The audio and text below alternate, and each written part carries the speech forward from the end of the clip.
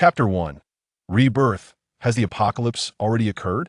In the early morning, the blinding sunlight roused Zhang Wen from his slumber, leaving him momentarily disoriented on his luxurious and comfortable bed. As he became aware of the weight and smoothness upon him, he fully awakened. The silky, fair skin peeking out from beneath the covers seemed to emit a soft, ethereal glow. Reflecting on the previous night's indulgence, Zhang Wen felt a surge of emotion. What a splendid life this is.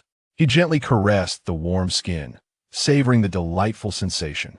Yuan Jing, shall we rise for breakfast? He asked softly. Her delicate, slightly flushed face was strikingly beautiful, intelligent, graceful, and exquisitely charming. With a hint of exhaustion, Yuan Jing slightly opened her eyes. Last night felt even more tiring than their first encounter, as Zhang Wen had not been restrained in his fervor. The duration had only extended with each occasion. I wish to sleep a little longer. Could you allow me that? At this moment, Yuan Jing had cast aside her usual demure demeanor, adopting a somewhat coy tone that was endearing. Zhang Wen found this behavior novel, as it was a rarity in the past. Then rest well. I'll ask Sister Li to prepare breakfast for you. I will head to the gym for some exercise. The shelter is recruiting today, and I must prepare myself as well. Yuan Jing drowsily nodded and turned over, closing her eyes once more. This was not a scene from a luxurious hotel, but rather Zhang Wen's life in the apocalypse. Everything began just a few days prior. Damn it, are you toying with me? A lamenting cry echoed as Zhang Wen gazed out at the torrential downpour and the pitch-black sky. Checking the date on his phone revealed it to be June 23, 2025 at 10 a.m. In that moment, despair washed over him once again. Why again, you may wonder? Because Zhang Wen had already faced death once before. In his previous life, he vividly recalled the events of June 20th, 2025. The world was suddenly besieged by a rain of blood-red droplets that fell unexpectedly, drenching many unsuspecting individuals. The true horror, however, was not merely the rain itself, but the fact that those who were caught in it quickly succumbed to a terrifying virus. They transformed into grotesque, bloodthirsty creatures, impervious to pain, biting anyone they encountered, and transmitting the infection, akin to the zombies that had only existed in cinematic fantasies.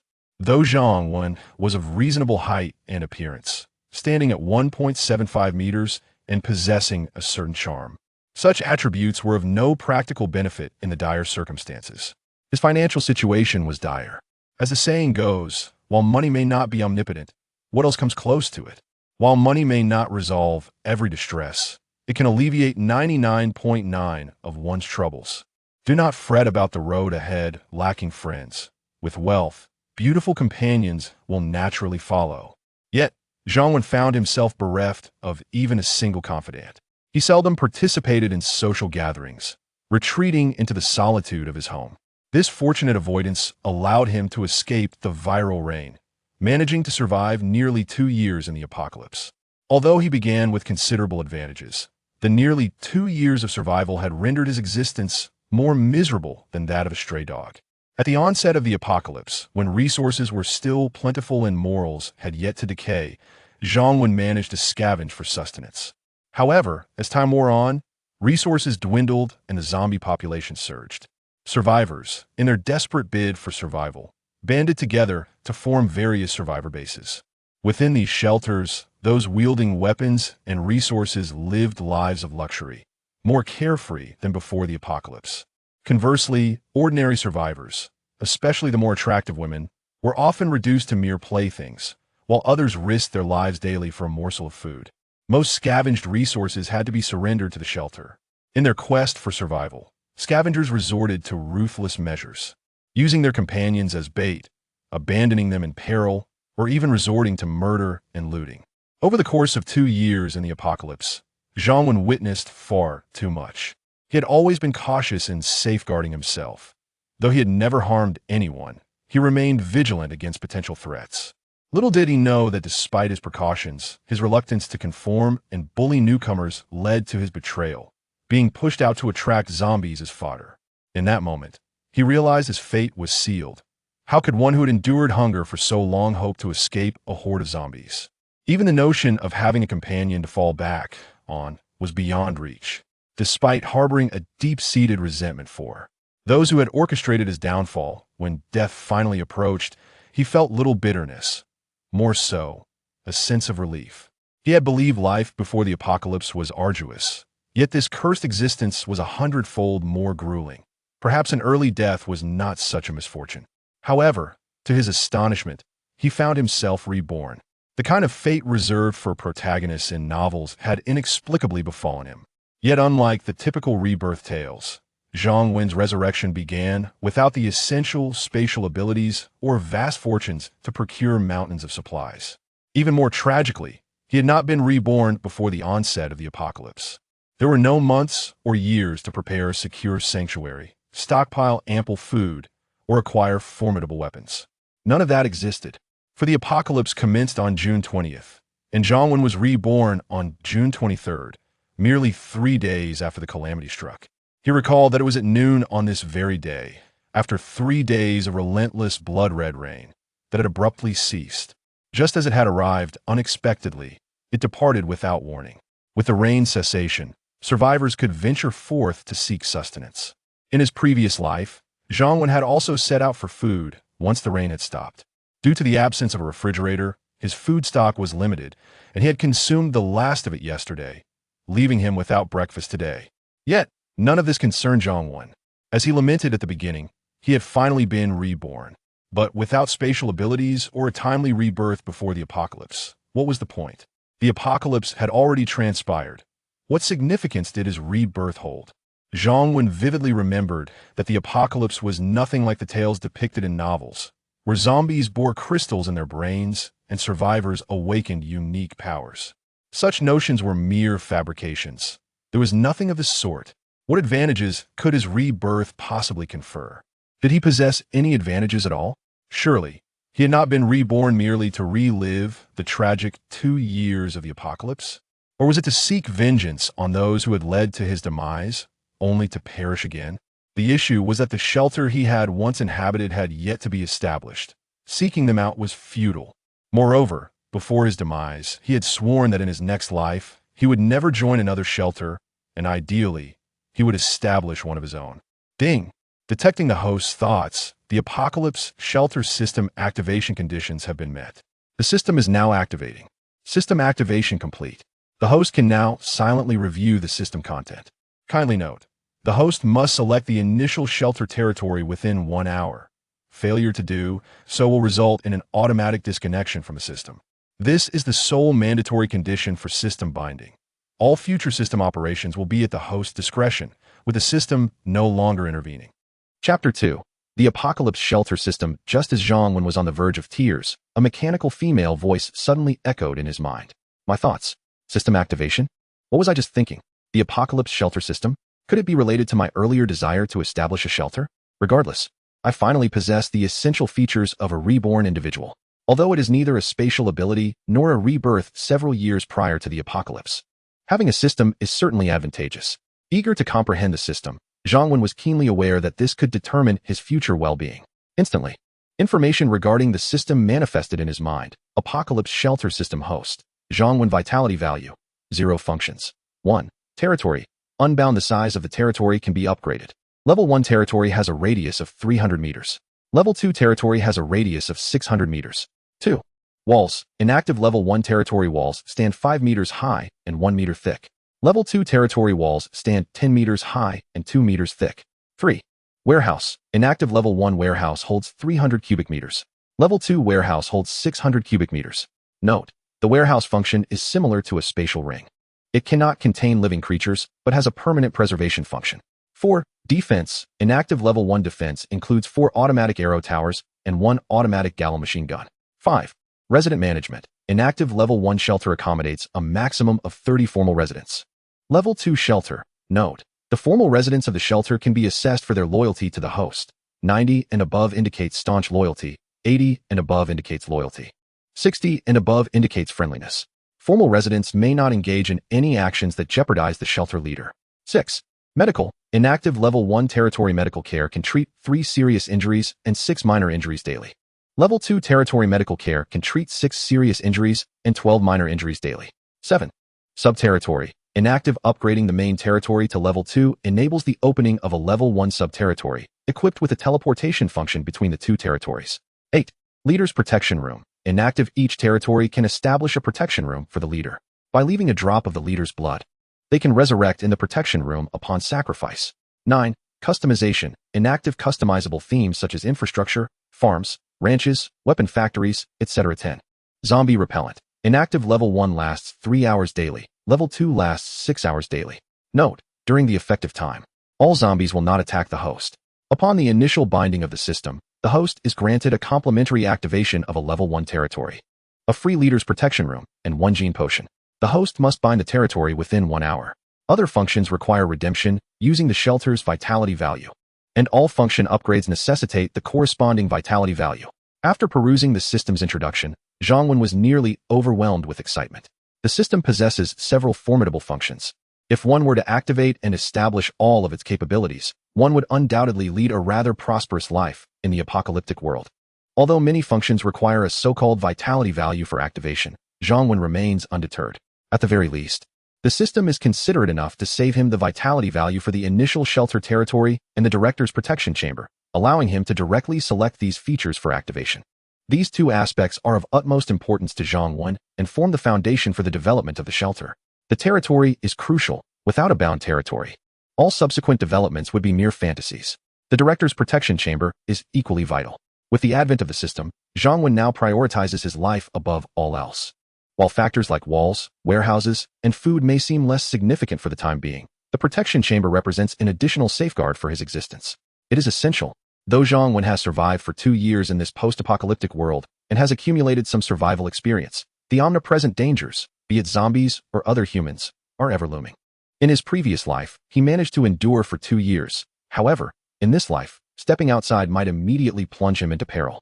As the timing of his ventures cannot be precisely replicated, the assurance of an additional life provides Zhang Wen with a profound sense of security.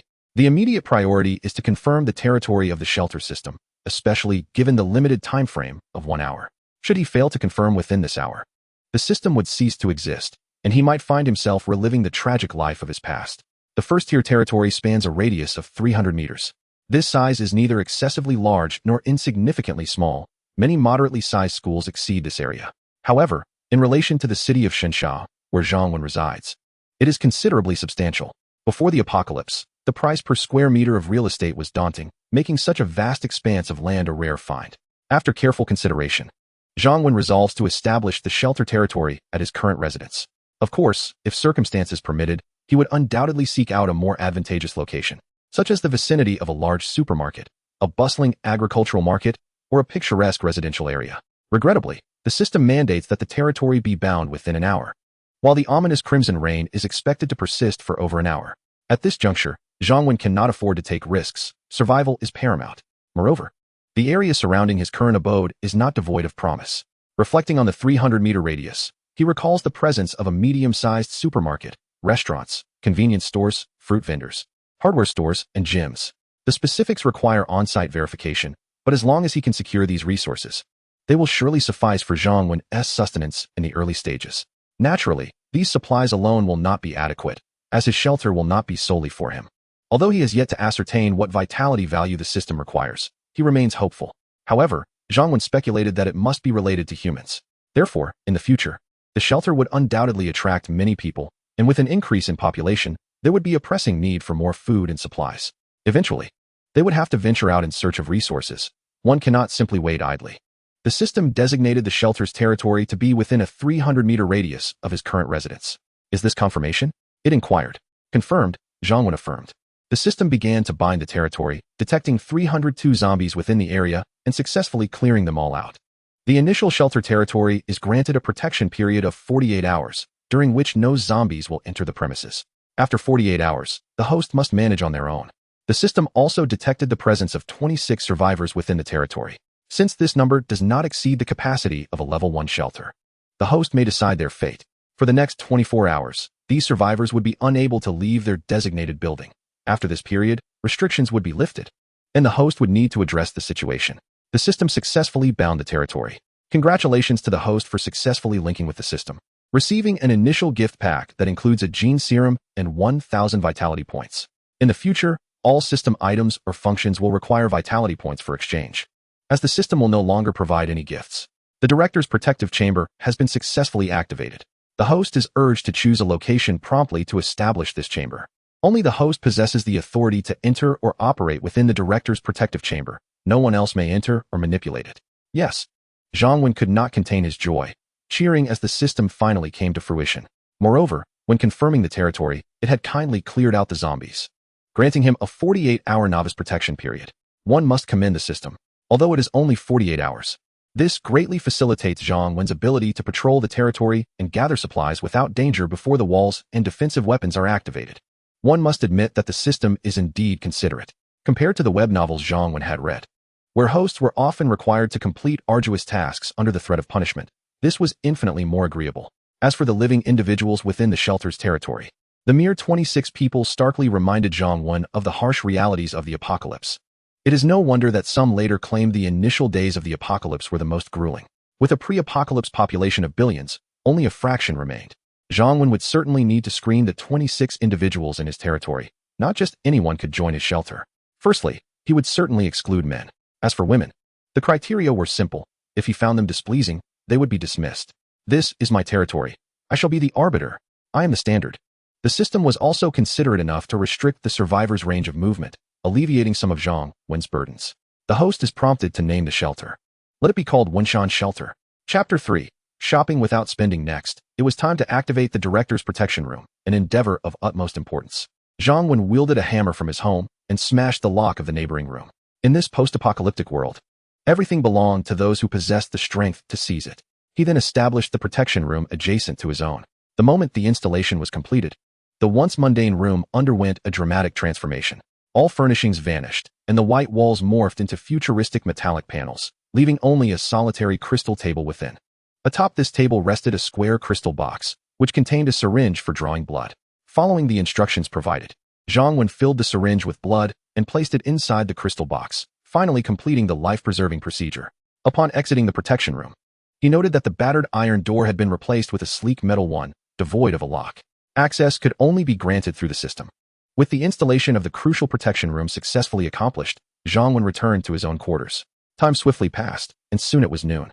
Just as he remembered, a torrential downpour had recently graced the area, but as the clock struck 12, the rain ceased, and the skies brightened. Zhang Wen resolved to conduct a thorough inspection of his newly claimed sanctuary. Although he had resided here for a considerable time prior to the apocalypse, he had only ever been a fleeting visitor in this city and on this street, always rushing home without a thought for his surroundings.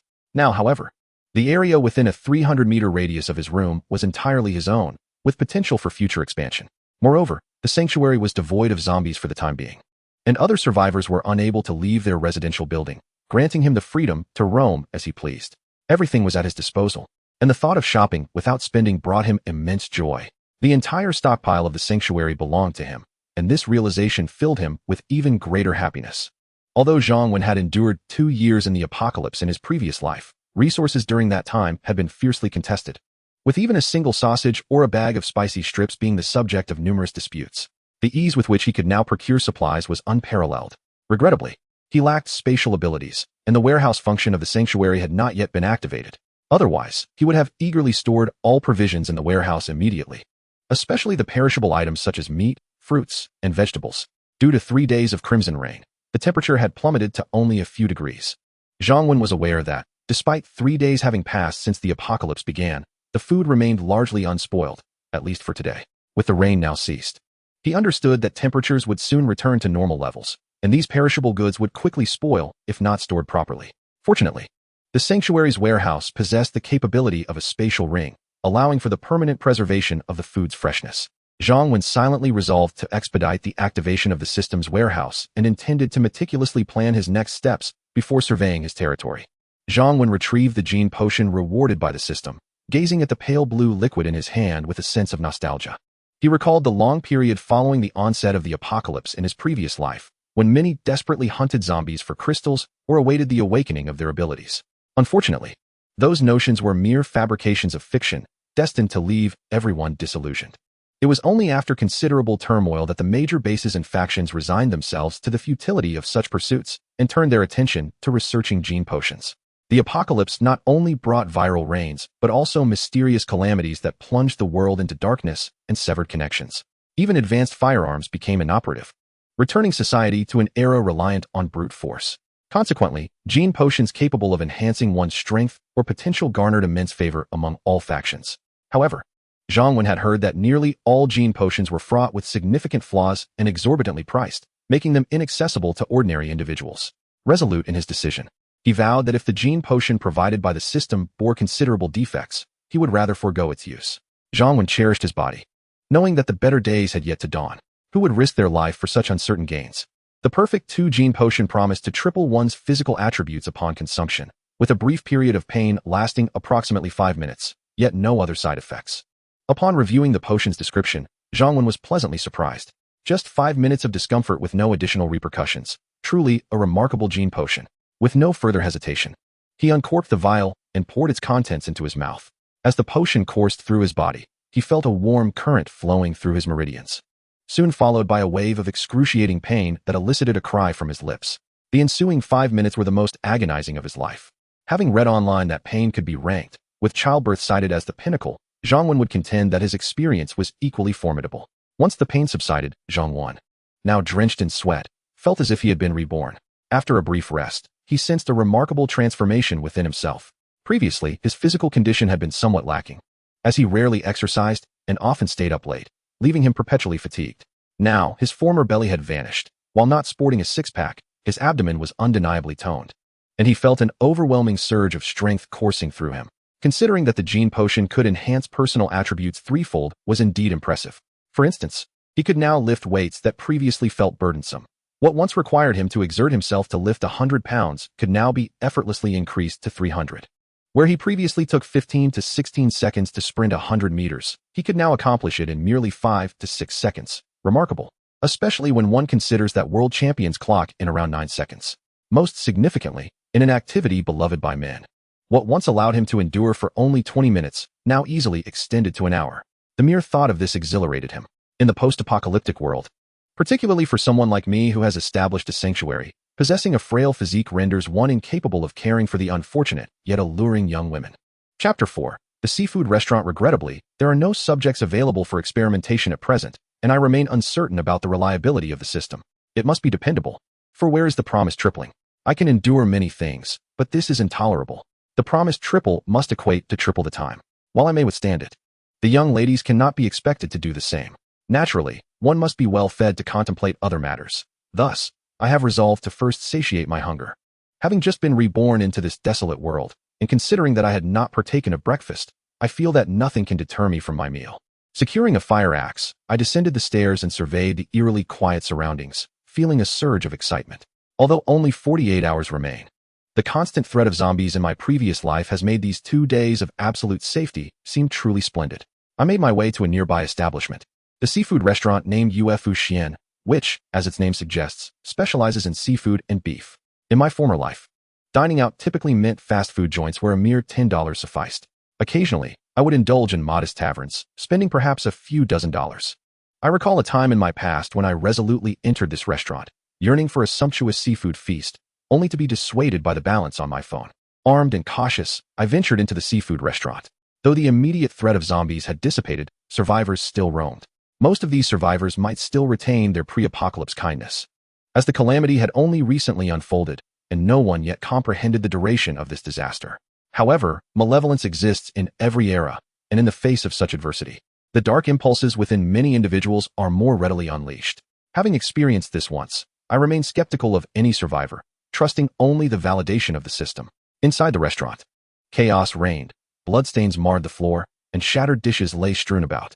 Tables and chairs were overturned, yet no survivors were in sight.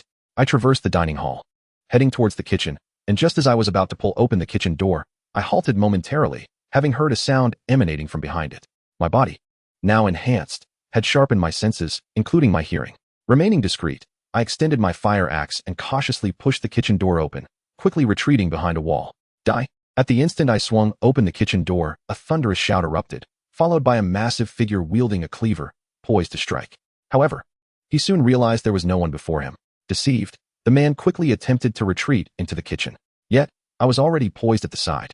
my speed surpassing his, and with a swift arc of my axe, I struck decisively. Simultaneously, he discerned the figure before him, a stout man in his 30s, imposing in stature and possessing a fierce countenance. This corpulent individual evidently possessed remarkable agility, despite the urgency of the moment. He swiftly brandished a kitchen knife in a futile attempt to defend himself. A resounding clash echoed as the axe met the knife, the tremendous force causing the weapon to slip from the man's grasp. Pain shot through his hand, indicating a likely strain. Wu Gang, as the hefty man was named, harbored a profound confidence in his physical strength, a trait that had prompted him to strike first. However, he was taken aback to discover that the man before him possessed significantly greater power. Prior to the apocalypse, Wu Gang had been a driving instructor, dining with a few students when calamity struck. Trapped within a private room, they found themselves surrounded by zombies in the restaurant's main hall. They barricaded the door with furniture, managing to survive, yet they remained unable to escape. Initially, they subsisted on leftover food for a day, but by the following day, their provisions were nearly depleted. One individual, after a gluttonous display, was met with Wu Gang's wrath. His volatile and selfish nature led him to bludgeon the man to death with a stool. Far from feeling remorse, Wu Gang experienced a rush of exhilaration and contemplated eliminating the remaining two individuals to conserve resources, with thoughts of disposing of the bodies to prevent detection. Thus, he endured on scraps until today. Just as despair threatened to consume him, the zombies inexplicably vanished. Elated, he cleared the obstacles from the private room, intending to forage in the kitchen for sustenance. However, before he could commence, he noticed someone entering the establishment. With the bodies still unaddressed, and the newcomer appearing to be merely an individual rather than an authority figure, Wu Gang resolved to eliminate him, determined to keep his secret concealed. Yet, he was unprepared for the prowess of the intruder, an individual of formidable strength. "My apologies. I mistook you for a zombie and acted in error," he stammered, weaponless and at a disadvantage, seeking to placate Zhang Wen. However, before he could finish his entreaty, Zhang Wen struck with the axe once more. Wu Gang, who had intended to negotiate, was caught off guard by Zhang Wen's swift and decisive action. He attempted to evade, but Zhang Wen's speed was overwhelming, and he was struck on the forehead before he could utter a sound. Warm blood spurted forth, and the stout man fell silent. Had Zhang Wen not experienced his prior life, he might have been swayed by Wu Gang's words. However, as one reborn, Zhang Wen trusted not a single syllable. The pretense of being mistaken for a zombie was a stretch, and even more so, Wu Gang had ample opportunity to explain himself before his weapon was disarmed. Yet, he chose silence. Until he found himself at a disadvantage, he only then spoke of misunderstandings. Even if it were a misunderstanding, Zhang Wen was reluctant to treat it as such. For Wu Gang was a man, a robust and capable man, indeed, a potential threat. Zhang Wen had encountered many men like the corpulent figure before him, who, at the onset of the apocalypse, might have committed unspeakable acts but now sought to masquerade as a good Samaritan. After dispatching the overweight man with 2 swift strikes of his axe, Zhang Wen continued to scour the tavern.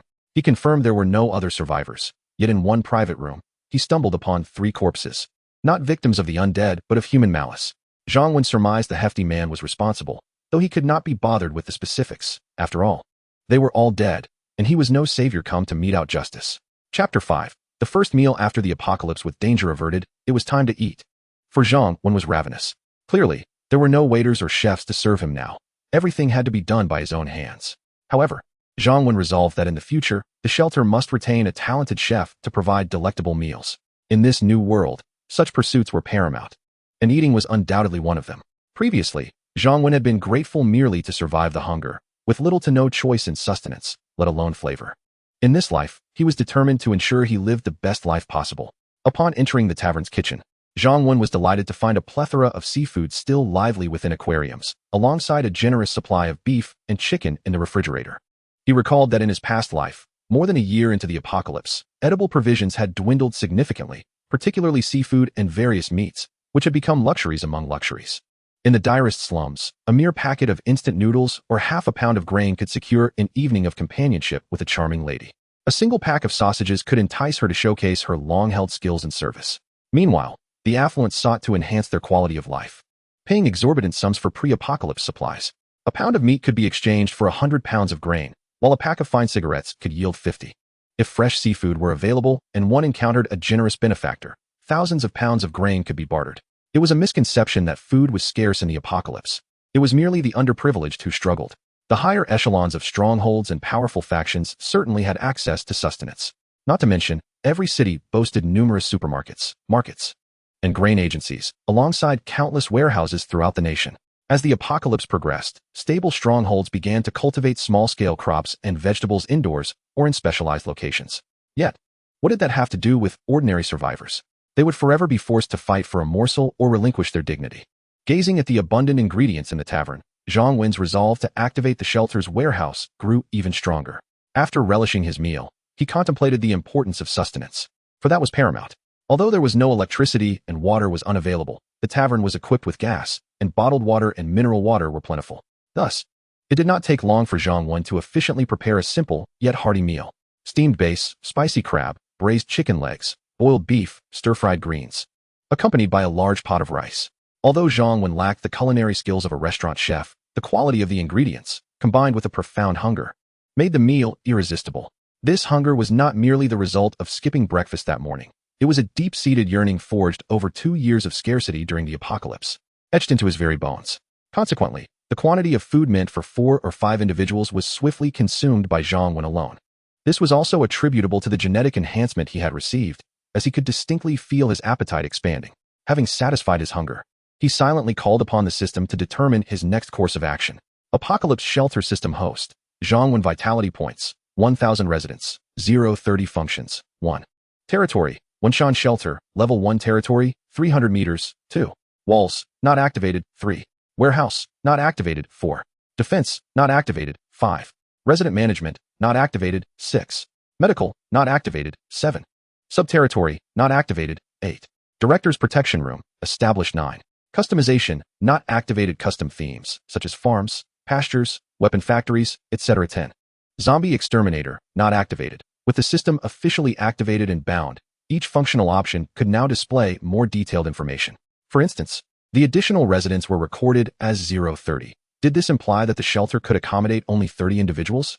Yet, weren't there 26 individuals within the territory?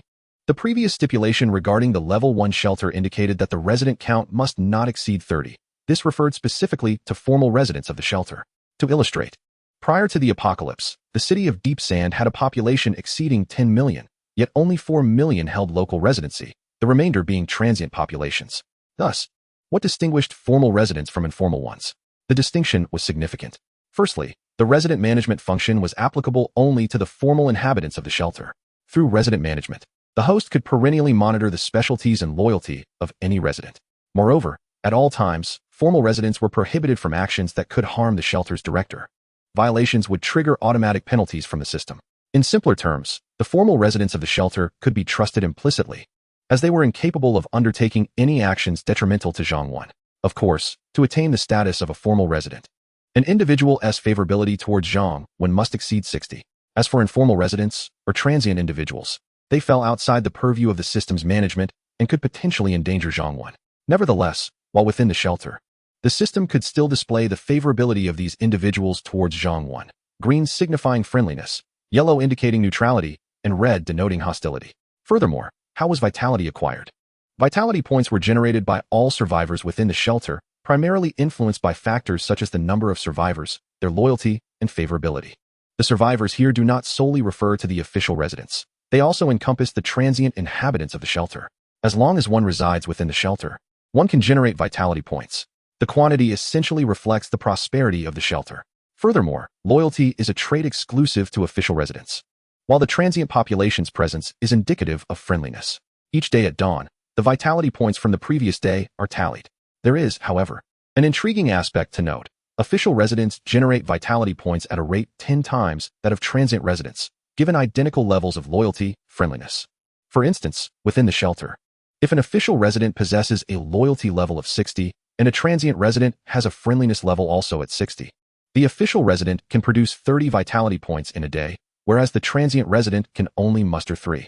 This system certainly encourages one to treat official residents with kindness. It effectively promotes the welfare of the official residents. Zhang Wen appreciates this. After all, he is not an angel here to save the world. In the future, those who remain loyal to him, or those who catch his fancy, may become official residents and lead better lives. Life in the post-apocalypse is not overly complicated. It is rather straightforward. To survive, one must make sacrifices and possess a value that justifies one's existence. Chapter 6. 2 Goddesses of Beauty. Zhang Wen reviewed all activated functions and the vitality points required for upgrades. The requirements are as follows. Walls. Activation requires 200 vitality points. Upgrading to level 2 requires 2,000 vitality points. Warehouse. Activation requires 300 vitality points. Upgrading to level 2 requires 3,000 vitality points. Defense. Activation requires 300 vitality points. Upgrading to level 2 requires 3,000 vitality points. Resident Management. Activation requires 300 vitality points. Upgrading to level 2 requires 3,000 vitality points. Medical. Activation requires 500 vitality points. Upgrading to level 2 requires 5,000 vitality points. Zombie Exterminator. Activation requires 600 vitality points. Upgrading requires 6,000 vitality points. Division of Territory. Activation requires 600 vitality points. Upgrading to level 2 requires 6,000 vitality points. Director's Protection Room. Activation requires 100,000 vitality points. No upgrades available. Custom Functions. Dependent on activated functions. Zhang Wen coveted each of these functions, yet his vitality points only totaled 1,000. He could activate at most 3 minor functions. The rest would have to wait. Initially, he had prioritized the activation sequence in his mind, roughly arranging it as follows. Walls, Defense, Resident Management, Warehouse, Zombie Exterminator, Medical, Division of Territory, Custom Functions, and finally, the Director's Protection Room. This arrangement was merely a reflection of his preferences. Practical considerations could alter it later. For instance, he positioned the Director's Protection Room last, not due to its insignificance, but because the system stipulates that each territory can accommodate only one such room. Thus, to establish another Director's Protection Room, one must first unlock the Division of Territory. Moreover, the vitality points required for the Director's Protection Room are rather daunting. In the current context of having a Director's Protection Chamber, Zhang Wen naturally prioritizes the allocation of vitality points to the most pressing needs. However, should the day come when he exhausts the resurrection opportunity within the existing protection chamber, it becomes imperative for him to ensure the establishment of an additional Director's Protection Chamber as a precautionary measure. This was his previous plan. Now, however, a slight adjustment in priorities is necessary. Zhang Wen resolves to activate the shelter's warehouse immediately. Initially, his strategy was to focus on survival in the early stages, activating the functions of the city walls, defense, and resident management, which would precisely consume 1,000 vitality points.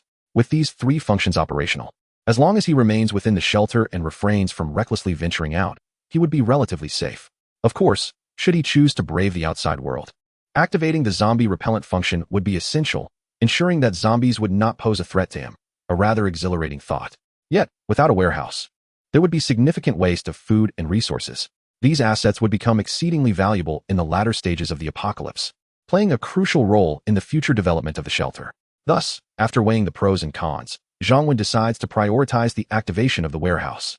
The activation of other features such as walls, defenses, or additional functionalities will be considered later based on circumstances. He invests 300 vitality points to activate the system warehouse. Now comes the time to reap the rewards. He gathers all the seafood from the restaurant, crabs, shrimp, bass, grouper, and more, into the warehouse, which has a weight tracking feature indicating a total of over 500 pounds of seafood. He then collects all available meats, beef, lamb, pork, chicken, and duck, which sum up to only over 200 pounds, a testament to the restaurant's seafood focus. He also gathers hundreds of pounds of vegetables and fruits.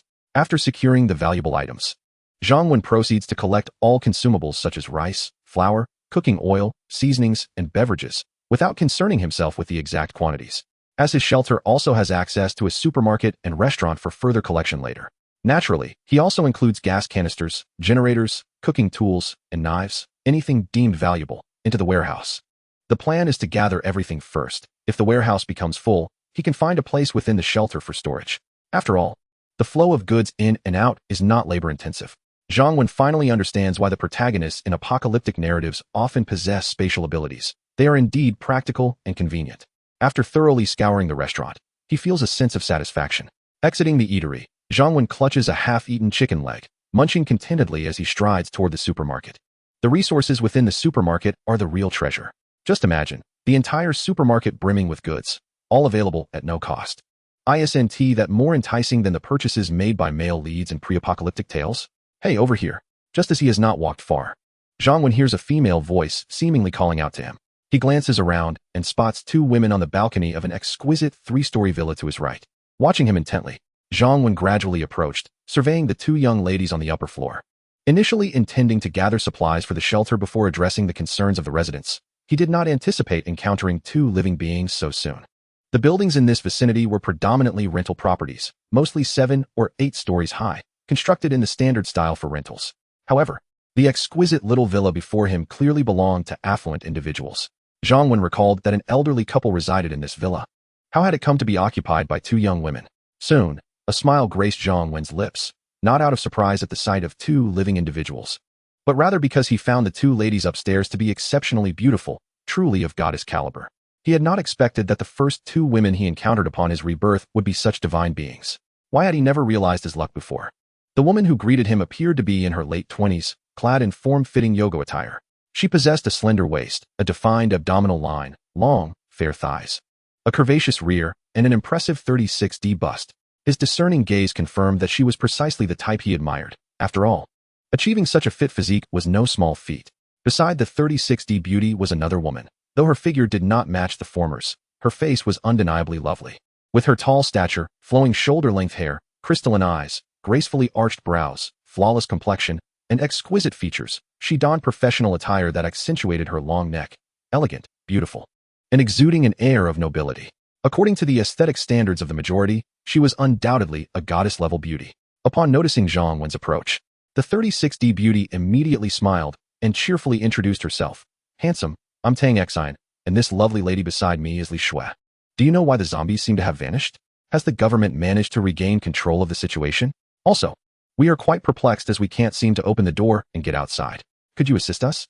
Alternatively, if you could throw up some food, we would be immensely grateful. We haven't eaten in days." "Thank you, handsome." It was evident that the 36D beauty, Tang Xian, was quite talkative, bombarding him with questions.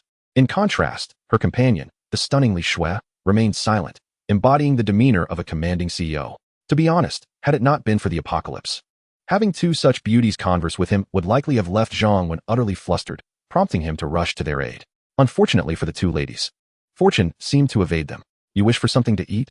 Zhang Wen did not respond to Tang Xian's inquiries, but instead posed a question of his own. "Yes."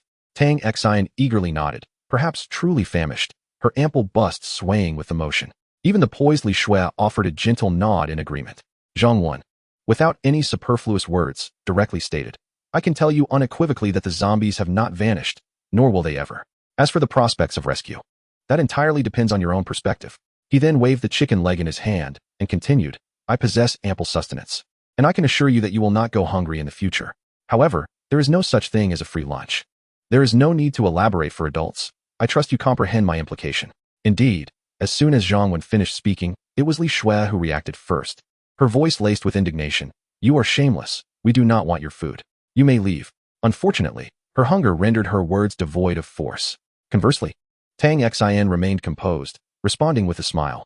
"Handsome, you seem rather hasty. Even if you have an interest in us, we ought to get to know one another first. Moreover, there are currently no zombies in this vicinity. Although the door is locked, once we devise a means to open it, we can procure food ourselves." Zhang Wen shook his head, replying, "Suit yourselves. When you come to understand the true value of food in this apocalypse, you will realize how generous my offer is. Given your current feeble state, if I were truly unscrupulous and solely desired your company, do you believe you could resist? Or perhaps you think this apocalypse will soon come to an end, and I would hesitate to engage in unlawful acts? If so, then wait and see if this calamity will indeed conclude. Although your dwelling may be low, preventing you from observing the outside, you can surely hear the distant sounds of the undead. So what will it be? Do you require food? Just say the word, and I shall take my leave."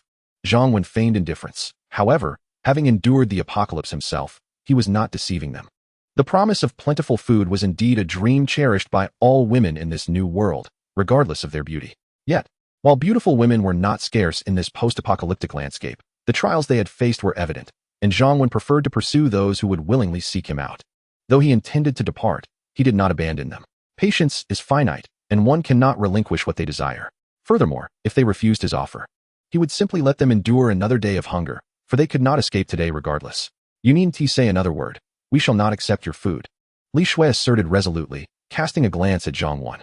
Meanwhile, Tang Xian opened her mouth as if to speak, but ultimately swallowed her words, letting out a deep sigh. "Very well, I shall take my leave.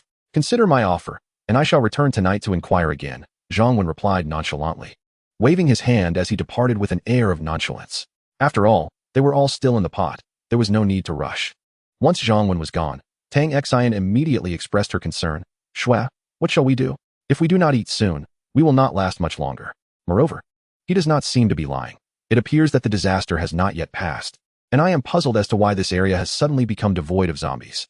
It turns out that Li Shui is a local resident. This is her family home, originally occupied by her parents, while she herself has purchased a villa near her company. Recently, her parents have gone on a trip, and coincidentally, she has business to attend to in the area, so she decided to stay at home.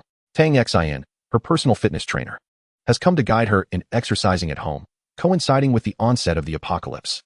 Although their relationship is somewhat of an employer-employee nature, their frequent interactions have fostered a close bond. Li Shui is aware that Tang Xian is not the type of woman devoid of self-respect. Otherwise, with her looks and figure, she would have long secured a place in a wealthy family. Tang Xian, too, is starved and has no other options. Those who have never experienced hunger can never truly comprehend that feeling. It is indeed said online that a person can survive without water for 3 days, yet can endure without food for half a month. However, that merely refers to existence. Once you experience hunger for 2 or 3 days, you realize that merely being alive can be more tormenting than death. Li Shui sighed and said to Tang Xian, Sister Xian, everyone possesses their own aspirations and the right to pursue survival. If rescue does not arrive by nightfall, you may act according to your own will without considering me. Tang Xian forced a smile, remarking, in this apocalypse, where is there any personal will left? Chapter 8. The people in the supermarket after parting ways with the young lady. Zhang Wen arrived at the supermarket, a fresh produce store located within the community, spanning a few hundred square meters. The supermarket's inventory was relatively abundant. After all, Zhang Wen used to shop here in his previous life. Just as he was about to step inside, he suddenly spotted a vehicle across the street.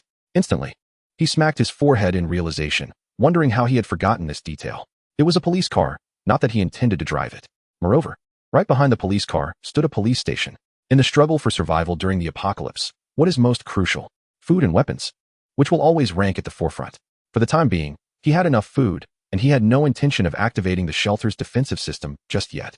So acquiring some weapons was undoubtedly essential. Even if the shelter's defense was activated, it would only be useful within its confines. Outside, one would still require weapons. Zhang Wen promptly headed towards the police station. Reflecting on the earlier events with Tang Xian and Li Shui, he had also discovered a feature within the system. He could now view the locations of all living individuals within the shelter, much like a navigation map. This way, he would no longer miss the calls of the 2 young ladies. The system indicated that the police station was unoccupied, allowing Zhang Wen to enter with peace of mind. Unlike the chaotic seafood restaurant, the police station was relatively orderly, as ordinary individuals seldom frequented such places. After searching for a while inside the station, he quickly found a plethora of standard police equipment in the storage room: batons, stun guns, handcuffs, bulletproof vests, tear gas canisters, powerful flashlights, first aid kits, walkie-talkies, stab-resistant vests, and more. These were all standard police gear, and their quantity was considerable. Zhang Wen contemplated for a moment. The shelter had yet to stabilize, and all dangerous weapons must be collected. After ensuring that the system's storage space was ample, he stored everything away. Once he had secured his items, he donned a set of equipment. He first put on a lightweight bulletproof vest, which was surprisingly not as cumbersome as he had anticipated.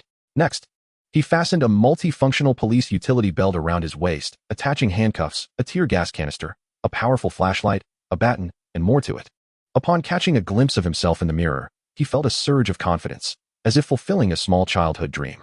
However, he was still missing the most crucial weapon. Zhang Wen was aware that even within the police station, the storage of firearms was strictly regulated. After rummaging through the place for quite some time, he finally discovered 4 Type 92 pistols, along with some magazines and over 300 rounds of ammunition found in another location. Fortunately, in his previous life, Zhang Wen had some familiarity with firearms, having shot a few times, which ensured he wouldn't be entirely clueless about handling the weapon. Satisfied after testing the grip of the gun, he secured it to his utility belt, while the remaining firearms were placed back into the system's storage. Exiting the police station, Zhang Wen made his way directly to the supermarket. The roll-up gate was down, and upon testing it, he found it unlocked. However, he did not hastily pull open the supermarket door.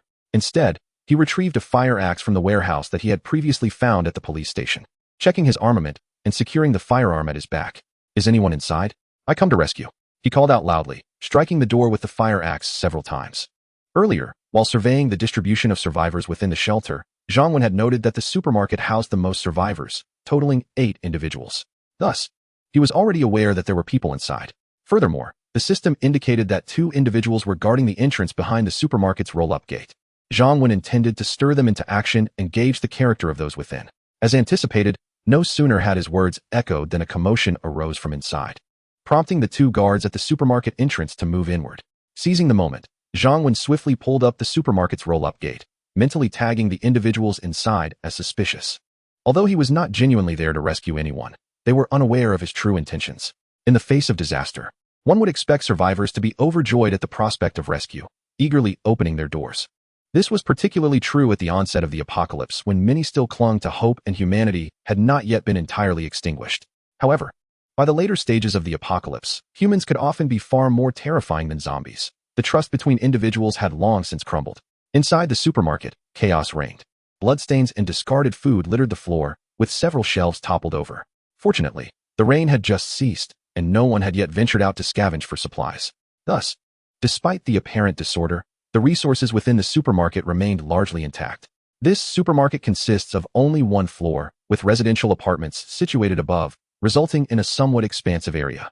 Standing outside, one can only glimpse half of the supermarket, as a significant portion remains hidden within. The system displays the circular cursor of 8 individuals, all situated inside. Chapter 9. They want to kill you. Is anyone there? Zhang Wen feigned ignorance and inquired loudly. Yes, yes, came the response, and this time there was no silence. A figure emerged into Zhang Wen's line of sight. It was a young man in his 30s, not particularly tall, and somewhat slender. After stepping out, the young man scrutinized Zhang Wen without advancing closer. Why did you not respond earlier? Are there others inside? Zhang Wen asked, irritation creeping into his voice. My friend, we did not hear you, the young man replied with a smile.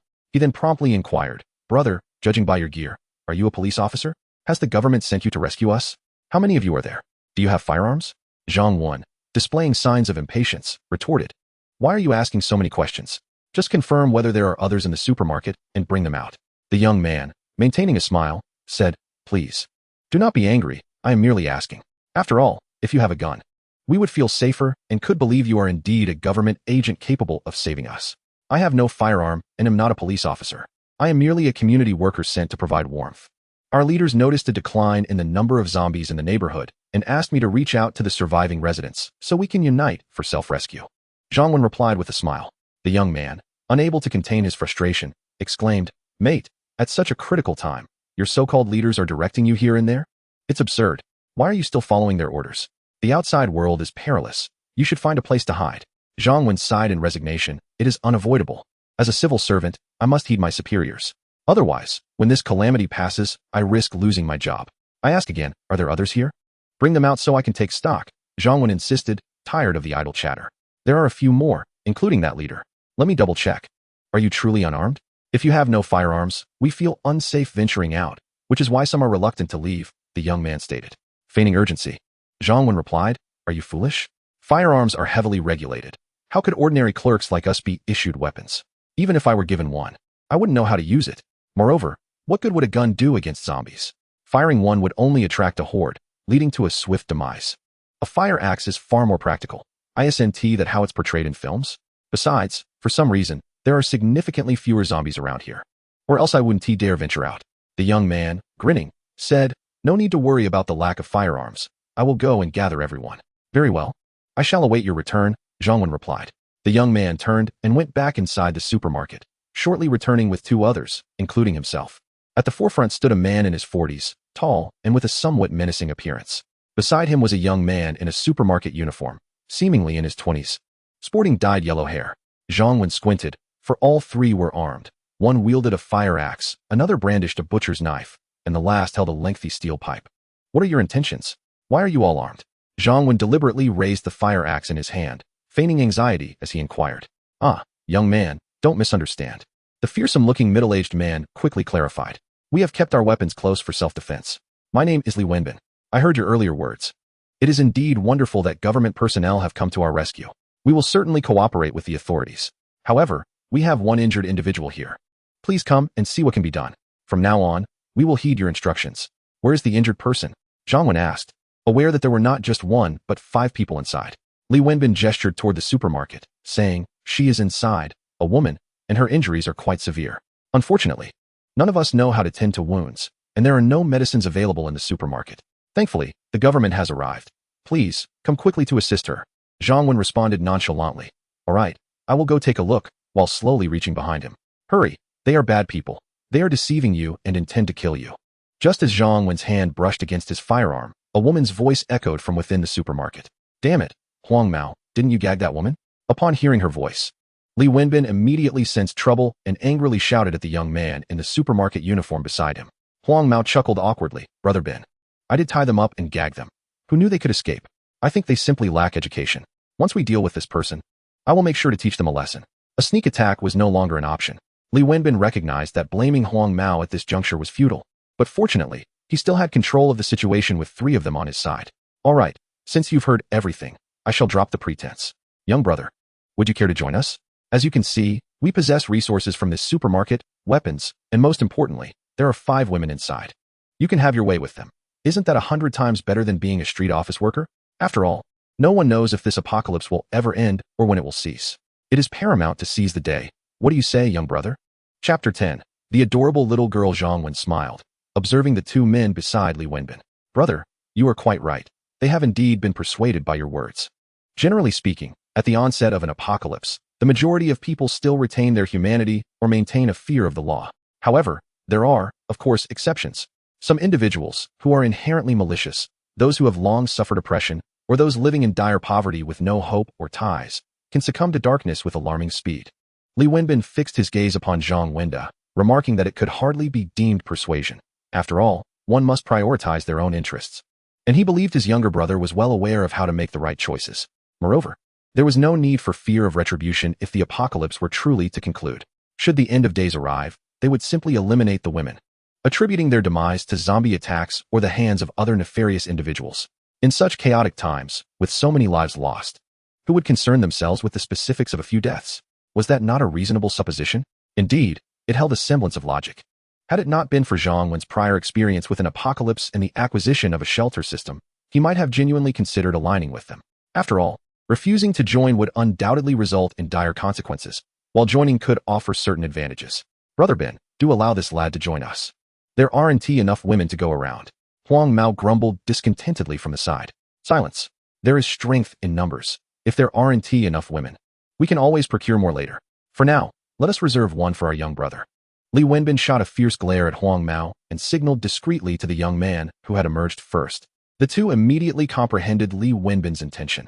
They needed to stabilize their control over Zhang Wenda first, and the fate of whether to kill or spare him, as well as the distribution of women, would depend on Zhang Wenda's conduct. This was one of the earlier strategies devised. Alas, such aspirations were rather idyllic. Just as Li Wenbin chastised Huang Mao and exchanged glances with the others, Zhang Wenda, who had long been prepared, swiftly drew the handgun from behind him and aimed, firing. Bang, bang, bang. Zhang Wenda's primary target was Li Wenbin, who was evidently the leader among the trio and posed the greatest threat. Next in line were the young man and Huang Mao. A total of 6 bullets were discharged, with an average of 2 rounds per individual.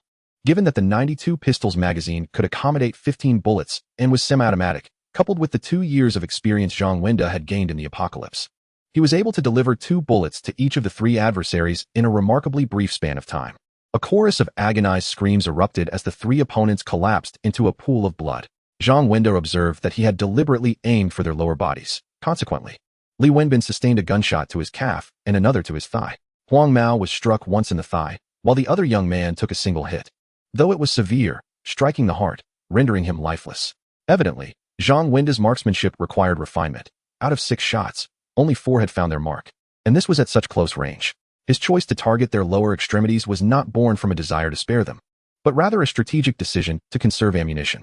Let there be no misunderstanding. Zhang Wenda harbored no ill intentions. He simply wished to keep them alive, hopeful that they might augment his vitality, as he foresaw potential utility for them in the future. Once their purpose was fulfilled, he would not hesitate to bring their wicked lives to a close. Retrieving a pair of handcuffs from the system's repository, Zhang Wenda approached and secured the wrists of Li Wenbin and Huang Mao. Although they were injured, it did not signify that they posed no threat. Having endured the apocalypse, Zhang Wenda understood that caution was paramount at all times. As for the other young man, he has already breathed his last, so there is no need to trouble ourselves further. The pain is unbearable. That wretched Zhang claimed he was unarmed. The yellow-haired individual is evidently a coward, continuously wailing and complaining. Meanwhile, Li Wenbin, despite enduring his own agony, harbored a flicker of ferocity in his gaze. Silence, or I'll have you nibble on a peanut. Zhang Wen threatened, clearly irritated by the incessant cries of the yellow-haired man. The effect was immediate. The coward fell silent in fear. My young brother, it appears I have underestimated you. You are certainly no mere street office worker, are you? As long as you spare my life, I shall offer you all my resources and women and treat you as my leader. In this apocalyptic world, though you wield a gun, you must acknowledge that one cannot thrive alone. Li Wenbin, suppressing his pain, spoke in a calm tone. Zhang Wen, however, was oblivious to the wisdom that a quiet dog may bite the hardest. You too, hush. Speak only when I permit it. Zhang Wen had lost interest in idle chatter. They had little value left to him. To join Zhang Wen's sanctuary, 3 conditions must be met. 1 must be visually pleasing. The standards of beauty are solely at Zhang Wen's discretion. What displeases him today may become favorable tomorrow. However, it is certain that within Zhang Wen's sanctuary, he finds all men unsatisfactory. In this world of chaos, men's ambitions far exceed those of women, and they are never truly content. Today, you may satisfy their hunger. Tomorrow, they might demand you satisfy their desires for women. The day after, even a woman may not be deemed worthy by everyone. While becoming an official resident of the sanctuary could yield greater vitality, Zhang Wen would never compromise his own comfort for mere vitality points. He would not allow just anyone into his refuge, let alone grant them the status of a formal resident. Having been reborn, Zhang Wen would never again subject himself to indignity. There was simply no need for it. Disregarding the two, Zhang Wen entered the supermarket. 5 individuals caught his eye. 2 young women in their 20s, a woman in her 30s, a middle-aged woman in her 40s, and a little girl of 5 or 6. The 2 young women were of ordinary appearance and stature, their scant attire being the only thing that drew attention. The middle-aged woman was similarly unremarkable, a typical housewife. The 30-something woman, while only scoring around 80 in looks, possessed an impressive figure, certainly a solid 90, curves in all the right places. However, compared to Tang Xin and Li Shui, she fell short. Tang Xin's beauty could easily score 90, with a figure no less than 99. Li Shui boasted a beauty score of 98, while her figure might also be in the range of 80 to 90, though that would require further assessment. After all, Zhang Wen had focused his gaze entirely on Tang Xin's captivating physique, thus overlooking Li Shui's equally appealing form. Beside them stood a charming little girl, around 5 or 6 years old, with a round, fair face, delightful braided pigtails, and large, clear eyes that sparkled with innocence. She was utterly endearing. In Chapter 11, concerning the events at the supermarket, Zhang Wen harbored no peculiar inclinations. Rather, he had always held a fondness for children in his previous life, particularly yearning for a daughter. Alas, even as he faced the apocalypse in his rebirth, he remained childless. This was hardly surprising. In the dire conditions of the apocalypse, the impoverished struggled to survive, and few were inclined to bring forth new life. As Zhang Wen approached, the 5-tied individuals trembled in fear, particularly after the recent gunfire. Ignoring their presence, he first untied the little girl, though his actions were not driven by an overabundance of compassion. It was important to note that, even if she were but a child, none of the women present, nor the men outside, posed any threat to him, given his possession of weaponry and the enhancements from genetic serums. Zhang Wen had gone to considerable lengths to ensure his own safety. Moreover, there was another underlying motive at play. Once freed, the little girl exhibited remarkable obedience. Her gaze fixated on a well-endowed woman, as if she wished to speak. Ultimately, however, the woman's gentle shaking of her head and her silent communication urged the child to remain quiet in her corner. Who had been the one to alert me? Zhang Wen pondered, glancing at the bound individuals. Though still tied, their mouths were unbound, making it unclear who had spoken. Nonetheless, he noted certain details. The 2 younger women were loosely tied, while the well-proportioned woman and a middle-aged lady were bound securely, their hair disheveled, and their bodies marked with visible wounds. It was I, the middle-aged woman promptly responded. No, it was me, sir. We merely intended to warn you, without any ulterior motives. Please, do not harm us, the well-endowed woman interjected. Upon hearing her voice, Zhang Wen recognized her as the one who had spoken earlier. What is this? Do you all wish for my gratitude? Perhaps you are mistaken in your expectations, Zhang Wen remarked, fixing his gaze upon the 2 women. Sir, it truly was I. Li Jia was only trying to protect me from potential harm. We seek no gratitude. We only ask that you spare us, the woman pleaded. What is your name? Zhang Wen inquired, looking at the woman. Yuan Jing, she replied. Now, briefly recount the occurrences at the supermarket, he commanded, feeling compelled to comply. Yuan Jing began to recount the events. The tale was, in truth, rather straightforward. 3 days prior, catastrophe struck, leading to a greater number of deaths within the supermarket due to the throngs of people. The survivors managed to secure the supermarket doors, leaving only 13 individuals awaiting rescue, 6 men and 7 women. On the first day, all were in a state of heightened tension and uncertainty, resulting in little action. However, By the second day, the survivors, having regained their composure, began to harbor ulterior motives, especially one named Li Wenbin. He stealthily allied with a young man and a blonde, subsequently taking advantage of a lapse in vigilance to eliminate 3 other men who refused to submit to his authority. Among the 7 women, 2 are wives of the 3 men. Li Wenbin and his companions, distrusting them, subjected them to degradation and torment until their demise. As Yuan Jing recounted this harrowing scene, she could not suppress her fear. However, this also spared the remaining 5 women from immediate peril yesterday. Today, Li Wenbin and his cohorts were determined to transform the remaining women into their subservient slaves. The roles were already assigned. The 2 younger ladies were to be divided between the yellow-haired youth and the young man, while the mature Yuan Jing and her daughter were designated for Li Wenbin. The middle-aged woman, Sister Li, was relegated to the role of a servant. The younger ladies, terrified from the events of yesterday, dared not resist, while Yuan Jing and Sister Li, standing firm, suffered brutal beatings and deprivation of food as punishment. Today, Li Wenbin, having lost patience, intended to resort to force, but unexpectedly, Zhang Wen arrived. Li Wenbin and his companions were filled with trepidation, uncertain of the number of Zhang Wen's associates or their weaponry. Thus, the earlier scene unfolded, with the young man venturing out to assess the situation and stabilize Zhang Wen. Li Wenbin and the yellow-haired youth adapted swiftly, which included the potential elimination of Yuan Jing and the others. Zhang Wen glanced at Yuan Jing, finding her somewhat appealing and suitable for inclusion in the shelter. Naturally, since he intended to formally accept her, the management function for residents in the shelter needed to be activated. In Zhang Wen's original plan, prioritizing the activation of the management function was essential. System: activate the resident management function. Understood, deducting 300 vitality points. Activation successful. Zhang Wen examined the system interface once more. Apocalyptic Shelter System Host. Zhang Wen vitality points. 400 residents. 0 functions. 1. Territory. Wenshan Shelter, Level 1, 300 meters. 2. Walls, not activated. 3. Warehouse. Level 1, 300 cubic meters. Current supplies. 505 pounds of seafood. 209 pounds of poultry. 600 pounds of fruits and vegetables. 3 handguns. 56 handcuffs. 4. Defense, not activated. 5. Resident Management. 06. Medical, not activated. 7. Subterritory, not activated. 8. Director-S Protection Room, established. 9. Customization, not activated. 10. Zombie Exterminator, not activated. Chapter 12. The first resident. The resident management section displayed a 0, indicating no official residents yet.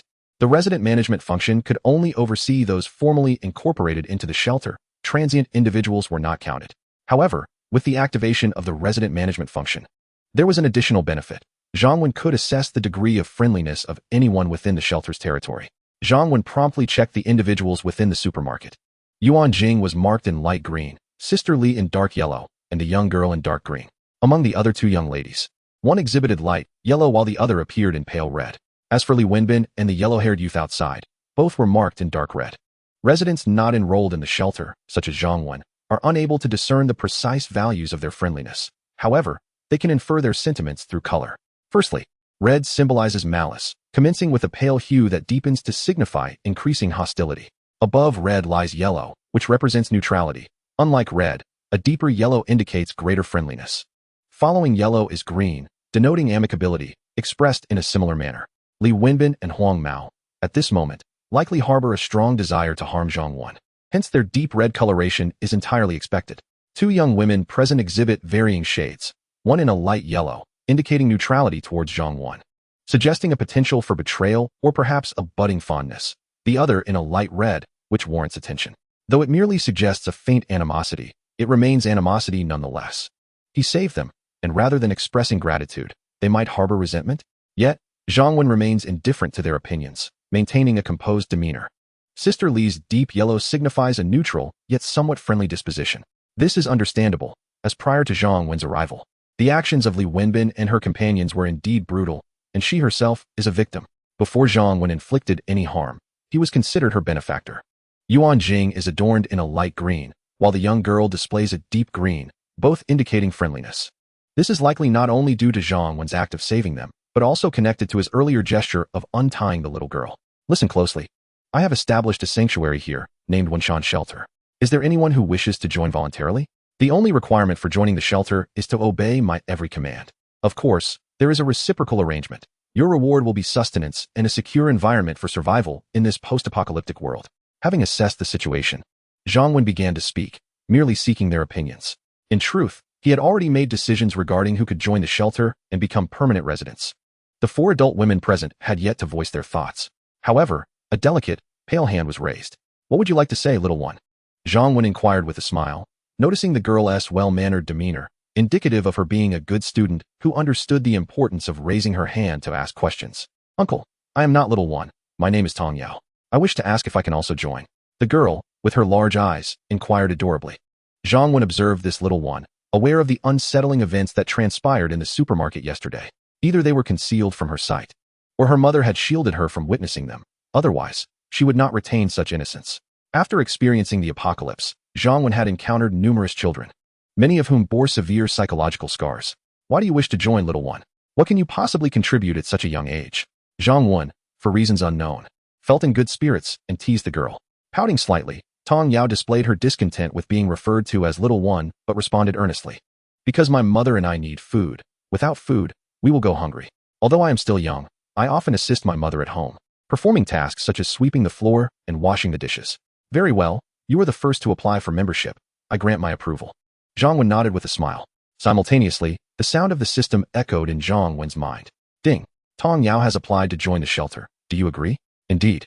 To become an official resident of the shelter, she must personally confirm her application, followed by Zhang Wen's consent. At last, Zhang Wen welcomed the first official resident of her shelter. Though she may be small in stature, this was undoubtedly a moment worthy of being chronicled in history. "What about the rest of you? If anyone else wishes to join, raise your hand like the little one. I shall afford you 3 seconds to contemplate. Time waits for no one." Zhang Wen glanced at the remaining 4 individuals and spoke. Ultimately, Yuan Jing and Sister Li exchanged a glance and simultaneously raised their hands. Yuan Jing had no choice. Her daughter had joined, and it would be unacceptable for her not to follow suit. To withdraw now would undoubtedly provoke Zhang Wen's ire, and in her heart, she felt more gratitude towards Zhang Wen than fear. Little did Yuan Jing know, her daughter had made an astute decision on her behalf. Chapter 13. My word is the rule of the shelter. As for Sister Li, though she possessed a strong character, she was also a deeply sentimental person. Over the past few days, her relationship with Yuan Jing had flourished, with both lending each other support. Hence, with Yuan Jing's decision to join, it was only natural for her to follow suit, especially as she dared not venture out alone. "Excellent. Congratulations on your wise decision," Zhang Wen remarked, gazing at Yuan Jing and Sister Li. Meanwhile, the system registered their status as official residents. Zhang Wen's shelter now boasted 3 official residents. End of the world shelter system host. Zhang Wen vitality points, 400 population, 330 functions. 1. Territory. Wenshan Shelter, Level 1, 300 meters. 2. City Wall, not activated. 3. Warehouse. Level 1, 300 cubic meters. Current supplies. 505 pounds of seafood, 209 pounds of poultry, 600 pounds of fruits and vegetables, 3 handguns, 56 handcuffs. 4. Defense, not activated. 5. Resident Management. Tong Yao, 6 years old, specialty, singing and dancing, loyalty. 86. Yuan Jing, 30 years old, specialty, management, loyalty. 80. Sister Li, 43 years old, specialty, cooking, loyalty. 69. 6. Medical, not activated. 7. Subterritory, not activated. 8. Director's Protection Room, established. 9. Customization, not activated. 10. Zombie Killer Body, not activated. Meanwhile, the other 2 young ladies observed with some anxiety as Yuan Jing and the others joined Zhang Wen's shelter.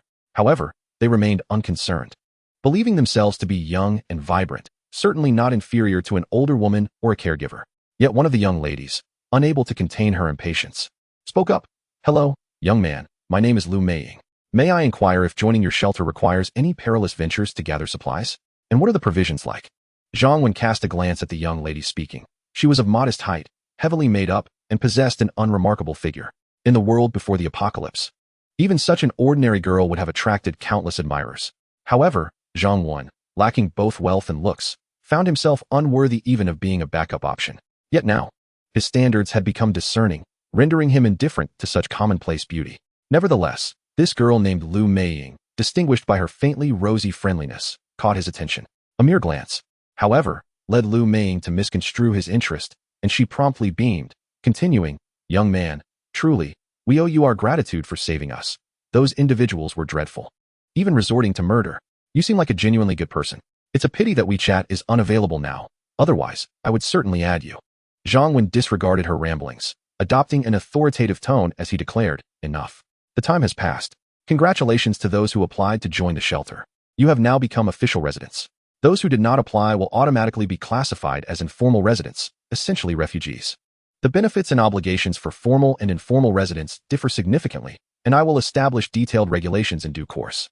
However, it is certain that the privileges for formal residents are vastly superior.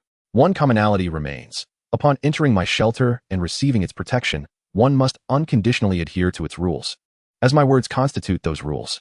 Oh dear, I never said I wouldn't join. Lu Meiying, sensing urgency, abandoned her coyness and rushed to interject. Zhang Wen glanced at her, remaining silent as he took the little one aside to a small office. The subsequent scenes were not suitable for a child's eyes.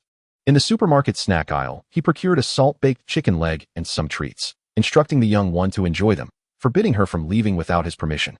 The little girl, obedient and genuinely hungry, relished her meal, indicating that Li Wenbin had not provided food for them in quite some time. Her sole concern was that her mother, Yuan Jing, had yet to eat, longing to share her meal with her. After Zhang Wen assured her that her mother would soon receive food as well, the little one promptly settled down, compliant and quiet. Although she may have missed some unpleasant scenes in the supermarket, being tied up and overhearing adult conversations had made the already sensible girl, under her mother's continuous guidance, even more docile. Zhang Wen rose and exited the supermarket. Young man, I never claimed I wouldn't join. Please give me another chance. Lu Meiying feigned a pitiful demeanor upon his emergence. Her experience told her that men often succumb to such tactics. In response, Zhang Wen swiftly drew the baton from his waist and struck Lu Meiying forcefully on her back. Ah! She cried out in shock, astonished that the young man, who had seemed amiable moments before, would so quickly turn hostile. The others present were equally taken aback. Chapter 14. The crucial aspect of obedience in the sanctuary. After delivering several blows with the baton to Lu Meiying, Zhang Wen ceased his assault.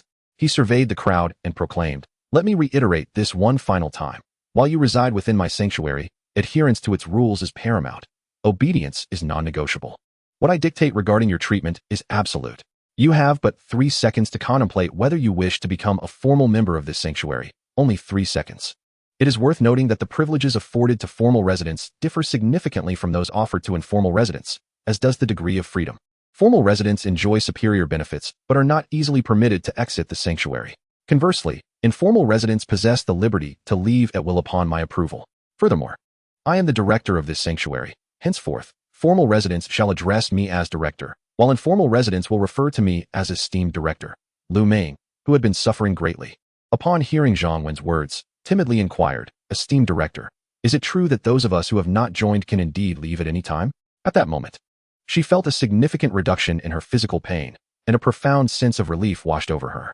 How fortunate she was not to have hastily agreed to join this wretched sanctuary. She yearned to depart from this place immediately. "I have not joined either. And I wish to leave," interjected another young woman, who had remained silent until now. She had been terrified for the past 2 days, scarcely eating, and longed to return home. Yuan Jing and Sister Li remained silent, their expressions revealing a complex mix of emotions. Zhang Wen glanced at Lu Meiying and the other young woman and replied coolly, "You wish to leave? Very well.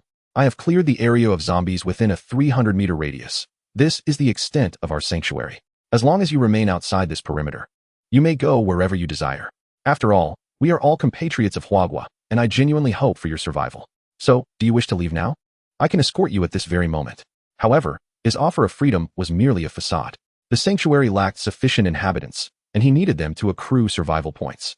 In the future, when the number of residents increased, the possibility of implementing such a system for the non-formal residents might arise, but certainly not at present. As for his verbal assurances of allowing them to leave freely, Zhang Wen possessed ample means to ensure they would reconsider. Indeed, as the women absorbed the fact that Zhang Wen had single-handedly cleared zombies from a 300-meter radius, disbelief washed over them. They recalled the harrowing experiences of the past, when they had struggled to expel zombies from the supermarket, paying a heavy toll for their survival. The memories were still vivid. The notion that Zhang Wen had accomplished such a feat alone was unfathomable. Incredible. Truly remarkable. No wonder there had been no sounds of zombies outside today. No wonder he had effortlessly dealt with Li Wenbin and his companions upon entering the supermarket. Initially, they had not given it much thought, but now, in hindsight, it was terrifying to contemplate the magnitude of his prowess. What an awe-inspiring individual he truly was. Such a formidable individual may typically attract the attention of affluent women. Yet in the apocalypse, the situation is markedly different. Being in his presence instills an overwhelming sense of security. Just moments ago, the 2 young ladies who were eager to leave fell silent. Reflecting on the harrowing scene at the supermarket, How could they possibly depart? Leaving would be tantamount to courting death. Without rescue or a formidable protector, how could these two young women navigate the perilous world alone? How could they face the zombies? Would they expose their arms and legs to the undead? The problem is, zombies are impervious to such tactics. Director, my home is within a mere 300 meters of here. What should I do? Lu Meiying's eyes darted as she feigned helplessness. In truth, her residence was certainly further than 300 meters. But the other young lady's home was indeed within that distance. However, upon hearing Lu Meiying's words, she refrained from speaking. This can be easily resolved. I am not an unreasonable brigand. If you possess any belongings or provisions at your residence, you are free to take them all. I shall not interfere with your property. And should the apocalypse come to an end, it will still belong to you, Zhang Wen stated with a kind demeanor. At this point, Lu Meiying was at a loss for words.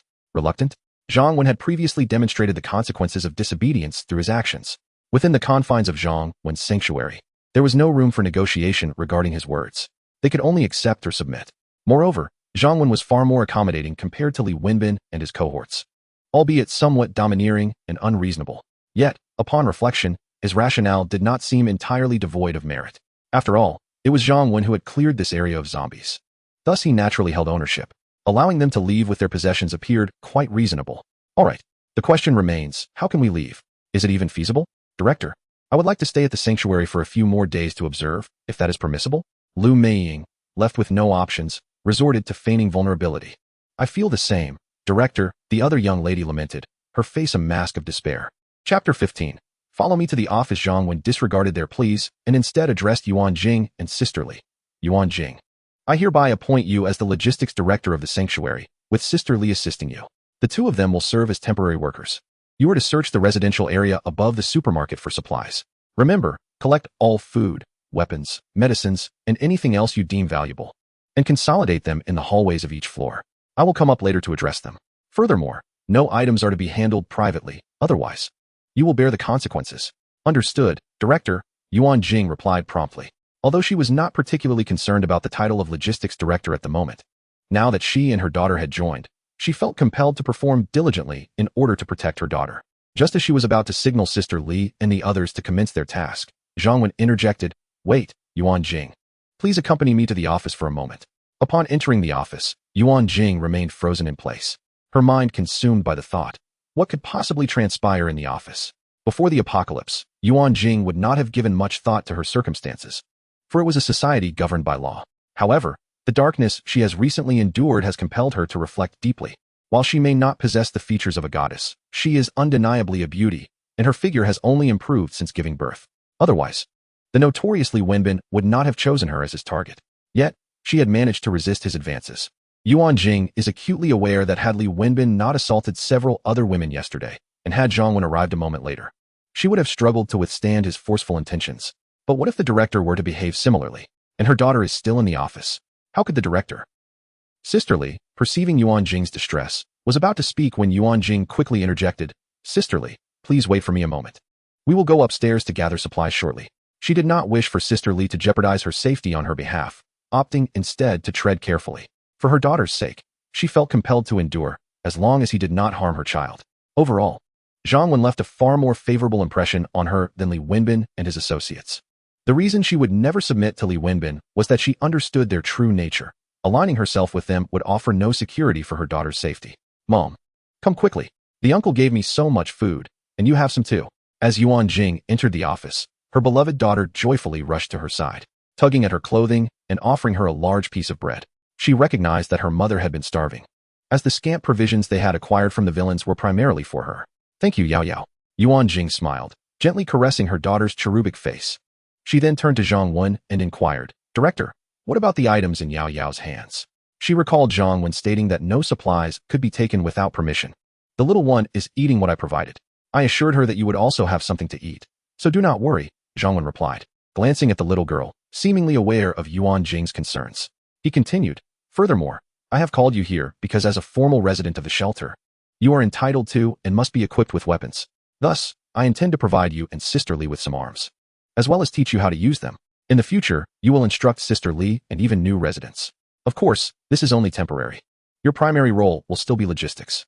As our shelter grows, we will establish a security department and an exploration division, at which point we will find more suitable individuals to train them. Is this it? Yuan Jing gazed at Zhang Wen in bewilderment, taken aback by the unexpected turn of events. Why are you standing there in a daze? Eat something first. Zhang Wen chided her with mild irritation. Oh right. Yuan Jing's cheeks flushed as she hurriedly took her daughter to eat. Zhang Wen could not help but notice that Yuan Jing was quite lovely when she was shy, her mature charm adding an alluring quality.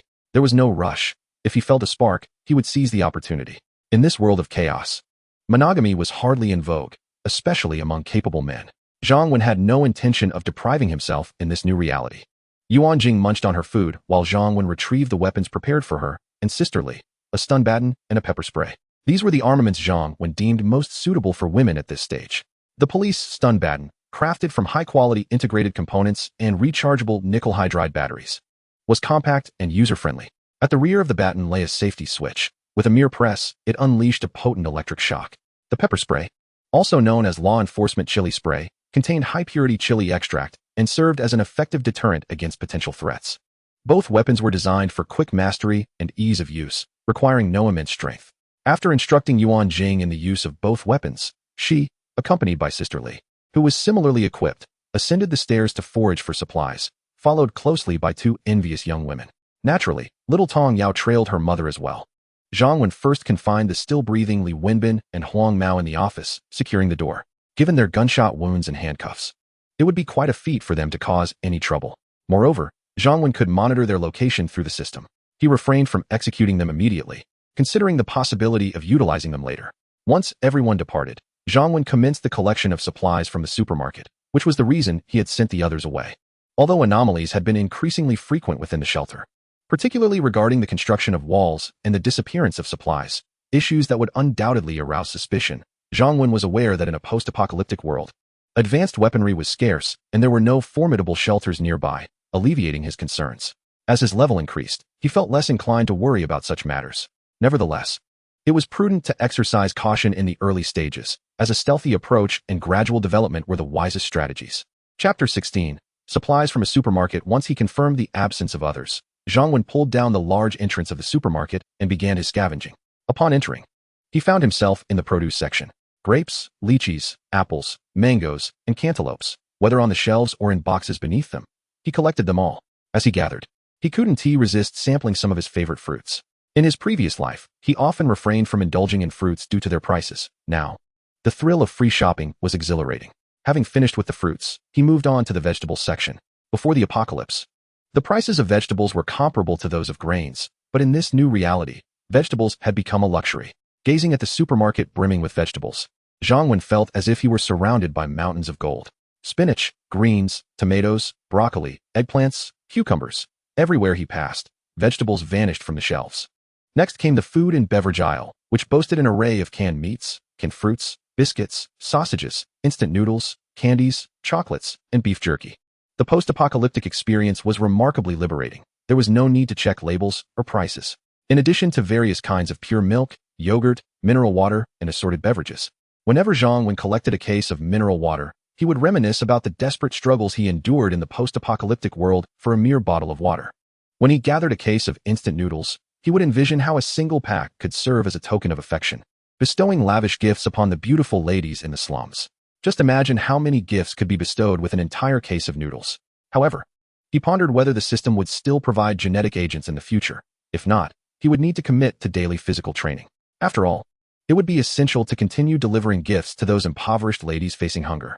Naturally, in this world, Zhang Wen had no intention of aiding those ladies anymore, for he knew that many would be in need of his gifts within his own shelter. Having completed his collection in the food and beverage section, Zhang Wen's excitement surged once more as he entered the aquatic and poultry section. These items were akin to treasures of gold. He would gather as much grass carp, crucian carp, shrimp, beef, lamb, chicken, duck, and pork as possible, sparing nothing from waste. Next came the grains and condiments section, where he collected staple foods like rice and flour, essentials for survival. Salt, a coveted commodity in the post-apocalyptic era, was a must. He also gathered cooking oil, soy sauce, pickled vegetables, chili sauce, fermented tofu, and sugar. After traversing the aisles, Zhang Wen had amassed nearly everything edible for his warehouse. Despite the considerable haul, he felt no trepidation regarding warehouse space. Although currently classified as a level 1 warehouse with a mere 300 cubic meters, it could accommodate a substantial quantity of goods. A simple calculation revealed that with a water density of 1, 1 cubic meter could hold 2,000 pounds of water, allowing for a total of 600,000 pounds in 300 cubic meters. When considering pork, with varying fat densities, averaging at 1,800 pounds per cubic meter meant that his warehouse could contain approximately 540,000 pounds of pork. Thus, he gained a clearer perspective on the capacity of his storage. After securing the supermarket's food supplies, Zhang Wen turned his attention to essential living items for future use. Items like shampoo, toilet paper, laundry detergent, and shower gel may not seem indispensable to many survivors. But to enhance one's quality of life and maintain a semblance of humanity in the apocalypse, such items were essential. Zhang Wen's ambitions transcended mere survival. He aspired to live a life of brilliance. There were also other supplies, such as blankets, slippers, pots, and pans, which would be necessary down the line. However, to prioritize the most essential resources for his system's warehouse, he decided to refrain from storing these items for now. After all, everything within the shelter belonged to him, and the supermarket served as his tangible warehouse. Moreover, there were 2 additional items that, while not deemed essential in the apocalypse, held significant value for bartering: tobacco and alcohol. Thus, Zhang Wen made his way to the tobacco and alcohol counter. In the realm of the apocalypse, the joys of acquiring goods transcend mere monetary value. Zhang Wen diligently collected various brands of cigarettes, such as Bai Sha, Red Double Happiness, Zongnanhai, and others, alongside an array of alcoholic beverages including Matai, Wuliangya, Luzhou Laojiao, and assorted wines. After exhausting the supermarket's offerings, he turned his attention to the storerooms, for it is within these warehouses that the true bounty lies. Unlike the individual items displayed for sale, the warehouse stocks are stored in whole cases, making the gathering process exceedingly gratifying. As he surveyed the inventory, including salt, dried fruits, snacks, beverages, candies, biscuits, and sausages, he felt a sense of satisfaction wash over him. With the completion of his collection from the storeroom, he found himself at peace, reveling in the simple pleasures of a world turned upside down, shopping devoid of labels, prices, or the need for currency. The enthusiasm of the young women in this desolate era was palpable, provided one had food to share. Reflecting on the time, Zhang Wen decided to visit Yuan Jing and her companions upstairs before resuming his efforts to gather useful supplies from all the shops within his shelter's vicinity. He was not particularly concerned about the residential buildings, as they typically housed fewer resources and required more effort to search. Once he had ensured the safety of all survivors within the shelter, he would enlist their help for further explorations. Zhang Wen pondered whether he should recruit a secretary to assist him. Yuan Jing came to mind. Though he mused that the roles of logistics minister and secretary were quite similar, both serving his needs, he dismissed the trivialities of titles, embracing a more magnanimous perspective. Accessing the residential building through a side entrance of the supermarket, he felt confident in allowing Yuan Jing and her group the freedom to explore. Upon ascending the stairs, he heard the bright voice of a child, Xiao Ying, reminding her peers that any discovered food must await the approval of their leader before consumption, lest they incur his displeasure. As Zhang Wen paused to listen, he contemplated the narrative of his newly penned book. An avid reader of apocalyptic literature himself, he sought to craft a tale that eschewed supernatural elements, focusing instead on a more grounded survival story akin to those found in Resident Evil. The protagonist, while developing a shelter, possesses the unique ability to avoid zombie bites, embarking on quests for resources and encounters with captivating women. The tone of the narrative leans towards the darker aspects of human nature, exploring themes of self-interest and morality in a world gone awry. He acknowledged the potential for a more sinister portrayal but tempered his approach, understanding the delicate balance required in storytelling. He hoped readers would be lenient with their critiques. Having provided ample warning of the book's darker inclinations, writing a book is indeed a formidable endeavor. Each day, as I weave together narratives, I often find inspiration even during meals, pausing to jot down a brilliant idea. To be candid, my pursuit of authorship transcends mere hobby. I aspire to reap some rewards from my efforts. Thus, I humbly request your support. There is no necessity to bestow gifts if you find the story engaging. A favorable review or adding it to your reading list would suffice. Of course, should there be generous souls willing to offer gifts, it would be a profound affirmation of my work. Moreover, there are free gifts available on the platform for those who wish to encourage further updates. In essence, I implore my esteemed readers to offer their support according to their means. Those with financial resources may contribute monetarily, while others can provide moral support. Thank you. Chapter 17. She will become an exalted existence in your eyes. Who do you think you are, little brat? Your vixen of a mother has no authority over me. What makes you think you can? This was the voice of Lu Meiying. Xiao Ying, perhaps we should reconsider. Let's not eat after all. If Yuan Jing informs the director, we might find ourselves in quite a predicament. Came another voice, not Yuan Jing's, but that of another young lady, suggesting Lu Meiying had enlisted her in some mischief. Humph. Does she think being appointed as the logistics minister makes her exceptional? What a laugh. Lu Meiying scoffed. Xiaoying, we are all survivors in this struggle for existence. Enduring this life is no small feat. My sole desire is for my daughter to survive, so I implore you not to make things difficult for me, just as I shall not impose upon you. Should you continue to pursue your whims, I will indeed report you to the director. Yuan Jing's voice interjected. Enough. There's no need to listen further. It appears Yuan Jing has yet to acclimate to her role. Some have not come to terms with their fates. With that thought, I resolved to lend a helping hand. Cough, cough. Zhang Wen intentionally cleared his throat and approached. Director, director, uncle director. Everyone hastily greeted him, even the little ones sweetly addressing him as uncle director. Regrettably, the ensuing events would not remain as sweet. I overheard your previous conversation, and I wish to offer my commentary. Fear not. With young friends present, I shall be exceedingly gentle. First and foremost, little friend, Uncle Director must commend you with 100,000 praises for your unwavering commitment to enforcing my commands. Regrettably, your abilities are somewhat limited. I urge you to strive for improvement in the future. Thank you, Uncle Director. The child, innocent and youthful, beamed at the praise, momentarily disregarding the fact that he had referred to her as little one. Now, regarding Yuan Jing, Zhang Wen turned his gaze toward her. I can only express that you have been quite remiss in your duties. The specifics of your negligence and the corresponding consequences shall be addressed shortly. Yuan Jing bit her lip, casting a glance at Zhang Wen, her head bowed in a semblance of contrition. Zhang Wen then shifted his attention to Lu Meiying. Lu Meiying appeared anxious, shrinking slightly, yet she forced a smile she believed to be charming, hastily explaining, Director, I have been diligently searching for supplies and have not been idle. I merely took a small morsel due to my overwhelming hunger. Zhang Wen chuckled softly. Do not be afraid. I am a reasonable person. As I mentioned earlier, with young friends present, I shall be exceedingly gentle. Lu Meiying let out a sigh of relief.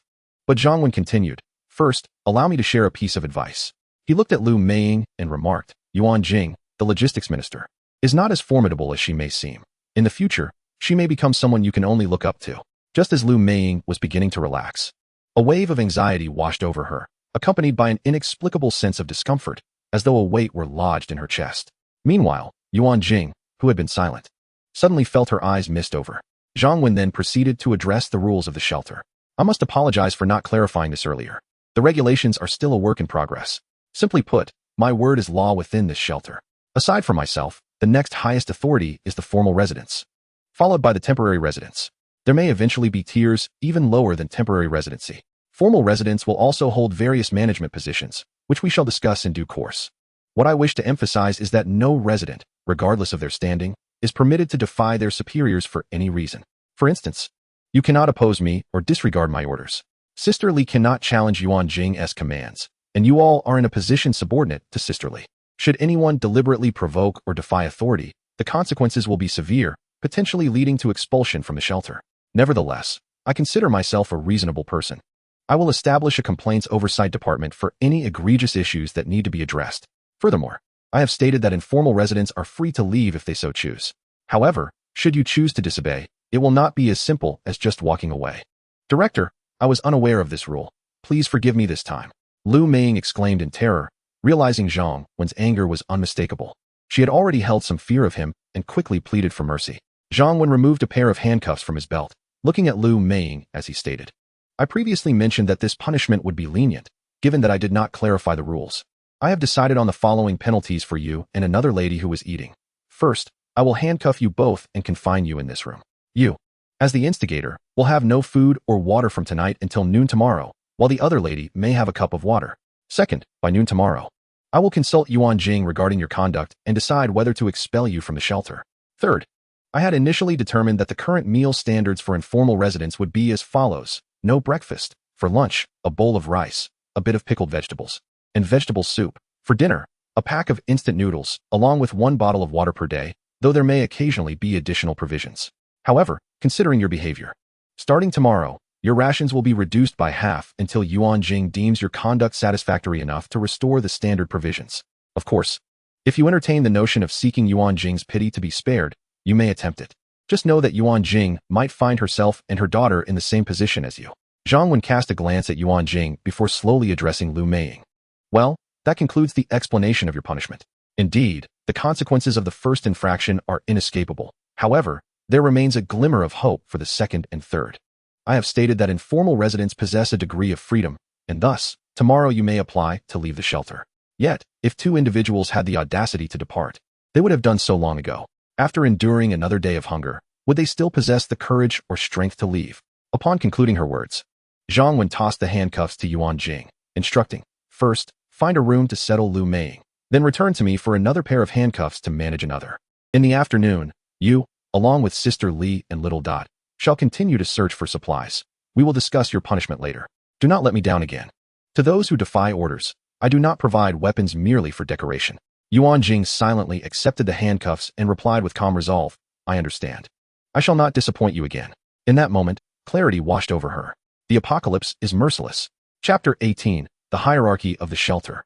It is not that she is cruel to others. It is that others may be cruel to her and her daughter. She had clung to the memories shared with Lu Meiying and adhered to the benevolent demeanor of the world before its downfall. Yet, if this path ultimately leads to a tragic existence for herself and her daughter, who would extend sympathy? She does not harbor resentment towards Zhang Wen's sternness. He rescued her and her daughter from the clutches of those demons like Li Wenbin, and she has always held gratitude in her heart for him. Furthermore, Zhang Wen not only granted her formal resident status within the shelter, but also a position of leadership. Although previously both Lu Meiying and Yuan Jing believed that this shelter and its status were akin to a mere game, through Zhang Wen's recent words, Yuan Jing finally comprehended the truth. As long as the apocalypse persists and the shelter remains, her identity is one of respect. And her life amidst the chaos can indeed be one of happiness. For despite Zhang Wen's stringent demands of Lu Meiying, why does she choose not to leave? Would she dare to depart? Women may have walked with pride before the apocalypse, yet in this new world, they are destined to be the vulnerable. Would she have the courage to leave? After handing Yuan Jing another pair of handcuffs, Zhang Wen took his leave. As for Yuan Jing's subsequent actions, only the outcome would reveal the truth. Should she falter, Zhang Wen would not hesitate to replace her. His willingness to afford Yuan Jing another chance is rooted not only in compassion, but also in the undeniable allure of her physical form and her nurturing essence. However, one must not dwell on such trivialities. The fundamental reason is her role as a mother. In this ravaged world, mothers with children are the most easily controlled, as they harbor deep attachments. Yuan Jing's agreeable character and her daughter's unwavering loyalty make her a candidate worthy of Zhang Wen's careful cultivation. Descending the stairs, Zhang Wen resumed his simplistic and monotonous task of gathering supplies. He focused on 3 convenience stores, 5 fast food outlets, 2 fruit markets, a bottled water shop, and a bakery. These establishments were his primary targets and sources of satisfaction. Additionally, there are hardware stores, barber shops, boutique shops, and lottery outlets. Zhang Wen has been rather indifferent towards these establishments. Apart from the essential food supplies, she only collects items that pique her interest, leaving the rest to continue their existence in the world. After all, as long as she remains within her shelter, she is not concerned about their disappearance. Most of the resources on the streets have been collected, and what remains are the residential buildings. There is no urgency regarding the residential buildings. Zhang Wen has decided to enhance the status and amenities of her shelter, ensuring that future inhabitants can swiftly comprehend their roles. This will also serve as a source of motivation for them. Equipped with pens and notebooks from the supermarket, Zhang Wen began to plan and jot down her thoughts. Naturally, the highest rank and the most favorable treatment are reserved for the leader, namely herself. This is a necessity. Following her is the leader's wife, for the woman she loves. Zhang Wen has no qualms about providing her with the best life possible. However, Zhang Wen's standards have become discerning. The prerequisite is that they possess the qualities to become the leader's wife. For instance, someone like Lu Meiying, who meets the age criteria, stands a chance. Otherwise, based on her looks, physique, and character, she would be far from qualifying as the leader's wife, let alone being considered a formal resident. Beneath the leader and her esteemed position, Zhang Wen intends to establish a management committee for the shelter, responsible for its smooth operation. After all, if everything were to fall under her purview, Zhang Wen lacks the energy and interest. She merely needs to steer the overall direction. Enjoying life is her true calling. The management committee is planned to consist of 5 to 7 members, each overseeing one or several departments, with contentious matters resolved through voting. These individuals will constitute the upper echelon of the shelter, and the prerequisites for election include being a formal member of the shelter and possessing substantial management experience. Naturally, their treatment will also be exceptionally favorable. Below the management committee will be officials from various departments, such as the heads and supervisors of logistics, security, and human resources. Every official in these departments must also be a formal resident of the shelter. Following this, there will be the formal residents of the shelter. Zhang Wen plans to categorize these residents into probationary residents, first-class residents, second-class residents, and third-class residents. Newly admitted formal residents will initially be classified as third-class residents. Those who perform well or make outstanding contributions can be promoted to second or first-class residents. First-class residents who continue to excel may ascend to official roles. What are the advantages of this system? First and foremost, the welfare benefits differ for each class of residents, which naturally provides them with motivation to strive for improvement.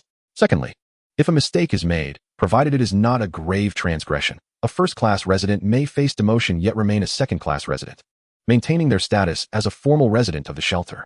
Conversely, if one were merely a third-class resident and faced demotion, they would lose their formal resident status. The possibility of ever regaining that status or rejoining the shelter remains uncertain. In the future, it is inevitable that the shelter will witness an increase in both personnel and talent. Zhang Wen, being somewhat sentimental, is not prone to arbitrarily revoking the official residency status of individuals for minor infractions. After all, those who are granted the privilege of becoming official residents have been meticulously selected by her. Individuals like Miss Liu Meiying may find it exceedingly difficult to attain such status. Another companion of Liu Meiying shares a similarly bleak prospect. Zhang Wen adheres to a philosophy of quality over quantity, particularly given that the primary territory accommodates only 30 slots. Beneath the official residents lie the transient residents, colloquially referred to as the vagrants. In the early stages of the apocalypse, when stability is yet to be established, individuals entering the shelter may find themselves unable to move freely. It is only in the later stages of the apocalypse, when large shelters or survivor bases are established, that limited communication between different shelters may occur, allowing for a modest flow of population. Nevertheless, Zhang Wen remains indifferent to these fluctuations. Whether they are mobile or stationary within her shelter, she designates all who lack official residency as vagrants. Vagrants are those who possess the potential for mobility. Yet if they cannot navigate their circumstances independently, it is not her concern. Chapter 19. The heartache of ensuring the sisters have enough to eat. Once someone enters Zhang Wen's shelter, they will benefit from the protective environment. Thus they cannot come and go as they please. This is why they are labeled as vagrants. However, whether one wishes to enter or exit, there are certainly stipulations and conditions to be met, which I shall not elaborate on at this moment. Zhang Wen intends to classify vagrants into 3 tiers, akin to the privileges enjoyed by official residents, providing them with motivation and opportunities for advancement. For instance, a first-tier vagrant demonstrating exceptional conduct may eventually be promoted to a probationary resident. Amidst the pervasive despair of the apocalypse, it is essential to offer a glimmer of hope. Otherwise, why would anyone toil tirelessly, or indeed, work for themselves? This outlines the general structure of the shelter's population, though many aspects require further refinement. The benefits and entitlements associated with each tier must be meticulously developed and planned. Why is further refinement and planning necessary? The rationale is straightforward. The provisions for each tier will undoubtedly differ. Moreover, these benefits encompass various aspects, such as housing. Zhang Wen will certainly reside in the finest accommodations within the shelter. Committee executives will occupy 3-bedroom suites. Department heads will have 2-bedroom apartments, while staff will settle for 1-bedroom units. If the number of vagrants increases, they may find themselves in shared quarters, accommodating 6 or 8 individuals. Additional benefits will include provisions for clothing, footwear, and more. How much will each tier receive, and how often? Of course, the most crucial aspect of welfare remains sustenance, as survival in the apocalypse is paramount. Hence, the daily rations for each tier must be differentiated, necessitating the establishment of specific standards, akin to what Zhang Wen previously conveyed to Liu Meiying. At this stage, the dietary standards for the refugees are as follows. Breakfast is non-existent. Lunch consists of a bowl of rice accompanied by a bit of pickled vegetables and vegetable soup, and dinner is merely a packet of instant noodles, with a bottle of water provided daily. Depending on the circumstances, there may occasionally be supplementary meals. It is important to note that Zhang Wen was referring to the current phase, which signifies the early days of the apocalypse. During this initial period, the city is still relatively well stocked with supplies, albeit fraught with danger. Thus, even for the refugees, Zhang Wen would not deprive them of adequate provisions. Naturally, the rations for permanent residents are far superior to those mentioned above, and considerably so. As the apocalypse progresses, Zhang Wen has previously remarked that in many slum areas of survivor bases, a single packet of instant noodles could procure the company of a charming young lady, providing her warmth in return. Hence, by that time, whether one is a refugee or a permanent resident, the quality of meals is bound to diminish. However, regardless of the circumstances, Zhang Wen's own provisions will undoubtedly remain stable, if not improve over time. This assessment is informed by Zhang Wen's experiences from his past life. Yet in this iteration, he possesses an exceptionally robust shelter. Should the shelter flourish, it is conceivable that the conditions for everyone might also improve. Peering outside, he noted that dusk was approaching, and a pang of hunger struck him. He was about to return to prepare a meal when a thought struck him. Sister Lee's expertise lay in culinary arts, which would save him the trouble of cooking himself. Furthermore, as a permanent resident, Sister Lee is not permitted to engage in self-harming actions, alleviating any concerns regarding poison. Thus, even amidst the apocalypse, he could confidently entrust her with his meals. After some contemplation, Zhang Wen retrieved 2 pounds of beef, a fish, along with some pork and vegetables from the system's storage. Intending to keep dinner simple, he also decided to take out a few chicken legs, envisioning a delicious braised dish prepared by Sister Lee. This would not only be for himself, but also for the little one. Moreover, he had promised to visit 2 other lovely ladies later that evening. Should they not be hungry, he would simply dine downstairs in their vicinity. Zhang Wen is inherently frugal, and if others are not in need, he would consume the food himself. Perhaps, by then, the enticing aroma might entice them to hunger. Carrying the ingredients upstairs, Zhang Wen found Yuan Jing and the others still on the 3rd floor, diligently gathering supplies. Their pace was understandably slow. They were thorough in their search, as evidenced by the abundance of materials cluttering the 2nd and 3rd floor corridors. Additionally, while some doors were ajar, others remained locked, necessitating their destruction to access the supplies within. The destructive capacity of women is limited, naturally prolonging the process. Nevertheless, Yuan Jing and her companions are fortunate. In this post-apocalyptic world, having an absolutely secure environment to gradually search for resources is a rare privilege, perhaps only afforded by Zhang Wen. Zhang Wen cast a cursory glance at the supplies. All food items, seasonings, daily necessities, and bottled water, everything he had specifically instructed them to gather or deemed useful, were neatly arranged together. Furthermore, they had been roughly categorized, creating an appearance of order despite the quantity. Regarding Yuan Jing's capabilities, Zhang Wen was quite satisfied. Although she had not fully adapted to the apocalyptic rules, this was a common human response. Even in his previous life, Zhang Wen took a long time to muster the courage to take a life, forcing himself to become cold-hearted. Just then, a young girl named Tong Yao, struggling to carry a bucket of cooking oil from one room, immediately spotted Zhang Wen. Following the sound, Yuan Jing and Sister Lee also stepped out. Director, the two greeted Zhang Wen. In the aftermath of the apocalypse, none of them had had the chance to wash up. And after a long afternoon of hard work, they were all drenched in sweat, their faces smudged with dirt. Chapter 20. Bathing wiping the beads of sweat from her forehead. Yuan Jing reported to Zhang Wen. Director, we have roughly searched all the rooms on the 2nd floor and have already checked 2 rooms on the 3rd floor. However, it's getting dark and the entire building has lost power. After nightfall, we can only find a few flashlights from the supermarket for illumination, which will likely slow our efficiency considerably. Zhang Wen waved his hand and said, let's call it a day. Everyone should have dinner and rest well tonight. Tomorrow we will have many more people, and you won't need to get your hands dirty for these tasks. You will just need to oversee and tally the supplies.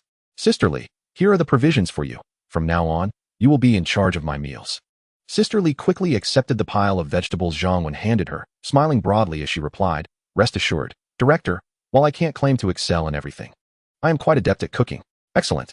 Zhang Wen felt reassured, as the system indicated Sister Lee's specialty was indeed culinary skills, suggesting she would not disappoint. By the way, Director, do you have any dietary restrictions, or do you prefer certain flavors? What dishes do you like? Sister Lee became animated at the mention of cooking, her words flowing more freely. I have no particular restrictions. I enjoy spicy food. As for the rest, you can decide, Zhang Wen responded. In his previous life, he was not wealthy enough to be picky about food. By the way, please prepare those chicken legs as braised chicken drumsticks. They should be flavorful for our little one. Also, make 1 or 2 non-spicy dishes. It's not good for children to eat too much spice. Zhang Wen smiled at Tong Yao, who was watching the delectable dishes with eager eyes. Tong Yao's eyes brightened immediately. Director Uncle, can my mom, Aunt Lee, and I eat these dishes too? It was understandable for Tong Yao to think this way. During their time at the supermarket, Li Wenbin and the others seldom offered them food, as they wanted to ensure compliance, fearing starvation might lead them to refuse. Yuan Jing felt a tremor in her heart. If Zhang Wen had merely invited her to dine, even with exquisite delicacies, her gratitude would have been limited to appreciation for his rescue. However, the fact that he specifically instructed Sister Lee to prepare food while considering his daughter's preferences stirred something within her. Nevertheless, after the supermarket incident and what transpired today, Yuan Jing had learned to manage her emotions and maintain her position. Director, we want to join you for dinner. As you mentioned during lunchtime, the accommodations at the shelter are already quite favorable. In this apocalyptic world, many individuals are either starving or battling against the undead. We are profoundly grateful to find solace within your sanctuary. As I have stated, within my refuge, there is no room for negotiation. Zhang Wen cast a stern glance at Yuan Jing, abruptly interrupting her discourse. Moreover, today marks the anniversary of the establishment of my sanctuary, and it is only fitting that we celebrate. As formal residents of this refuge, your participation is essential, otherwise, the occasion would lack significance. As for tomorrow, your meals will adhere to the regulations of the sanctuary. Of course, the provisions I mentioned earlier regarding Lu Meiying apply solely to those who are not formal residents. Your fare will undoubtedly be of a superior quality. With Zhang Wen's declaration, Yuan Jing refrained from further dissent, expressing her gratitude. Thank you, Director. Little Tong Yao, sensing the promise of delicious food, chimed in sweetly. Thank you, Uncle Director. Zhang Wen affectionately ruffled Tong Yao's hair. Amidst the desolation of the world, the presence of a lively and endearing little girl is undeniably uplifting. However, Zhang Wen soon furrowed her brow. The girls had not bathed for several days, and after a day of labor, the adorable child was not only covered in dirt, but also exuded an unpleasant odor. How could one embrace a child in such a state? Indeed, in the pre-apocalyptic world, while others indulged in the comfort of cats, Zhang Wen could only find solace in the company of a little girl. When Sister Li brought in the groceries, she sought out a room equipped with a gas stove to prepare the meal. Zhang Wen turned to Yuan Jing and inquired, during your room inspections, did you notice if any houses were equipped with storage water heaters? Yuan Jing promptly responded, yes, there are 5 on the second floor that are storage type, while the others are instantaneous heaters. She continued, since you informed us that tap water, and even water from the wilderness, is likely contaminated with viruses and unsuitable for use, I made it a point to keep an eye out for storage water heaters. Additionally, I have noted down other useful items from the rooms we searched. Aside from what I deemed salvageable in the hallway, items such as computers, cooking pots, refrigerators, sofas, tables, and tools for repairs. If you require something specific, do let me know, and I will check if it is available. Excellent. Upon hearing Yuan Jing's words, Zhang Wen felt an increased sense of satisfaction. She is not only capable of fulfilling her assigned tasks diligently, but also demonstrates initiative and critical thinking to enhance her work. Surely, no leader could harbor dissatisfaction towards such an employee. Given your knowledge of the locations of water heaters, find a room with one, and both you and the little one may take a bath and change into clean clothes. Uncle Director, can we really take a bath? Little Tong Yao's eyes sparkled with joy at the mention of bathing, for the child may not fully grasp the harshness of the apocalypse. In the sweltering summer, those accustomed to daily baths now find themselves in discomfort after days without washing. Chapter 21. A woman blooming like a flower. This is a process that everyone must endure. In time, they will adapt to the realities of this apocalyptic existence. For most survivors in this world, the notion of bathing is a luxury, and the price for potable water is exceedingly steep. However, as someone who has experienced the trials of the apocalypse, Zhang Wen understood that while water was indeed a precious resource, it was not as invaluable as it might seem. Rain would eventually return, and it would not be tainted by viruses. Therefore, as long as one could survive the initial phase of the apocalypse and secure sufficient containers, the ensuing rain would alleviate the scarcity of water. Yet, this was contingent upon finding a safe haven. This necessity elucidated the proliferation of shelters and survivor bases. Only by establishing a secure stronghold could one amass rainwater and even cultivate crops. Director, water will undoubtedly become a rare commodity. Bathing would be an extravagance. It is wiser to reserve it for drinking, as it can still be consumed once boiled, Yuan Jing cautioned. Little Tong Yao, who had been eagerly anticipating a bath, was taken aback, her small lips forming a pout, though she prudently refrained from protesting, casting her hopeful gaze towards Zhang Wen. The little one instinctively recognized that the most authoritative figure at that moment was none other than Uncle Director. Zhang Wen chuckled and replied, you make a valid point. Little Tong Yao's dreams of bathing were swiftly dashed. However, Zhang Wen shot a stern glance at Yuan Jing and declared, regrettably, I am not one to adhere to reason. All of you go wash up at once. As formal residents of my shelter, especially those in higher positions, it would be a grave failure if we were all grimy and odorous. Who would trust my shelter then? Yuan Jing wished to voice further objections, but Zhang Wen would not grant her the opportunity.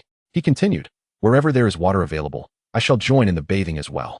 Furthermore, after this bath, hygiene must be observed diligently. Otherwise, even if you hold a prominent position, daily bathing will not be feasible, and it may be quite some time before you can bathe again. Therefore, it is imperative to maintain the image of the upper echelons of the shelter. Refrain from engaging in laborious tasks. There will be others to handle those tomorrow. Zhang Wen's words left Yuan Jing with no ground for rebuttal, and upon reflection, she found his reasoning sound. After all, if the leadership of a shelter could not maintain a decent standard of living, how could the lower ranks expect to fare any better? Such a situation would undoubtedly erode their confidence. Unless, of course, the director was a truly selfless individual, distributing resources equitably, sharing both fortune and hardship. However, such ideals, even before the apocalypse, were merely fanciful illusions. Director, allow me to escort you. We shall bathe afterward. Yuan Jing, too, desired a bath, What woman does not cherish beauty and cleanliness? In this regard, most women tend to be far more concerned than men, though her thoughts were primarily for the future. Yay, we can bathe now. Uncle Director, you're so wonderful, exclaimed little Tong Yao, her joy palpable. Yuan Jing cast her daughter an exasperated look. Meanwhile, Zhang Wen felt quite pleased, relishing the praise from the adorable little girl. Yuan Jing led Zhang Wen to a room on the second floor while she and her daughter proceeded to an adjacent room, which also housed a water heater. Remember, do not use tap water, and make sure to detach the inlet pipe from the water heater, Zhang Wen advised. Yuan Jing found herself quite content with Zhang Wen, and as they spent time together, a sense of familiarity blossomed. Naturally, she wished to avoid any mishaps due to negligence. With a gentle smile, Yuan Jing acknowledged Zhang Wen's presence. Zhang Wen, captivated by the woman blooming like a flower, swallowed hard, realizing that his composure was slipping. There was no need for haste. 2 other enchanting ladies awaited him that evening. Yet, he couldn't help but notice how stunning Yuan Jing appeared when she smiled, radiating beauty that rivaled the 2 other lovely ladies, especially with her mature allure that stirred something deep within him. Upon entering the room, a 2-bedroom apartment that exuded cleanliness and was well furnished, Zhang Wen felt a sense of satisfaction. It was certainly a vast improvement from his previous cramped quarters. If he couldn't stay at Tang Xian and Li Shui's charming 3-story villa that night, he contemplated moving in here instead. A quick trip to the supermarket for fresh linens would suffice for a temporary abode. After all, many residents of the building likely shopped at that supermarket. And returning to his former dilapidated room felt rather dismal without company. With that thought, he decided against taking a shower just yet, promptly setting out to procure bed linens. As he passed through the hallway where Yuan Jing and the others had gathered supplies, he discreetly transferred all the items into his system warehouse. After acquiring several sets of new sheets, towels, and bath linens from the supermarket, he pondered for a moment before venturing into a clothing store. Collecting an array of men's and women's attire, particularly drawn to the women's selections. Although he had no use for them himself, some styles were visually appealing. He figured they could be useful for Yuan Jing or the 2 ladies. After all, those he admired within his shelter were not likely to wander far. However, he noticed a lack of children's clothing. Little one, he mused, it's not that your uncle, the director, is neglecting to provide you with new clothes. Upon returning to his upstairs room, he retrieved items from the system warehouse, ensuring he wouldn't make a sudden appearance before them later. He carefully organized 3 sets of bed linens, towels, and a few outfits, mindful of the ease of access within the warehouse. Director, are you finished with your shower? Is there anything I can assist you with? If not, I'll take Yao Yao upstairs to help Sisterly with dinner, he called out. At that moment, having completed her shower, Yuan Jing emerged from the neighboring apartment, little Yao Yao in tow. Noticing Zhang Wen's door ajar, she approached him. You 2 are quite prompt. I haven't even showered yet, she exclaimed. Just as well that you're here. I went downstairs to fetch 3 sets of bed linens. Could you assist me in changing one for this room? I might stay here tonight. You can use the other 2 sets in your rooms with Sisterly. And take these women's clothes for yourselves. Sure, I'll send Yao Yao upstairs, and then come back to tidy up. This child is clamoring to see the braised chicken legs, she replied. Yuan Jing's eyes sparkled at the sight of the clothes, her smile radiant. The feeling of being valued amidst the chaos of this apocalyptic world was truly delightful. Zhang Wen nodded in acknowledgement and took a set of towels into the bathroom. After finishing his shower, he emerged only to find Yuan Jing, with her back turned, elegantly smoothing the bedding. In that moment, she exuded an air of grace and gentility, her figure strikingly alluring. Sensing his presence, Yuan Jing turned to face him. Director, you're done? I'll prepare everything for you right away. As she looked at Zhang Wen, wrapped in a towel, a faint blush crept across her cheeks, betraying her nervousness. Zhang Wen cleared his throat, and, feeling somewhat disingenuous, suggested, perhaps you should go ahead and finish up. I can wait. Yuan Jing stood tall, a captivating smile gracing her lips. I'm almost done. You can rest at any time, Director. Zhang Wen, tired of the pretense, approached her. The delicate grace of an Eastern beauty was perfectly embodied in Yuan Jing. As he drew nearer, a subtle fragrance wafted into his senses, enveloping them in an atmosphere laden with unspoken tension. Do you not realize how perilous it is to be disobedient at this moment? Yuan Jing remarked softly, not contesting his words. I am genuinely grateful to you, Director. Gratitude is all well and good, Zhang Wen replied, feeling a twinge of self-disdain at his own reluctance to express deeper sentiments. The alluring scent of her presence acted as a catalyst, stirring something within him. I truly did not mean to threaten you. Yet I find myself drawn to you sooner than anticipated. I can sense your gaze, Yuan Jing confessed.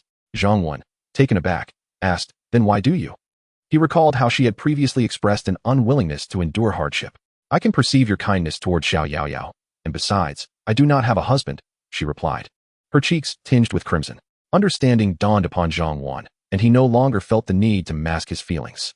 The two engaged in a profound yet amiable discussion regarding the future of the shelter, which lasted over an hour. Yuan Jing began by sharing insights into her personality, work, and personal growth. Their conversation flowed through various locations, from the living room to the bathroom, and finally to the bedroom.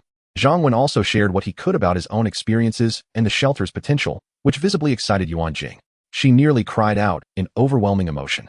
But Zhang Wen managed to calm her, ensuring they did not disturb the others upstairs. As time passed, Zhang Wen began to appreciate the benefits of the genetic serum. The promised tripling effect was indeed accurate. Through this exchange, he finally came to understand Yuan Jing, recognizing her as a vital member of the shelter's future. He felt her sincerity throughout their dialogue, and ultimately, their meeting concluded successfully. Zhang Wen was astonished to discover she was still a maiden, a revelation that felt almost cliché. Despite having endured the apocalypse, he found himself unexpectedly elated by this new understanding, akin to winning a lottery. Initially, he had not given it much thought, but later, he realized the significance of Yuan Jing's earlier statement regarding her marital status. It is not as Zhang Wen presumed. She is indeed divorced in the literal sense. Truly without a husband. From a tender age, she lost her parents, and her sister raised her.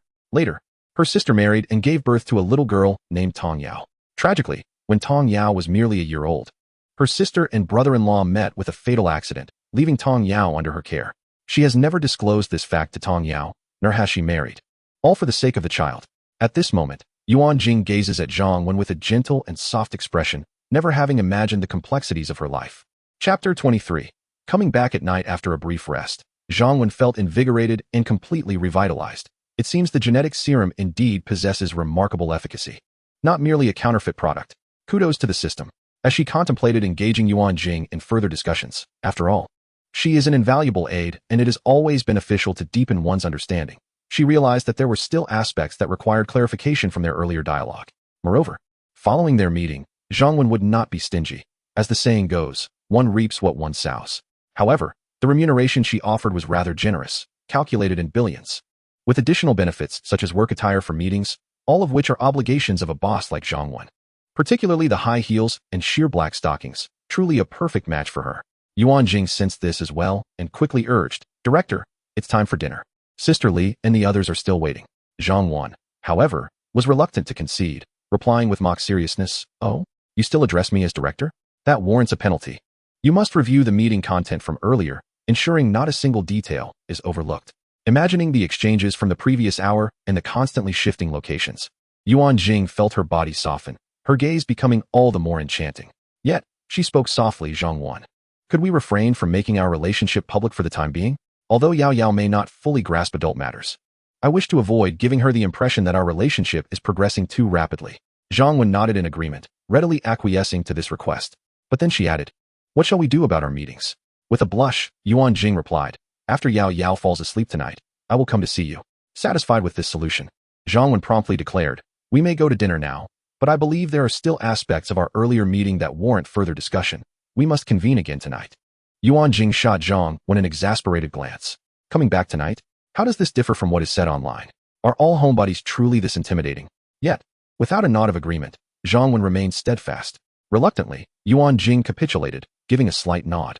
After a brief cleanup, when Zhang Wen and Yuan Jing, whose blush had not yet faded, ascended to the third floor, Sister Li had prepared a bountiful feast awaiting them. Little Tong Yao sat at the table, her eyes transfixed on a large chicken leg, nearly drooling.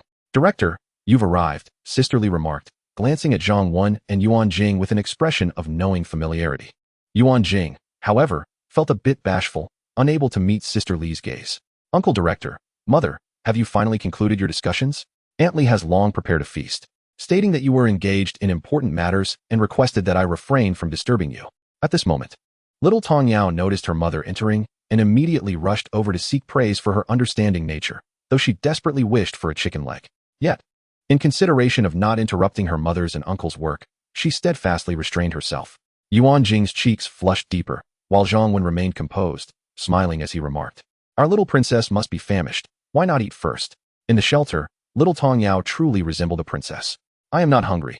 I will wait for Uncle Director and Mother to eat together," replied little Tong Yao thoughtfully, her eyes occasionally darting towards the delectable dishes, exuding an adorable charm. Zhang Wen smiled and announced, "You may eat now. Uncle Director is also quite hungry from our earlier discussions." With that, He handed a large chicken leg to little Tong Yao and took one for himself. As little Tong Yao gazed at the tantalizing chicken leg, she swallowed hard. Glancing at her mother, she found no objection. Joyfully accepting the chicken leg from her uncle, she took a bite, and it was delicious. Aunt Lee's culinary skills were truly remarkable. The chicken leg was tender and succulent, melting in her mouth, and the flavor was exquisite, far superior to anything from a restaurant. The group sat down to enjoy their meal, marking the first hot meal they had consumed since the apocalypse began.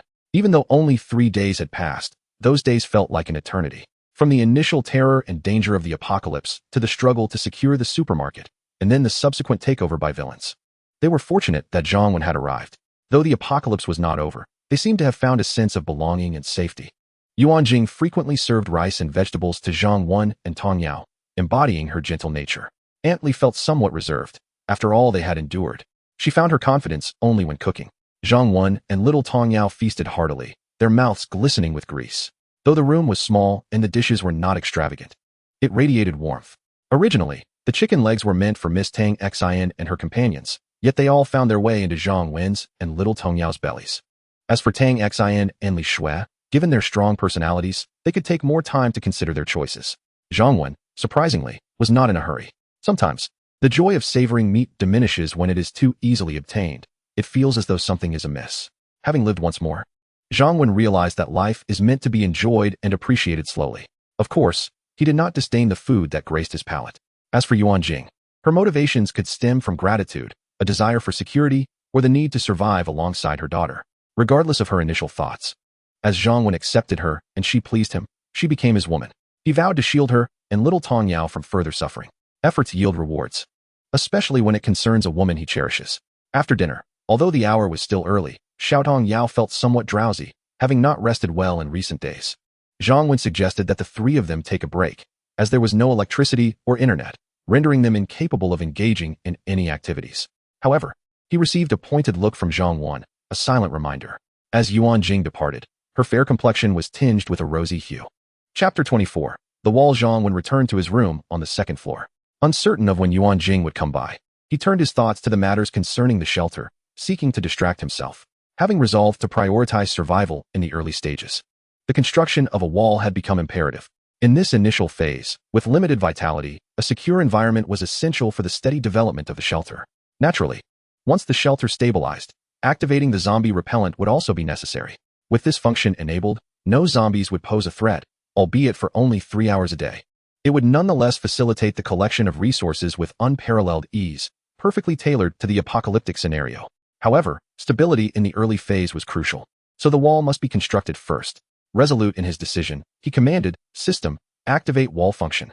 The system acknowledged, deducting 200 vitality points. Activation successful.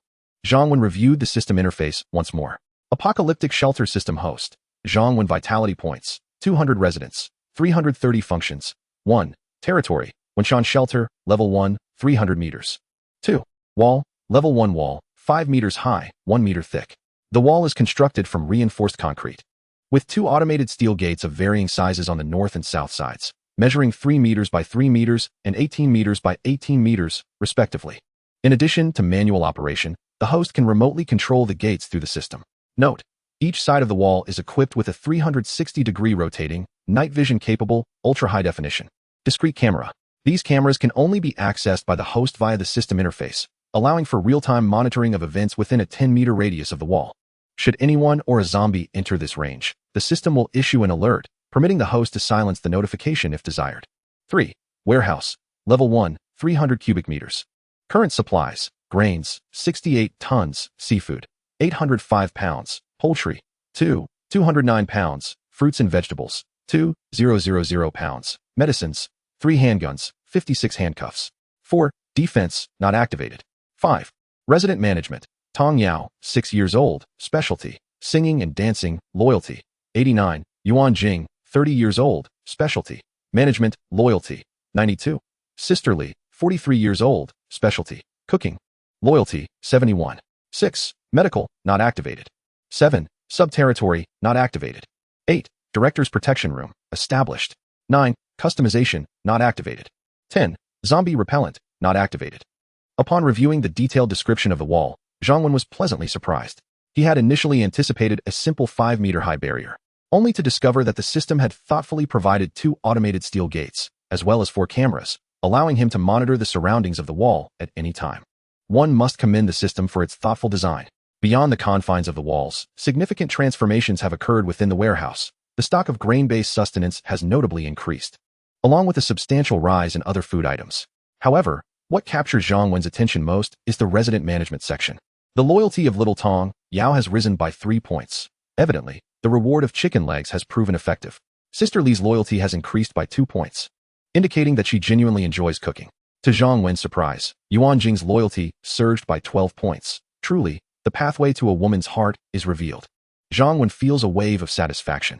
After all, do men not revel in conquest? If a woman, despite bestowing her affections upon you, remains indifferent and apathetic, it is merely a transaction devoid of emotion. Zhang Wen, having encountered many women in the post-apocalyptic world, had grown accustomed to such interactions. This is why he was so direct with Tang Xin and Li Shui during the day. Individuals in the post-apocalyptic era are forthright, lacking the luxury of pretense. Thus, he did not hesitate to embrace Yuan Jing, for he understood he could provide her with what she desired. This reflects a habitual mindset. For instance, if a woman from ancient times were to find herself in the modern world, she would likely struggle to accept the open-mindedness of contemporary women and would be astonished by their societal status. Conversely, a modern woman transported to antiquity would find it equally challenging to adapt. Zhang Wen has no intention of altering his perspective, as he has resolved not to compromise himself in this lifetime. He believes that when one encounters a woman they admire, one must find a way to win her over, even if not by force. After all, feelings naturally blossom over time. Currently, Zhang Wen is rather content. Should Yuan Jing appear to share this moment with him, he would undoubtedly express his joy through tangible actions. Alas, Yuan Jing has yet to materialize, leaving Zhang Wen to further explore the functionalities of the walls. He accesses the system and activates the surveillance feature of the walls. Instantly, 4 camera feeds materialize before him, each depicting the surroundings of the shelter from its 4 sides. Although night has descended, obscuring the sky, Zhang Wen can still discern the walls and their periphery with clarity. The system-constructed walls, a somber gray-green, soar 5 meters high, exuding an imposing presence. Additionally, numerous zombies wander around the periphery, with the eastern side housing the most, at least 100, while the others each harbor several dozen. Most of these zombies are likely those forcibly expelled from the shelter by the system. For a duration of 48 hours, they are barred from entering the shelter, unless Zhang Wen permits entry. After this period, despite the walls, they will still attack upon detecting noise or the scent of the living. However, given the 5-meter height of the walls, as long as a massive horde does not form, there should be no cause for concern. Chapter 25. A lightened heart. Moreover, moving forward, the shelter will need to implement a new rule: no loud disturbances, including raised voices or raucousness. Additionally, there will be an increase in workload, namely, the periodic clearing of zombies from around the walls to control their numbers in the vicinity. There are indeed benefits to this approach, as it cultivates their courage. After all, the individuals within the shelter cannot remain there indefinitely. They will inevitably have to venture outside. Practicing against the zombies surrounding the refuge serves as a valuable exercise. After observing for a while, Zhang Wen exited the system. Time passed, and Zhang Wen realized that his second-hand phone had long since run out of battery.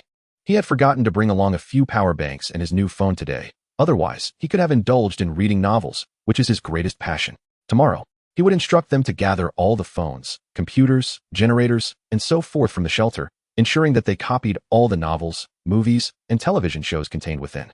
Additionally, books, chess, playing cards, and other forms of entertainment should be collected. Although this is not a time for leisure, a modicum of relaxation each day remains essential. Otherwise, prolonged periods of heightened tension and suppression can lead to mental strain. Lost in thought, Zhang Wen leaned back against the sofa, feeling drowsy. He was unsure how much time had passed when the door creaked open. Zhang Wen stirred slightly, but did not open his eyes. A figure approached in the darkness, accompanied by a familiar scent. Utilizing the faint light, the newcomer spotted Zhang Wen reclining on the sofa. Upon closer inspection, they noted he was asleep. "Well, that is good," the visitor mumbled, intending to depart. Suddenly, they felt themselves being embraced. It's not yet time for the meeting, they thought. In the dimness, the newcomer interrupted Zhang Wen's preparations for the gathering. A gentle voice then broke the silence. "Wait a moment, Zhang Wen. Tonight is not feasible. Yao Yao is a bit frightened and cannot sleep alone.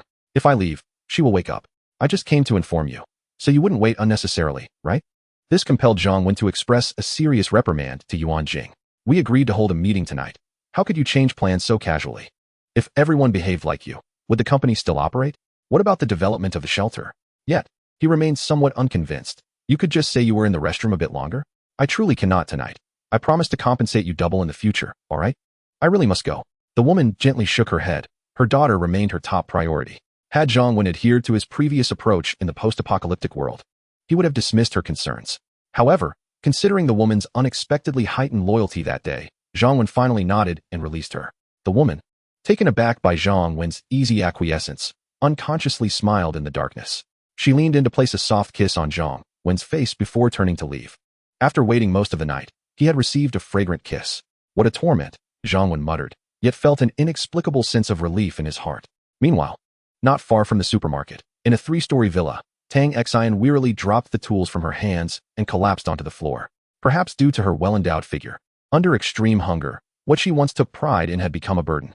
Nearby, Li Shuai also felt a similar weakness in her limbs.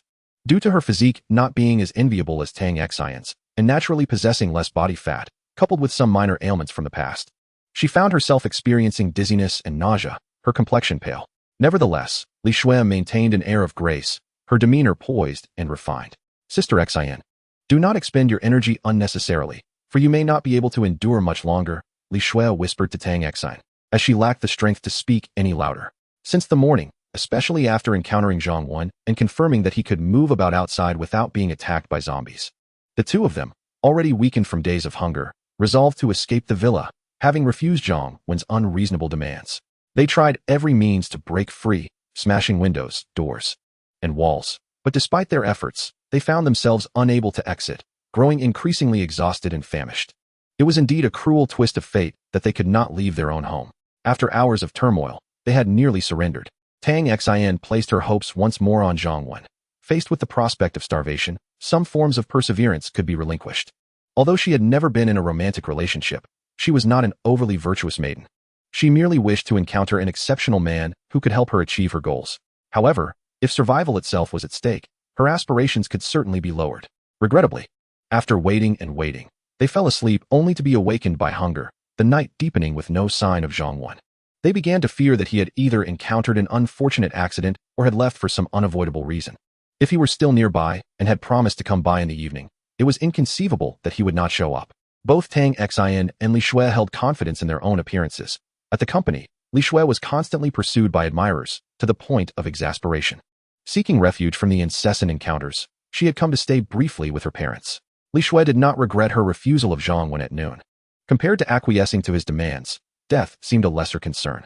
However, she felt a tinge of regret that her firm denial might have severed Tang Xian's south-only avenue for survival. Chapter 26. Vitality points when Zhang Wen awoke.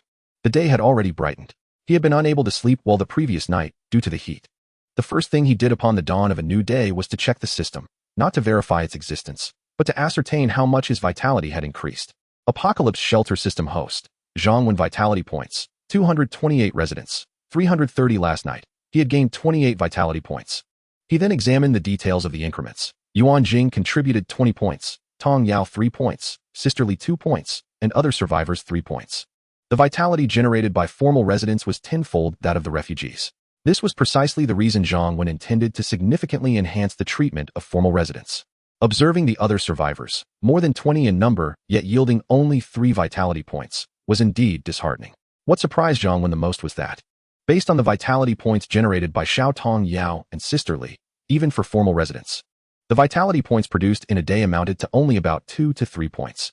Even if Yuan Jing's loyalty was exceptionally high, it should not exceed 5 points. How then did 20 points come to be? Zhang Wen glanced at the system's explanation, which was rather vague. Under special circumstances, such as heightened emotions, the generation of vitality points could surge dramatically. Special circumstances? What had Yuan Jing done yesterday? Was it possible that the two of them had shared a moment of passion? No. Today he must seize the opportunity to verify this once more. It is important to note that Zhang Wen was certainly not acting for his own enjoyment. It was all for the development of the shelter. After a brief wash, he took some bread and milk from the storeroom and headed to Yuan Jing. She and the others were already waiting for him. Good morning, Director. The three greeted him immediately upon seeing Zhang Wen. Observing Yuan Jing's composed demeanor, he chuckled. Indeed. Women are natural performers. Director, did you take the supplies yesterday? Yuan Jing asked, a hint of tension in her voice. Although Zhang Wen had mentioned that he would handle the supplies left in the corridor, the complete disappearance of all the supplies by morning had left the trio somewhat anxious. If he had taken them, that would be one thing, but if someone else had, do not worry. I have already arranged the supplies, including those from the supermarket downstairs. Zhang Wen reassured them. The supplies from the supermarket have also been arranged, and all within last night. That would be impossible without a sleepless night, wouldn't it? Although puzzled, Yuan Jing refrained from probing further. Come, let us have breakfast first. Afterward, I will outline your tasks for this morning. Zhang Wen produced the milk and bread. Before noon, all survivors within the shelter needed to be organized, so breakfast would have to be a simple affair. After breakfast, Zhang Wen provided Sister Li with various ingredients, including rice, flour, potatoes, cabbage, fish, and meat. Sister Li's task for the morning was to prepare meals, beginning with cooking enough rice for about 30 people. She would then prepare large pots of potatoes and cabbage, as these meals would be served in bulk and did not necessitate gourmet preparation. Additionally, she was to stir-fry a few simple dishes, ensuring they contained both meat and vegetables. Lastly, there would be a meticulously prepared dish, which was for Zhang Wen himself, adhering to the standards established the previous night. Zhang Wen's intentions were clear. Sister Li immediately understood. This was in line with what the director had mentioned earlier, that the shelter's personnel would be categorized, and their rations would vary accordingly. However, how did the director seem to know how many people could be retrieved today? Nonetheless, Sister Li was not one to speak out of turn. She had fully accepted her new role and promptly set about preparing the ingredients. As for Yuan Jing, Zhang Wen decided against having her personally search for supplies any longer. Thus, he retrieved the previously drafted document regarding the shelter's tiered benefits and asked Yuan Jing to continue refining it, along with making several copies to post on the wall for everyone to see. Zhang Wen had already broadly outlined the tiered system. However, while meal provisions had been somewhat established, other benefits remained to be detailed. The provisions for meals are categorized from lowest to highest as follows. 1. Refugees. Breakfast, none. Main meal, 150 grams of rice and 100 grams of vegetables. Additionally, 1 small bottle of water per day, with extra rations for good behavior. 2. Official residence. Breakfast, 1 bread roll or 2 buns. Main meal, 300 grams of rice, 100 grams of meat, and 200 grams of vegetables. Additionally, fruit and snacks are distributed every 3 days, with 2 bottles of water daily. 3. Resident officials. Breakfast, a choice of bread, buns, or rice noodles. Main meal, quantities of staple foods, meat, vegetables, and soup are not limited. Waste is prohibited. Additionally, fruit and snacks are provided every 2 days, along with a daily supply of drinking water. 4. Ministers or high-ranking officials. Breakfast, lunch, and dinner can be customized according to personal preferences for staple foods and dishes, limited to 2 dishes and 1 soup. Additionally, fruit, beverages, and snacks are provided daily, with unlimited drinking water. 5. The director of the shelter and their spouse. Meals are specially prepared by a private chef, with no limit on quantity. Note, with the exception of the director and their spouse, the treatment of all others will be adjusted based on performance and the availability of resources within the shelter. Observing Zhang Wen's categorization of personnel and their corresponding meal provisions, Yuan Jing, having endured numerous challenges, no longer naively perceives this as inhumane. Those capable in the apocalypse would naturally find the provisions for shelter residents acceptable. Yet the treatment of refugees seems akin to mere charity or even cruelty. However, for the vulnerable, particularly women who cannot defend themselves against the dangers of zombies or confront living aggressors, having a safe place to reside, access to food, and water is already a significant blessing. Initially, they may feel that such happiness is trivial in the face of the apocalypse, but as they confront its harsh realities, understanding will dawn upon them. Zhang Wen, 2, wishes for her to grasp this. To remain in the shelter, one must adhere to the established rules. Chapter 27. Survivors. Zhang Wen proceeded to address the survivors within the shelter. Apart from Zhang Wen, there were 26 survivors.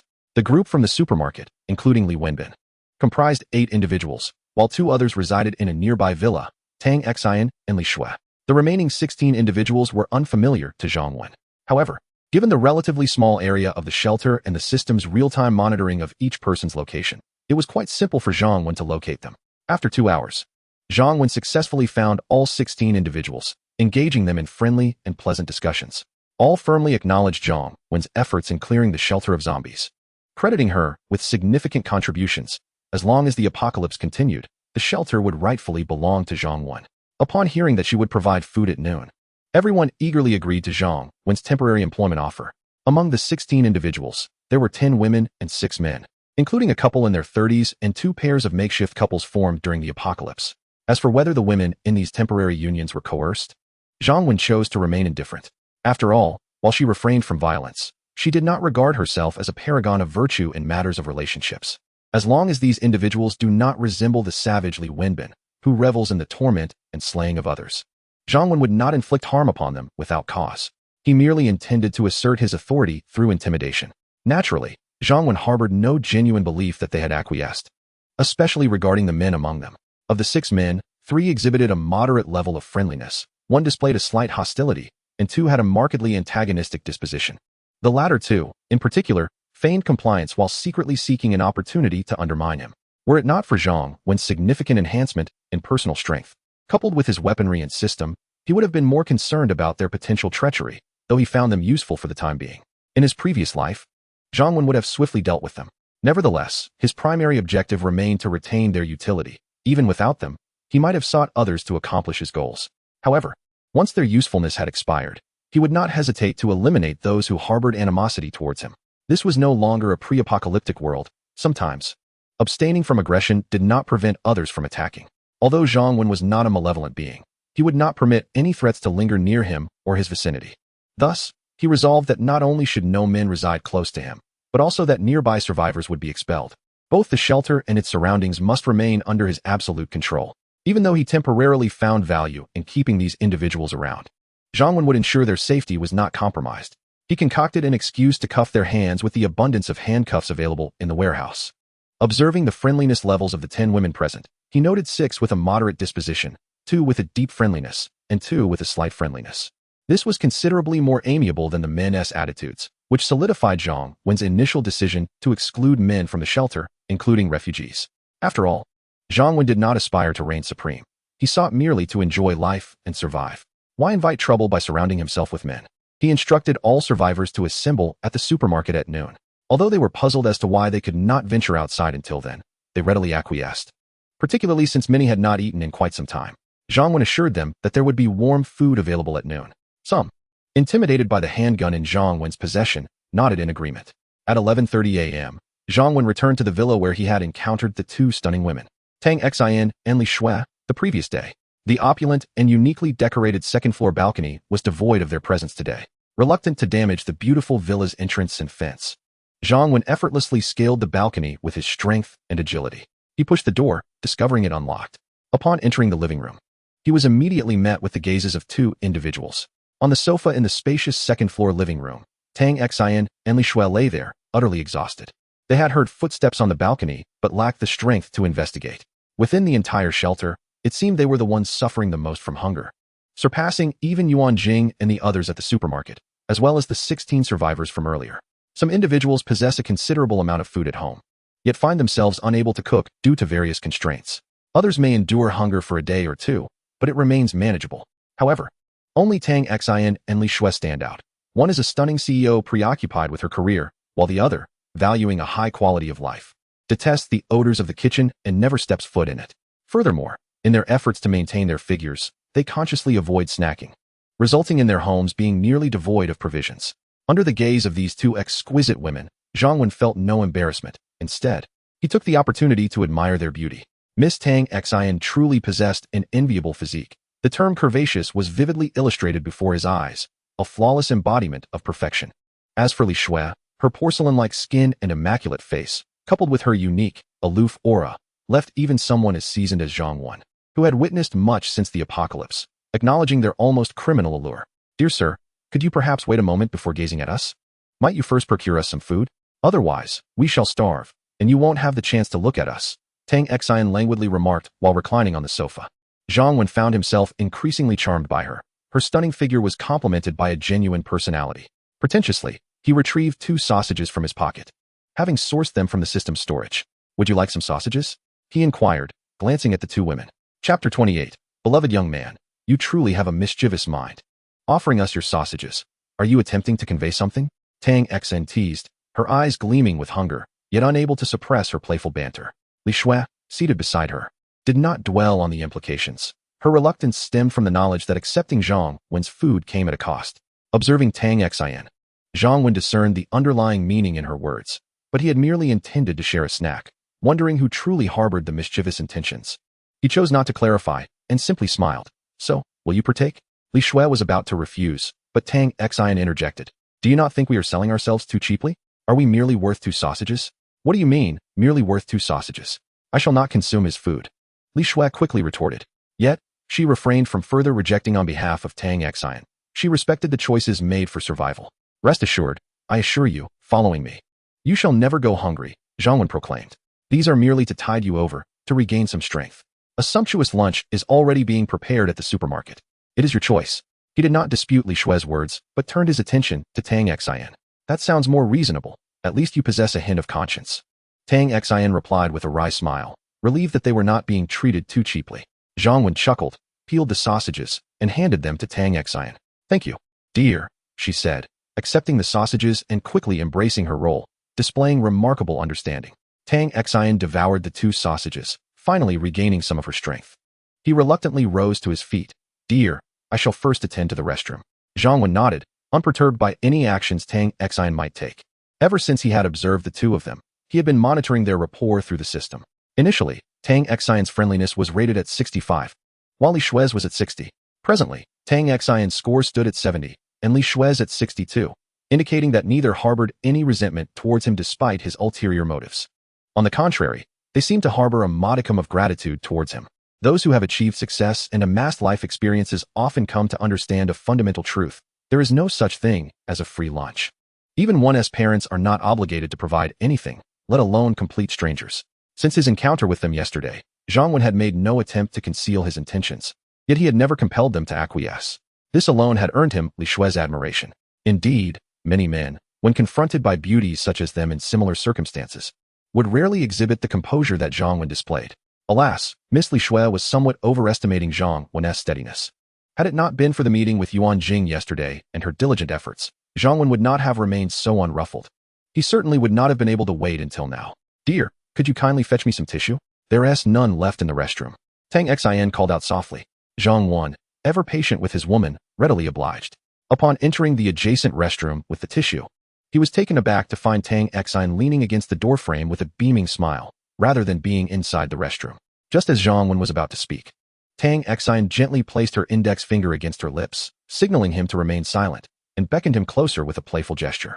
Noticing that Tang Xian's friendliness had not changed, he felt reassured and approached her.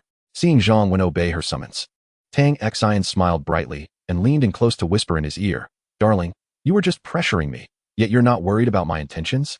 Inhaling her delightful fragrance and feeling a ticklish yet pleasant sensation by his ear, Zhang Wen couldn't help but think that a woman with such a captivating figure certainly knew how to entice. Let us get to the matter at hand. Aren't you hungry? The weather has been dry lately. Be cautious not to ignite any sparks. I'm concerned about your well-being. Zhang Wen remarked with a smile as he regarded Tang Xian. Such a lack of romance, you straightforward man. Tang Xian shot him a playful glare before softly continuing. Darling, I wish to discuss 2 matters with you seriously. First, although I have agreed to your request, I hope you can grant me a few days to adjust. Rest assured, it will not exceed a week. Second, do not pressure Xiao Shui too much. For now, let us say it's for my sake that she receives some food. In due time, I shall assist you in gaining her acceptance, all right? Having spoken, Tang Xian gazed at Zhang Wen with a hint of nervousness. Aware that she did not know him well, though she understood he had his boundaries despite his lecherous nature. No problem, I accede to both your requests. After all, it's all food on the same plate. I am certainly not in a rush, Zhang Wen assured her. Really? Thank you, darling. Tang Xian exclaimed, her gratitude evident. Tang Xian was utterly delighted, and she playfully planted a gentle kiss on Zhang Wen's cheek. My dear, just a reminder. Sometimes it's not that I don't give you time. Rather, you are the one who flirts with me first. So, you cannot blame me. Zhang Wen looked at her with a smile that was neither fully amused nor serious. Tang Xian's demeanor softened, her red lips slightly pursed. And with a beguiling twinkle in her eyes, she said, Darling, I simply find you too wonderful. This is my reward for you. Please don't dismiss it, or it would truly sadden me. This enchanting creature stirred something within Zhang Wen. He swallowed hard. Though he recognized her act as a deliberate display of vulnerability, it only heightened her allure rather than eliciting any distaste. However, Zhang Wen was not one to let provocateurs off easily. Beauty held no privilege in his eyes. After all, how could he maintain his authority in the sanctuary otherwise? The rich fragrance of her perfume wafted through the air, overwhelming him with waves of intensity that made one ponder the hidden dangers within. Despite some individuals appearing open in conversation, their actions often betrayed an awkwardness. Such individuals were not uncommon before the apocalypse. They could discuss various topics online with ease, yet when faced with real action, they would often appear bewildered. Having survived 2 years in this harsh world, Zhang Wen had not only learned to confront zombies, but had also acquired numerous life skills. He took pleasure in imparting his knowledge to those less experienced. He and the rosy-cheeked Tang Xin returned to the living room, where Zhang Wen retrieved 2 cans of 8 treasure porridge, handing one to Tang Xin and the other to Li Shui. Li Shui glanced at Zhang Wen, her tone unwavering yet calm. "No, thank you. This is from Tang Xion's share for you. Whether you eat it is entirely your choice," he replied, not indulging her. He tossed the porridge onto the sofa. Chapter 29, Rebellion Afternoon. Other survivors in the sanctuary gradually made their way to the supermarket. It was their first venture outside the building. They gazed at the bright, sunny sky. If it weren't for the blood-stained roads and the chaos of abandoned cars, they might have believed they were still in the pre-apocalyptic world, for there were no zombies in sight. Before long, everyone who ventured out noticed the towering walls a few meters ahead. They gasped in astonishment. This area was all too familiar to them, and just days prior, there had been no such grand walls. How could they have risen so suddenly in just a few days? Even before the apocalypse, no amount of infrastructure could have been erected in such a brief time span. Could it be an invasion by extraterrestrial civilization? Was the zombie virus brought by aliens? Though no one provided answers, they began to believe Zhang Wen's words. Living in his sanctuary felt remarkably safe. Yet, while some rejoiced, others felt dismayed. When Zhang Wen had found them, he had made it clear, all women could voluntarily choose whether to remain in the sanctuary. Those who chose to stay would undergo evaluations. The successful would become official residents, while those who did not pass would become wanderers. As for the men, they had no such options. Zhang Wen's requirements for them were: Zhang Wen temporarily provided sustenance to them, allowing them to regain some strength, after which they were expected to offer their labor in return. A day or two later, once they had sufficiently recovered, they would be required to vacate the shelter. At that time, some were motivated by hunger, while others, having heard Zhang Wen's claims about the limited territory of the shelter, did not openly oppose him, especially given his possession of weapons. However, now, aside from Yuan Jing and Tang Xian, the other 16 survivors soon gathered before the supermarket. Some, weakened by hunger, struggled to walk, while others appeared vibrant, seemingly faring better than before the apocalypse. Among the 16, some congregated in small groups with acquaintances, while others waited in solitude. 2 individuals stood out particularly. As they were handcuffed, one of the young men in his 20s quietly remarked to a man in his 30s, "Damn it, the walls here are evidently not his doing. He merely claimed it as his upon discovering it. He wants to allow us to stay, and now we're paraded about like monkeys." The man in his 30s cursed vehemently, "And now, even my wife refuses to leave with me. That wretched woman, who once begged me for food, has turned her back on me before I've even departed." The younger man smirked. "Come on, brother, I know what is going on with your wife. It's just you threatening others and forcing yourself on them. You can't expect her to remain devoted forever." The older man retorted with a laugh. "You're not one to talk. Haven't you also taken one for yourself, despite your age?" The younger man dismissed it with a grin. "You don't understand. A man can find allure in anything after a long drought, especially at my age. In these times, finding a girlfriend is extremely challenging. Those willing to sell themselves are either too expensive or unsafe. I haven't had meat in ages, so anything will do." The young man, Li Dongping, and the man in his 30s, Wang Tong, were both impoverished before the apocalypse. After the collapse, they each employed different means to acquire a woman and gather food. Thus, when Zhang Wen discovered them, they harbored the most animosity towards him. Unfortunately for them, Zhang Wen wielded a gun, while they remained mere ordinary men, lacking the courage to resist him openly. "There are several attractive women around. Don't you have any thoughts?" Wang Tong noted the 10 or so women nearby. Although none matched the beauty of Yuan Jing, nor the goddess-like allure of Li Shui or the dangerously enticing figure of Tang Xian, several were still more appealing than the woman he had previously secured. Hence, Wang Tong was not particularly troubled by her decision to distance herself from him. However, when it comes to those more beautiful women, his heart is stirred with longing and simultaneously filled with anger. Why should he leave this cherished place and allow that despicable leader to revel in it? Although Wang Tong did not fare well before the apocalypse, his mind is particularly astute. He is engaged in many underhanded deeds and has now devised a plan to deal with Zhang Wen. Does he not have his own thoughts? Li Dongping occasionally steals glances at a girl in a school uniform not far away, muttering resentfully, "Damn it, do you think I desire older women? Who wouldn't prefer the young? I haven't even tasted that experience yet, but unfortunately, that man has a gun. What can we do about it?" At this moment, Wang Tong lowered his voice, stating, "Though that despicable leader possesses a gun, he has committed a grave blunder, so we still have a chance." Li Dongping immediately inquired, "What blunder?" "He is monopolizing resources." "Monopolizing resources? How does that concern us?" Li Dongping asked, somewhat perplexed. Wang Tong smiled confidently, saying, "If that fellow named Zhang Wen had capable subordinates, his monopolization might be acceptable, and we would have to bow our heads under his roof. However, apart from us, it seems Zhang Wen is the only man in this shelter, and he wishes to drive us out while hoarding everything for himself. Think of it. Even the guy beside us with a wife, along with the other 3 men, would they truly be willing to leave? They must understand that outside there are no walls, and stepping out could mean losing their lives. Inside, there is food and beautiful women aplenty, with little danger. How do you think they would choose? If we unite and secretly procure some weapons, preferably ranged ones, even if Zhang Wen has a gun, 6 of us together would not necessarily fear him. If we can launch a surprise attack while he is unprepared, our chances of success would increase significantly. Li Dongping grew increasingly enthusiastic as he listened. And upon Wang Tong finishing, he immediately declared, "Brother, your reasoning is impeccable. Since danger is inevitable, we might as well take a chance here."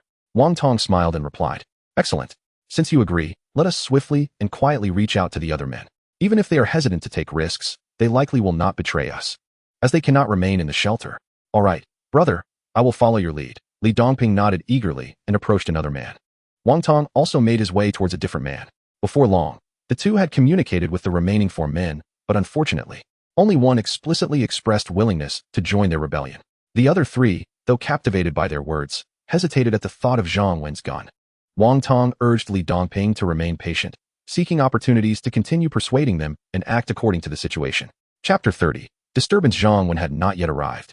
And Yuan Jing, along with Sister Li and the 2 young ladies who had spent the night with Lu Meiying, began bringing down the prepared meals. The survivors immediately became excited. Some were so hungry that they were thrilled to see such an abundance of delicious food. Some individuals find themselves untroubled by hunger, captivated instead by the alluring presence of the enchanting Yuan Jing, whose ample figure and delicate charm draw them in unexpectedly. In this moment, Wang Tong and Li Dongping, along with their companions, solidify their resolve to seize this place. Even those who had previously hesitated now quietly reach out to them. If a favorable opportunity for a surprise attack arises, they are eager to join in. "Beautiful lady, when will the meal be served? We are famished," they collectively express. With a unanimous agreement to revolt, they advance towards their objective, as Wang Tong, brimming with enthusiasm, steps forward to engage Yuan Jing, who is preoccupied with her tasks. He finds her irresistible, admiring not only her physique and appearance, but also her exquisite demeanor, which embodies his ideal. At that moment, regardless of the danger, Wang Tong is determined to take a chance. Yuan Jing, however, disregards Wang Tong's advances and addresses everyone, stating, "Please wait a moment. Once the director arrives, we will commence the meal." This is the protocol of the shelter. While Li Dongping appreciates the beauty of Yuan Jing, he does not harbor an obsession. With 6 men now inclined towards rebellion, his fear of Zhang Wen has significantly diminished. Upon hearing Yuan Jing's words, he can no longer contain his frustration. "Damn it. The director summoned us for a meal, and now we are left waiting? Are we to linger here all day if the director does not show?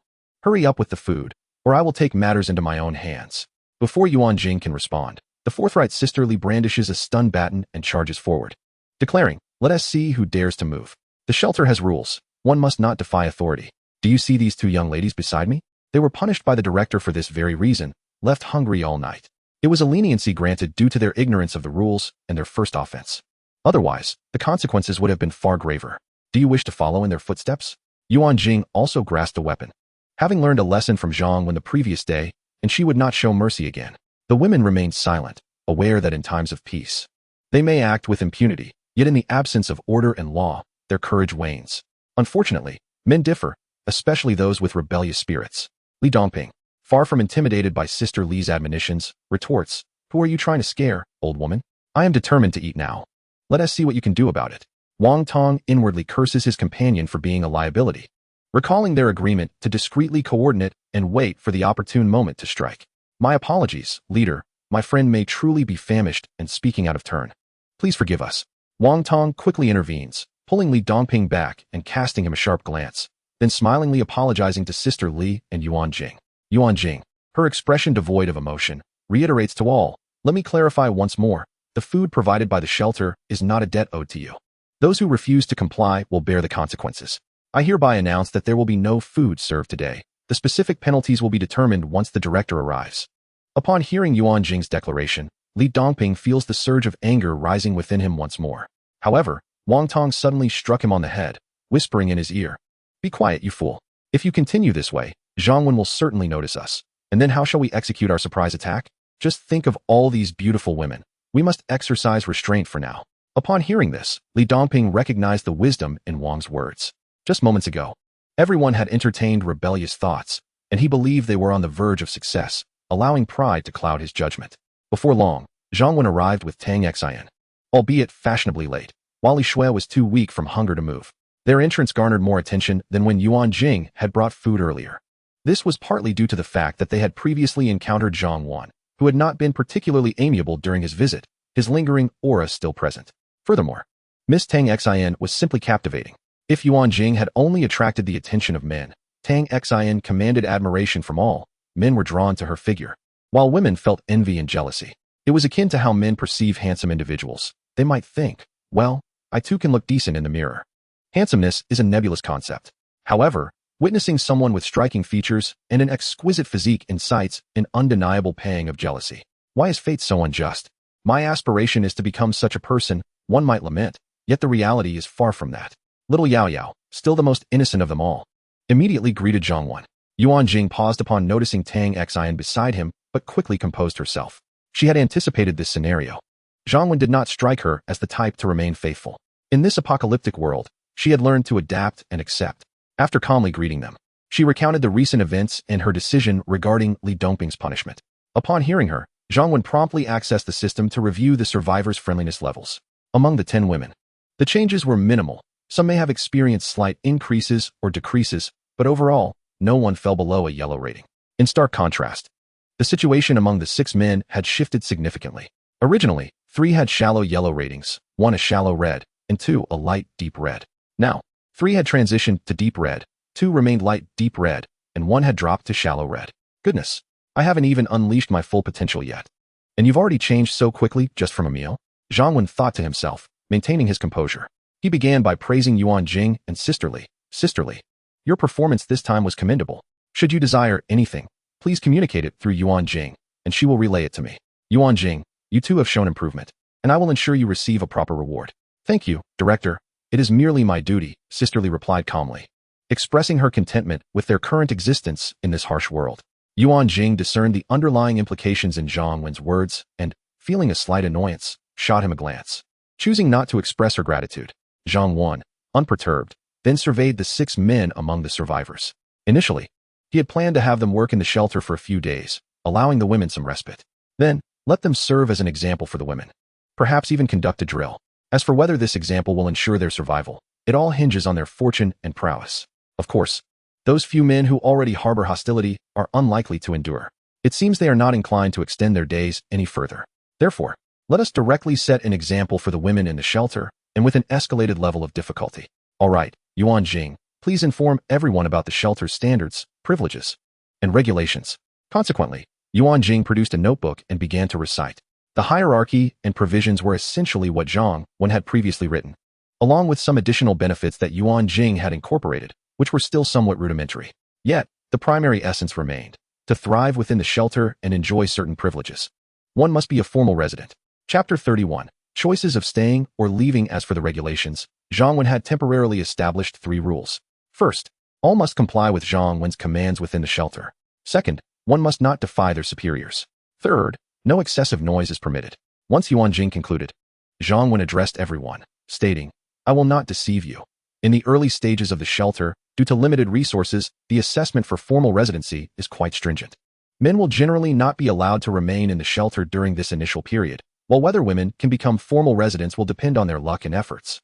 Naturally, even if women cannot attain formal residency, they may still stay in the shelter as refugees, with future opportunities to become formal residents.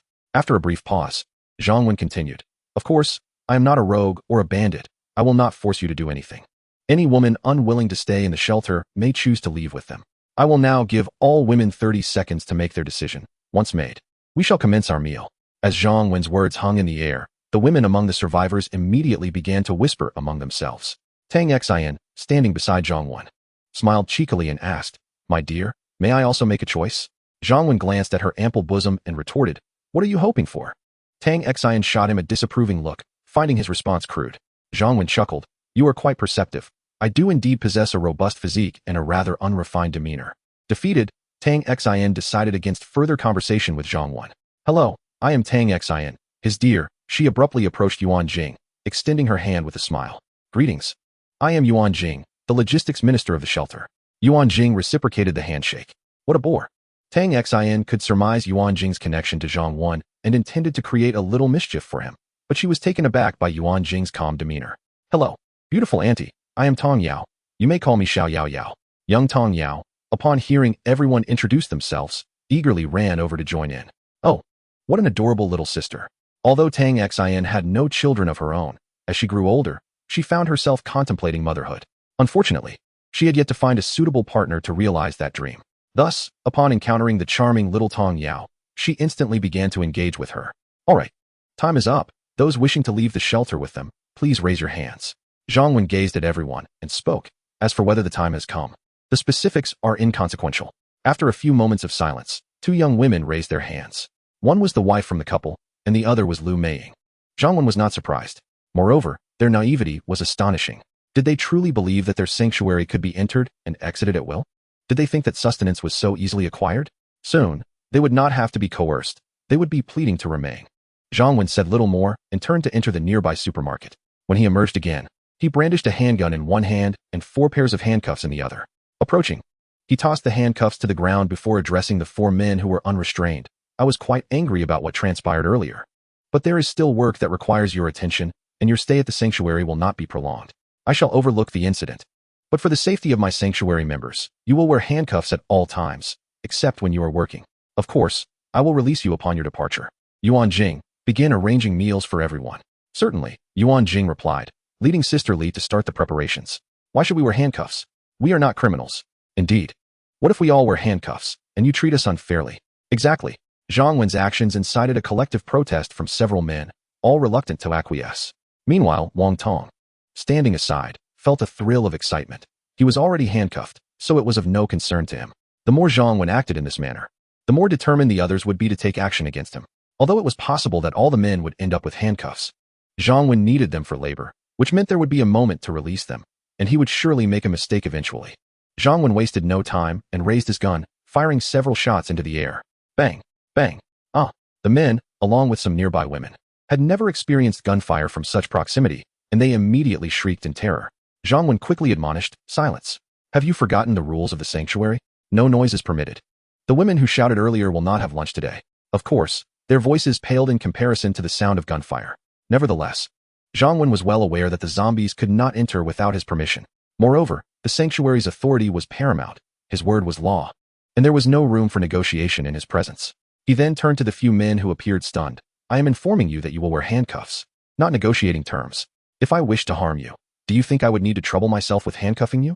The men, whether convinced by Zhang Wen's reasoning or simply too intimidated to resist further, hurriedly picked up the handcuffs from the ground and secured them on themselves.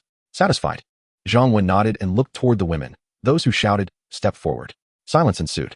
At that moment, little Yao Yao emerged with a sorrowful expression, exclaiming, Uncle Director, I called out just now. I report that I am here. Another girl, round-faced and clad in a school uniform, nervously stepped forward as well. Zhang Wen surveyed the surroundings, finding no one else offering words. Yuan Jing, is there anyone else? Zhang Wen was skeptical, for though he had not been attentive to the visuals, the sounds were unmistakable. There is her, and her. Yuan Jing indicated 2 other women. Zhang Wen turned to little Tong Yao, smiling as he remarked.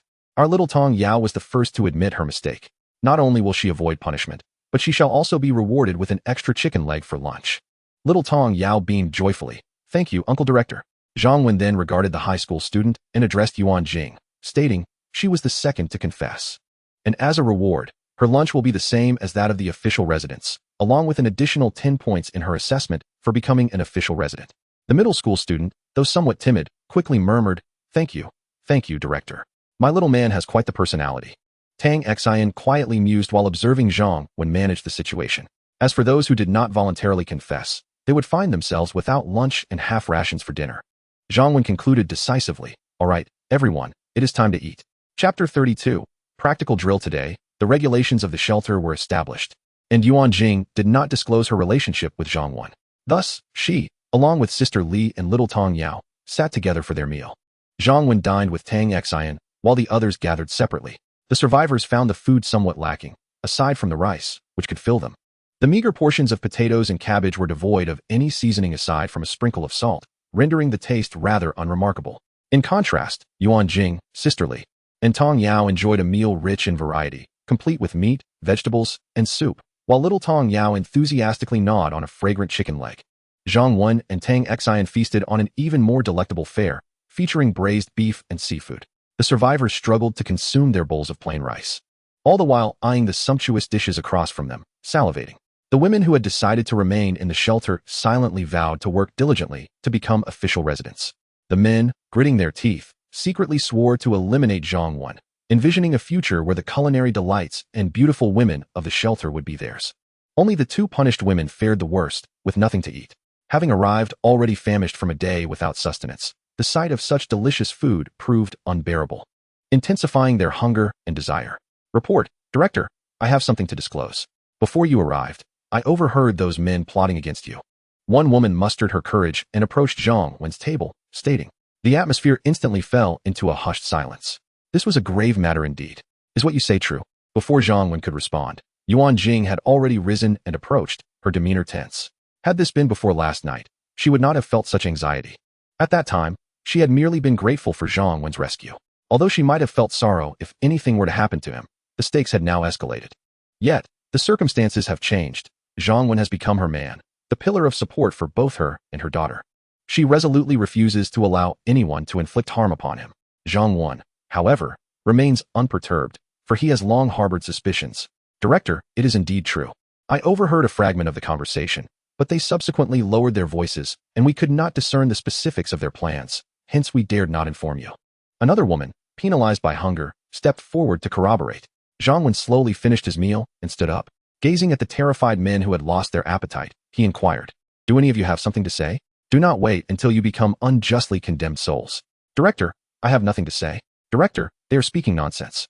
Director, this was not my idea. Each individual, gripped by fear and lacking fortitude, reacted differently. Some denied their involvement, while others hastily attempted to absolve themselves, indicating the veracity of the matter. Thus, the concept of team players was born. At that moment, Yuan Jing brandished her weapon and approached Zhang Wen, stating, Zhang Wen, we harbor no malicious intent, yet we must not allow any threats to linger within the shelter. Zhang Wen glanced at Yuan Jing, smiling. She has indeed matured swiftly.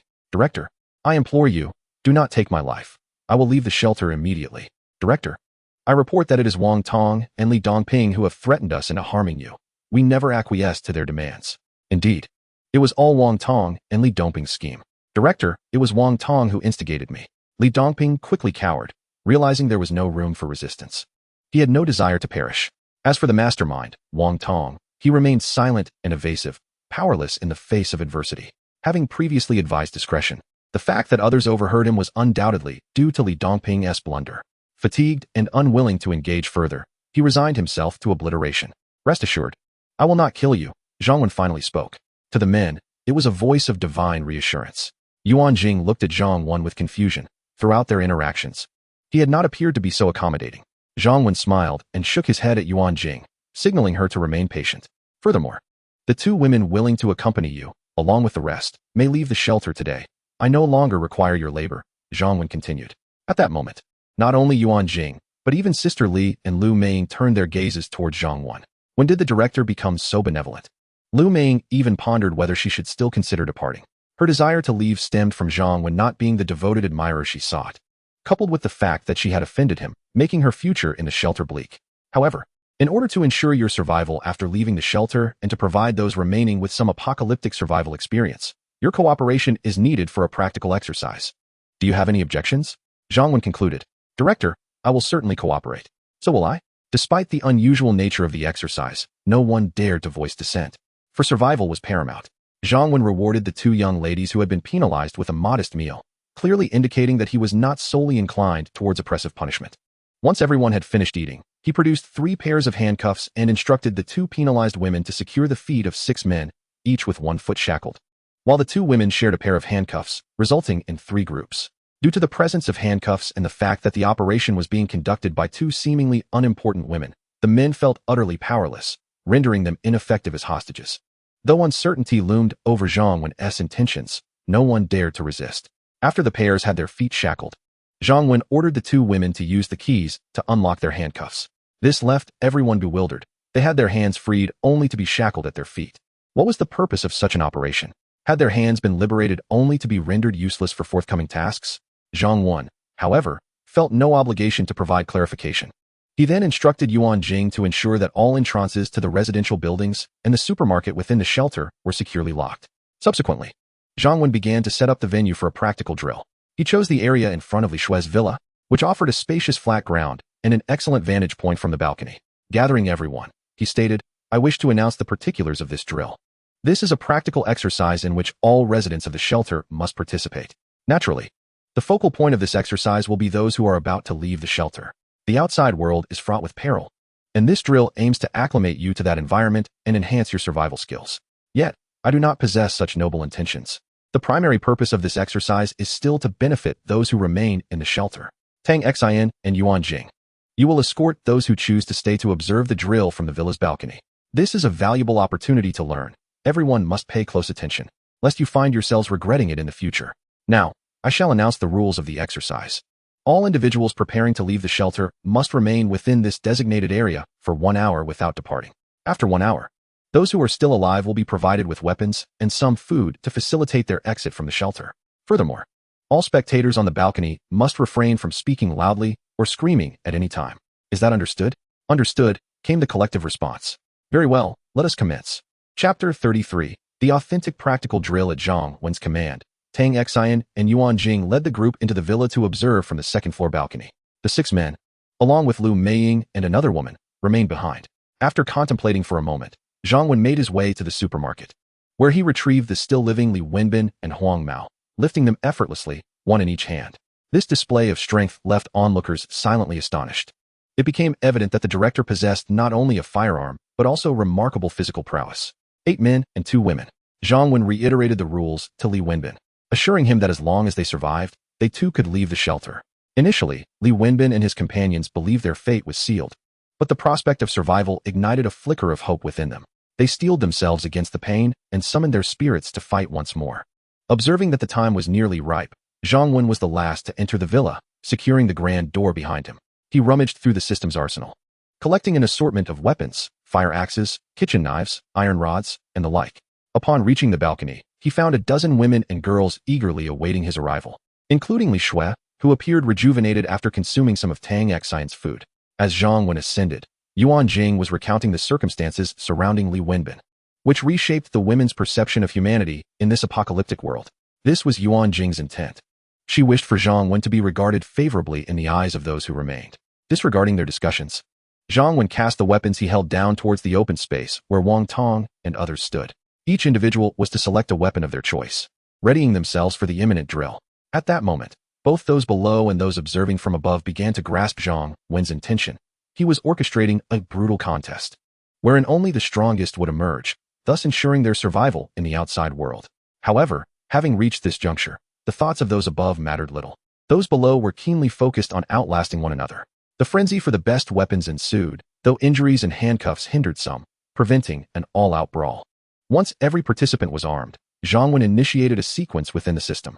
He first surveyed the distribution of zombies through the perimeter cameras, then opened a small gate, allowing nearly 20 zombies to enter before promptly sealing it once more.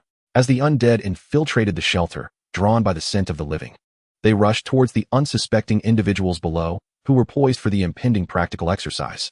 Zhang Wen, wishing to delay the demise of the participants, promptly issued a warning. Misinterpreting his intent, the individuals below braced themselves for an imminent brawl, casting wary glances at one another. Now all were adversaries. Meanwhile, 2 women leisurely distanced themselves, seemingly disinterested in participating, confident that no one would dare harm them. Lu Meiying even considered this strategy quite astute. The ultimate victor would undoubtedly be formidable, and aligning with him would shield her from peril. As the individuals below awaited Zhang Wen's signal to commence, they were instead met with an ominous sound, a horde of zombies. Panic ensued as they realized the gravity of their situation. How had the zombies breached the high walls? How many had entered? In that moment, Zhang Wen, observing the chaos below, proclaimed loudly, "I hereby declare, the practical exercise has begun." The participants realized that leaving the designated area constituted a violation. Even if the zombies did not claim their lives, he would. Thus, they had no choice but to resist. Moreover, the number of zombies this time is scarce. As long as you possess courage and skill, what do these few zombies signify? If you cannot handle such a trivial number of zombies, how can you expect to lead women to survival? At this moment, everyone truly comprehended the essence of Zhang Wen's practical exercise. It was not intended for them to turn upon one another, but rather to acclimate them to the presence of zombies outside, enhancing their chances of survival once they ventured forth. However, how did the director anticipate the arrival of zombies at this precise moment? Furthermore, how did the zombies manage to scale the walls? Was this part of the director's design? In that instant, Zhang Wen appeared not only formidable, but increasingly enigmatic in the eyes of those within the shelter. Run! The zombies are coming. We cannot flee. We are shackled and cannot outrun the zombies. We must confront them. Director, please shoot. I beg you, save me. I do not wish to die. Many, despite having faced the apocalypse for 3 or 4 days, were confronting zombies for the first time, leading to widespread panic and fear. Some, however, had already faced zombies and were not as frightened. Yet, they were bound to one another if they did not cooperate. One attempting to flee while the other fought could lead to their mutual downfall. Although the zombies appeared to wander slowly, once they caught the scent of living blood, their speed was astonishing, and soon they were upon the survivors. Instantly, chaos ensued, filled with the cacophony of excited zombie roars, human screams, and terrified cries. What captured Zhang Wen's attention were 2 individuals, the injured Li Wenbin and Wang Tong. They were the calmest among the crowd, exuding a fierce determination as they dispatched zombies without hesitation. Regrettably, one was hampered by a gunshot wound, while the other was encumbered by his partner, Li Dongping, who was solely focused on escape. This predicament was, of course, of their own making. Zhang Wen had contemplated conducting a drill for these individuals in a few days before allowing them to leave the shelter. However, the difficulty of the exercise originally planned was far less daunting, with most participants expected to survive. As the influx of zombies increased, casualties swiftly followed. Yet, this dire situation compelled some, solely fixated on fleeing, to reluctantly grasp their weapons and fight back. Unfortunately, lacking prior experience with zombies or any practice in killing them, their effectiveness was severely limited amidst the chaos. In just a few minutes, 7 or 8 zombies had been slain, yet 4 survivors had already perished, with the number of injured remaining uncertain. Chapter 34. The educational session. Zhang Wen surveyed the women upstairs, all wearing expressions of sheer terror, and stated, "Pay close attention, everyone. This practical exercise is not designed to instill fear, but to allow you to experience the apocalypse and the nature of zombies, including their attack methods and speed. Observe how the survivors engage with the zombies, their counter-strategies, and the issues that arise. Although you are currently safe within the shelter, you may not encounter zombies in the immediate future. However, this does not imply that all of you will remain in the shelter indefinitely. If you do not acclimate yourselves now, you will inevitably face dire consequences in the future." Observing the collective effort to muster strength, Zhang Wen added, "Today, as final practical exercise will be conducted by me, as I shall personally instruct everyone on how to eliminate zombies." Upon hearing this, Yuan Jing immediately grew anxious and exclaimed, "Zhang Wen, there are still so many zombies down there. It is far too perilous." At this juncture, Tang Xian chimed in, "Indeed. Previously there were numerous individuals, yet several have already perished, and the remaining ones possess little combat capability. With so many zombies still present, it is far too dangerous for you to go alone. Please reconsider." Zhang Wen reassured them, saying, "Do not worry. I have many more splendid days to live, and I would never jest with my safety." This was not mere arrogance on Zhang Wen's part. After 2 years in the apocalypse, he had accumulated a wealth of experience in combating zombies, and his strength had significantly increased, rendering him quite safe. Moreover, while there appeared to be many zombies, a great number were preoccupied with feeding, thus lacking interest in pursuing new prey, making this moment relatively secure. Above all, one must acknowledge that nothing in this world is absolute. However, Zhang Wen possessed 2 lives, which was his true source of confidence. Yuan Jing remained unconvinced, suggesting, "What if we all go down together armed? Strength lies in numbers. If each of us can take down just 1 zombie, that could suffice. Count me in." Tang Xian concurred. Yet, upon hearing the prospect of confronting zombies, several women displayed immediate trepidation. Zhang Wen shook his head. He had no intention of sending his women to confront those filthy creatures. As for the others, he felt no urgency. Sending them now would only result in significant casualties, and the shelter was still in a phase of personnel shortage, unable to afford such losses. This exercise was meant to provide them with experience, not to lead them to their deaths. "All right, you all remain upstairs and observe how I confront the zombies. There will be opportunities for you in the future." Zhang Wen did not allow Yuan Jing and the others to decline and turned to descend the stairs. The necessity for him to engage personally was driven by several objectives for this practical exercise. First, to demonstrate his strength. Second, to instill an understanding of the apocalypse's dangers, ensuring they would not easily entertain thoughts of leaving the shelter. Armed with a fire axe, Zhang Wen exited the villa. Indeed, many zombies were engrossed in feeding, showing no interest in Zhang Wen. However, one zombie, closer to him, noticed Zhang Wen and approached immediately. The women on the floor above became tense, with Yuan Jing and Tang Xin particularly worried. Yet, Zhang Wen remained calm and confidently proclaimed, "Pay attention. When dealing with zombies, the foremost rule is to remain unflustered. First, assess the situation. If there are few zombies and they can be managed, then eliminate them. If there are many and they pose a potential threat, retreat temporarily." He continued. Next is the choice of weapon. When confronting zombies head-on, it is advisable to avoid using a handgun. Firstly, the sound of gunfire from a handgun is exceedingly loud. While the vision of zombies is extremely poor, akin to that of blind individuals, they rely on their hearing and sense of smell to locate food. And the noise of a gunshot will attract the majority of zombies to assault you. Moreover, the accuracy and firing speed of a handgun are questionable. Avoid selecting short and lightweight weapons such as daggers or fruit knives, as zombies are impervious to pain and these weapons possess limited lethality against them. The most effective weapons for dispatching zombies are a fire axe or a crowbar, which boast considerable power and suitable length. As he spoke, a zombie was already approaching. Zhang Wen swung the fire axe with great vigor, aiming for the creature's head, and with a single blow, he shattered the zombie's skull. He continued, "The only vital weakness of a zombie is its head. Thus, when confronting them, remain calm. Panic may lead to haphazard attacks or a lack of precision. Be sure to strike with force, otherwise, your weapon may become lodged. If your weapon does get stuck, do not panic. First ascertain whether the zombie is dead. If it is lifeless, attempt to free your weapon, but if it proves difficult, do not hesitate to abandon it."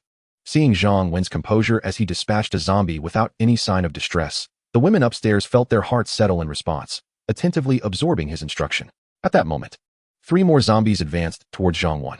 He remarked, "Zombies are not faster than humans. Therefore, if you find yourself overwhelmed by their numbers, you may choose to retreat to a safe location or exploit their distance to eliminate them one by one. Remember, when retreating, do not panic or act recklessly. Zombies are inherently slower, but should you fall, that advantage will be lost. Of course, if you possess sufficient strength, there is no need to retreat. Simply engage them head-on." Zhang Wen took the initiative, his axe flying through the air as he dispatched one zombie after another. Observing the commanding figure below, seamlessly combining a display of might with instruction, the women were captivated, their eyes sparkling with admiration for the leader. The sense of security provided by his protection extinguished any thoughts of leaving the shelter. Zhang Wen continued to eliminate the remaining zombies, swiftly dispatching the last of the dozen or so. Chapter 35. Husband, I beg you, spare me. With the zombies eradicated, the survivors downstairs faced dire consequences. 5 individuals had succumbed to bites and were devoured, including Li Wenbin and Miss Lu Meiying. Fortunately, 1 woman managed to survive, while 4 men remained alive but in a wretched state, some even sustaining injuries.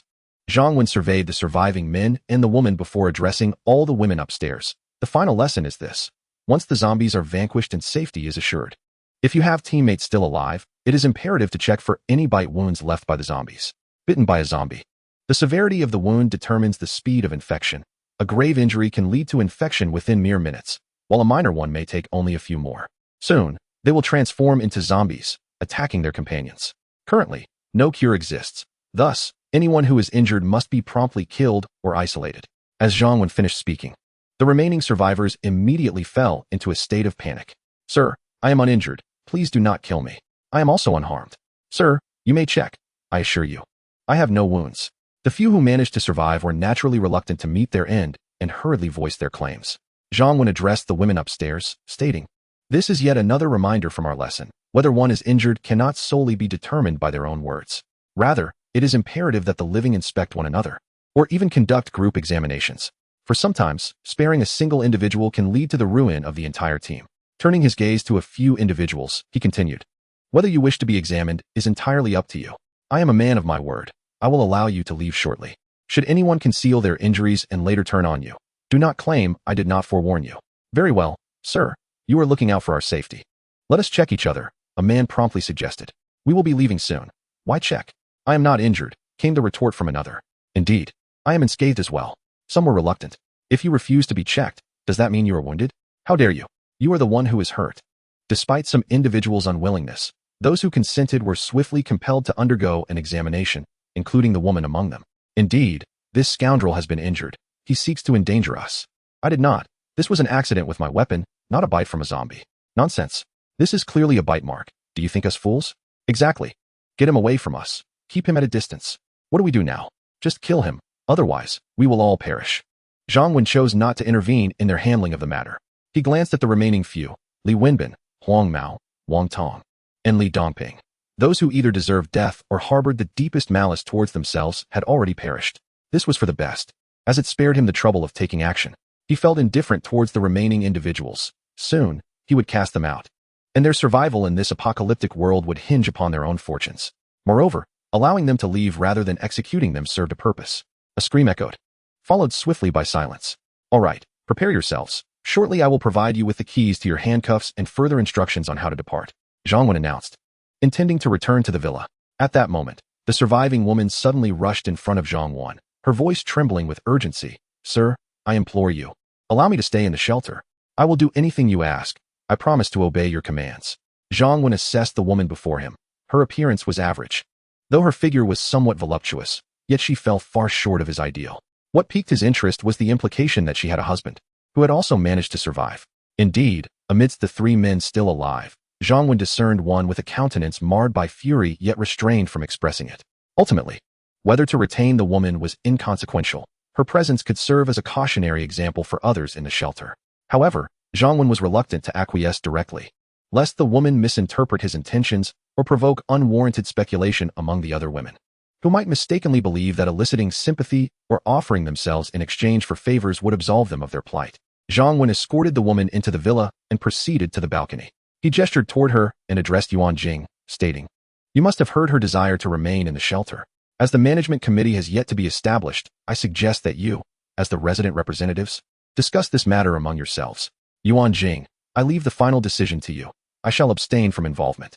Turning to Tang Xian, he added, Tang Xian and Li Shui, please examine me to ascertain if I have sustained any injuries. Henceforth, after any engagement with the undead, it is imperative that at least 2 individuals inspect the participants for wounds. Tang Xian shot Zhang Wen an incredulous look. With the impressive and swift manner in which you just acted, not to mention the multitude of eyes that bore witness, do you truly require an examination? She thought, bemused. Nonetheless, she recognized Zhang Wen's commitment to establishing rules. All individuals were mandated to undergo scrutiny, the director included. Although Li Shui's fondness for Zhang Wen had grown, their rapport had yet to reach an intimate level. Despite her reluctance, she was compelled by Tang Xian to comply. After a few moments of thorough examination, Zhang Wen found himself in good spirits. Meanwhile, Yuan Jing and the others convened to deliberate, ultimately arriving at a resolution. While it was termed a discussion among residents, the current official residents comprised Yuan Jing, Sister Li, and Little Tong Yao. There was little need for extensive debate, as it was evident that the decision rested with Yuan Jing. Yuan Jing, having begun to grasp Zhang Wen's temperament, recognized that while he might not hold the woman in high regard, his willingness to bring her forward indicated an intent to retain her, particularly given the shelter's current shortage of personnel. Zhang Wen's insistence on leaving the decision to her was a means of establishing her authority, as well as signaling that he did not wish for nothing to transpire. Thus, Yuan Jing declared, Director, after our discussions, we have concluded that if she wishes to remain, 2 stipulations must be met. First, she must negotiate with her husband, as they remain, in principle, married. Second, should she be permitted to stay, her initial benefits and treatment will be inferior to those of the others, contingent upon her performance before any equalization is considered. Zhang Wen chuckled. As I said, you decide. I shall not interfere.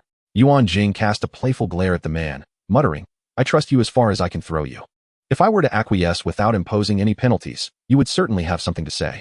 Upon hearing Yuan Jing's conditions, the woman immediately called out to her husband downstairs. Darling, I wish to remain in the shelter. Please take care of yourself henceforth. The woman's husband could no longer contain his anguish and cried out, My dear, how could you do this? We had agreed to leave together. We are married. How can you choose to stay behind alone? He imagined the shelter with only Zhang Wen as the sole man, fearing for his wife's safety. The thought of her remaining behind, potentially vulnerable to other men, filled him with dread. Although he had entertained the idea of taking multiple wives when Wang Tong had contacted him, he found himself unable to accept such a notion when it came to his own wife. The woman remained indifferent, stating, It is too dangerous outside. As a woman, I cannot assist you and might even endanger you further. You must go on without me. The man, undeterred, continued to fantasize while assuring her, Do not worry, my love. I just fought off a zombie. Once we are outside, we will find a safe place to hide. Before he could finish, the woman burst into tears, imploring, Husband, consider this my wrongdoing. I will repay you in the next life. Please, let me live. Chapter 36, A Call for Help. The man fell silent. Even those upstairs, who had previously looked down upon women, were struck into silence. Indeed, the woman merely wished to survive. Was that so wrong? If one were in her shoes, After witnessing so many perish at the hands of zombies, could they still muster the courage to venture out with their partner? Initially, the woman had not chosen to stay in the shelter. She had opted to leave with her husband, demonstrating her commitment to share both joys and hardships with him. Yet, reality proved to be merciless. Not everyone can maintain their resolve in the face of death. During the hottest hours of noon, when zombie activity was at its lowest, Zhang Wen kept his promise and allowed the 3 surviving men to leave the shelter. This decision was not only to uphold his word, but also to set an example for those remaining behind, serving a minor yet significant purpose. Their survival now rested solely on their own capabilities, and he hoped they would not disappoint him, for they had shared a meal together. Upon returning to the villa, Zhang Wen summoned Yuan Jing, Tang Xian, and Li Shui. At Zhang Wen's request, Tang Xian and Li Shui applied to join the shelter as official residents. Tang Xian, bewildered, remarked, "Darling, everyone already belongs to you. Why do you still care about this formal admission?" In contrast, Li Shui's eyes lit up as she addressed Zhang Wen, saying, "I will join the shelter, but I am not yet your woman. You must assign me a position." This assertive demeanor revealed her ambition, unwilling to merely be a decorative figure. Fortunately, this aligned perfectly with Zhang Wen's intentions. The shelter already had a limited number of capable individuals. Even if Li Shui had not expressed her desire, Zhang Wen would have taken action. After all, amidst the apocalypse, survivors were plentiful, but capable women were a rare treasure. Once Tang Xian and Li Shui received the system's acknowledgement to join the shelter, Zhang Wen glanced at the resident management system. Resident management, Tong Yao, 6 years old. Specialty, singing and dancing, loyalty, 89. Yuan Jing, 30 years old, specialty, management, loyalty, 92. Sisterly, 43 years old, specialty, cooking, loyalty, 72. Tang Xian, 27 years old, specialty, fitness instructor, loyalty, 86. Li Shui, 26 years old, specialty, corporate management, loyalty, 70. Zhang Wen had long suspected the specialties of Tang Xian and Li Shui. What he truly wished to examine was their loyalty. It was satisfactory. Although Li Shui's loyalty was not particularly high, it met his expectations, especially considering their limited time of interaction, particularly the intimate kind. With only these 5 formal residents, the number felt too scant. Others still required evaluation before joining, as Zhang Wen did not wish to devalue the status of formal residents. Even if all were to join, they would number only a little over 10. Therefore, Zhang Wen addressed the group, stating, "At this stage, there are 3 matters that require our immediate attention. First, the shelter needs to recruit a substantial number of individuals. Second, we must search for supplies throughout the shelter. Third, we need to establish various departments to ensure the shelter operates smoothly." Yuan Jing had grown accustomed to following Zhang Wen's directives and remained silent. Tang Xian, not particularly skilled in management nor concerned with these issues, stayed quiet as well. Only Li Shui raised her hand and said, "Director, may I offer a suggestion?" Zhang Wen smiled and replied, "Of course. Outside, one must comply without question. But in a meeting, it is essential to voice constructive opinions. Otherwise, what is the purpose of convening?" Li Shui nodded and articulated, "Director, I believe our immediate priority should be to find a way to establish contact with the outside world, to gather information regarding whether the disaster has been controlled and if order has been restored. If order is nearing restoration, then we need not take any action and can simply await rescue. However, if order has not been restored, our first priority must be to search for supplies, to ascertain how long the resources within the shelter will sustain us before considering recruitment." Zhang Wen nodded in agreement, saying, "That is quite reasonable." A smile graced Li Shui's delicate face, accompanied by a thought, "Well, he should consider my previous role." But then she heard Zhang Wen continue, "Now, let me elaborate on the personnel arrangements regarding the 3 matters I mentioned." Li Shui's smile froze on her face as she glared at the repugnant man across from her, feeling for the first time that she was being toyed with and disregarded by a man. "So, you acknowledge my reasoning, yet act as though you have not heard it at all." Tang Xian, who had been feigning serious attentiveness, couldn't help but laugh at Zhang Wen's unexpected twist. Yuan Jing, however, remained composed, having experienced such antics before. In truth, Zhang Wen genuinely found merit in Li Shui's suggestions. Had he not been reborn and aware of the ensuing 2 years narrative, he would undoubtedly have followed her advice. Ignoring their reactions, Zhang Wen proceeded, "Regarding the first point of recruitment, this is how I envision it. Though we are currently unable to actively seek survivors, we can certainly allow them to come to us. The walls surrounding our sanctuary are quite formidable, and it is highly likely that many survivors nearby have witnessed our existence and are eager to enter. Yuan Jing, later on, you should arrange for a few individuals to procure large white cloths and inscribe the message of our recruitment in bold red letters. I will find a way to hang it outside the city walls. The recruitment criteria are as follows: women, in good health, without male relatives, aged under 40. with a possibility of extending the age limit to 45 for those possessing skills. As for the method of entry into the sanctuary, every day from 1 to 2 in the afternoon, they should approach through the 2 designated gates and enter in batches, with a maximum of 5 individuals at a time. All right, I have noted everything down and will make the necessary arrangements. Yuan Jing clearly intends to carry out Zhang Wen's instructions without hesitation, diligently taking notes as Zhang Wen speaks. At this moment, Li Shui interjects. While this may attract a number of people, it also presents numerous risks. For instance, what if too many individuals come, drawing hordes of zombies? What if enemies deliberately send spies to gather information? Or even worse, what if male villains disguise themselves as women to infiltrate? Zhang Wen nodded in agreement. Your concerns are valid. The 3 women collectively rolled their eyes at Zhang Wen. Yet again, Zhang Wen, standing her ground, replied, what is the matter? I believe Li Shui's points are indeed reasonable, and I have solutions as well. Oh, then please share how you plan to resolve this. Li Shui was the first to speak, curious to see Zhang Wen's approach and gauge her capabilities. Zhang Wen responded. Firstly, regarding the issue of attracting too many zombies. I have considered this as well. Otherwise, why would I have designated the time frame from 1 to 2 in the afternoon? It is during this period that zombies are least active under the sun. Furthermore, I have limited the entry to a maximum of 5 individuals at a time to minimize the noise that could attract attention. After a brief pause, Zhang Wen continued. Of course, being within the sanctuary means we cannot maintain order outside, ensuring that they arrive quietly in groups of 5. They may not comply. Therefore, we will also clearly communicate this via the cloth banners. We hope they can coordinate their entry quietly among themselves. If their chaos or any other reason leads to a significant influx of zombies, we will not open the sanctuary doors. Li Shui nodded. This approach is indeed sound, albeit somewhat cold-hearted, as failing to open the door would likely result in many deaths.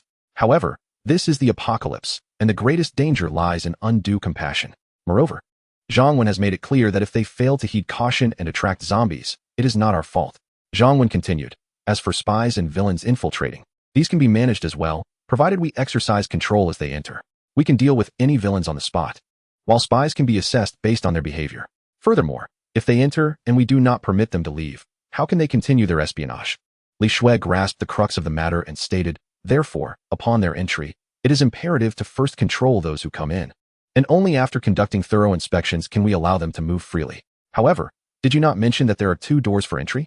If 2 individuals simultaneously admit people, with 1 door left unattended, should a nefarious character manage to enter, I fear for our safety. Moreover, even if it were just you, admitting 5 individuals at once poses a risk, especially if a villain possesses adept disguise skills. Multiple wrongdoers could infiltrate at once, putting us in jeopardy. Thus, my suggestion is to open 1 door at a time and permit only 1 person to enter at a time. Zhang Wen chuckled lightly and replied, your concerns are valid. Yet such a method would significantly slow the entry process. After all, communication between those inside and outside requires time. Furthermore, if the individual entering is formidable and armed, the difference between 1 person and several becomes negligible. The women recalled Zhang Wen's prowess in dispatching zombies earlier that day, and a sense of unease washed over them. Indeed, if someone more formidable than Zhang Wen were to infiltrate, 1 individual could easily overpower dozens. Zhang Wen, sensing their anxiety, continued, in truth, there is no need for excessive worry. This is merely a consideration of the most extreme adverse scenario. Since I intend to recruit a substantial number of individuals, I will ensure such circumstances do not arise, as I refuse to place us in any perilous situation. Firstly, regarding the recruitment criteria, we shall stipulate that women seeking refuge must wear minimal clothing and carry no baggage or weapons. Verification will occur prior to entry, and those who do not adhere to these regulations will not be granted access. I have devised a method to conduct this verification without opening the door, so you need not fret. Secondly, within the shelter, there exists a workshop specializing in stainless steel security doors and windows. I will have 2 sturdy stainless steel frames fabricated, one side of which will be welded to the shelter's small door, while the other will feature a lockable, operable door. Each woman admitted will first pass through this small door into the stainless steel frame. If we do not unlock it, they cannot exit. At this juncture, we can conduct a thorough body inspection. Should we identify any suspicious individuals or those carrying weapons, we can temporarily restrain them with handcuffs before allowing their exit. What the women were unaware of was Zhang Wen's ability to monitor the shelter's surveillance cameras, enabling him to observe the number of entrants and their gender before they even crossed the threshold.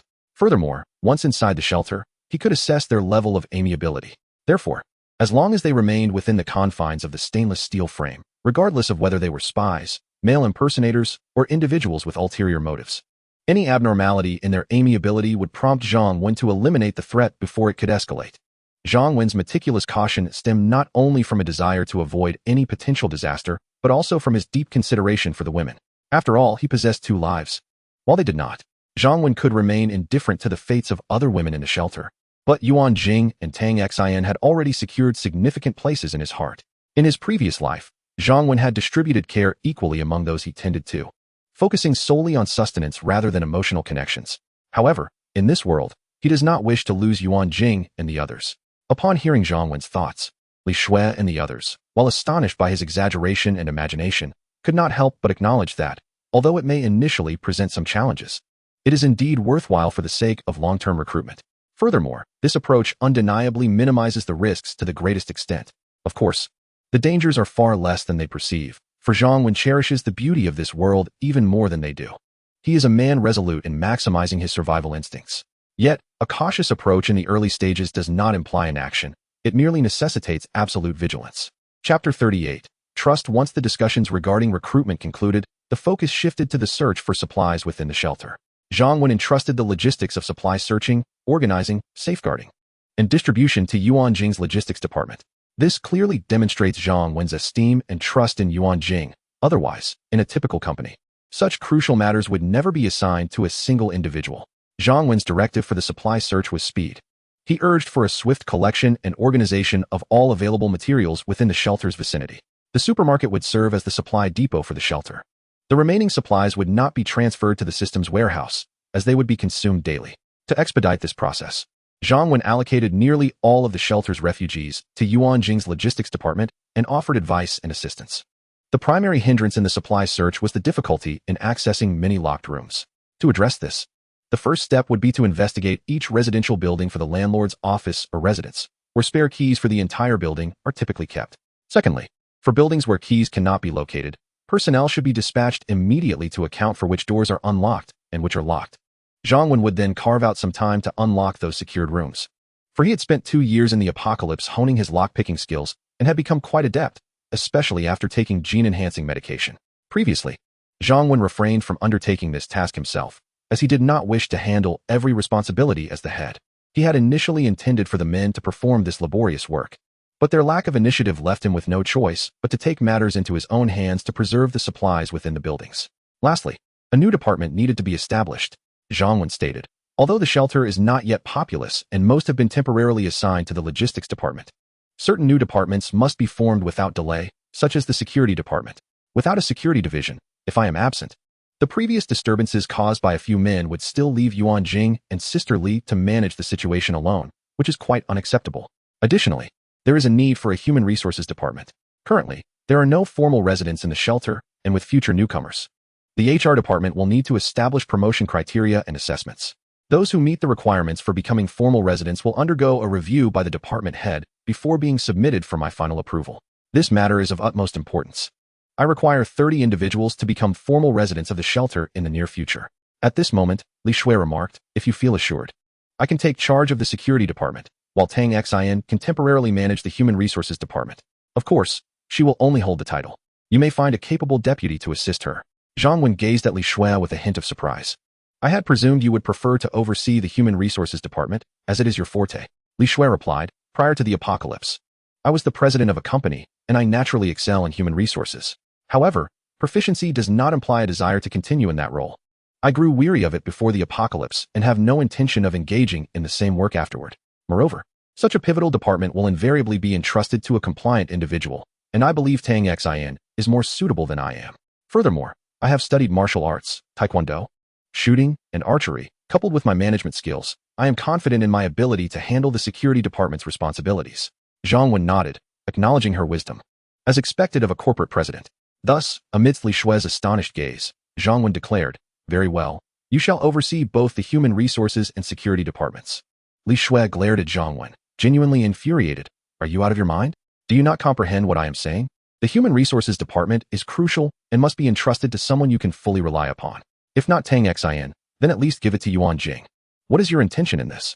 Zhang Wen replied, that is precisely my intention. Is Yuan Jing not busy enough? As for Tang Xin, let her remain my personal fitness coach. I believe she would prefer that position. Ah, my dear, you truly understand me. Upon hearing this, Tang Xin could not help but joyfully blow Zhang Wen a kiss, as she had no genuine interest in managing human resources. Li Shui, who had spent considerable time with her, understood this well, which is why she suggested finding a competent deputy for her. What more do you wish to say, Li Shui? Zhang Wen suddenly produced an item, placing it before her, interrupting her words. Since you are still overseeing the security department, here is a weapon for you. This is the reason I still want you to manage the human resources department. Li Shui looked at the handgun placed before her, somewhat incredulous. Did he truly have that much faith in her? She grasped the implication of Zhang Wen's words, because I have absolute trust in you. To the extent of entrusting you with a firearm, what is there to doubt regarding your management of the human resources department? Moreover, since you are knowledgeable in shooting, teach Yuan Jing and Tang Xin when you have the opportunity. I will also provide them with firearms. For now, I have 4 guns, one for each of us. Zhang Wen glanced at Li Shui and continued.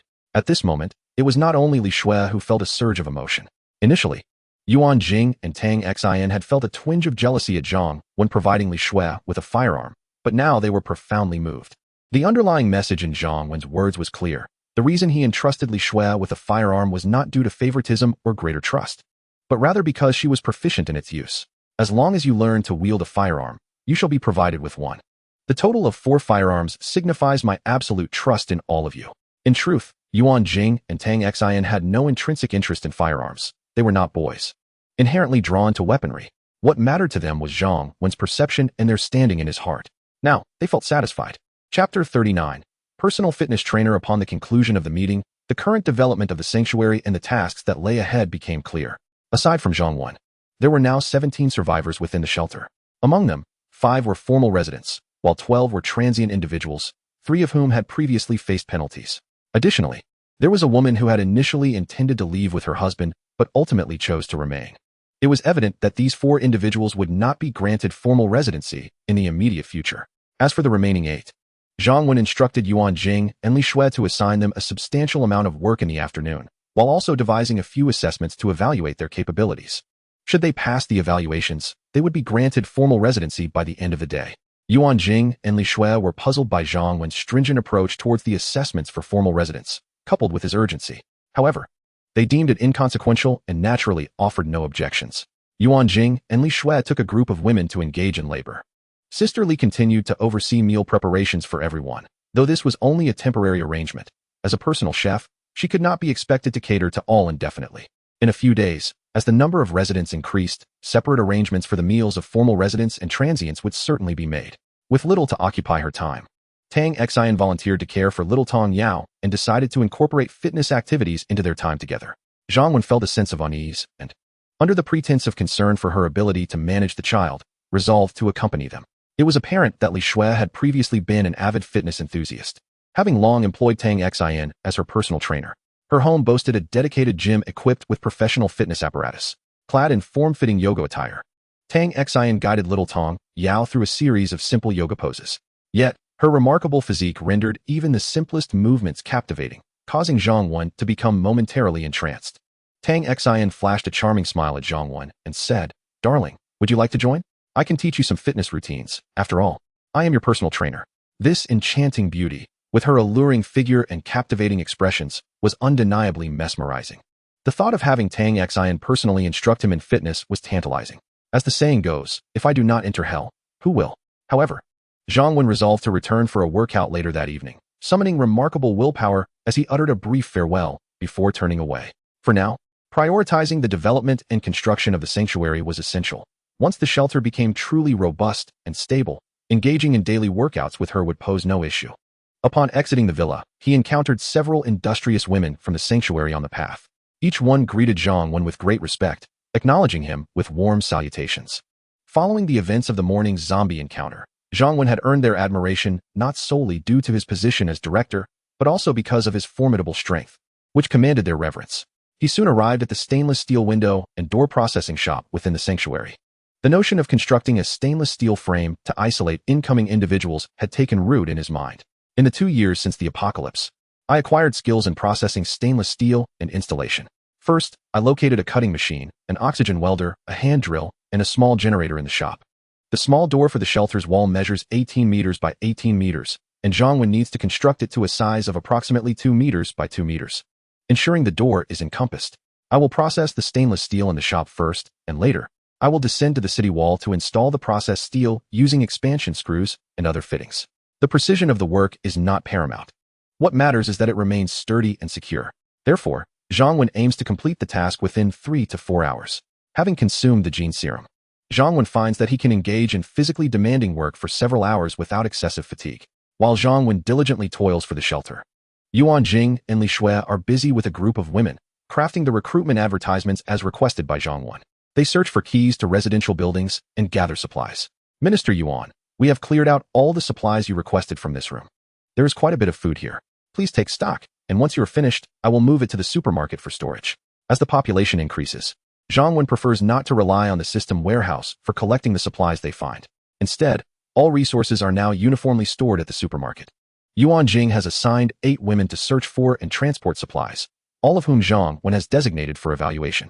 For individuals lacking qualifications for the assessment, have been assigned to other tasks. Among the 8 women are 3 who worked in factories before the apocalypse, 2 corporate professionals, 1 restaurant server, 1 housewife, and 1 high school student.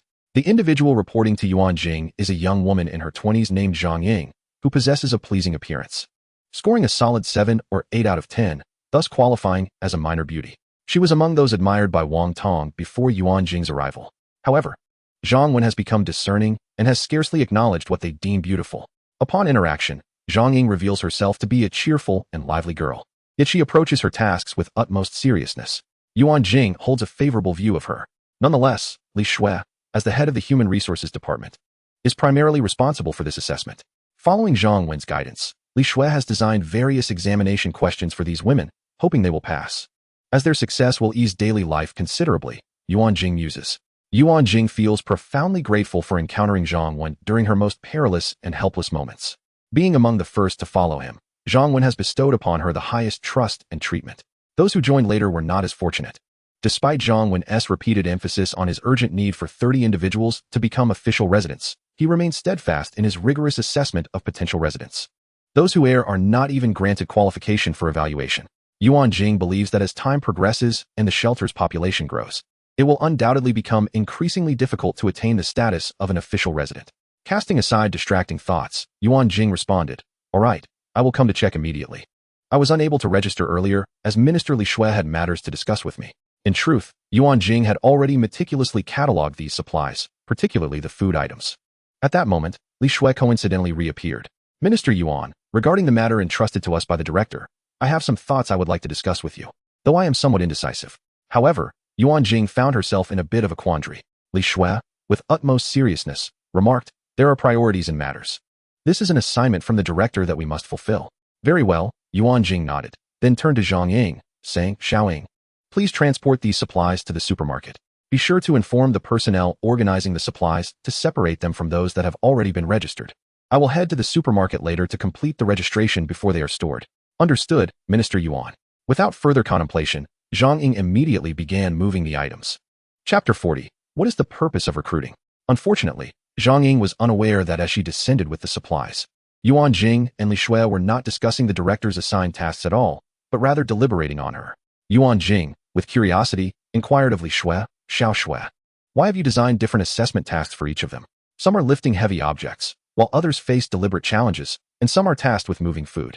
Li Shui smiled and replied, "Sister Jing, our esteemed director believes in decisive action. We must conduct rigorous evaluations while completing the tasks today. Merely conversing with them or assigning them a single task will not reveal much. Thus, we must tackle them individually and administer targeted assessments. Take, for instance, that girl Zhang Ying. I learned that her passion lies in snacks, particularly certain types to which she is particularly devoted. Among the supplies we just gathered were those very snacks, which she undoubtedly recognized, and since you did not keep a record, it was left to her discretion." Yuan Jing was somewhat speechless. This was quite a test for someone who had gone days without food. Thankfully, she was not required to participate in the assessment herself. Otherwise, the task set forth by Li Shui might have involved her own daughter, and she might have struggled to pass. Zhang Wen spent the entire afternoon finally completing the installation of 2 stainless steel frames by the perimeter wall. He surveyed his handiwork with great satisfaction, even contemplating the installation of another at each of the shelter's main entrances. However, he ultimately abandoned the idea, considering the considerable workload and the lack of necessity. The main doors of the shelter would surely serve their purpose for vehicular access once the shelter was stabilized. For now, The small door sufficed for the passage of several individuals.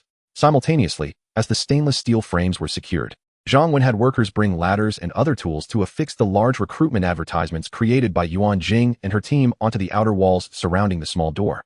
Now, everything was in place, awaiting the arrival of the ladies the following day. Since the apocalypse had only recently commenced, Zhang Wen was not concerned about a lack of visitors.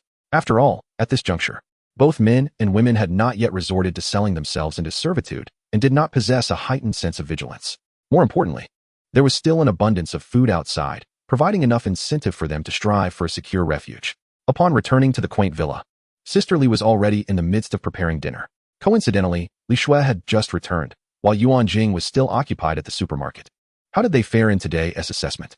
Zhang Wen glanced at Li Shui, who was adorned in high heels and elegant black stockings, her appearance meticulously crafted. When did she change into this attire? Was this not a ploy to captivate his attention? Though he had an undeniable fondness for her style, he had not intended to act so swiftly, having made a promise to Tang Xian. Yet, if she chose to tempt him, she must bear the consequences.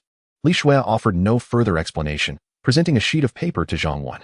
The first thing that caught his eye was the exquisite, flowing script. Following that was the content. Zhang Ying, a corporate office worker before the apocalypse, age 25, overall score 86. Du Xiaoya, a high school student before the apocalypse, age 17. Overall score 75. Wang Ying, a restaurant server before the apocalypse, age 26, overall score 74. Wu Xuehua, a factory worker before the apocalypse, age 35, overall score 50. 8 individuals had participated in the assessment.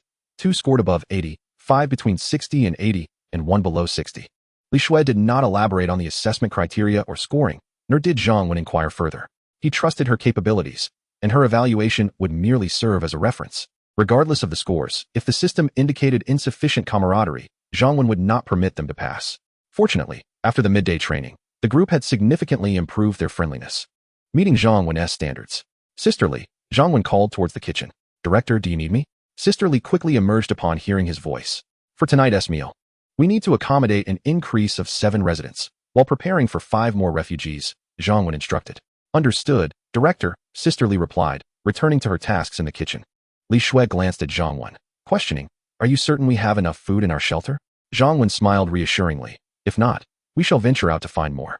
Rest assured, I promised I would not let you go hungry. Li Shui felt a surge of irritation, realizing how easily angered she became in Zhang Wen's presence. Perhaps it was because, in her previous company, no one ever dared to speak to her in such a manner. What exactly are you recruiting people for? To rule the world? Yet all your recruits are women.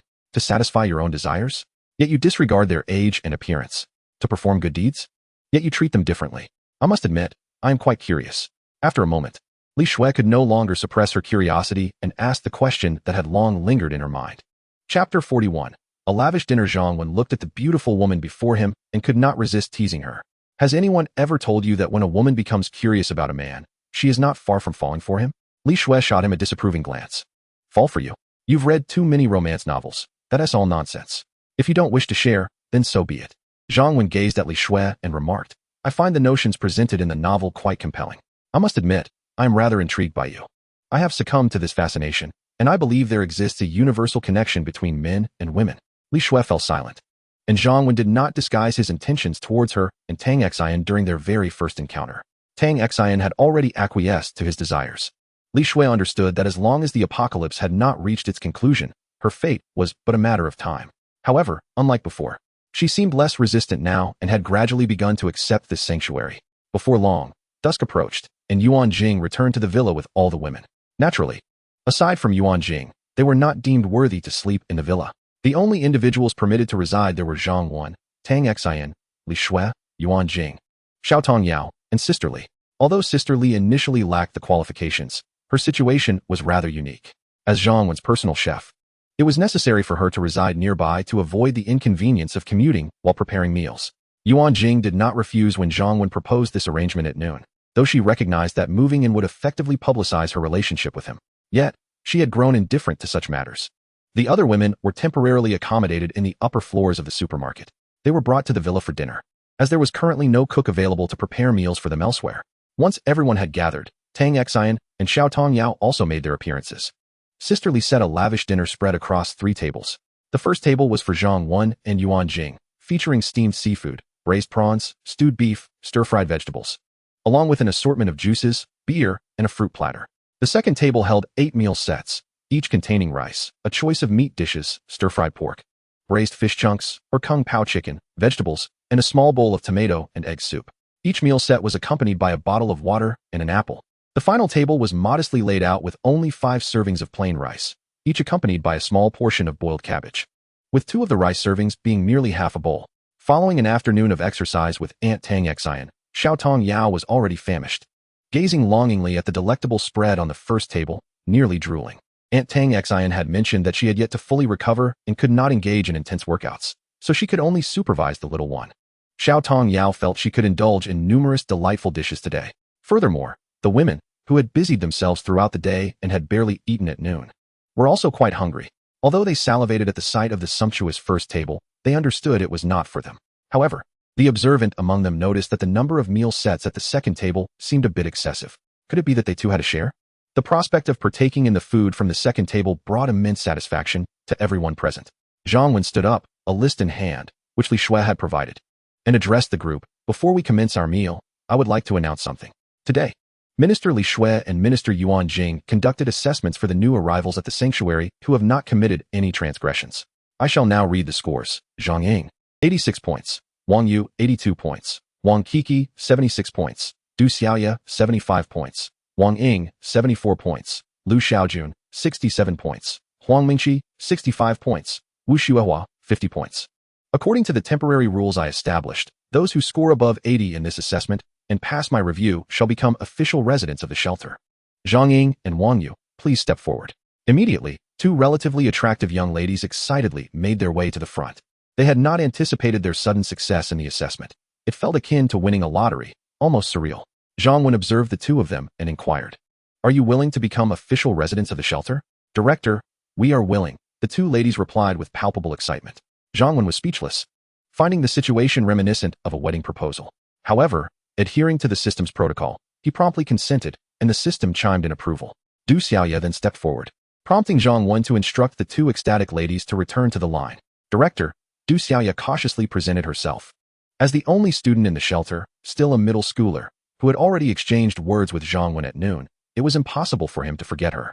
"Do you wish to become an official resident of the shelter?" "Me?" Du Xiaoya responded, somewhat bewildered, as she believed she had not scored 80 points. Had she misheard? "What do you mean? As I mentioned at noon, your proactive acknowledgement of your mistake granted you an additional 10 points.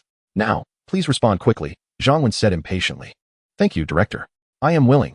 Du Xiaoya recalled the earlier conversation and answered eagerly. The system then notified of her addition. At this juncture, the women whose names were not called gazed enviously at the trio.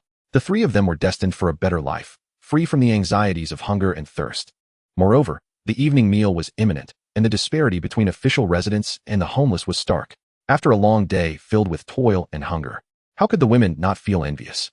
Yet, no one dared to voice any dissent. Zhang Wen continued, "To those who did not pass, you are unfortunate, for starting tomorrow, the shelter will be recruiting extensively to accept outside survivors. The initial quota for official residents is set at 30, and future assessments will become increasingly stringent." Before the unsuccessful candidates could wallow in their sorrow, Zhang Wen added, "However, some of you are fortunate, as you are among the first group to join the shelter. Therefore, I shall extend a special consideration. Anyone who scored above 60 in today's assessment will also become official residents. However, you will be subjected to a month-long observation period. The personnel department will monitor your performance and conduct evaluations. Should your performance falter or should your score remain below 80 after a month, you will be automatically eliminated." Chapter 42. The personal trainer emerges after dinner. Yuan Jing and the others began arranging sleeping arrangements for the women. Zhang Wen accompanied Tang Xian to the gym for a workout.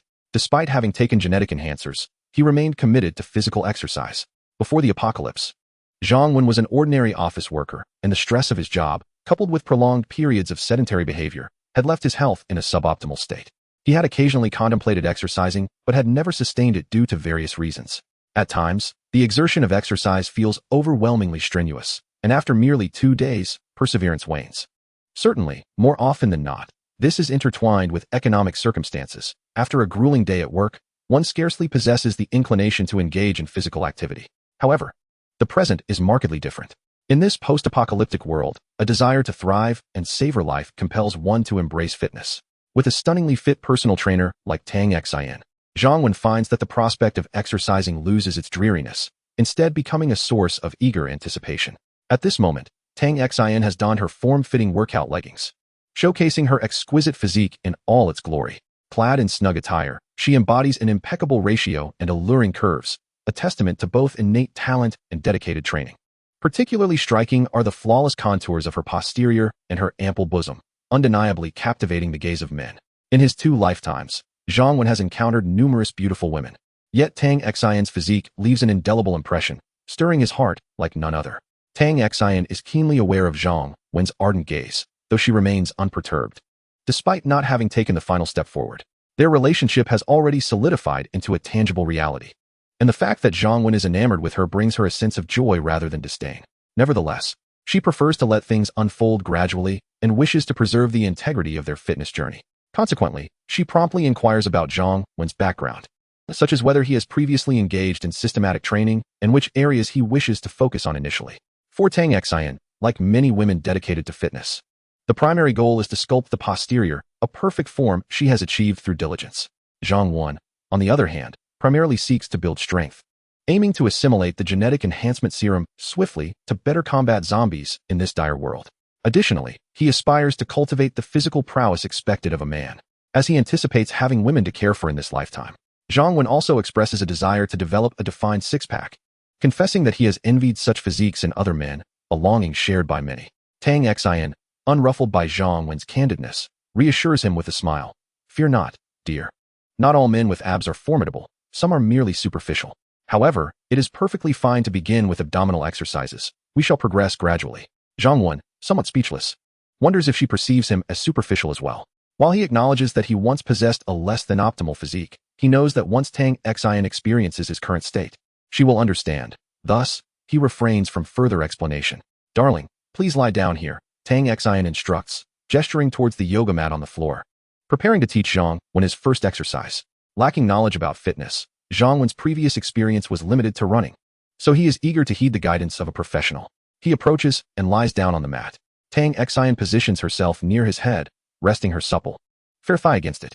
The astonishing softness and subtle fragrance emanate from her, creating an enticing atmosphere. Tang Xin offered a gentle smile, her hands resting on Zhang Wen's abdomen. All right, my dear, let us commence with the leg raises while lying on our backs. First, elevate your legs, engaging your core, but do not lift your torso. We shall aim for 50 repetitions in one set. Very well, Zhang Wen replied, genuinely intent on his workout, swiftly setting aside any distractions to begin the leg raises. Upon completing the first set of 50, he felt invigorated, realizing just how much stronger his body had become. Tang Xin beamed, saying, my dear, your physical fitness is indeed remarkable. Few can perform this with such ease during their first attempt. Allow me to assist in easing your muscles, and we shall continue shortly. She gently massaged his abdomen with her delicate, fair hands, applying a rhythmic touch to his muscles. Zhang Wen internally marveled at the allure of fitness instructors in his past life, particularly those offering personalized training. The service was exquisite and undeniably pleasurable. Wealth certainly has its advantages. Although Zhang Wen lacked funds before the apocalypse, he had now become quite affluent. Setting aside the substantial resources he possessed, the mere existence of a stable and secure shelter was invaluable. Should he choose to follow the footsteps of those formidable leaders of the past, he could easily charge rent, reaping a daily bounty of supplies. However, he was determined not to emulate those leaders entirely by opening his shelter to all. The unpredictability of human nature in such dire times was a constant concern. With an increase in numbers and factions, tranquility would be elusive. The loss of life and the constant change of leadership within shelters were commonplace, reminiscent of the gangster films from before the apocalypse. Zhang Wen aspired to save her life, steering clear of the treachery and deceit that characterized such existence. Hence, expanding his shelter and fortifying his team were imperative, yet it was essential to prioritize female members initially. Moreover, the strength of the shelter must be entrusted solely to those who would not betray him. After a minute of massage, Tang Xin encouraged Zhang Wen to continue, promising a minute of massage after each set. Originally, she had planned for him to complete 2 sets, but upon observing his stamina and ease, she extended it to 5 sets. By the conclusion of the 5th set, the vigorous exercise had only left Zhang Wen slightly breathless. Tang Xin gazed at him in astonishment. His physique belied his extraordinary capability. Indeed, one should not judge a person by their appearance. After finishing the last set, Tang Xin resumed her massage, and Zhang Wen could not help but appreciate her flawless form. She did not resist his gaze. Once Zhang Wen's body had nearly recovered, Tang Xian, blushing, excused herself, saying, "My dear, it is time to transition to the next exercise." However, as she gracefully rose, she noticed Zhang Wen's noticeable condition. In the presence of such an enchanting figure, he realized he was particularly susceptible to excitement. Feeling a bit embarrassed, he heard her softly advise, "My dear, do not let your thoughts wander. Calm yourself, and let us begin the next set of movements." Who could refrain from wandering thoughts, unless one is unwell? Hadn't Zhang Wen considered the same about past clients? Zhang Wen mused that she couldn't entirely blame herself. The exquisite form and soft texture were truly tormenting, and inexplicably, she found herself asking that final question. Darling, are you feeling jealous?" Tang Xian chuckled without reservation, then reassured, "Rest assured, all my previous clients were women, and my most significant client is Xiaoxua. Most of my services have been dedicated to her. I have long sought a singular male client to serve, but alas, the apocalypse arrived before I could find one." Zhang Wen smiled, feeling fortunate indeed. Tang Xian gently massaged Zhang Wen's back, allowing her to calm down.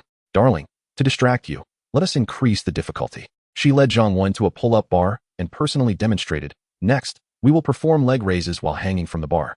First, grip the sides firmly with both hands. Then exert yourself upwards as you raise your legs to a 90-degree angle, completing 30 repetitions in a set." This exercise proved more challenging than the previous ones. With each repetition, Tang Xian quietly counted beside him, occasionally correcting and encouraging him. After each set, she attentively massaged him to help him relax. Following a substantial workout, during rest periods, she would offer him water and wipe his sweat. It was Zhang Wen's first experience with such intense exercise, and he found himself slightly breathless. "Darling, you are doing wonderfully. Let us proceed with another set." Another one? If it were in the past, Zhang Wen would not have managed even a fraction of this exertion. "Darling, although you are already impressive, I believe you have more energy to give. To achieve the desired results, you must persevere," Tang Xian encouraged with care. Zhang Wen nodded, understanding that many people falter in their endeavors, often giving up halfway. He was no exception. Sometimes he would aim to jog, only to abandon it after a few minutes. "All right, darling, let us continue." Tang Xian was evidently invested in Zhang Wen's workout. Chapter 43. The night intruder. Next came the crunches. Let us give it our all. Sitting once more on Zhang Wen's legs, she allowed him to once again experience that perfect form and supple texture. Fortunately, he had adapted somewhat. Zhang Wen began performing the crunches one by one. Although the previous exercises had been strenuous, this particular movement was not overly taxing. Furthermore, after each set, Tang Xian diligently helped him with muscle relaxation massages. Zhang Wen could indeed carry on. It is no wonder they say that cooperation between men and women makes labor less arduous. Allowing Zhang Wen to exercise on his own, even with his stamina, he lacked the mood and willpower to persist for long. A casual workout here and there, or a couple of days of exercise, would certainly lead to an inevitable halt. After completing the final exercise, Tang Xian provided a soothing massage for his muscles. Each time Zhang Wen beheld Tang Xian in her form-fitting yoga pants, showcasing her flawless physique, he marveled at the creator's artistry. During each break, the pair enjoyed moments of intimate contact, with Tang Xian doing her utmost to accommodate Zhang Wen. Regrettably, in order to take a further step, Tang Xian subtly deterred Zhang Wen. She truly was not yet prepared for that final leap. Zhang Wen, on the other hand, was not in a hurry. After all, within her sanctuary, she was completely secure. However, she had not anticipated that engaging in fitness would restore her to her pre-apocalyptic form. Tang Xian was well aware of the impact her physique could have on men. Zhang Wen did not impose any pressure on her, and she felt genuinely delighted. Although she was drenched in fragrant sweat, her fair skin radiated a captivating glow, making her utterly enchanting. Tang Xian did not wish to put Zhang Wen in a difficult position, so she quickly asked, "My dear, how far have you and Yuan Jing progressed? What is the matter? Are you feeling jealous?" Zhang Wen did not respond directly, but returned Tang Xian's earlier words to her. Tang Xian chuckled and said, "You may as well consider me jealous. Now, answer me quickly, no lies allowed. Just nod if it's true." Zhang Wen nodded. Tang Xian playfully rolled her eyes at Zhang Wen, teasing, "You really do say it, don't you? Aren't you afraid of hurting my feelings?" Zhang Wen replied with a smile, "It's fine. I treat you equally." Tang Xian, startled, quickly responded, "My dear, you promised me. I truly am not ready for this. Don't worry. There will be a compensation. Tonight, I will let Xiao Tong Yao sleep with me, ensuring she won't disturb you and Yuan Jing." Zhang Wen's eyes brightened at this suggestion. It was indeed a splendid idea, as she had found herself lonely and sleepless the previous night because of Xiao Tong Yao. Given Tang Xian's considerate nature, Zhang Wen was pleased to relent. Suddenly, a notification echoed in Zhang Wen's mind. Ding. The surveillance camera has detected someone entering the vicinity of the sanctuary. Please check promptly. At this moment, Zhang Wen recalled the system's alert. The walls of the sanctuary were not merely barriers. They were equipped with 4 cameras positioned at each corner. These cameras could clearly observe everything within a 10-meter radius and were also equipped with an alarm function, whether it be a zombie or a living person. As long as they entered the 10-meter perimeter of the sanctuary, Zhang Wen would receive a notification. Previously, she had disabled alerts for zombies, leaving only those for humans, as zombies tended to roam frequently at night, making sleep virtually impossible if the alerts remained active.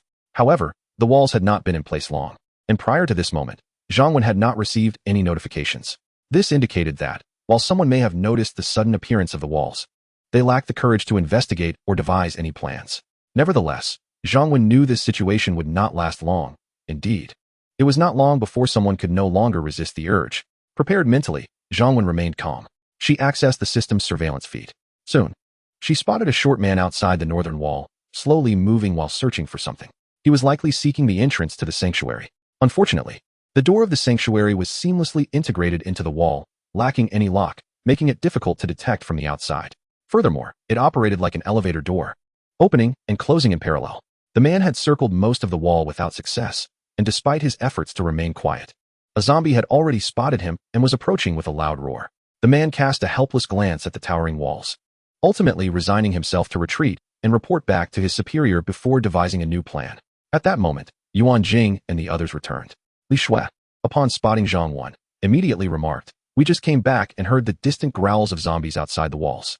We know that zombies typically remain silent unless they detect humans, at which point they become agitated and vocal. Thus, it is evident that someone is nearby, attracting the zombies."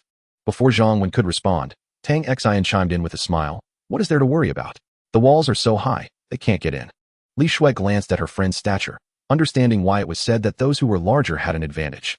Zhang Wen, however, was quite pleased with Tang Xian's fitness services today and took the initiative to explain, while zombies generally cannot enter, humans without tools would find it equally challenging. However, with the right tools, it becomes a different story. Li Shui nodded in agreement, stating earnestly, "That is precisely my concern. I observed the wall's height today, which is approximately 5 meters. For some skilled individuals, it wouldn't be overly difficult to climb over with the aid of tools." At that moment, Yuan Jing added, "I discussed this with Li Shui earlier. The most frightening scenario is not merely that someone could scale the wall. It is far more terrifying if they were to enter while we are asleep, unnoticed. After all, there is no surveillance or legal system in place now. Who knows what they might do once inside?" Tang Xian immediately grew anxious, asking, "What should we do?" She had heard about the incidents Yuan Jing referenced that occurred in supermarkets, and coupled with the apocalyptic film she had watched, she was aware that not everyone would possess the gentleness Zhang Wen exhibited, despite initially harboring intentions towards them. Moreover, having accepted Zhang Wen, she was not inclined to entertain any other men. Zhang Wen chose not to disclose the existence of surveillance, as everything was well within his control. He looked at Yuan Jing and Li Shui and said, "Since you have already discussed this, it seems you have a plan to address it?" Li Shui replied first, "What plan could we possibly have? While this should fall under my department's purview, regrettably, I am the sole member, rendering me powerless to take any action." Zhang Wen could easily discern that Li Shui's expression was feigned. They had likely concocted a plan long ago. Li Shui had always been a strong-willed and ambitious woman, a fact Zhang Wen recognized from their first encounter. However, now that she was a formal resident of the shelter, he had no fear of her ambition. Rather, he was concerned about her lack of drive. Zhang Wen looked at Li Shui and pretended to be exasperated, saying, "Shall I assign personnel to your security team by tomorrow then?" Chapter 44. Daytime exhaustion. In contrast to Li Shui, Yuan Jing was the least likely to contradict Zhang Wen, answering every inquiry readily. She proactively suggested, "In fact, Li Shui has already devised a plan. We can locate buildings around the perimeter of the walls and assign 2 individuals to alternate shifts there.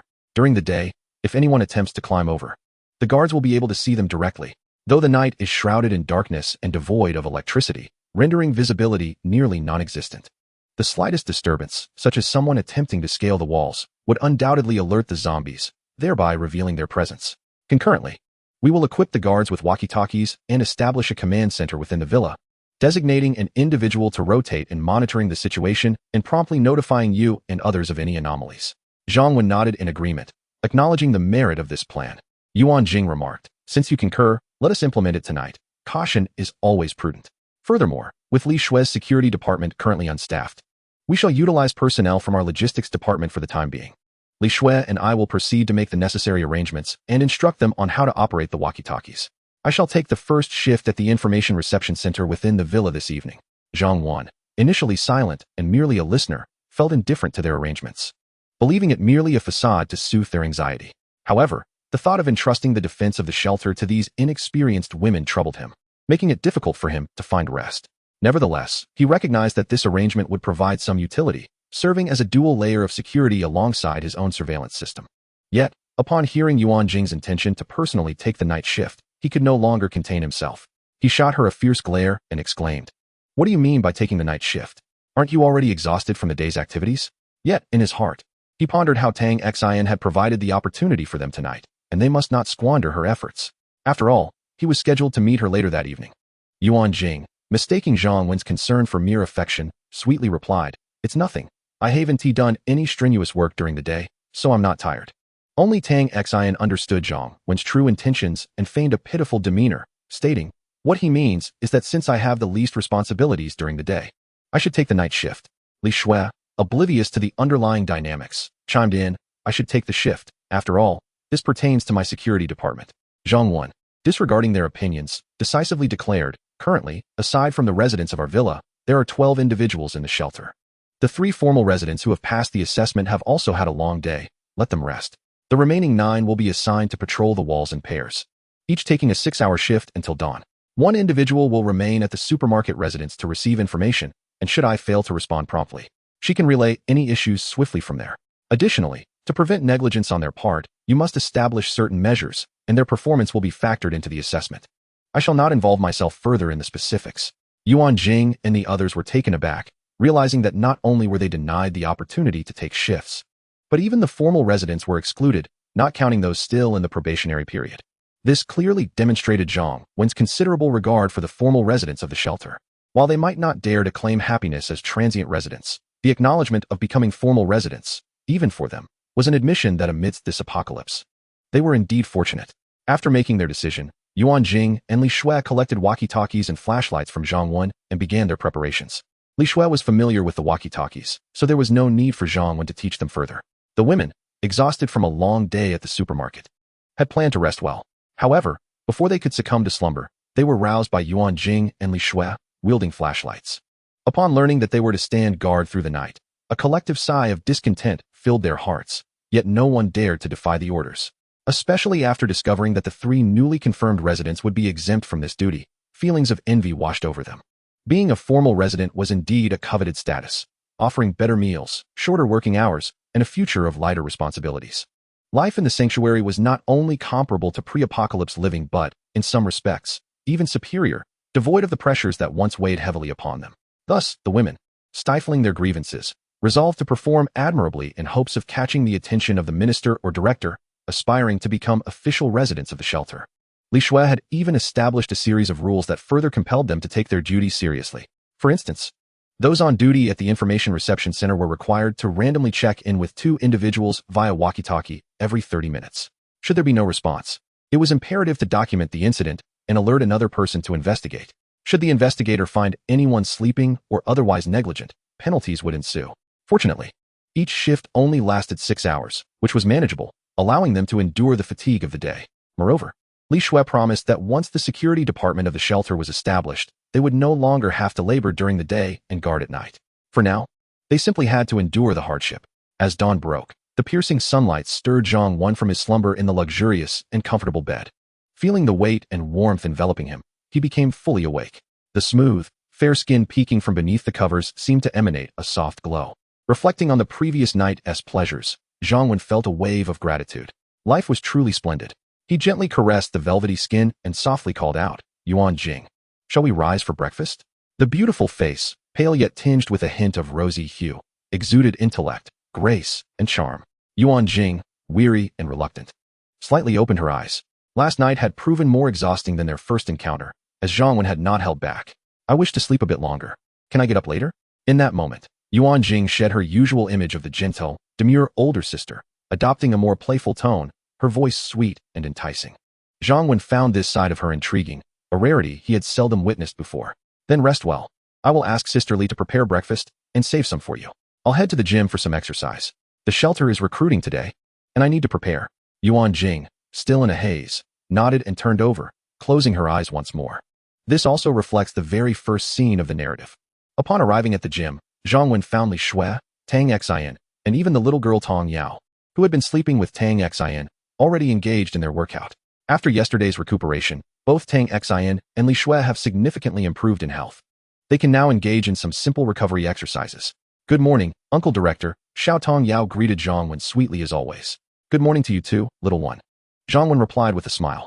The little one immediately pouted, feeling slighted by being called little one again. Humph. Chapter 45. A small surprise. Zhang Wen chuckled. Such adorable children are irresistibly charming, much like the beautiful woman before him. Regardless of when or what she is doing, she always captivates attention. Zhang Wen initially intended to find Tang Xian to review the fitness regimen she had guided him through the previous day, of course, in a joint effort. However, the gym was crowded in the morning, and there were children present as well, so he decided to postpone it for another day. Tang Xian smiled and asked, "What do you want to work on this morning?" "Primarily legs," he replied. One must remember that neglecting leg workouts will lead to regrets sooner or later. Zhang Wen was determined to engage in serious training, focusing on legs this morning, and requested Tang Xian to devise a plan for him. Leg exercises are essential, especially for men, particularly those surrounded by women. Although Zhang Wen was not apprehensive, he knew he could not afford to be complacent. Tang Xian giggled, "Darling, I'm afraid your legs might give out later." Zhang Wen looked at her. "Who do you look down upon? Add you to the mix. And I could still work out without my legs giving out. Shall we test that theory now?" Tang Xian immediately flashed a charming smile. "All right, I know you are impressive. But first, let me demonstrate the workout routine." She walked over to a piece of gym equipment, turned her back to the machine, spread her legs shoulder-width apart, and then puffed out her chest, ensuring her back was straight against the support. This is called the hack squat, facing the machine, ideal for women to tone their glutes. This reverse position is suitable for men to work on their legs, she explained, maintaining a straight posture with her hips slightly elevated. After demonstrating a set, she turned to Zhang Wen and asked, "Did you see that clearly?" Zhang Wen nodded and quietly remarked, "I saw it quite clearly. Your physique is truly stunning, simply perfect." Tang Xian shot him a playful glare. Although she was pleased by the compliment, she feigned annoyance. "Who asked you to admire my physique? I wanted you to observe my movements." Zhang Wen laughed. "Then do it again. I promise to pay close attention." Tang Xian teased, "Do you think I'm foolish? You should replicate my demonstration, and I will correct you." As the intensity of the morning workout increased, Zhang Wen, despite his current fitness level, found himself sweating profusely. Tang Xian attentively wiped his sweat with her towel and massaged his leg muscles for a while. After their workout, everyone gathered in the living room. Sister Li had prepared breakfast, which consisted of 3 separate tables with different assortments. Yuan Jing had not yet risen, and Xiao Tong Yao decided to wake her mother for breakfast. Zhang Wen instructed Sister Li to notify the others, including the woman on night watch, to join for breakfast. Typically, the destitute would not have breakfast, but considering their hard work yesterday, they deserved a treat. Zhang Wen felt quite proud of himself for being a thoughtful director, allowing himself a moment of self-satisfaction while they were yet to arrive. Zhang Wen accessed the system, eager to ascertain the increase in vitality points accumulated yesterday. Naturally, she first examined the loyalty levels, particularly of the residents in the villa. Tong Yao, 6 years old, specialties, singing and dancing, loyalty, 89. Yuan Jing, 30 years old.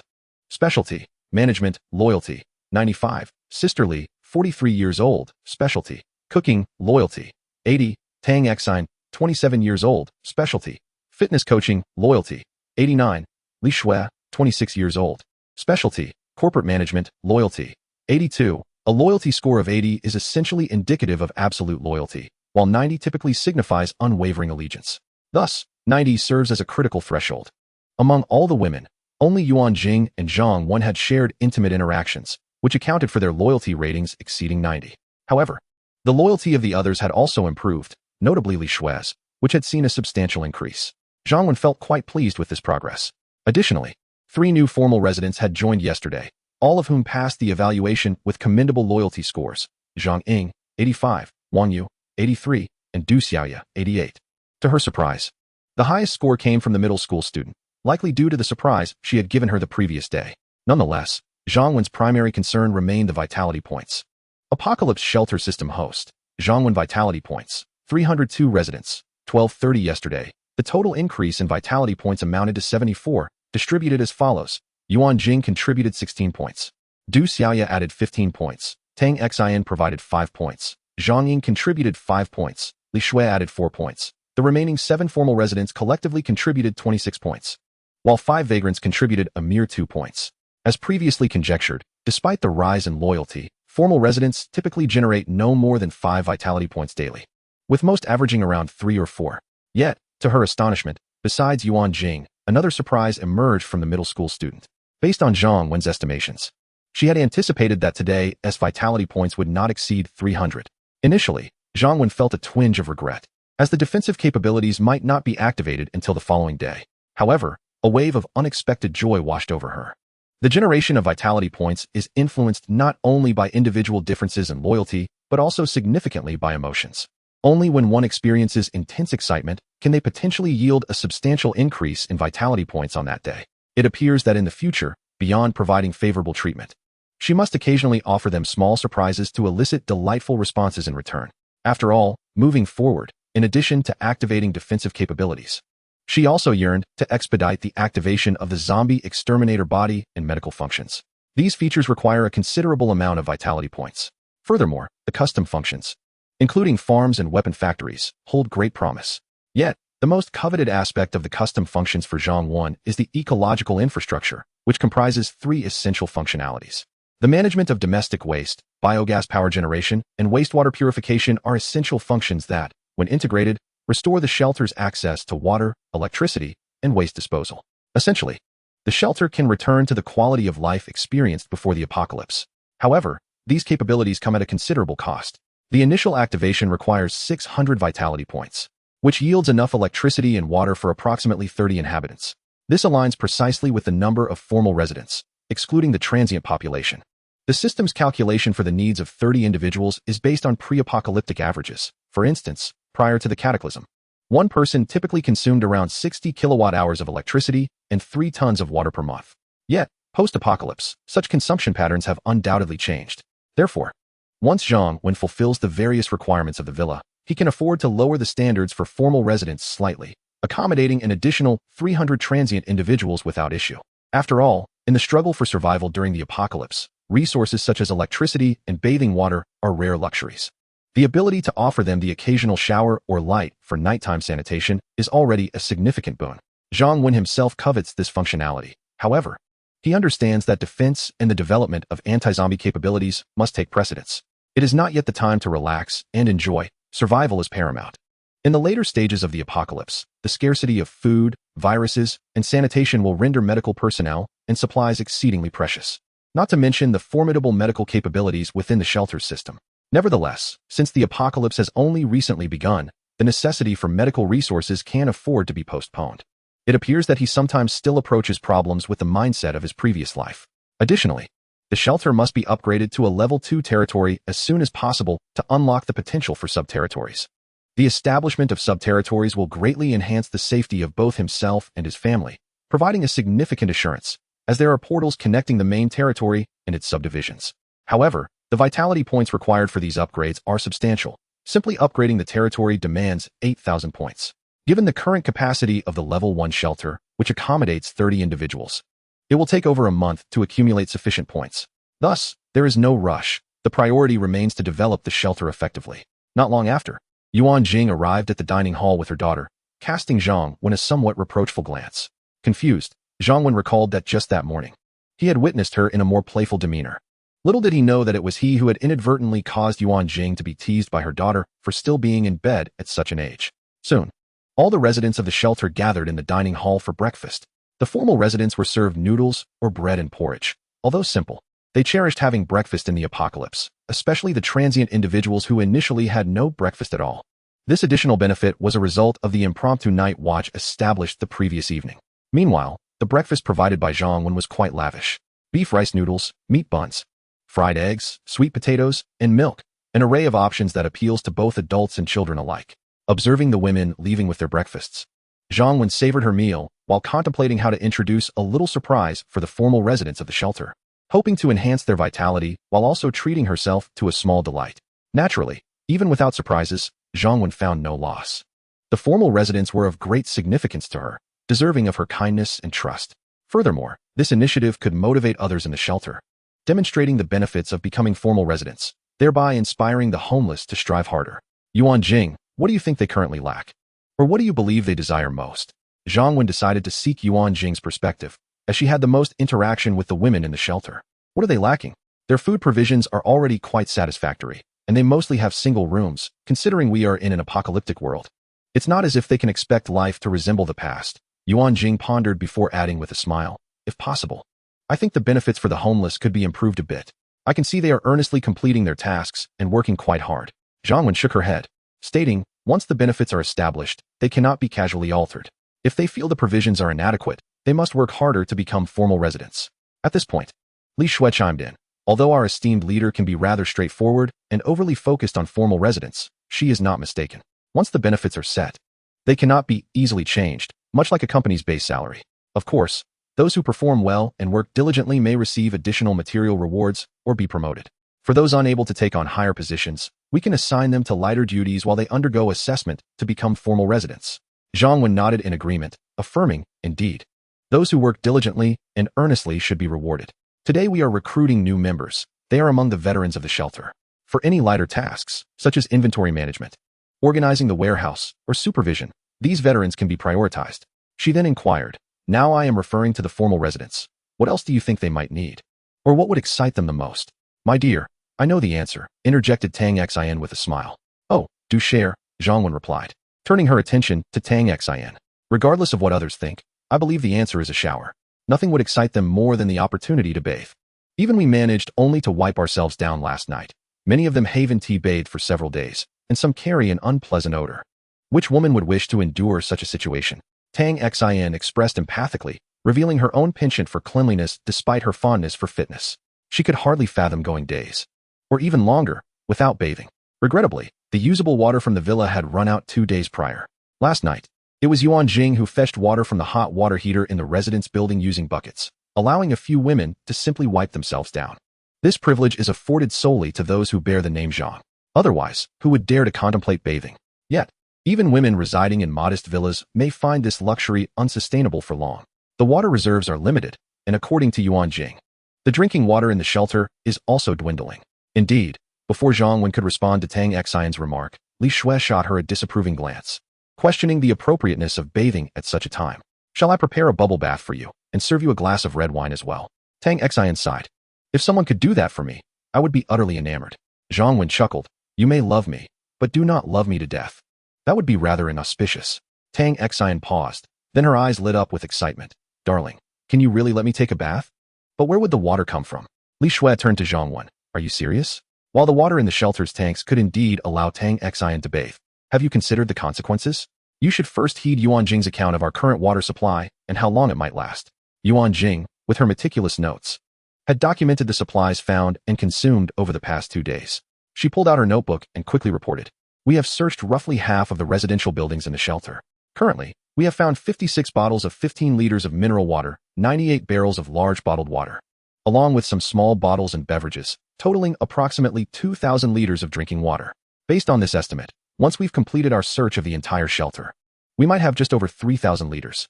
However, our daily water consumption, excluding bathing and foot washing, is around 100 liters, which would last us for more than 30 days. Additionally, the water in the hot water tank amounts to over 3,000 liters. P.S. This is my first comment within the text. To be honest, this genre of farming novels set in apocalyptic scenarios, devoid of supernatural abilities, tends to have a slow pace at the beginning, my fault. Although I personally enjoy it, I am uncertain if readers share the same sentiment. Nonetheless, even before my debut, I have received gifts and requests for updates, which has deeply touched me. While the funds may barely cover the cost of producing a cover, I cannot help but feel elated and excited. At least someone appreciates it. Thank you for your support. My typing speed is rather slow, but in response to these requests for updates, I must strive to produce more content. Chapter 47. The Golden Sun Club. Previously, Yuan Jing had not been particularly anxious about the water situation. Li Shui and the others were unaware that Yuan Jing knew Zhang Wen possessed ample supplies. Although she was uncertain of their location, nonetheless, she harbored some reservations about the notion of bathing. It wasn't out of jealousy. Zhang Wen's prowess the previous night had quelled any feelings of envy, as she would have preferred someone to share the burden with her. After listening to Yuan Jing's report, Zhang Wen smiled. Isn't there still plenty of water? We have enough drinking water to last us for over 30 days. Li Shui shot her a skeptical look. While the water may barely suffice for our drinking needs for over 30 days, aren't you planning to recruit a large number of people? If we were to recruit an additional 100 or even 200 individuals, how long would this limited water supply suffice? What would we do then? Tang Xian quickly interjected. All right, everyone, there's no need to continue discussing this. I want to take a shower. I was merely expressing my thoughts, not indicating that I am truly unaware of the priorities at hand. However, Zhang Wen insisted, that simply will not do. Not only will I ensure that you bathe, but I will also see to it that everyone in the villa has the opportunity to do so. Li Shui shot Zhang Wen a disapproving glance and retorted. With this little water, how many people can actually bathe? What good would it do? Zhang Wen looked at Li Shui and replied. I previously stated that as long as you follow me, I will guarantee you a good life. Bathing will not only be possible for all of you, but you will be able to do so daily without any issue. Daily bathing? Li Shui regarded Zhang Wen with an expression of disbelief, as if she were looking at someone unhinged. What? You don't believe me? What if I were to fulfill this promise? Zhang Wen gazed intently at Li Shui. Without hesitation, Li Shui responded, if you can indeed manage to provide us with daily showers, I will concede that you are indeed a capable man. I understand your intentions. Wanting to be like Tang Xian and Yuan Jing, I accept your challenge. However, if you fail to deliver, you must no longer press me. Very well, it's a deal. Zhang Wen smiled. In truth, his plan was not merely to allow those in the villa to bathe, but rather to ensure that all official residents of the shelter could do so regularly, and that even unofficial residents could bathe occasionally. What had initially been a mere plan now seemed imperative to implement. After all, some had come forward willingly. Activating the environmental infrastructure required 600 vitality points, which could be accumulated in just a few days. During this time, aside from the water stored in the shelter's hot water tank, it could be utilized for bathing. Zhang Wen was also aware that rain was forecasted in 3 days. From his memories of the 2 years during the apocalypse, he might not recall precisely when it would rain again, but he vividly remembered this first rainfall. The rainwater would be free of viruses and could be collected in ample containers to store a significant amount. What had begun as a tentative proposition had unexpectedly been met with such eagerness from Zhang Wen. Was it truly that simple to enable everyone to bathe daily? Unless the apocalypse concluded and order was restored, Li Shui found it difficult to fathom how Zhang Wen would achieve this. Not far from Zhang Wen's shelter stood a lavishly decorated 5-story office known as the Golden Sun Club. Mr. Li, observe closely. The sign on that surrounding wall indeed states that we are hiring. However, it is exclusively for women. Every day at 1 o'clock in the afternoon, the door beneath the recruitment advertisement opens, allowing survivors to enter the shelter. Inside the office were 5 or 6 men, one of whom, a tall figure clad in a suit, was reporting to a middle-aged man seated in a boss's chair. This middle-aged man, named Li Guangxing, was in his 40s. Though not particularly tall, he exuded an aura of authority, clearly indicating that he held a significant position even before the apocalypse. In his youth, Li Guangxing had risen through the ranks of the underworld, later achieving respectability through successful business ventures. Not only did he own this club, but he also had numerous other enterprises, amassing a fortune worth billions. In a bid to ensure his own safety, Li Guangxing has long maintained a cadre of thugs at this establishment, frequently visiting the club himself. Following the onset of the apocalypse, leveraging his authority and weaponry, he and his subordinates cleared the premises of zombies, thereby continuing to exert control over the club. Although the number of thugs he once had dwindled from a dozen to merely 5, Li Guangxing felt no sorrow. Instead, he was invigorated. Previously, despite his wealth, he found himself constrained by increasingly strict societal orders, living under a constant cloud of anxiety about retribution for past transgressions. This new world was, in essence, tailored to his disposition. With his arsenal and loyal followers, the more than 20 survivors within the club became akin to his subjects. Furthermore, owing to the club's previous operations as a buffet, an abundance of food remained at his disposal. His only dissatisfaction stemmed from the necessity to bolster his ranks. A secure base was paramount, and the club was evidently not the ideal sanctuary. Just yesterday morning, still languishing in the company of 2 women who attended to him, he received reports from his subordinates regarding the sudden appearance of a towering wall not far from their location. Initially, he dismissed it as a mere figment of his men's fatigue, or perhaps an illusion akin to a mirage. Yet, upon witnessing the wall with his own eyes, he was taken aback. Under normal circumstances, a 5-meter-high wall would have been inconsequential to him. With his resources, he could construct hundreds. However, in this dystopian reality, the growing number of zombies coupled with the absence of construction sounds nearby rendered the wall's sudden emergence perplexing. Yet, amidst the chaos of the apocalypse, such oddities seemed inconsequential. Once the initial shock wore off, Li Guangxing's sole curiosity was to uncover what lay beyond the wall. Was it an extraterrestrial base, or merely a barrier with nothing else of significance? If it were the latter, then it could represent his ideal stronghold. To ascertain the truth, he dispatched one of his more astute and adept subordinates last night to investigate. If this individual could stealthily infiltrate the area behind the wall, they would discover its secrets. However, to Li Guangxing's disappointment, The report returned indicating that the wall lacked an entrance, rendering entry impossible. He initially brushed off his disappointment and resolved to send someone to a nearby high vantage point today to safely observe the interior. As it was only feasible to act during daylight, it posed a degree of risk. He had contemplated who to send and how to persuade them effectively. Unexpectedly, circumstances shifted once more. A recruitment advertisement appeared on the wall, specifically seeking women. More critically, the wall was indeed equipped with a door. At this revelation, he glared fiercely at a shorter young man in the room, Wu Di, exclaiming, "Didn't you assert that the wall had no entrance?"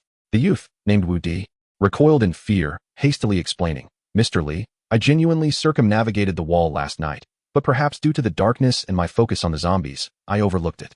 Mr. Li, I implore you for another chance. I now know the precise location of the gate in the wall, and I shall infiltrate it tonight."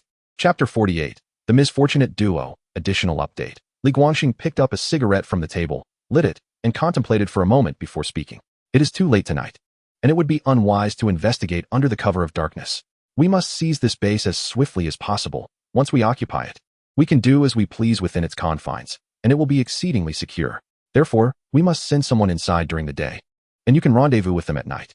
If their forces are not formidable, we can launch a coordinated assault to completely secure the area." "But, Mr. Li, their recruitment advertisement specifies that they are only hiring women," interjected the tall man who had reported initially.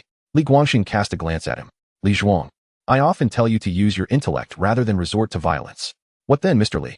What should we do?" the tall man inquired respectfully.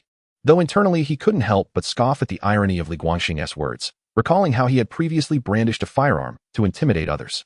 However, he kept these thoughts to himself. Li Guangxing commanded considerable respect, and he was quite generous towards his subordinates.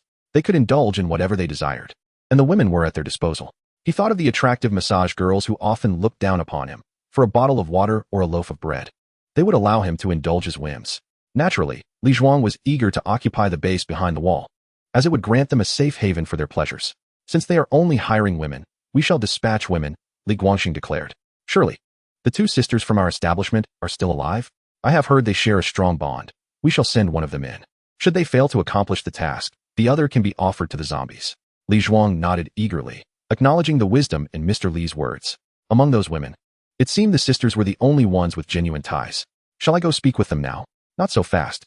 Zhao Xiaobing, you will accompany her into the fray," Li Guangxing directed, turning his gaze to another man in the room. Zhao Xiaobing, initially an observer of the unfolding drama, stood abruptly upon hearing Li Guangxing's words. "Mr. Li, as a man, I would be immediately discovered and perhaps wouldn't even make it through the door." Indeed, he was apprehensive about the potential dangers. "Do you know what our establishment's ladies excel at?" Li Guangxing asked, eyeing Zhao Xiaobing before continuing. "It is in their attire. Each one is dressed provocatively and without makeup. Who would request their services?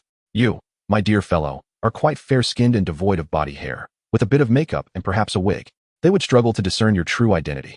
The uncertainty surrounding the number of recruits behind the wall and the duration of their hiring process necessitated that we seize this opportunity to ascertain the situation post-haste. "Of course, Xiaobing, you need not worry excessively. You are all my trusted confidants, and I shall never allow you to venture into danger without my support.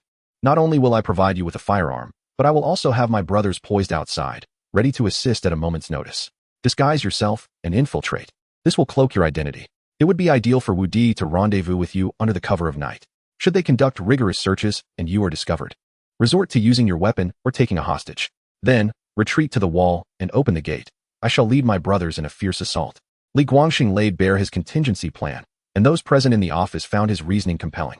Although he treated them well, he was resolute in never allowing them to wield firearms. The fact that even Zhao Xiaobing was armed underscored the gravity of this operation. Zhao Xiaobing pondered for a moment, feeling compelled to comply, knowing that for the sake of a better future, he must take the plunge. There was no other option. Failing to agree now might eliminate any chance of agreement in the future. They had followed Li Guangxing for a considerable time, aware of his ruthless nature. If he had shown some restraint before the apocalypse, the demon within him had now been set free.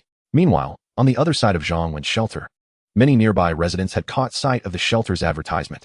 In an 8- or 9-story residential building, room 802, two young women lay in anguish on their bed.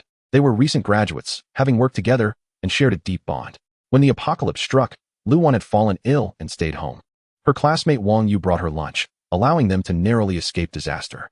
After enduring 2 days of hunger, they could no longer bear it. Due to Luan's illness, she had given her meager food supply to Wang Yu. who ventured out in search of sustenance. A convenience store was located just downstairs.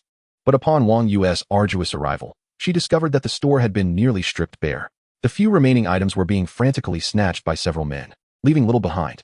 With no other choice, she rushed inside to procure some supplies. However, as soon as she grasped a loaf of bread, a man spotted her and brandished a stick menacingly. Terrified, she screamed and fled. Now, one was unwell, and the other had sustained injuries, having gone 2 days without food. Their plight was indeed dire. Upon noticing the wall in the distance, which suddenly bore a recruitment advertisement, both women felt a flicker of hope. Yet Wang Yu, severely injured, doubted her ability to make the journey. She handed the hard-won loaf of bread to Lu Wan, saying, "Air pal, you should eat the bread. I will tell you how to evade the zombies in this building. Once you exit, it's not far to that wall, and there are few zombies. You can surely make it safely." Lu Wan refused, replying, "Yu, I lack the strength to go anywhere. You should be the one to go. You took a great risk to bring back this bread." Wang Yu smiled wryly. "Let us not bicker about this. I want to go too, regardless of the food inside. At least it's safe. However, my hand is in excruciating pain, and it feels as though it may be fractured. As the sole patient, I won't even mention whether I can make it there. Even if I do arrive, would anyone be willing to take in a sickly individual like me? If I were blessed with beauty, perhaps I could charm someone into offering me refuge. Alas, I am only endowed with a name that is a mere month old." At this moment, Lu Wan took the bread, and just as Wang Yu let out a sigh of relief, Lu Wan divided the bread in half and handed one piece to Wang Yu.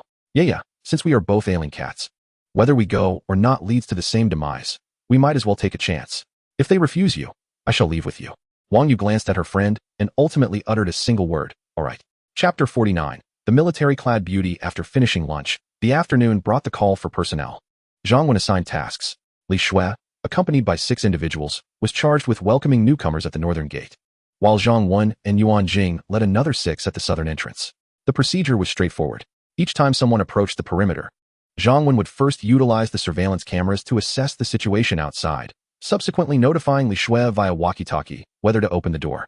Once individuals were admitted, Zhang Wen would reassess their level of friendliness and again communicate with Li Shui about whether to release them from the stainless steel enclosure. Although Li Shui found it perplexing how Zhang Wen could discern the arrival of individuals from such a distance and gauge their threat level, she refrained from challenging his authority, offering suggestions when necessary, but ultimately deferring to his judgment.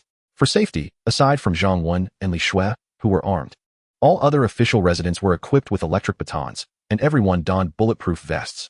Additionally, Zhang Wen had constructed a rudimentary defense using vehicles and other objects beside the 2 small gates, providing places to take cover in case of danger. Safety measures were executed to perfection. At 1 o'clock, the northern surveillance cameras revealed 4 women, approximately in their 20s or 30s, while 3 women appeared on Zhang Wen's southern side. After a brief inspection, Zhang Wen saw no cause for concern. He then took out the walkie-talkie. "Li Shui, open the small door of the shelter and allow the individuals outside to enter within 1 minute. Close the door afterwards. Anyone who has not entered by then shall not be permitted." "Understood," came Li Shui's melodious voice through the walkie-talkie. Zhang Wen promptly arranged for personnel to open the door. Although he had the capability to control the shelter door's automatic mechanisms, there was no need to reveal all his capabilities in front of so many. Before long, 3 women entered the stainless steel enclosure of the shelter, as did the others from Li Shui's team. Zhang Wen checked the friendliness levels of the 7 individuals in the system. All were rated above a pale yellow, with none marked in red. The absence of red indicated a lack of malice. Zhang Wen proceeded to unlock both sides, allowing the newcomers to be released. Among the 7 women, aside from the 2 older ones, who appeared to be in their 30s or 40s, none captured Zhang Wen's attention, as neither their appearance nor figures met his standards. Naturally, he showed little interest in the subsequent matters, leaving arrangements to Yuan Jing and Li Shui. Register their personal information and understand their specialties or skills. Explain the rules and benefits of the shelter. After a few minutes, more individuals entered the camera's view. On Li Shui's side, there were 5 women, while Zhang Wen's side had only 2. However, it was the 2 women on Zhang Wen's side that truly captured his attention. One of the women, clad in military attire, walked with a commanding presence. Though she was well covered, her figure was undeniably striking, especially her curvaceous form that seemed ready to burst forth from her uniform. Moreover, her tall stature and slender waist further accentuated her allure. Not only was her physique remarkable, but her face was also exceptionally beautiful, featuring delicate features and an enchanting oval visage that resembled a figure from a painting. The only slight disappointment was her skin, which was not pale but possessed a healthy wheat-like tone, lending her an air of spirited elegance. Zhang Wen was taken aback.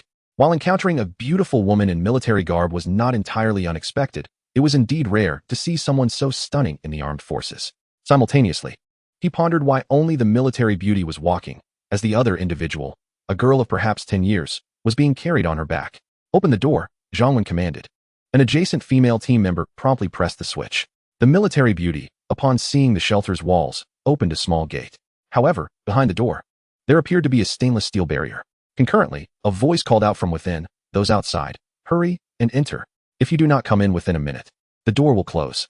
After a moment's hesitation, the military beauty, with her long legs striding forward, entered the shelter. Upon passing through the small door, she realized that the stainless steel was not merely a barrier, but a frame, completely sealed and with the exit locked. At that moment, the shelter's small door shut with a definitive thud. She had been deceived. Having endured the trials of a post-apocalyptic world, the military beauty's vigilance surged, prompting her to swiftly draw a dagger concealed at her waist, ready to assume a defensive stance. Zhang Wen first assessed the friendliness levels of the women who had entered. On Li Shue's side, none of the 5 women exhibited hostility. There were no red indicators. As for the military beauty, upon entering the shelter, her friendliness level was initially deep yellow, but it had now shifted to a lighter shade. The little girl on her back displayed a similar change. This indicated that their initial goodwill towards the shelter was relatively high, but upon realizing the trickery, they had grown wary. However, since the shelter had not yet harmed them, they were not truly adversarial, which was why their friendliness had not turned red. Zhang Wen stepped forward and addressed the military beauty. "Did you not see the recruitment notice? Weapons are prohibited within the shelter. The consequences are yours to bear. I offer you a chance. Dispose of your weapon." The military beauty clenched her jaw. "How can I trust you?" Zhang Wen gazed into her captivating eyes. "Why should I require your trust? It is you who seek my protection. Thus you must adhere to the regulations of my sanctuary. Otherwise, return whence you came." However, Zhang Wen would not truly dismiss such a captivating beauty, particularly one endowed with formidable strength, as the sanctuary is in dire need of such talent. Although Li Shue serves as the chief of the security team, her role is merely managerial. Genuine training necessitates individuals with real combat experience. The presence of a military-clad beauty would not only delight Zhang Wen, but would also bring immense joy to Li Shue. The military beauty surveyed Zhang Wen and then glanced at the surrounding women, all of whom were female, and offered no disconcerting gazes. "I can join your sanctuary and assist in exterminating zombies and scavenging for supplies, but I have one request. Should anything happen to me, my sister must be allowed to remain here." Zhang Wen reassured her, "Rest assured, upon entering my sanctuary, you shall receive my protection. As long as you abide by the sanctuary's rules, your sister can remain here indefinitely. This will become clear once you join and become acquainted with our community." The military beauty discarded her weapon outside the frame and stated, "I was once part of a small team. They recognized my prowess and enlisted me to procure supplies and eliminate zombies. I am willing to engage in such tasks, provided they care for my sister. Due to her health, I cannot venture out to gather supplies with her in tow. Yet, they feasted on the provisions I risked my life to obtain while taking advantage of my absence to mistreat my sister. Thus, they faced the consequences of their actions. I hope you will not deceive me. While you may possess great strength in numbers, I too am resolute in my intentions." Chapter 50. 2 choices. As the lock clicked open, the military beauty carried her sister into the sanctuary. Zhang Wen inquired, "What is your name? Are you an active duty soldier? Do you have any comrades?" If more individuals of such caliber could join, particularly an all-female unit, he would be most willing. The military beauty replied, "My name is Lu Feifei, and my sister is Lu Qianqian. I retired early to care for my sister. I have no teammates. The military uniform I wear is one I purchased from a store, as I have grown accustomed to it." Zhang Wen nodded. The absence of comrades was inconsequential. If there were none available, they would simply train from scratch. He mused that Lu Feifei's appearance and physique could rival that of Tang Xian, particularly if she donned form-fitting yoga pants. At 140, Zhang Wen's small door had received 5 groups of survivors, with the largest group comprising 5 individuals and the smallest 2, totaling 19. There was initially another group expected, at least 10 strong, but their arrival exceeded capacity and attracted zombies. Among them were 7 or 8 men, all armed, who likely believed that by sending a few women to deceive their way through the door, the men could surge forward. Unfortunately, they spent a considerable amount of time attempting to break down the door outside. There was not even a single response. Zhang Wen, naturally disinterested, felt no inclination to deal with them personally. Let them entertain the zombies instead. However, this might jeopardize the women waiting to enter the shelter. Outside the small door, due to their attracting zombies, it was certain that no new arrivals could be permitted today. Nevertheless, Zhang Wen was not disheartened, for there was still another side with people. The distance between the 2 sides was considerable, and the influx of individuals on that side remained unaffected. Zhang Wen assessed the situation regarding Li Shue. Although only 4 groups had been admitted there, they numbered 18 individuals in total. The number of entrants from that side was consistently larger. Of course, there were also 2 groups attempting to sneak in under false pretenses. However, upon Zhang Wen's refusal to open the door, they promptly retreated without drawing many zombies. At that moment, 5 more individuals approached the northern wall where Li Shui was stationed. Zhang Wen glanced at them through the surveillance. They were all women, seemingly unarmed. He notified Li Shui to open the door for them. Yet, as soon as this group of 5 entered the shelter, Zhang Wen's brow furrowed. He took out his walkie-talkie, saying, "Li Shui, do not let this group out just yet. Wait for my arrival." "Understood," Li Shui replied succinctly. Zhang Wen then approached Lu Feifei, observing the strikingly beautiful woman standing tall even while carrying her sister. He said, "Lu Feifei, you are aware of the rules and the hierarchy within the shelter. What are your thoughts?" Lu Feifei candidly responded, "It is better than I had anticipated. I mean it. Most of the men outside do not reason as you do. It will undoubtedly worsen in the future." Zhang Wen nodded, surprised that not only was she beautiful and fit, but also far from naive. The notion that women were treasures to be revered by all men had long since faded in this post-apocalyptic world. However, the shelter operated under its own regulations. All newcomers were considered refugees, required to labor in exchange for food and shelter. Moreover, all individuals joining the shelter must be in good health. Although injuries are permissible as long as they can be healed quickly. Clearly, your sister does not fall into this category, so by all accounts, she should not be permitted entry into the shelter. After all, this is a post-apocalyptic world, and the shelter is not a charitable institution. Lu Feifei gazed at Zhang Wen. Unperturbed, "State your demands," she said. Lu Feifei was no fool. Since Zhang Wen was aware of her sister's condition, yet still allowed them entry, he must have made up his mind. There was no need for her to elaborate further. Zhang Wen nodded, foregoing any unnecessary dialogue. "You are not only beautiful and fit, but also a valuable asset to the shelter. I can indeed make an exception for you. I now present you with 2 choices. First, become my woman, and your sister will naturally receive the best care and provisions. Second, there is a somewhat perilous task that requires your assistance. If you can demonstrate your capabilities, your sister may also gain entry into the shelter through your contributions. However, there is one point I must clarify. You have successfully navigated this perilous situation, and in light of your contributions, you may become an official resident of the shelter. I believe Yuan Jing has informed you of the privileges that come with such a status, which are indeed quite commendable. Nevertheless, you are not like the other official residents. Due to your sister's unique circumstances, even upon becoming an official resident, you will only receive the treatment of a refugee, and you must provide for your sister's needs on your own." Lu Feifei nodded in understanding, indicating her choice of the latter option. "Yet, as I previously mentioned, I am willing to undertake any perilous task for you, provided you promise to care for my sister. Should anything happen to me, at the very least, she would still receive the status of a refugee." Zhang Wen replied, "That is not an issue.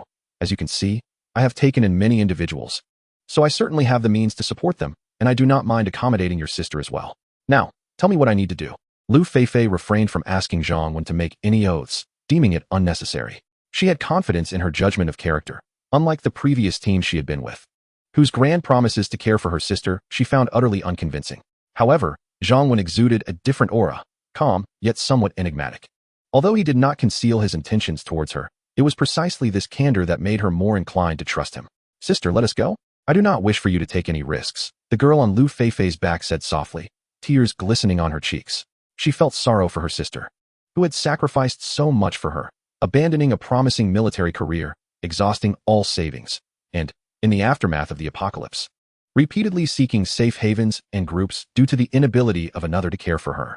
She had endured much hardship and danger, and the girl wished for her sister to be free from such burdens. She longed for a place where the 2 of them could hide away, enjoying a brief period of happiness together before quietly departing from this world. After her departure, she believed her sister, equipped with her capabilities, would manage to thrive even in the harshness of the apocalypse.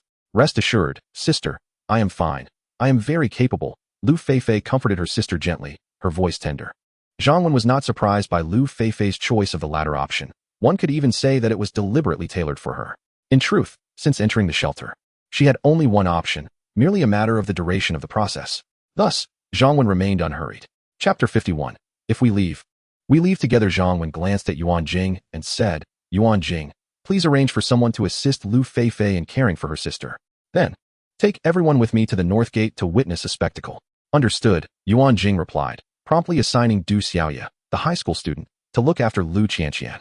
This was also Yuan Jing's way of ensuring Lu Feifei's peace of mind by appointing someone of a similar age, and indeed, The sight of the cautious young girl in her school uniform approaching was reassuring. Lu Feifei said little, entrusting her sister to her. She was willing to part with her sibling, and Zhang Wen returned her weapon, along with an electric baton. As they made their way to the north gate, Zhang Wen briefly outlined the situation. A new group had arrived at the north gate, containing 2 individuals with ill intentions towards the shelter. Currently, they remained locked in a stainless steel enclosure, unable to escape. Zhang Wen instructed Lu Feifei to thoroughly subdue the 2, and if they posed a danger, they could be eliminated. Upon hearing Zhang Wen's words, Lu Feifei remained composed, but her sister, Lu Qianqian, finally felt a sense of relief. Yuan Jing and the others who had followed also breathed easier. Zhang Wen had mentioned the perilous circumstances, and they had initially feared an invasion by zombies or marauding thugs. Although the arrival of 2 dangerous individuals was indeed a serious threat, especially if the director had not designed the stainless steel enclosures. If armed ruffians had infiltrated among the new arrivals, particularly dangerous men, it could lead to significant casualties. However, with the presence of the stainless steel enclosures as a buffer, all individuals exiting would first be confirmed as women and thoroughly searched to ensure they bore no weapons before being allowed to leave. This greatly mitigated the risk. At the north gate of the shelter, 5 women stood within the stainless steel enclosure, gazing at the elegant woman before them, who, despite only wearing light makeup, remained strikingly beautiful. Their emotions were complex, for they had witnessed several groups enter the shelter smoothly. If individuals failed to meet the entry requirements, the shelter would not open its doors. Yet when it was their turn, the beautiful woman instructed them to wait for the director to decide if they could exit. Instantly, the 5 women became anxious. Having been allowed entry, why could they not leave the enclosure? They had seen earlier groups already standing inside the shelter. What set them apart? One girl named Wang Yu, her face a picture of despair, lamented, "Is it because of my injured hand that you do not want me? If so, I have nothing more to say. Let them in, and I will leave on my own." At that moment, her classmate Lu Wan immediately interjected, "If she cannot enter, then I will leave too. I am unwell and a patient as well." Wang Yu shot her a glare. Pang, what nonsense are you talking? You only have a slight cold. You will recover soon, and they will want you. Lu Wan was undeterred, stating, "I said when we arrived, if one stays, we all stay. If one leaves, we all leave." Wang Yu could not help but whisper, Pang, please stop causing trouble. It has not been easy for us to arrive here.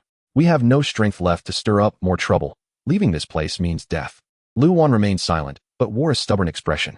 The exchange between the 2 girls was overheard word for word by Li Shui, who genuinely felt Zhang Wen abruptly halted the intruders, likely due to the presence of the 2 injured individuals.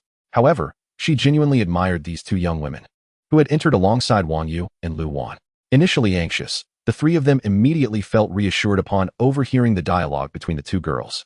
Particularly, the 2 among them thought to themselves that their choice was indeed wise to accompany these injured girls, as they had effortlessly captured everyone's attention, thereby diverting it from themselves.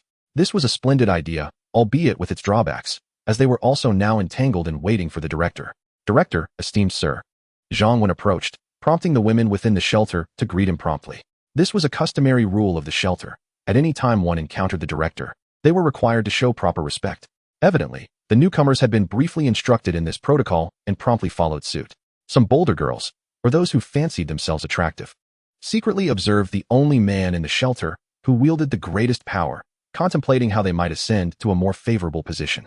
Before the apocalypse, these women had either possessed modest assets or had been spoiled by countless admirers, and they were still adjusting to the bitter experience of being relegated to the lowest echelon. Nevertheless, most women had begun to adapt after a few days of trials in the new world. Zhang Wen casually nodded at them, then turned her attention to the 5 individuals confined in the enclosure. The friendliness levels of the 2 girls were marked in deep yellow, one woman's in light yellow, while the remaining 2 women were tagged with light red and deep red, respectively. Zhang Wen approached Lu Feifei, leaning in close to her ear to describe the appearances of the 2 girls. Lu Feifei emanated a delightful fragrance, and the proximity allowed Zhang Wen to more acutely appreciate her curvaceous figure, causing a stir within him. The heat of his breath intensified, as it was Lu Feifei's first experience of such close contact with a man. She struggled to endure the warmth of his breath and the masculine scent, feeling an unusual sensation stir within her, especially since this man had openly acknowledged his interest in her. Though Zhang Wen only whispered a few words, it felt as if an eternity had passed, presenting her with an unprecedented experience. Once Zhang Wen finished speaking, Lu Feifei quickly distanced herself, a faint blush coloring her healthy, sun-kissed skin. She arrived at the exit of the stainless steel enclosure, instructing someone to unlock it and allow the occupants to emerge. The woman responsible for unlocking glanced at Zhang Wen, and upon receiving a nod from him, promptly proceeded to open the lock, directing the individuals inside to line up and exit one by one. Lu Feifei stood to the side, appearing indifferent, yet she was meticulously observing every movement they made. Although Director Zhang Wen explicitly identified 2 individuals as dangerous elements, she did not necessarily regard his assessment as infallible. The 5 began to step outside, with Wang Yu and Lu Wan feeling the most anxious. They had long believed that the shelter was reluctant to accept them. Yet, why then were they not permitted to leave directly? Even the 3 individuals following them shared this belief, assuming the issue lay with Wang Yu and her companions. However, one among them remained subtly vigilant. Chapter 52. Disguised as a woman as he and another individual coincidentally passed by the military-clad beauty. He could not suppress a surge of excitement within. Should his plan succeed, he would be heralded as the principal architect of this triumph. He had initially contemplated that, after the event, he would request his superior to bestow upon him the minister named Li Shui as a personal reward. He had never encountered a woman so stunning and exuding such charisma. Previously, he had thought the alluring women at the club were the epitome of beauty. Now, he realized that they were mere commonplace compared to the goddess-like Li Shui, who embodied both exquisite beauty and an air of noble elegance that inspired a desire for conquest. To possess her would undoubtedly satisfy the primal urges of a man, especially someone of his lowly status, who had never even dared to hope for a glance from her. Yet, it was Lu Feifei who utterly captivated him. Though her figure was shrouded, it was equally breathtaking, and he found her attire particularly appealing. Unbeknownst to him, another man in the shelter shared his preferences, and he had no chance to act, for just as this thought crossed his mind, he suddenly felt a sharp pain in his neck. Before losing consciousness, he caught sight of his companion collapsing in a similar manner. Observing the 2 men gently subdued by Lu Feifei, Zhang Wen could not help but admire her prowess. Her movements were swift, precise, and ruthless, affording them no opportunity for response. Zhang Wen acknowledged that while he could also easily incapacitate 2 individuals, he could never match her grace or speed, nor could he guarantee their survival. Of course, he was well aware that allowing Lu Feifei to handle the situation posed no challenge whatsoever. In fact, he did not even need her to intervene. However, Zhang Wen had deliberately orchestrated this scenario. He wanted to provide her with a sense of having earned her place in the shelter and to offer others a justification for her elevation to the status of a formal resident. Becoming an official resident was no trivial matter. It held considerable weight. I have committed murder. They are villains. I do not wish to die. Let me leave. Those who had entered through the southern gate with Zhang Wen remained composed, having already heard his prior remarks about the unconscious women being dangerous individuals. In contrast, the people at the northern gate were unaware. They merely assumed that the 5 who had entered last. Someone brought forbidden items, and without warning, they suddenly attacked. Consequently, 2 individuals collapsed, leaving everyone uncertain of their fate. Many were taken aback, while others were utterly overwhelmed. Clearly, the outside world had not been kind to them. Zhang Wen gazed at the woman who was screaming in distress. Such occurrences no longer necessitated his direct intervention. Li Shui, this is your responsibility. Have you arranged for someone to inform them of the shelter's rules? Zhang Wen, not yet having established a personal rapport with Li Shui, spoke to her with an air of authority. I've already assigned someone to communicate this to them, Li Shui replied. Zhang Wen nodded in acknowledgement. Since they had already been informed, their loud outburst was an act of willful defiance. Currently, she had not been assigned to any department, or perhaps she wished to leave. However, until then, it was your duty to manage the situation. In the shelter, apart from Zhang Wen, the highest authority was the minister.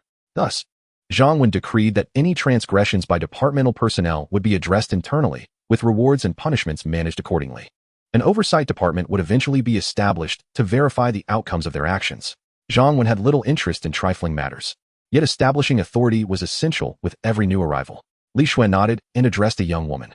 Failure to adhere to the shelter's regulations on the first offense and without significant consequences will result in 5 strikes with the baton and a day without food. Wang Yu, you shall execute this. Presently, Li Shui had 2 top lieutenants, Zhang Ying and Wang Yu, both of whom had achieved over 80 points in the last assessment. The only 2 to pass without a probationary period. Li Shui, without hesitation, assigned them to her department after a brief conversation with Zhang Wan. Zhang Ying, a former corporate employee responsible for human resources, was both reputable and capable, which led Li Shui to appoint her as the supervisor of the human resources department. Wang Yu, although of average appearance, was tall and boisterous, possessing a bold demeanor. Thus she was appointed as the captain of the security team. Zhang Ying and Wang Yu were aware that Li Shui had awarded them high marks during their evaluations, allowing them to bypass the probationary period entirely. They were immensely grateful to Li Shui. After all, the benefits of being a formal resident of the shelter were significant, and aside from Zhang Wan, the person they appreciated most was Li Shui. This was also why Li Shui had previously advised Zhang Wen on the importance of the Human Resources Department, especially in such apocalyptic times, urging him to assign someone he trusted to oversee it. Otherwise, if the person in charge of the Human Resources Department harbored rebellious intentions, it would undoubtedly cause Zhang Wen considerable distress. Yes, Minister, the tall Wang Yu replied, promptly wielding the baton as she approached the woman who was wailing loudly. The woman had been under immense stress in recent days, instinctively voicing her anguish, and afterward, she felt rather foolish for her outburst. If the shelter were truly inhabited by nefarious individuals, their cries would undoubtedly lead to their swift demise. Enduring the punishment of 5 blows from a police baton, the woman dared not utter another sound. Lu Feifei approached Zhang Wan, as if to elucidate on behalf of Zhang Wan, stating, "They are not dead. I merely rendered them unconscious. They shall awaken in a little over half an hour." Zhang Wan turned to Li Shui and instructed, "Li Shui, have someone restrain them and conduct a search. I shall interrogate them once they regain consciousness." The security team was equipped with ample police gear, including handcuffs and pepper spray. Consequently, Li Shui promptly assigned Wang Yu to carry out the task. "Chief, this woman is a man in disguise. There is a handgun concealed at his waist." After Wang Yu and her team had secured the women, they were astonished to discover that one of the women with golden hair lost her wig upon contact, revealing a short haircut underneath. Although her face was adorned with makeup, a closer inspection immediately revealed her true identity as a man, and the handgun was soon located. This revelation even startled Li Shui. She had not anticipated that their earlier discussions about this possibility would manifest into reality. Not only had a man disguised himself as a woman, but he was also armed. Simultaneously, she felt that the mysteries surrounding Zhang Wen were multiplying. How did he know with such precision that this group posed a threat at the southern gate? Chapter 53. Now we are not lacking personnel. Zhang Wen glanced at the time. The recruitment period for today had come to an end, and no one else appeared outside. He then began to organize tasks. All right, Li Shui, arrange for these 2 to be taken back and securely detained. Ensure they are bound tightly to prevent any injuries. He then turned to Yuan Jing. Yuan Jing, for the newcomers today, please escort them to the supermarket to arrange accommodations. Additionally, find 2 individuals who can cook, as they will be responsible for preparing meals for them at the supermarket. Furthermore, ensure they are provided with lunch today. He continued. You and Li Shui should figure out how to allocate these individuals. Expedite the process of filling the personnel in each department and assign them to work. Also, the security personnel will undergo training modeled after military protocols. Given their physical condition, the initial training intensity can be reduced by half, yet it will still be quite arduous, potentially involving dangerous assignments. Therefore, those who voluntarily join the security department will receive benefits, such as access to showers, priority for residency, meat provisions, and recreational activities. Should the number of applicants exceed expectations, Lu Feifei will conduct assessments to select the most suitable candidates. Yuan Jing and Li Shui nodded in understanding. Zhang Wen then glanced at Lu Feifei. Lu Feifei, for the time being, you will be assigned to the security department as an instructor. Your sole responsibility will be training, with no duties concerning personnel management. Report any issues directly to me. Lu Feifei nodded in agreement, having no objections. In truth, she preferred to serve as a simple soldier, focusing solely on training and executing tasks without the burden of leadership. Very well, let us proceed in this manner. After finalizing the arrangements, Zhang Wen was about to depart when he heard, Chief, are we allowed to stay in the shelter as well? I have injured my hand and am unable to perform strenuous tasks. I am also unwell. At that moment, 2 timid voices emerged.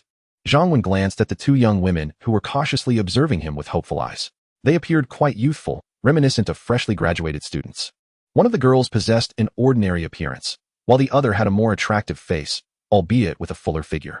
In truth, for Zhang Wen, those who bore minor injuries were hardly a concern. In a post-apocalyptic world, sustaining a few wounds was rather commonplace, as long as one wasn't bitten by a zombie. Moreover, even if one were to consider minor ailments, like the frailty of Lu Feifei, they could be treated once the medical facilities in the shelter were activated. However, there was no necessity to divulge such details to those below at this moment. Li Shui had intended to say a few words on behalf of the 2 young women, as she genuinely admired them. Yet, Zhang Wen had already spoken. You may stay, and Yuan Jing can assign you some lighter tasks temporarily. However, the shelter is not a charitable institution. If you do not contribute to the work, your daily provisions will naturally diminish. Upon hearing they could indeed remain, the 2 young women were elated, for these words came directly from the director, which lent them absolute significance. Their excitement was palpable. They had initially thought all hope was lost, only to find a glimmer of light in the darkness. In unison, the 2 young women bowed to Zhang Wen and expressed, "Thank you, esteemed director. We will strive to recover swiftly and work diligently." Zhang Wen felt satisfied with their attitude. He surveyed the surroundings and continued, You are all now aware of the shelter's rules and the provisions it offers. Indeed, as you have heard, becoming official residents here allows one to live no worse than before the apocalypse. However, if you are merely vagrants, life could be exceedingly harsh, with poor rations and minimal benefits, coupled with excessive labor and extended hours. Do not question the fairness of this. Everything within the shelter belongs to me, and you must obey orders. Nevertheless, I must reiterate that our shelter is not a den of bandits, nor am I a malevolent tyrant. If anyone wishes to leave the shelter, I offer you this opportunity to depart immediately. However, should you miss this chance, after consuming the provisions and enjoying the protection of the shelter, leaving in the future will not be as effortless and will come at a cost. Therefore, I will grant you 1 minute to contemplate your decision. Previously, when Zhang Wen suggested that Yuan Jing allow them to leave, it was merely a formality. But now, should anyone genuinely wish to depart, he would not hinder them. At that time, the shelter was in dire need of personnel, but now, having recruited 40 women just today, the following days would not see a shortage of people. Moreover, Zhang Wen placed great emphasis on official residents, with a temporary cap of 30 individuals. While a larger number could be advantageous, it was not without its limitations. He possesses the ability to selectively choose formal residents and can adequately support them. However, whether there are a few more or a few less is of little consequence. Furthermore, allowing them the freedom to choose whether to stay or leave only serves to emphasize that the shelter is not in need of their presence. I recall the shelters from my past life, where many individuals, in a bid to remain within the sanctuary, chose not to venture outside to face the threats of zombies and wilderness hunters. The price they paid was far greater than what Zhang Wen has established now, with minimal rewards to show for it. Thus, Zhang Wen believes she has already shown considerable mercy. If they wish to depart, they may strive to survive and join better shelters in the future, and she will not impede their choice. Indeed, Zhang Wen's nonchalance led those who were initially frightened and considering leaving the shelter to hesitate. Even the woman who had been struck showed no inclination to depart. Prior to entering, she had been harmed by others and had only recently managed to escape. Her earlier screams stemmed from the belief that Zhang Wen intended to harm those who entered. Now understanding that the two individuals were intruders with malicious intent, and realizing that hard work within the shelter would yield sustenance, the director's allowance for them to choose whether to leave only strengthened her faith in the refuge, making her less inclined to leave. She had long recognized the harsh reality. In a post-apocalyptic world, clinging to notions of gender equality or fairness is a sign of having yet to experience the brutalities of the new era. After assigning tasks to the women, Zhang Wen found herself in high spirits. The shelter, originally home to a little over 10 individuals, now boasted more than 50 with the addition of today's 40 newcomers. The goal of welcoming 30 formal residents could be achieved at any moment. However, Zhang Wen only designated Lu Feifei and Lu Qianqian as formal residents. Given Lu Feifei's beauty and her combat prowess, it was imperative to keep her close. The status of the others would be evaluated based on their performance. Of course, in the interest of sustainability, Zhang Wen would expedite the selection process, but a 1-month assessment period was essential. With her spirits lifted, Zhang Wen resolved to engage in meaningful activities, seeking out Sister Li and Yuan Jing to convey a few instructions to them. Chapter 54. The Whimpering Creature in the Evening. The seafood restaurant within the shelter, now renamed the Wenshan Shelter Canteen, has been requisitioned by Yuan Jing as the dining area for the shelter. Aside from those residing in the small villa, who continue to dine there, the rest gather here for meals. Oh look, they are having stir-fried shredded pork with chili. I wish I could have some. I adore spicy food. I don't like spicy dishes, but they have fruit. I'm so envious. I haven't had fruit in ages. Stop envying them. They are all formal residents. It is said that there are only 30 spots for formal residents, and we have 40 newcomers today. Just think of how challenging that is. Indeed, I envy them greatly. I heard they gained their status simply by joining the shelter a day earlier than us. At that time, there was little competition, and many were selected. Although some remained in the probationary period, their treatment was the same. Indeed, we are not at a disadvantage. Being here today is certainly preferable to those who may arrive tomorrow, the day after, or even later. Look over there. Those tables are filled with the newly selected members of the security team from today's selection process. It is indeed them. Most are newcomers just like us. I have heard that they have also become temporary formal residents. Just look at them. They appear to have more substance than the official residents over there. Humph. I do not envy them at all. Did you not hear the supervisor mention that training for the security team is based on military standards? It is exceedingly strenuous and fraught with danger. One could say that you are merely sour grapes. In this world, what is not exhausting and perilous? We are not part of the security team, and our work is also tiring, with long hours. And do not think I am unaware. You too participated in the selection, but simply did not make the cut. Alas, do not mention her. I too applied. Unfortunately, the security team only recruited 15 individuals, and many were eliminated. Yes, Joining the security team may be the fastest route to becoming a formal resident. The shelter already has over 10 official residents. And now, with more than 10 additional spots taken, there are hardly any vacancies left. Our aspirations to become formal residents have become exceedingly challenging. With an increasing number of people, the cafeteria has grown quite lively. Although we dare not speak loudly, many gather together, engaging in animated discussions, especially those who have just joined the shelter. Everything is intriguing to them, and they lament that they had not joined the shelter sooner. At that moment, Yuan Jing's chief aide, Wang Ying, who is responsible for logistics management and distribution, burst in with a round face and short hair, breathlessly announcing, "I have significant news." Instantly, everyone in the cafeteria turned their attention to her. "Good news? What is it?" The newcomers hesitated to inquire. However, Zhang Ying, grinning, spoke up. Although one was a favored aide of Yuan Jing and the other aligned with Li Shui, there was currently no factional strife within the shelter. Furthermore, they were both part of the same cohort of officially recognized residents who had passed the assessment, naturally fostering a close bond.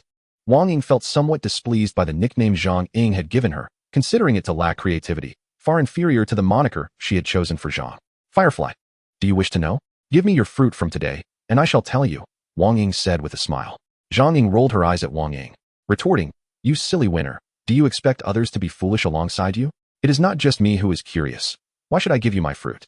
Besides, even if you do not reveal it now, Minister Yuan will come to inform us later. Can I wait until then? Hee, that will disappoint you. Our Minister Yuan received the notice from the supervisor only today. Minister Yuan said it is too late to inform you now. She will do so tomorrow." Wang Ying replied with a cheerful demeanor. "Well, tomorrow is tomorrow. What's the harm in knowing a day later?" Zhang Ying remarked nonchalantly, seemingly unfazed. Beside her, Wang Yu, a brash and impulsive individual, could not contain herself and interjected, "Oh, come on, Inin, stop keeping us in suspense. What is this delightful news? If you don't spill the beans, I might not sleep a wink tonight. How about I share my fruit with you?"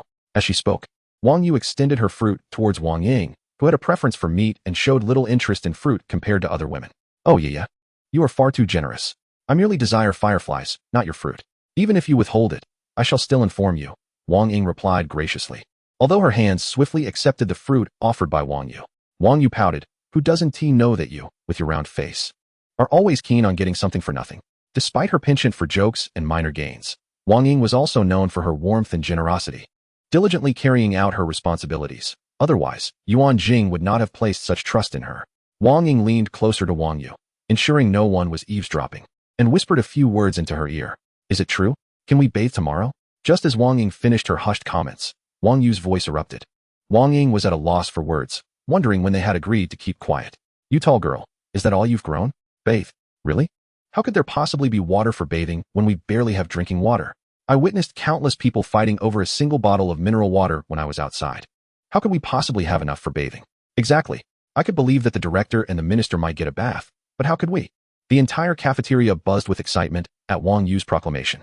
Even Du Xiaoye, who had been quietly eating, widened her bright, dark eyes in excitement, looking at Wang Ying and asking, "Sister Wang Ying, can we really bathe tomorrow?" Since Wang Yu, with her loose lips, had already revealed the matter, the chance of gaining any further advantages from fireflies seemed hopeless. Moreover, Du Xiaoye, being the youngest in their group and rather timid and obedient, was cherished and cared for by everyone. Wang Ying nodded and replied, "Little Yu, it's true. Earlier, the director informed our Minister Yuan while we were in the warehouse. Starting tomorrow, official residents will be allocated a certain amount of water for bathing. Of course, the security team will also have access since they train daily. Thus, whether official residents or refugees, all members of the security team will receive a daily allocation of bathing water." "That's wonderful. If the director said it, it must be true." Du Xiaoye's face flushed with excitement. She was absolutely thrilled. Chapter 55. Activating Defensive Structures. In truth, Du Xiaoye's circumstances before the apocalypse were rather modest. She harbored no lofty expectations regarding food and shelter. The only quirk she possesses is a mild obsession with cleanliness, necessitating a daily bath, sometimes multiple times a day. However, since the apocalypse, she has gone several days without a wash. Even wiping her body has become a distant luxury. Yet, she understands the circumstances. In this post-apocalyptic world, water is contaminated, rendering even drinking a challenge. Where would one find water for bathing?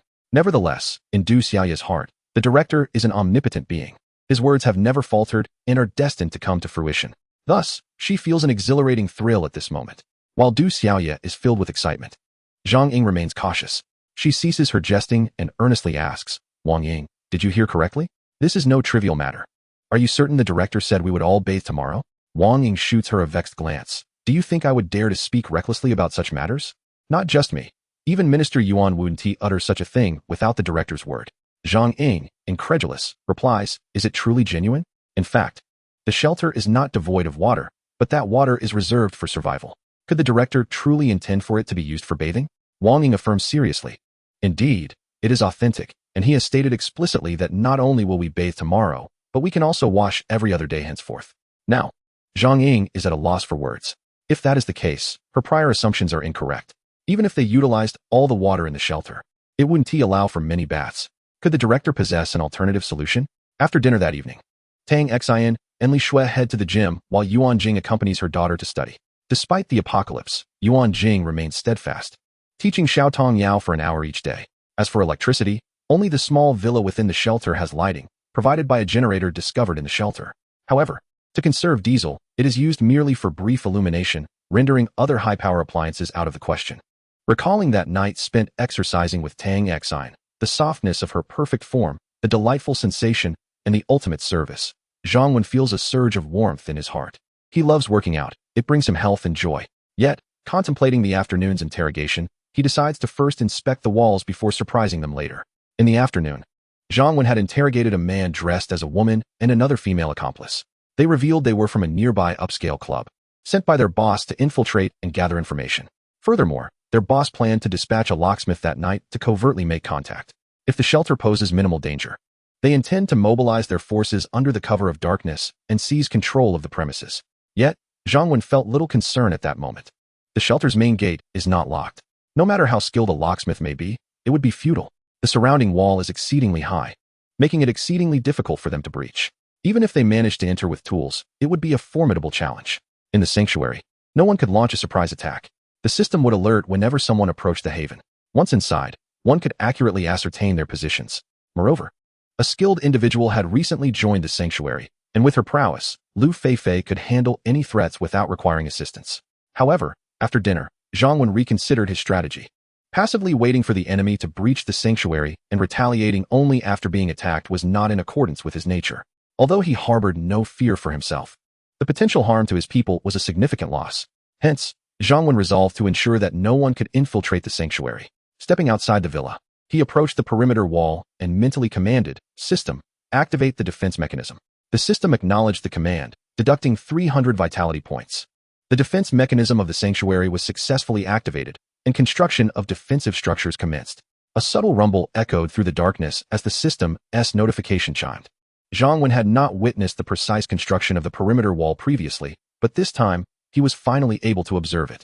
He saw numerous discarded materials being levitated and transported to the sanctuary's surroundings. Wood, stone, steel, and other materials were mysteriously fused together by an unseen force.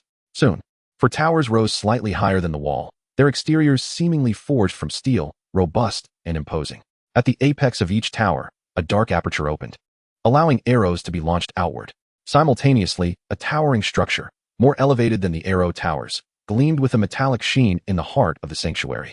It resembled a colossal beast that had suddenly emerged, lurking within the shadows, enigmatic and awe-inspiring. The tower's peak was pointed, and just below the summit lay a platform, encircled by 4 small openings, within which a Garen machine gun awaited in silence. Fortunately, it was night, and the entire sanctuary was enveloped in darkness. Otherwise, this sudden spectacle would have startled everyone. Not only others, but even Zhang Wen himself found the sight somewhat incredible and remarkably magical. Zhang Wen opened the system interface. Apocalyptic Sanctuary System Host. Zhang Wen Vitality Points. 2 Residents. 2,730 Functions. 1. Territory. Wenshan Sanctuary. Level 1. 300 meters. 2. Perimeter Wall. Level 1 Wall. Height. 5 meters. Thickness. 1 meter. The wall is constructed of reinforced concrete, with 2 automated steel gates of varying sizes on both the north and south sides, measuring 3 meters by 3 meters and 18 meters by 18 meters respectively. In addition to manual operation, the host can control the gates remotely via the system. Note, each side of the wall is equipped with a 360-degree rotating camera, featuring night vision capabilities, ultra-high definition, and exceptional stealth.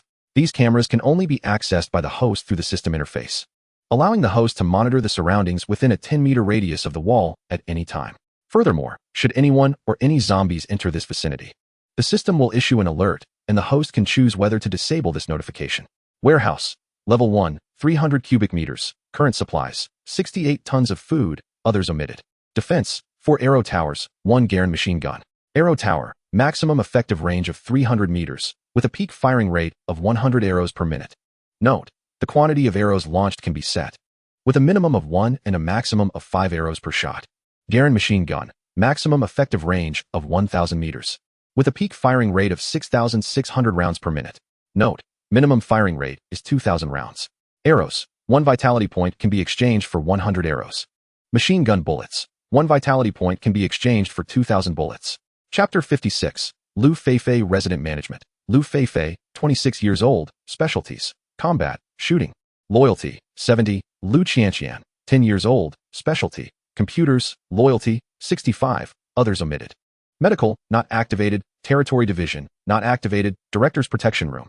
Established customization, not activated. Zombie exterminator, not activated. In order to avoid accusations of numerical fluff, Zhangwen has not checked the system for some time. After deducting 300 vitality points, only 2 points remain. However, Zhangwen remains unfazed. Currently, there are formally recognized residents totaling 27. Even if each resident contributes an average of 3 vitality points daily, there would be an income of 81 points per day. It is worth mentioning that among these 27 formal residents, aside from those who joined yesterday, the newcomers today have passed the selection assessment to become members of the security team. Zhangwen has temporarily designated them as formal residents. The benefits of this approach are twofold. First, Zhangwen urgently requires vitality points and lacks the luxury of time to meticulously select candidates. Second, as Zhangwen stated, the security team will undoubtedly face exhaustion and dangers in the early stages, necessitating better incentives to encourage everyone to enlist. Just as in the pre-apocalyptic conflict between Russia and Ukraine, perilous occupations must offer superior compensation. Moreover, apart from the earliest formal residents like Yuan Jing and Tang Xian, 3 others, Zhang Ying, Wang Yu, and Du Xiaoya, have also passed the assessment. Those who join later are still in the trial period of formal residency and must undergo a month of observation and evaluation before achieving full status. This arrangement not only fulfills Zhangwen's need for vitality points, but also allows for the timely elimination of unqualified individuals. In addition to the significant change in the number of formal residents, Zhangwen also reviewed the loyalty levels of Lu Feifei and Lu Qianqian. With scores of 70 and 65, respectively, these figures are not particularly high. Nevertheless, Zhangwen is not concerned, as their entry into the shelter has sealed their fate, and as formal residents, they face no immediate danger. Having reviewed the aforementioned details, Zhangwen finally turned his attention to the evening's main focus, the defensive structures. The specifications of the arrow towers and Garen machine gun are thoroughly detailed in the system, so further elaboration is unnecessary. The only noteworthy aspect is that both the arrow towers and the machine gun operate automatically. Zhangwen is capable of operating the system and can also set commands to enable automatic defenses. For instance, during the night, when Zhangwen prefers not to be constantly vigilant against potential intrusions, he can configure the arrow towers for autonomous defense. However, the machine guns should not be deployed lightly. Aside from their rapid firing rate, which consumes a considerable amount of vitality per minute, the resounding noise they produce would undoubtedly attract a horde of zombies. Thus, the machine guns serve merely as a deterrent, to be employed only in dire circumstances. What surprised Zhangwen was the revelation that both arrows and bullets also required vitality for exchange. Upon reflection, this was understandable. Without the vitality requirement, where would Zhangwen procure arrows and bullets? Would the system simply provide an unlimited supply? With only 2 points of vitality remaining, Zhangwen opted to convert all of it into arrows, equipping each of the 4 arrow towers with 50 arrows each. This would suffice for any nocturnal incidents. While he could address the bullets for the machine gun another day, after shutting down the system, Zhangwen retrieved a piece of white cloth inscribed with words and, using a dagger, pierced it before tossing it over the small gate into the outside world. The bait had been set. Whether the fish would bite was of little concern to him. Just as Zhangwen was about to re-enter through the small gate, an instinctive alertness surged within him. As he sensed a rush of wind beside him, he quickly ducked to avoid whatever was coming. Thanks to his enhanced vision, even in the pitch-black night, he could discern a shadowy figure in the faint light. Instantly recognizing who it was, he checked the loyalty level and surmised it might have been a misunderstanding. Nevertheless, Zhangwen remained silent and lunged towards the shadow. The figure, taken aback by Zhangwen's swift movements, was suddenly knocked down by a powerful force. Feeling the weight of a male body pressing upon her, for reasons unknown, at the moment she struck, it felt as though all her strength had been drained away, leaving her powerless beneath him. Zhang Wen was enveloped by an intoxicating fragrance.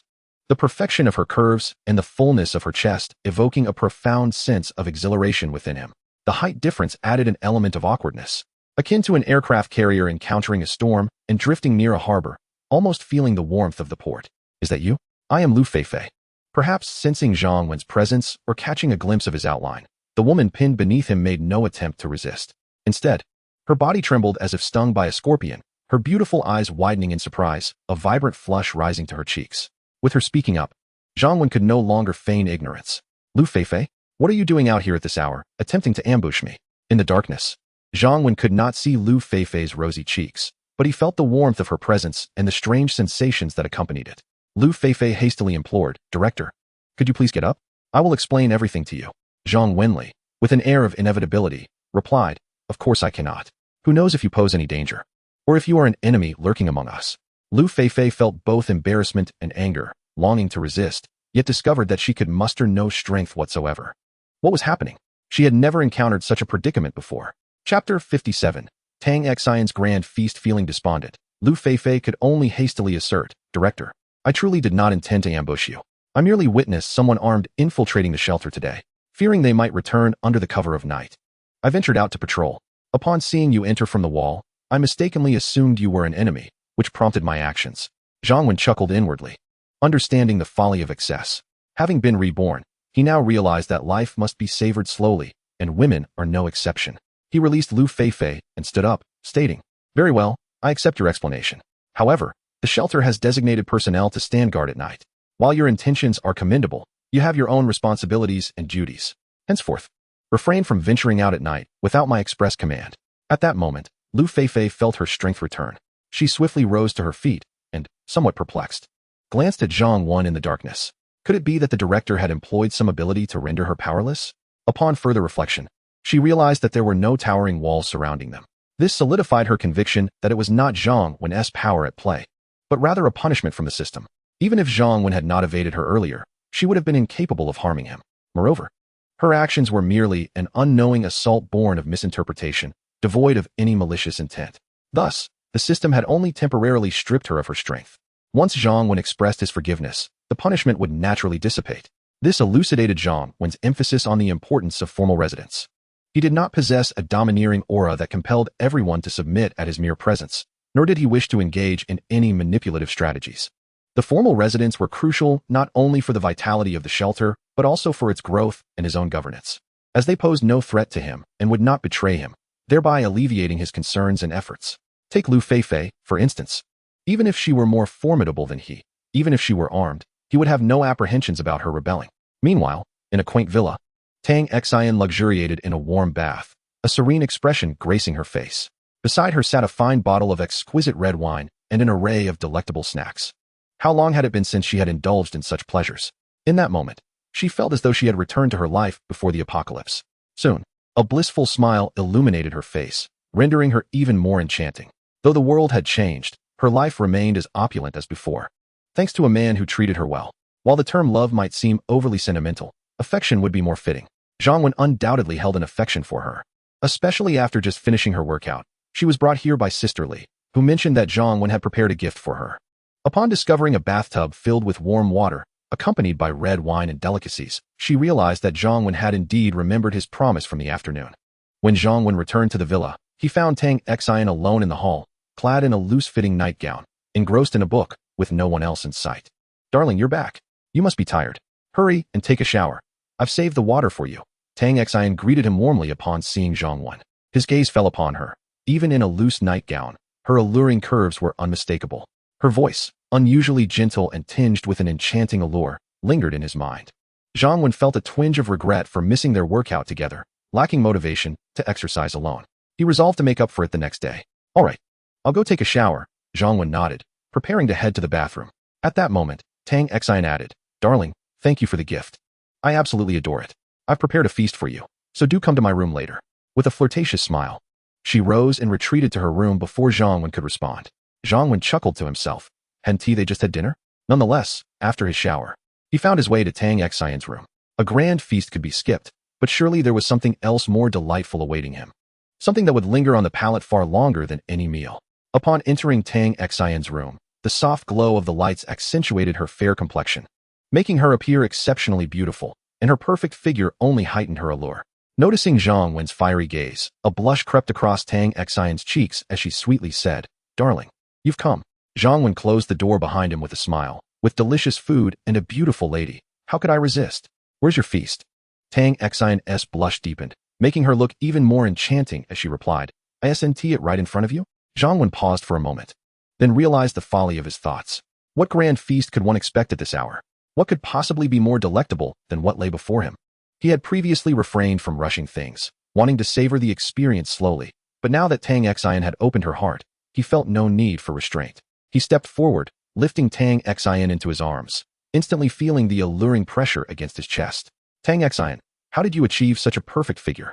She felt his strong embrace and the warmth of his breath, a delicate blush blooming on her porcelain face, reminiscent of enticing peach blossoms. "Perhaps it's a combination of natural endowment and diligent effort," she replied, acknowledging the truth in her words. Some individuals are naturally fragrant, robust, or possess skin that is both fair and elastic, while others may struggle despite their best efforts. Tang Xian epitomized perfection. Her figure was exquisitely curvaceous, and her skin was not only fair, but astonishingly resilient. It is truly a divine blessing, so perfect and flawless. Carefully, Zhang Wen placed Tang Xian onto the bed, admiring her as one would a rare treasure. Despite being mentally prepared, Tang Xian's cheeks flushed with warmth, her face adorned with shyness. "My dear, may we indulge in a glass of red wine first?" Her voice was melodious, and with a touch of embellishment, she appeared even more enchanting. Tang Xian was evidently well prepared. As she uncorked the long-stored exquisite red wine, the deep crimson liquid flowed gracefully, releasing a rich, aromatic bouquet. When their glasses clinked, the sound was crisp and clear. The wine intoxicated not only the senses, but also the spirit. Much like a sumptuous feast, the red wine was sweet, delightful, and velvety smooth. Zhang Wen had an inexplicable fondness for the considerate and understanding Tang Xian. Perhaps it was her figure, her disposition, or her thoughtfulness. In a world that was cold, cruel, and oppressive, Zhang Wen had always followed his heart. At this moment, he cherished her as one would a precious gem, savoring every moment. "Thank you, my dear." The tension melted away under the influence of the wine, the flickering candlelight casting a mesmerizing glow over the night. Zhang Wen finally began to relish the delectable pleasures of the earthly realm he had long anticipated. Chapter 58. Without even seeing the enemy. They were annihilated. Zhang Wen hesitated no longer. He began to savor the grand feast of the evening with meticulous attention, particularly after his workout. He felt his physical condition improving remarkably. He was determined to scale the majestic heights of Mount Everest tonight, even if it were challenging to ascend with but one hand. He would not relent, for in this world, no task is insurmountable for the determined. The texture was smooth and delicate, the flavor rich and profound. It was truly comforting and exquisite, leaving one yearning for more. Zhang Wen savored each bite as if he were experiencing the finest delicacies of the world, cherishing every moment, treating it with tender care. Meanwhile, at the Golden Sun Club, Li Guangxing and his subordinates were indulging in a substantial feast of their own as the clock approached midnight. An hour prior, he had dispatched Wu Di to investigate the situation beyond the walls. Wu Di returned shortly thereafter. Though he had still not managed to breach the walls, he brought back promising news from Zhao Xiaobing. Zhao had written a message on a piece of cloth, tied it to a dagger, and thrown it over the wall. The essence of the message was clear. The outer entrance could not be opened from the outside. It must be accessed from within. Moreover, there was only one man inside, while the others were women, numerous but easily overwhelmed. Finally, he indicated that at 1 o'clock tonight, he would find a way to open the gate and allow them entry. Li Guangxing recognized Zhao Xiaobing's handwriting, which bore the names known only to a select few. Thus, he understood that this was indeed a message from Zhao. As for whether it was a trap, Li Guangxing held some doubts, but was not deterred. His skilled subordinates, along with his treasured weapons, gave him confidence that they could seize the sanctuary. To ensure a resolute spirit, he was prepared to go all in. Li Guangxing presented all the high-quality food for everyone to partake in, even distributing some to a few men who were not his trusted confidants. Though traps were likely, he planned for those men to charge ahead at night, while he and his loyal followers would remain concealed, ready to strike unexpectedly. At midnight, Li Guangxing conducted a rally, promising that once they seized the sanctuary behind the wall, all the food and women within would be rewarded according to merit. Everyone would enjoy a life even more prosperous than before the apocalypse. Subsequently, 10 men from the club, fully armed, set forth. Li Guangxing possessed 3 firearms, one for himself and one each for 2 of his most trusted subordinates. 2 other loyalists, although unarmed, were equipped with crossbows and Tang swords from his collection before the world fell apart. The remaining 5 men, mere employees or patrons of the club prior to the catastrophe, had not earned his trust and were only given ordinary knives or iron rods. As zombies were particularly active at night, it was likely that their numbers would attract a horde. To ensure a safe approach to the wall, Li Guangxing selected 3 inconsequential women from among the surviving females in the club, each of average appearance. He bound a mobile phone to each, playing music to lure the zombies from 3 different directions. Disobedience would result in a torment more painful than death. Once the nearby zombies were drawn away, Li Guangxing and the men swiftly exited the club, executing their plan with remarkable ease. Listening to his subordinates shower him with flattery, Li Guangxing envisioned his future, flourishing in power after breaching the wall. Soon, they arrived near the wall, where Li Guangxing made his final arrangements. The 5 men, not being his confidants, were instructed to wait by the gate, while he spread out with his 4 trusted followers on either side. Should those 5 encounter an attack upon opening the door, he would lead a counter-assault. Although the 5 men understood they were somewhat expendable, they were acutely aware of Li Guangxing's ruthless nature and the grim fate that awaited those who disobeyed him. Moreover, the allure of a successful life urged them to press on. They quickly dispersed according to the plan. However, before they could reach the base of the wall, screams of terror erupted. An ambush was underway, yet the location of the enemy remained unknown. Li Guangxing reacted swiftly, shouting, "There is an ambush. They have archers. Everyone, lie down. It's dark, they can't aim at us." Unfortunately, soon he felt a searing pain in his chest. In his final moments, he could not fathom how the enemy's archers could shoot so accurately in the pitch black. Surely, even Olympic champions could not rival such skill. To his dismay, his confidence crumbled as he realized he had been utterly annihilated without ever encountering the enemy. A night passed, and as the sun climbed high in the sky, Zhang Wen finally awoke. Even though last night was filled with tender affection, the enchanting presence of Tang Xin was truly captivating. Zhang Wen toiled for much of the night, savoring the exquisite culinary delights, enveloped by the softness beside him and the delicate fragrance in the air. His spirits soared. To have such a remarkable companion without a care in the world, waking naturally to the day, was an unparalleled comfort. Last night, he genuinely experienced the joy of affluence. Although Tang Xin lacked experience, she exhibited an instinctive understanding, perfectly attuned to his desires, leaving Zhang Wen utterly enthralled. It is no wonder that the affluent of the past were particularly fond of graceful yoga or dance enthusiasts. The versatility of a well-formed yoga practitioner is indeed expansive. Only through personal experience can one truly speak on such matters. Practice reveals the truth. Indeed, it was as expected. Gently patting the smooth curve beside him, Zhang Wen's gaze was resolute. He was determined that his life would only improve from here on. Tang Xin stirred awake, stretching languidly, her flawless physique on full display. "Darling," she sweetly called out to Zhang Wen. Though these words were the same as any other day, the tone held an entirely different essence. Hearing this, Zhang Wen nearly succumbed to the temptation of remaining a languid sovereign, forsaking the morning duties of a ruler. Unfortunately, his adversary from last night had surrendered, and recovery was not feasible for today. Life, however, must continue. It was far from the time for leisure and comfort. Nearby, there remained forces capable of threatening their refuge. And who could say what the future held? While food was not lacking for the moment, it was still insufficient. Furthermore, maintaining physical fitness required unwavering dedication. In times of scarcity, one can lack everything, but without a healthy body, what is the point? With the knowledge that Zhang Wen intended to exercise at the gym, Tang Xin, despite feeling somewhat unwell, immediately perked up. Though she was not in a condition to partake in strenuous activity, she could certainly guide Zhang Wen. It was evident that she possessed an innate passion for fitness, much like some women have an affinity for shopping or gastronomy. These inclinations seem etched into their very being. Together, they ventured to the gym, where they spent an earnest hour working out, though the experience was tinged with some indescribable and tantalizing moments. Chapter 59. The Treasure Girl. After their workout, the two returned to the living room. "Good morning, Uncle Director and beautiful Aunt Xin. Zhang Wen greeted as he and Tang Xin entered. Li Shui and Yuan Jing were already waiting for them, breakfast laid out on the table. Despite having been encouraged to eat before their workout, it was clear they had been waiting for him to join them. Little Tong Yao was always overjoyed to see Zhang Wen, and as for Tang Xin, the appellation of beautiful Aunt Xin was said to be a result of a delightful exchange involving delicious yogurt and fruit salad that Tang Xin had shared with the little girl. Though perhaps a bit narcissistic, Zhang Wen felt it was a fitting title. Moreover, both Tong Yao and Tang Xin, the two parties to the transaction, were equally pleased. Leaving others with no grounds for interference, Zhang Wen lifted the little girl Tong Yao into his arms and said, "Let us go. You must be hungry. It's time for breakfast." Even in the apocalyptic years that marked the end of the world, when humanity's heart had grown cold and trust among people had crumbled. Zhang Wen had taken the lives of many, men, women, and even the elderly. Yet, he had never harmed a child. Perhaps this was the last sanctuary of his soul. Moreover, Tong Yao was not only adorable and obedient, but also quite attached to him, and Zhang Wen genuinely cherished the little one.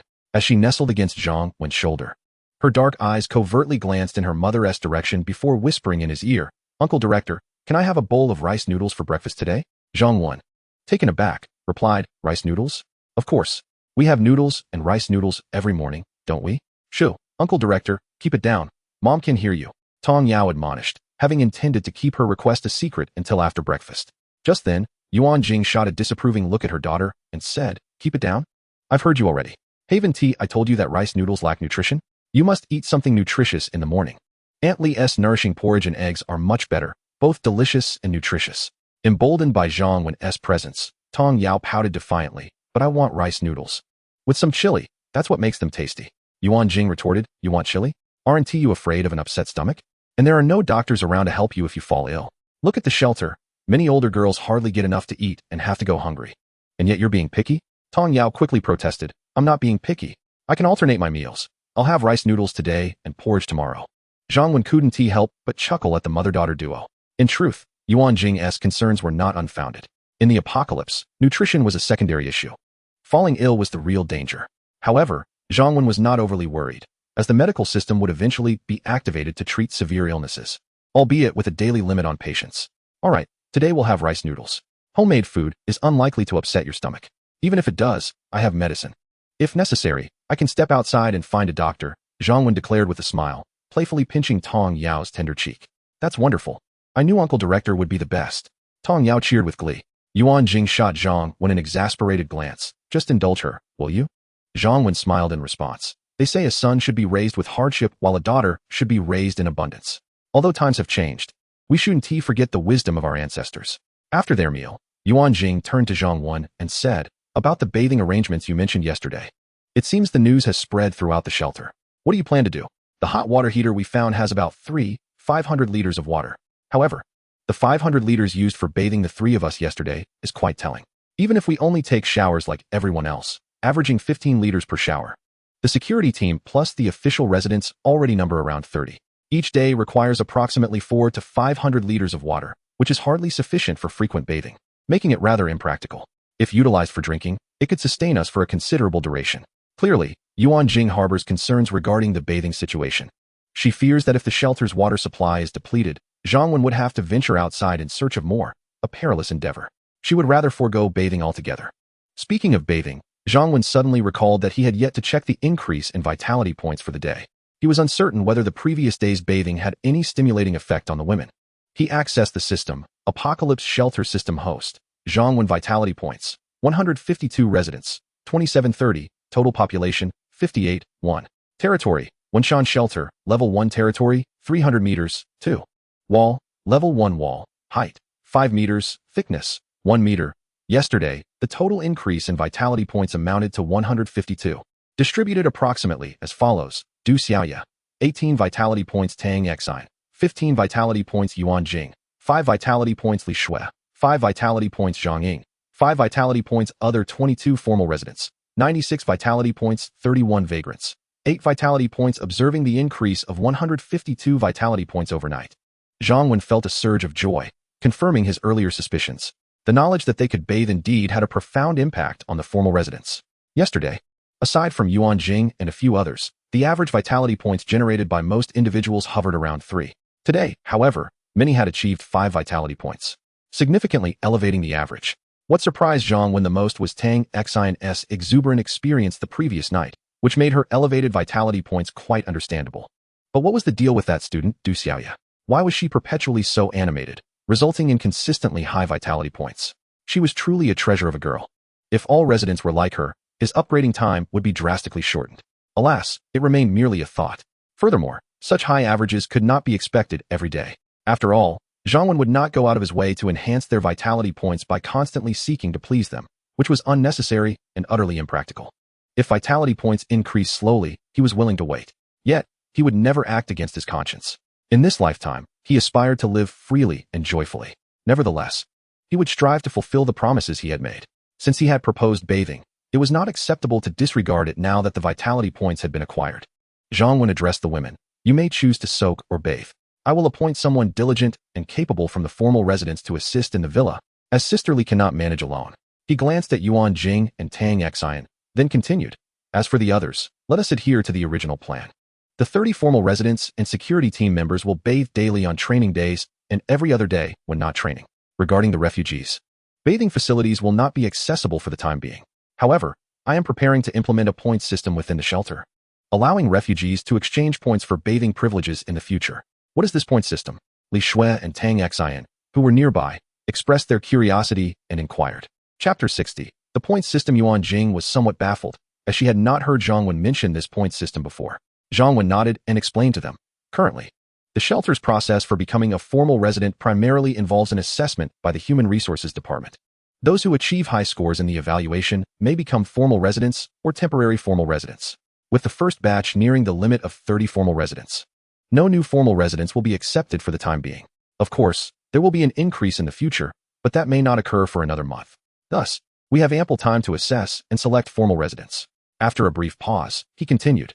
In addition to the personnel assessment system, the newly introduced points system is primarily designed to aid in the selection of formal residents.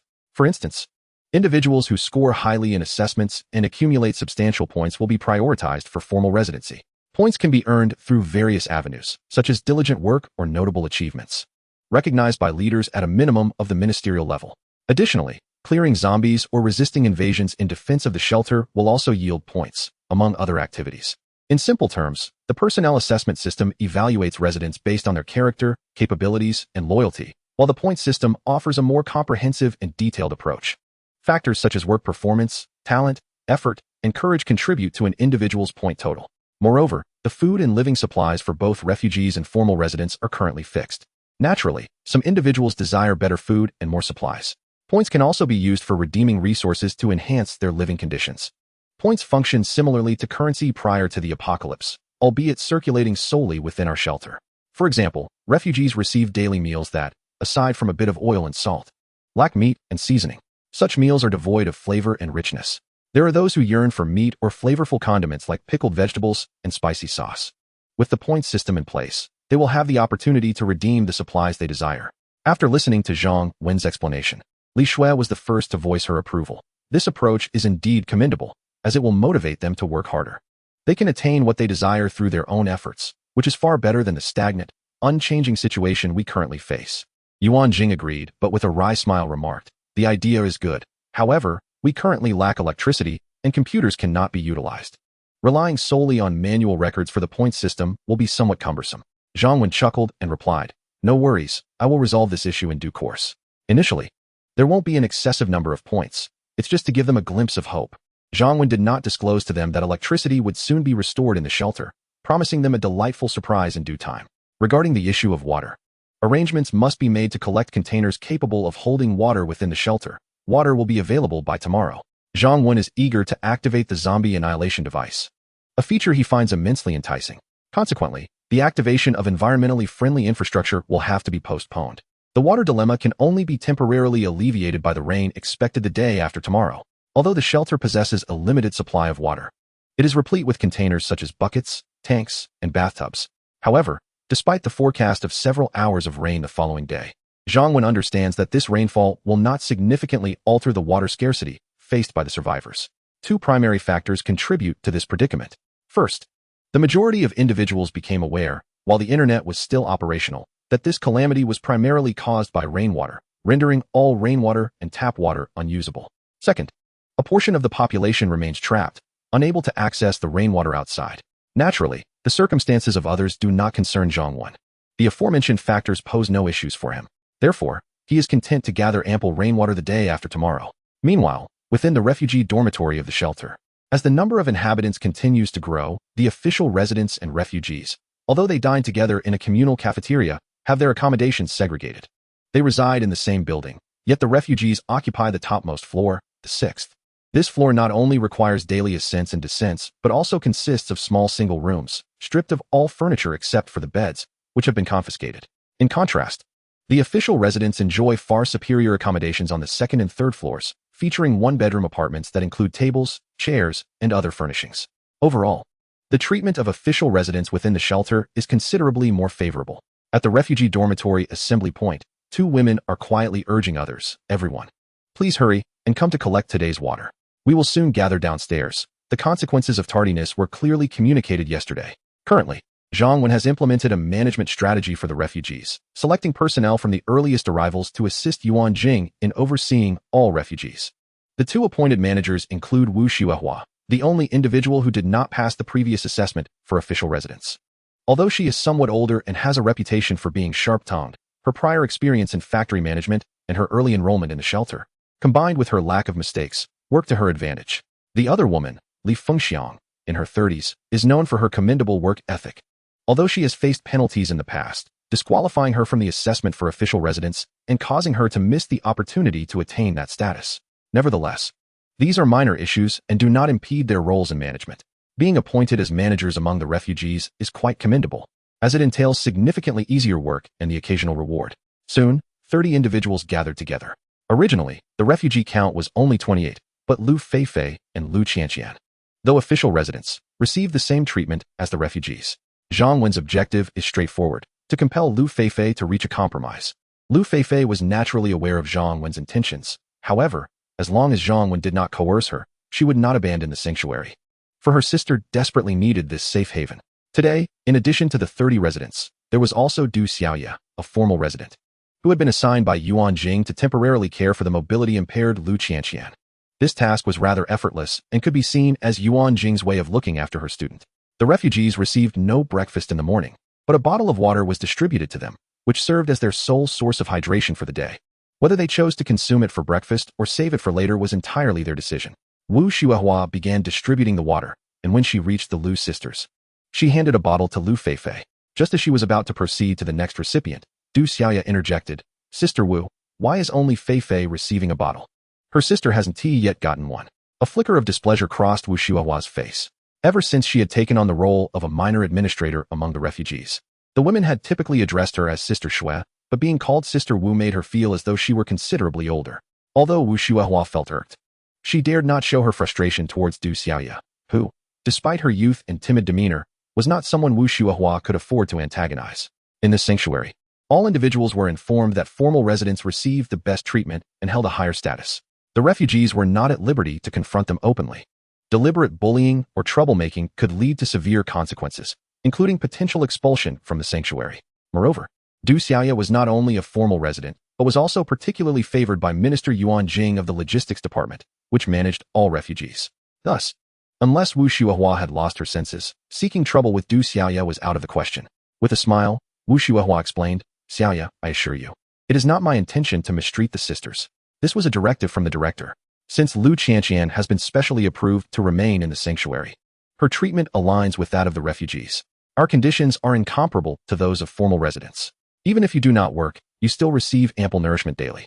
Whereas we refugees must toil to earn our food, water, and shelter. Unless Lu Feifei's sister can work like the rest of us, she will not receive any sustenance." Wu Xuehua cast a disdainful glance at Lu Feifei before continuing to Du Xiaoya.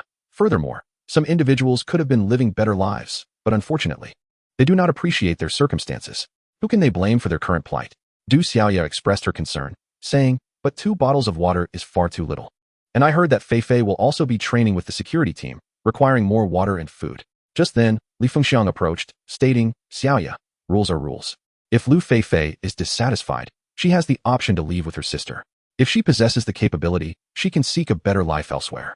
However, since she has chosen to remain here, she must adhere to the rules of the shelter. You are aware of the director's approach towards those who, despite knowing the regulations, still choose to protest and cause disturbances. Therefore, I kindly request that you refrain from interfering with our work." Moreover, both the esteemed director and Minister Yuan have been quite considerate towards them. In light of Lu Feifei's need to work, you have been specifically assigned to care for her sister, which is already quite generous. At this moment, Lu Feifei stepped forward and said, "Du Xiaoya, I appreciate your kindness. But please only look after my sister. There is no need for you to concern yourself with anything else." "They are correct. This is my own choice. And the shelter is not unjust."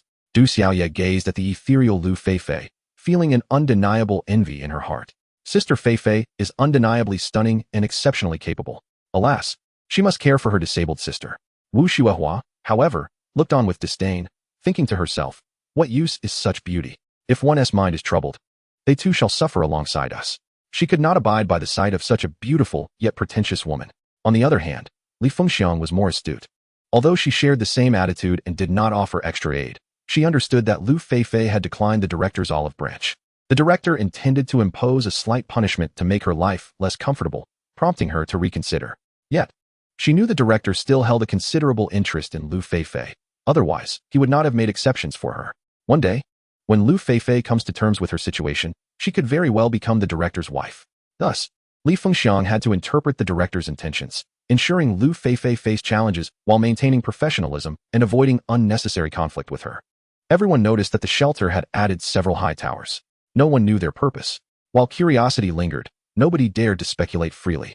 At 1 o'clock in the afternoon, the doors reopened to receive new residents. However, the number of individuals today was significantly fewer than yesterday. By 2 o'clock, the two entrances had collectively received 22 people. This was, however, quite normal. Before the apocalypse, although the population density in this vicinity was considerable, one must first consider how many had managed to survive. Among those who did survive, some lacked the courage or ability to venture out, while others may have fallen under the control of men. 22 individuals was not an insignificant number to Zhang Wen.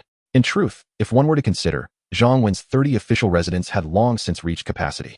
Even if he were to recruit additional laborers, it would suffice. Yet why did Zhang Wen persist in recruiting more individuals? Was it out of benevolence? To save others? Not at all. The primary objective of Zhang Wen's recruitment was to prepare for the future upgrading of the territory by accumulating residents. A level 2 territory requires 100 official residents. By bringing in more individuals now, he could gradually assess them. Once the territory upgraded to level 2, those who met the requirements could be directly recognized as official residents. The second purpose is understood by those in the know. The women who entered today were neither particularly beautiful nor exceptionally talented, so Zhang Wen paid them little heed. However, one girl who entered through the north gate, named Su Xiaowei, caught his attention.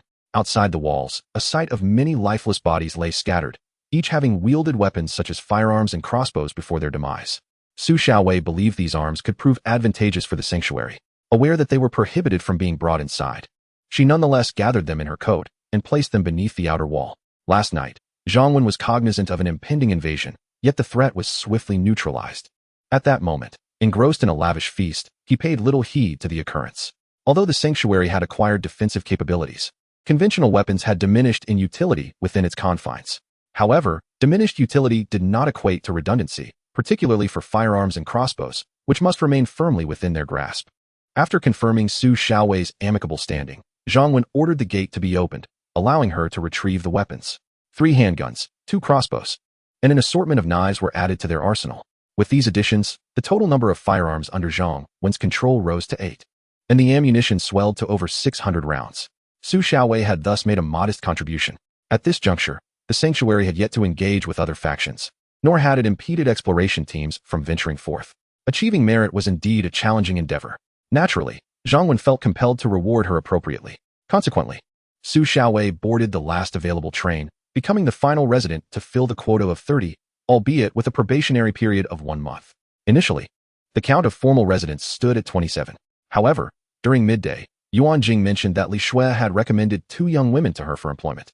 Due to health constraints, these 2 young women were unable to partake in the selection process for the security team the previous day, thus missing the opportunity to become formal residents. After interacting with the 2 young women, Yuan Jing found them quite promising and sought 2 vacancies from Zhang Wen to grant them formal residency. Although Zhang Wen placed considerable importance on formal residence, his true priority lay in vitality. The individuals themselves mattered little. Given Yuan Jing's rare request, Zhang Wen readily acquiesced after she agreed to don several uniforms and assume various roles for the evening, unlocking some challenging postures. The significance of the uniforms was trivial.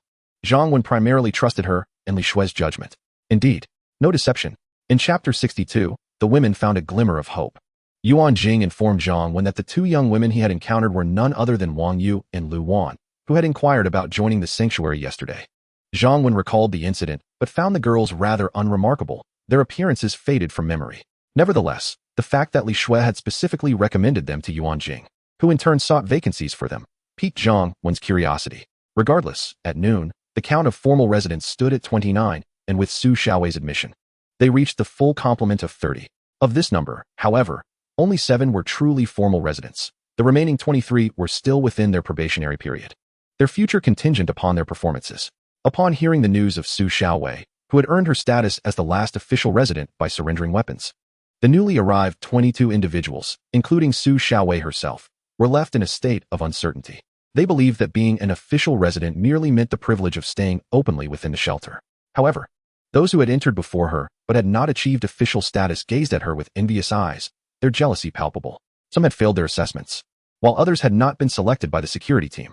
They lamented that had they been able to bring useful supplies into the shelter initially, their current circumstances would be significantly improved. Currently, the shelter houses a total population of 80, with 30 classified as official residents and 50 as refugees. The path to becoming an official resident is now fraught with challenges. During dinner, the new arrivals finally grasped the magnitude of the disparity between themselves and Su Xiaowei, who had entered alongside them, as highlighted by a remark from the esteemed director Zhang Wan. Refugees typically dined on leftover rice from lunchtime, or, if they were fortunate enough to have instant noodles, they often found them unprepared and had to consume them dry. Water and fuel have become precious commodities within the shelter. In stark contrast, the official residents enjoyed steaming bowls of white rice, accompanied by meat, vegetables, and soup. For the newly arrived women, many of whom had gone a week without sufficient sustenance, the absence of zombie growls and the absence of male oppression, combined with the warmth of a hearty meal, felt like an unimaginable luxury, a mere reminiscence of better times. Regrettably, they were not the ones partaking in this feast.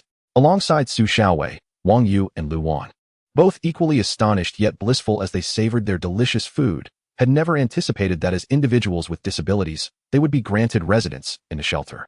The realization of becoming official residents felt like a dream come true. They had learned just yesterday of the joy that comes with such a status. But the path to achieving it was fraught with difficulty. It was said that those who had remained in the shelter the longest had a greater chance of success. Yet several had still fallen short. As time progressed, the likelihood of becoming an official resident diminished. Among the newly arrived 22, only 1 spot was available, and future arrivals would find no vacancies unless an official resident faltered or failed their assessments. However, those who had tasted the sweetness of being an official resident were undoubtedly driven to maintain their status. Thus, it was whispered that the only hope for future residents lay in exemplary performance, awaiting the shelter's growth to enable a second batch of official residents. Yet, no one could predict how long this would take or what sacrifices would be required. Consequently, Wang Yu and Lu Wan dared not dream that the final 2 spots would be bestowed upon them. According to Supervisor Zhang Ying from the Human Resources Department, it was Minister Li Shui who personally recommended the 2 to Minister Yuan Jing, who then sought out the director. Now, they could indeed address him as the director. The 2 young women were profoundly moved by the support they received from Ministers Li Shui and Yuan Jing. Meanwhile, the 3 young women who had become official residents today were exuberantly enjoying their meal. Other official residents appeared somewhat distracted, their faces brimming with anticipation. Even many of the displaced individuals were paying attention, wondering if the director would truly arrive on time. At that moment, Yuan Jing entered the cafeteria. "Good day, Minister Yuan." "Greetings, Minister Yuan Jing." The current shelter was no longer what it had been during Lu Meng's tenure. Nowadays, no one dared to underestimate Yuan Jing, for as the logistics minister, she oversaw the food and supplies for all of them.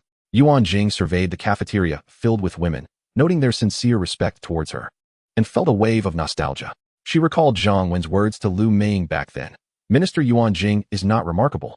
She is merely someone you will never be able to aspire to in your later years." She was grateful for her daughter's decision at that time, which allowed both her and Sister Li to become official residents. Otherwise, had she joined later or entered the shelter at a different time, her circumstances would have been entirely different. The matter with Zhang Wen was another story altogether. "All right, everyone may continue your meal, and then listen as I announce something."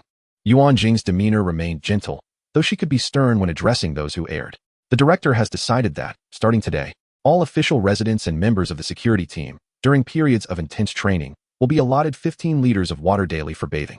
On days without training, you may bathe every 2 days." As soon as Yuan Jing concluded her statement, a young woman exclaimed joyfully, "We can really bathe now. Thank you, Director, thank you.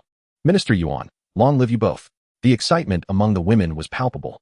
Some of the more exuberant individuals lavished praise on the director and Yuan Jing, their admiration genuine. No one could truly understand the discomfort of a woman enduring days without a bath in the sweltering summer, especially while working and training, drenched in sweat. Yuan Jing chuckled and waved her hand. "Let us forego the long live. The director and I are not accustomed to such displays. Once you finish your meal, remember to head to the bathing area." She continued, "Also, there is no need to prepare anything today. Fresh buckets, Basins, towels, and shower gel will be provided for you. After bathing, these items should be taken back for the next use in the bathing room. Understood, Minister Yuan, the young women replied eagerly. Some so impatient they could hardly finish their meals, desperate to bathe. However, they merely thought about it. None dared to leave their meals unfinished, as wasting food was taken seriously in the shelter. Although Zhang Wen treated official residents very well, there were strict rules. For instance, wasting food during meals was prohibited. Each meal had a maximum limit for the food served, but no minimum. This meant, while the meals were fulfilling, one could not overeat, yet voluntarily eating less was permitted. Wasting food or taking it away was forbidden. Offenders faced consequences, with minor infractions resulting in a day without food. Severe cases will lead to immediate failure in assessments, resulting in becoming a vagrant. Even in the apocalypse, you still exhibit picky eating habits. At this moment, Yuan Jing cast her gaze towards the other side, where a larger number of women displayed expressions of profound disappointment. Here, I wish to express a few sentiments. The shelter's survival amidst the apocalypse is solely attributed to the relentless efforts of the director, enabling so many of us to endure this harsh reality, while simultaneously allowing some to lead relatively comfortable lives. Including myself, my circumstances may even surpass those of the official residents by a considerable margin. However, I must address those who have not enjoyed such fortune. Some of you have failed to exert effort, missed opportunities, or did not pass the assessments.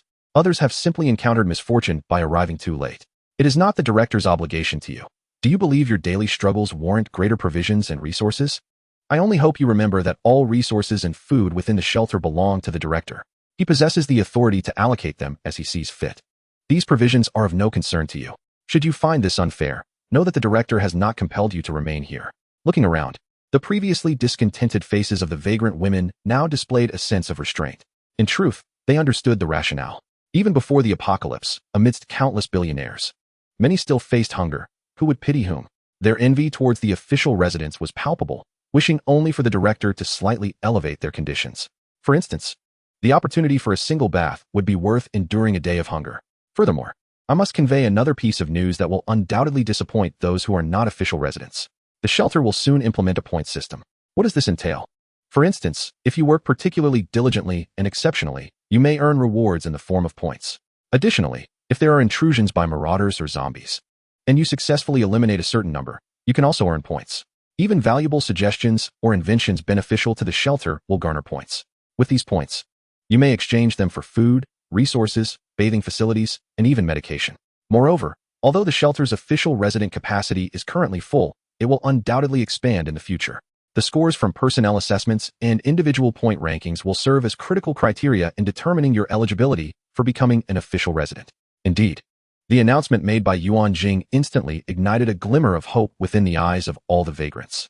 Setting aside the possibility of becoming official residents, the mere prospect of earning points to redeem food and resources they could not previously access was enough to stir their excitement.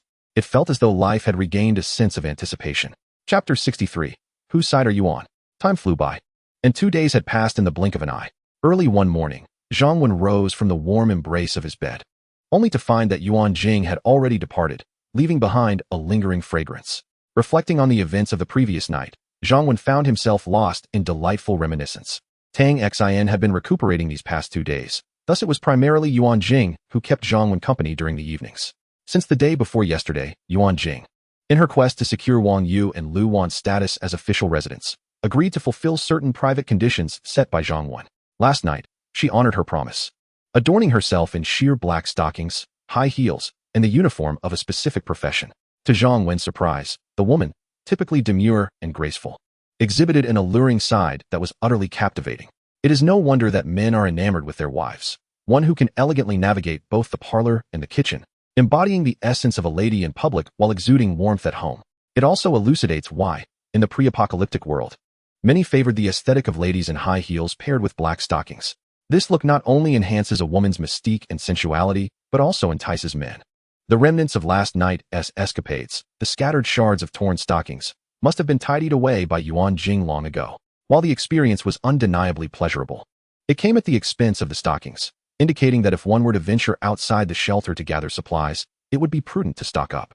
Upon reviewing the newly acquired vitality points today, there were 142 points added, alongside an increase of 168 points from yesterday. The population had risen by 16. The remarkable vitality points achieved yesterday were largely attributed to the bathing of the official residents the day prior, significantly elevating their vitality. Additionally, Du Xiaoye, along with newcomers Su Xiaowei, Wang Yu, and Lu Wan, had all contributed vitality points well above the average. Examining the system, Apocalyptic Shelter System host, Zhongwen vitality points, 462 residents, 3030, total population, 96, over the past 3 days. A total of 462 vitality points had been accumulated, with only 138 points remaining to activate the zombie nemesis at 600 points. It seemed that just one more day would suffice.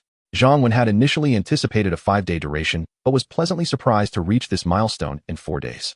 Indeed, occasional surprises for the official residents often yield delightful surprises in return. As he entered the living room, Li Shui and Tang Xian had yet to rise. Little Tong Yao was pouting, her small face displaying an adorable frown as she sat on the sofa. Upon spotting Zhongwen, her face lit up with joy as she dashed towards him. "Uncle Director, you're awake." Zhongwen scooped up the charming child, playfully asking, "Who has upset our little one? Tell Uncle, and I shall seek vengeance." Pouting, Tong Yao glanced at Yuan Jing and, with a hint of grievance, replied, "No one bullied Yao Yao. It was Yao Yao who misbehaved." "Impossible. Our Yao Yao is far too sweet and lovely to be disobedient," Zhongwen said, pinching her cheek in disbelief. At his words, Tong Yao's face blossomed into a radiant smile, and she blinked her eyes, saying, "Yao Yao wanted to watch cartoons. But Mama said I was being naughty by watching them so early." Zhongwen chuckled. "It's perfectly normal for children to enjoy cartoons. After breakfast, Uncle will find a phone with cartoons for you to watch." "Thank you, Uncle Director. You are the best," little Tong Yao exclaimed, planting a kiss on Zhongwen's cheek. Yuan Jing shot Zhongwen an amused glance before addressing Tong Yao. "Tong Yao, I never said you couldn't watch cartoons. However, the small screen of the mobile phone can be quite straining on the eyes when viewed for extended periods, so one can only indulge for half an hour each day. Moreover, with the device currently lacking power, if one continues to gaze at the phone until it dies, there will be nothing left to watch later." Little Yao Yao pouted and murmured, "But half an hour goes by so quickly." Zhongwen chuckled and replied, "Now that children are no longer attending school, what harm is there in watching a bit more of a cartoon? The phone screen is small. Later on, we can switch to a larger computer screen. And that grand LCD television in the villa, isn't it capable of reading cards? In a few days, once I restore power to the villa, we can watch on the big screen." "Really? Uncle Director, can we watch cartoons on that big television? And can we watch for a while longer?" Little Tongya gazed with her enchanting, wide eyes, filled with anticipation. "No, Tongya, even if there is a computer or a large television, one cannot watch for too long in a day, as it may harm the eyes." Yuan Jing interjected before Zhongwen could respond, knowing that if little Yao Yao spoke up, Zhongwen would likely acquiesce. Little Tongya remained silent, instead looking hopefully at Uncle Director, implying that her words held no weight, but his did. Yuan Jing was amused by her daughter's antics and playfully remarked to Zhongwen, "Look at you. You spoil her too much. Just a few days, and she is already disobedient." Zhongwen responded with a dismissive smile. "Our little Yao Yao simply wishes to watch a cartoon. How is that disobedience? Weren't we the same in our childhood? Besides, we had to study back then, and now, without the burden of school, and with no other children to play with her, what else can she do if not watch cartoons?" Yuan Jing anticipated this response and fell silent, knowing it would be futile to argue. "Hee, Uncle Director. You're the best."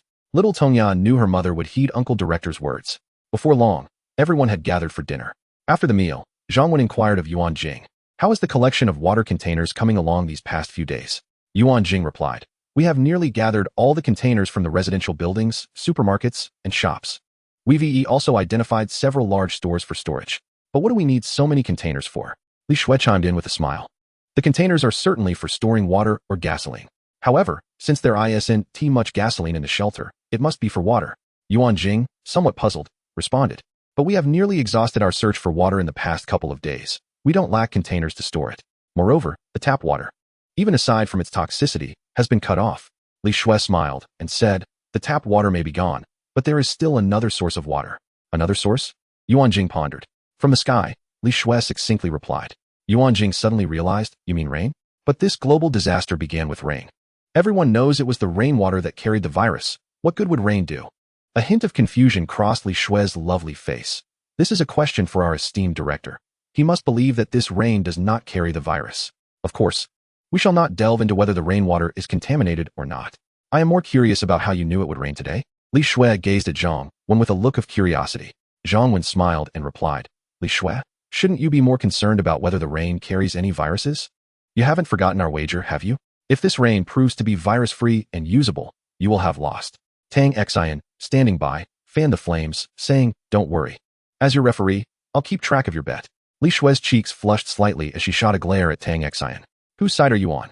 Remember, that's your man, and if I lose, I might end up competing for him." Chapter 64, granting her a chance to live. However, Li Shue had mentally prepared herself and no longer rejected Zhang Wen. She smiled and said, "Let's wait until all your words come true before we talk." Zhang Wen chuckled, realizing that stubbornness would be of no use. After today, he would surely reap the fruits of victory. After dinner, everyone went back to their respective tasks. Particularly, Yuan Jing had a multitude of responsibilities.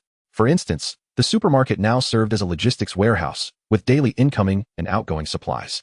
She also managed the cafeteria, residence dormitories, and the refugees. Zhang Wen intended to implement a points system, which meant she and Li Shue needed to refine some details together.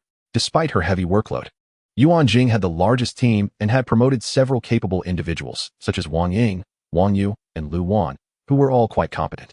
Therefore, Yuan Jing didn't need to oversee every detail. She only needed to stay informed and confirm matters. What truly troubled her was the gradual increase in living waste, which would become a hassle to manage with the growing number of shelter residents. Before long, the clock struck 10. While Zhang Wen was exercising with Tang Xian, Yuan Jing and Li Shue called him outside, leaving Tang Xian, her cheeks flushed, vowing silently that next time, she would not let him misbehave again. Fortunately, Yuan Jing and the others had not entered earlier, otherwise, she would have been the subject of their teasing. Zhang Wen followed Yuan Jing and Li Shue to the balcony. It was indeed raining. Yuan Jing looked at Zhang Wen, pointing at the raindrops falling outside, her beautiful face showing signs of excitement and nervousness. Zhang Wen had already made half a guess. If this rain turned out to be free of viruses, it would be splendid. There would be no need to worry about water shortages anymore. They could bathe whenever they wished, and Yuan Jing would have no objections. If Zhang Wen knew Yuan Jing's thoughts, he would tell her, "Dear, you are overthinking it. Yes, it is raining now, and it is indeed virus-free.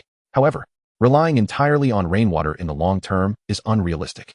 Firstly, in Zhang Wen's memory, after this rainfall, for reasons unknown, the frequency of subsequent rainfalls would drastically diminish, sometimes even stretching to 3 or 4 months without rain. Secondly, while the upcoming rainwater might lack the zombie virus, it would contain more bacteria than the rain prior to the apocalypse, especially after sitting for a while, leading to an even greater bacterial growth. Using this rainwater for bathing or laundry might be acceptable, but for drinking, even small quantities could pose a risk. Excessive drinking can lead to a myriad of ailments. This is a painful lesson learned by many in the past, where individuals traded their health for the fleeting comforts of life. In the apocalypse, hunger is not the most terrifying prospect. Rather, falling ill signifies the approach of death. From the balcony of the villa, Zhang Wen observed the vast expanse within the shelter, adorned with countless containers of various sizes, creating a magnificent sight. These were meticulously arranged by Yuan Jing in advance. Although she was uncertain how Zhang Wen anticipated today's rainfall, she was a traditional woman, wholly devoted to him. She understood Zhang Wen's assertive nature. He possessed strong opinions on significant matters that brooked no dissent. Therefore, she typically adhered to his directives, even when they seemed unreasonable. Gazing at the containers below, Zhang Wen realized there was potential to collect even more rainwater. Once the buckets and basins were full, the water could be poured into the empty bottled water or storage tanks. However, this time, aside from Zhang Wen, everyone subconsciously believed that the rainwater might be tainted with the zombie virus, and none dared to venture out into the downpour. At this moment, Li Shue remarked, "It appears we could gather 7,000 to 8,000 liters of rainwater, but everyone is concerned about its safety." Yuan Jing agreed. Indeed, all survivors have endured immense hardships to stay alive and are understandably reluctant to take risks. Zhang Wen chuckled, proving whether the rainwater contains the zombie virus is quite simple. However, you must inform those below that although this rainwater is free of the virus, it is still rife with bacteria. It can be utilized for non-potable purposes, but not for drinking, lest someone fall ill as a consequence. Yuan Jing responded, "It's fortunate that it can serve as non-potable water. Our daily consumption of drinking water is minimal, but the demand for non-potable water is substantial." Li Shue, her curiosity piqued, inquired, "How do you intend to prove it? Are you considering using someone as a test subject?" Yuan Jing hesitated. "Wouldn't that create a negative impression? Everyone is currently adhering to the rules and working diligently, and there have been no mistakes recently." Having followed Zhang Wen for a while, Yuan Jing had indeed undergone significant transformation. She now viewed the situation not as cruel, but rather as a concern for its potential impact. Zhang Wen smiled. "Have you forgotten? There is still a prisoner in the shelter." A few days prior, a person named Zhao Xiaobing had disguised himself as a woman to infiltrate the shelter, accompanied by a female associate. After interrogation, Zhang Wen deemed him guilty and had him fed to the zombies. However, the woman was somewhat coerced into her actions. Zhang Wen spared her life, but would not easily absolve her. He had been awaiting this day. Retrieving the walkie-talkie from the living room, Zhang Wen instructed Li Shui to contact the security team. If the woman willingly endured half an hour in the rain, her life would be spared.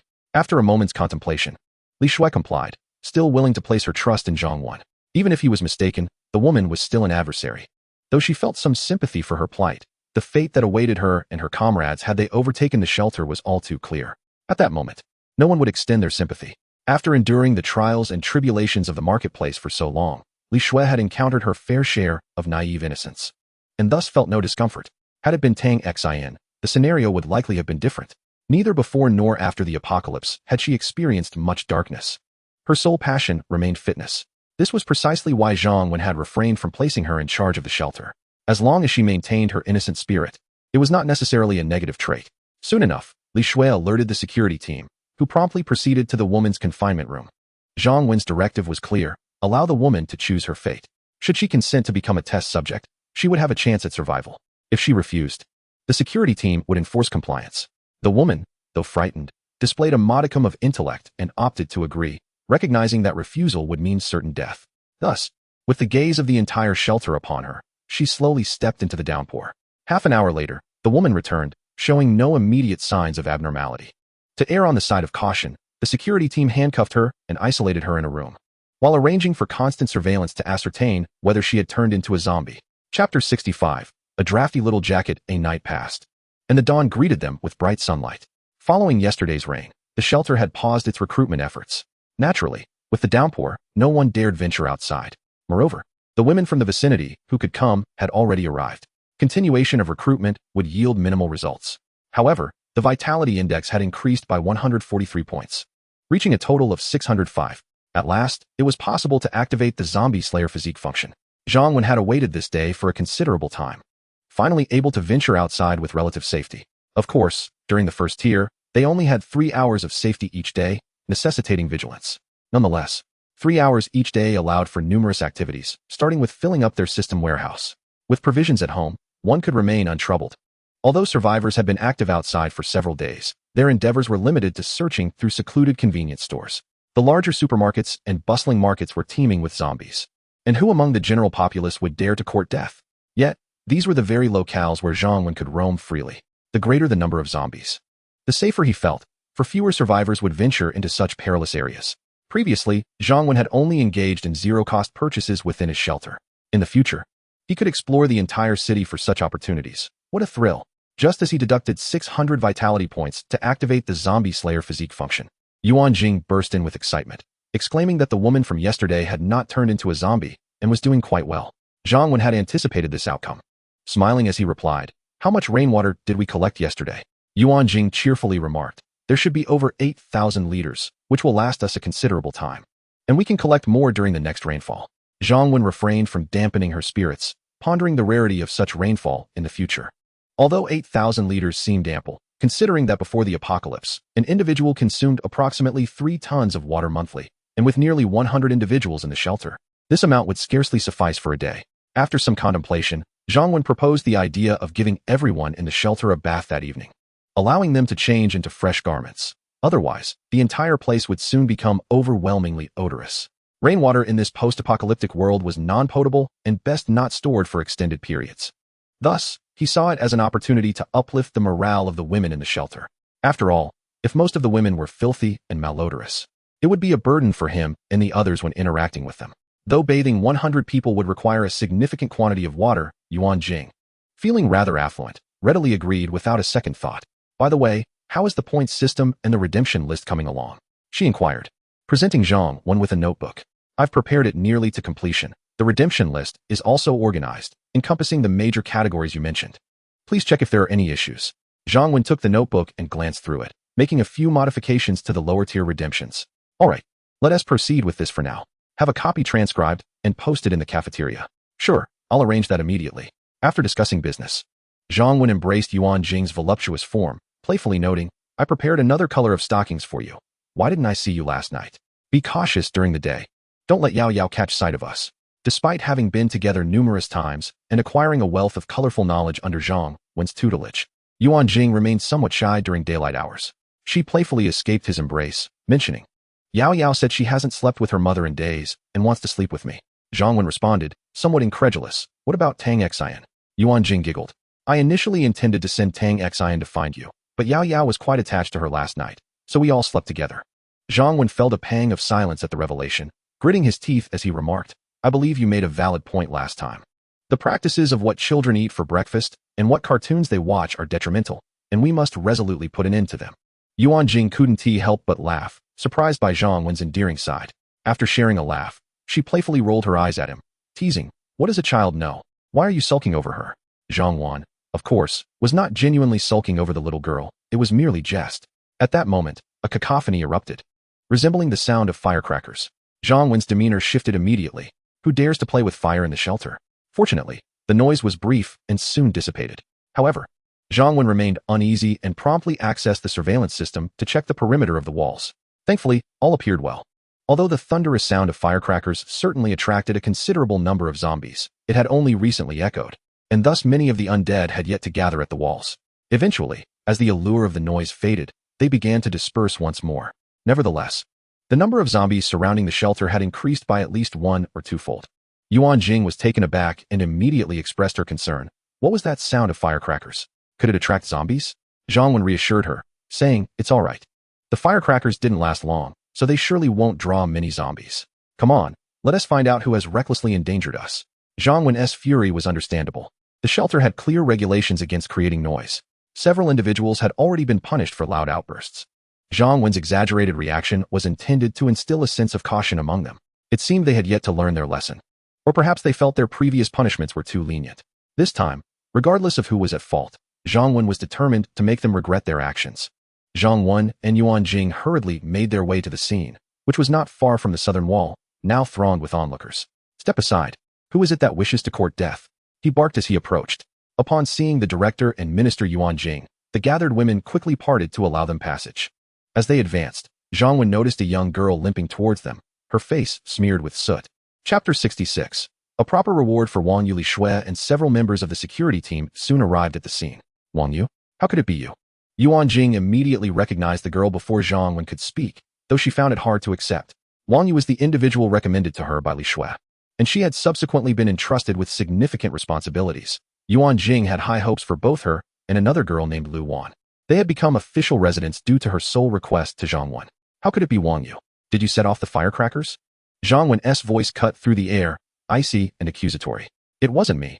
Wang Yu began, sensing the misunderstanding as she looked at the director and minister. Eager to explain, let me speak, Li Shui interjected, halting Wang Yu's words. She understood that Zhang Wen was undoubtedly furious at this moment, and the words of the person involved might not penetrate his anger. I have already ascertained the situation, Li Shui continued. The firecrackers were ignited from outside the walls and thrown in. Many witnesses can attest to this. Upon hearing Li Shui's statement, Yuan Jing felt a wave of relief wash over her. Otherwise, she knew that regardless of the circumstances, Wang Yu would not have been saved today. Despite Zhang Wen being amiable and trusting towards the women in the villa regarding trivial matters, often allowing them to handle many situations, he remained steadfast on issues of principle. No one could challenge his authority, not even the women he cared for. The women in the villa understood this well. They could offer suggestions, but they would never contravene his decisions or the rules he established. Li Shui continued. Wang Yu was with several others at the time, retrieving containers for water. Suddenly, a lit firecracker was thrown in, landing not far from them. In a moment of panic, Wang Yu used the clothes in her hands to cover the firecracker. Due to her injuries, which had not yet healed, she sat down upon it. Yuan Jing, upon hearing this, couldn't help but laugh and cry at the same time. What a foolish child. Wasn't there water nearby? Why not just use that? Li Shui smiled and replied. That's precisely why I said she reacted quickly in a moment of crisis. The others around her hadn't even registered what was happening when the firecracker suddenly appeared. Yuan Jing, still concerned, asked, was she badly hurt? Li Shui shook her head. I just checked. Wang Yu's injuries are minor, and the firecracker wasn't very powerful. Wang Yu quickly added, Minister, I'm fine. After speaking, she cautiously glanced at Zhang Wen, remembering how intimidating the director had seemed earlier. While they conversed, Zhang Wen assessed Wang Yu's loyalty, which registered at a commendable 88, quite high indeed. He naturally believed their words, while one might deceive others. The loyalty displayed by the system was irrefutable. It seemed he had misjudged this young girl. It was evident that someone from outside intended to harm them. Otherwise, who would throw firecrackers for fun? Zhang Wen smirked internally, as he had been intending to take a stroll today. It was only fitting to reciprocate. If they sent firecrackers to the shelter, how could he not return the favor with even more? All right, Li Shui. Arrange for the security team to temporarily increase their patrols around the shelter. Also, ensure that Lu Feifei's training emphasizes this aspect. Understood, Li Shui nodded. Zhang Wen then turned to Yuan Jing. Yuan Jing, grant Wang Yu a first-class merit.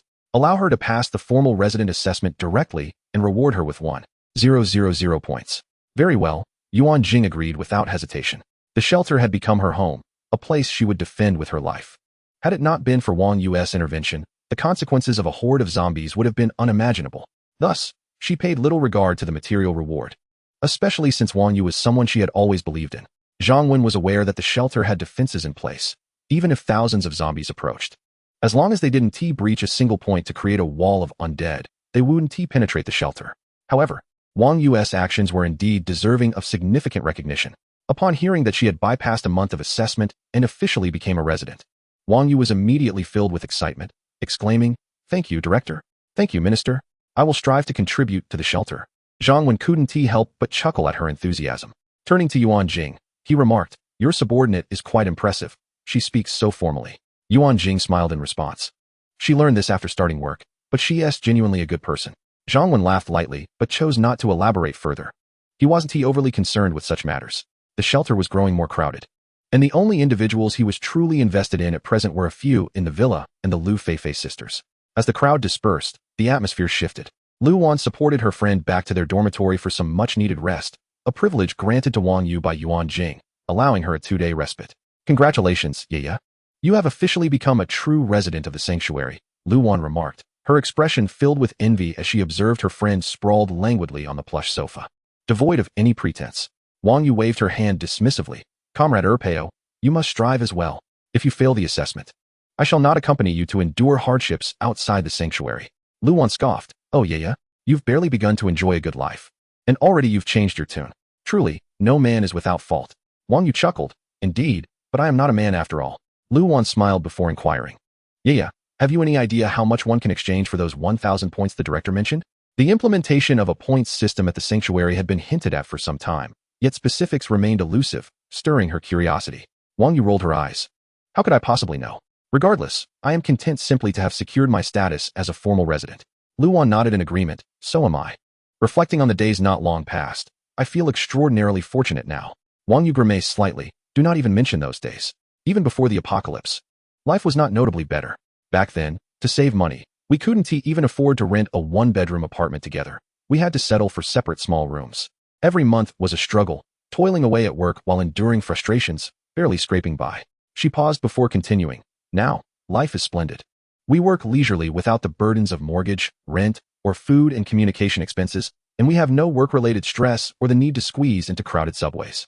Lu Wan nodded in agreement. "I share your sentiments. Although this calamity has brought many inconveniences, we are indeed fortunate. We must also express our gratitude to Minister Li Shui and Minister Yuan. Without them, we would still be homeless, lacking the comfort we enjoy today." Chapter 67. Points Redemption List. During lunch, a throng of women gathered at the entrance of the cafeteria, their meals forgotten as they eagerly scrutinized the newly posted announcement on the bulletin board, buzzing with excitement. As Lu Wan descended from the upper floor, she finally discovered the information she had been seeking: the exchange value of 1,000 points. The Sanctuary's announcement delineated the details of point redemption. 1. Food items: pickled vegetables, small packet, 10 points; spicy strips, 1 packet, 20 points; instant noodles, with hot water, 30 points; apple, 1. 50 points; fragrant pear, 1. 50 points; banana, 1. 50 points; grains, 100 grams, 10 points; vegetables, 100 grams, 20 points; meat, 100 grams, 30 points. 2. Supplies: towel, 1. 20 points; soap, 1 box, 30 points; shampoo, 1 bottle, 50 points; clothing, 1 piece, 30 points; shoes, 1 pair, 30 points; toilet paper, 1 pack, 30 points; sanitary napkins, 1 pack, 50 points. Entertainment exchanges: massage room, 1 hour, 60 points. Chess room, 3 hours with electricity in the evening, 60 points, currently unavailable. Movie room, 3 hours of films or TV series, 60 points, currently unavailable. Shower room, 15 liters of water, 100 points. Medical exchanges: common cold, cold medicine, 100 points. Ordinary ailments, medications available in pharmacies, 100 points. Diseases requiring a doctor's diagnosis. 500 points, currently unavailable. Injuries requiring surgical intervention by a doctor. 1,000 points, currently unavailable. Severe conditions, disabilities, terminal illnesses, severe injuries, etc. 100,000 points, currently unavailable. Other exchanges, accommodation, furniture. Points acquisition explanation. 1. Work rewards, efforts and efficiency in task completion. 2,100 points. 2. Zombie elimination, inside and outside the enclosure. 210 points per zombie. 3. Merit rewards, contributions to the safety, livelihood, and development of the shelter. 202,000 points. 4. Team outings for resource searches, based on performance. 2,010,000 points. Note 1. All exchanges are subject to changes based on the shelter's inventory and development. Please stay updated with the latest announcements.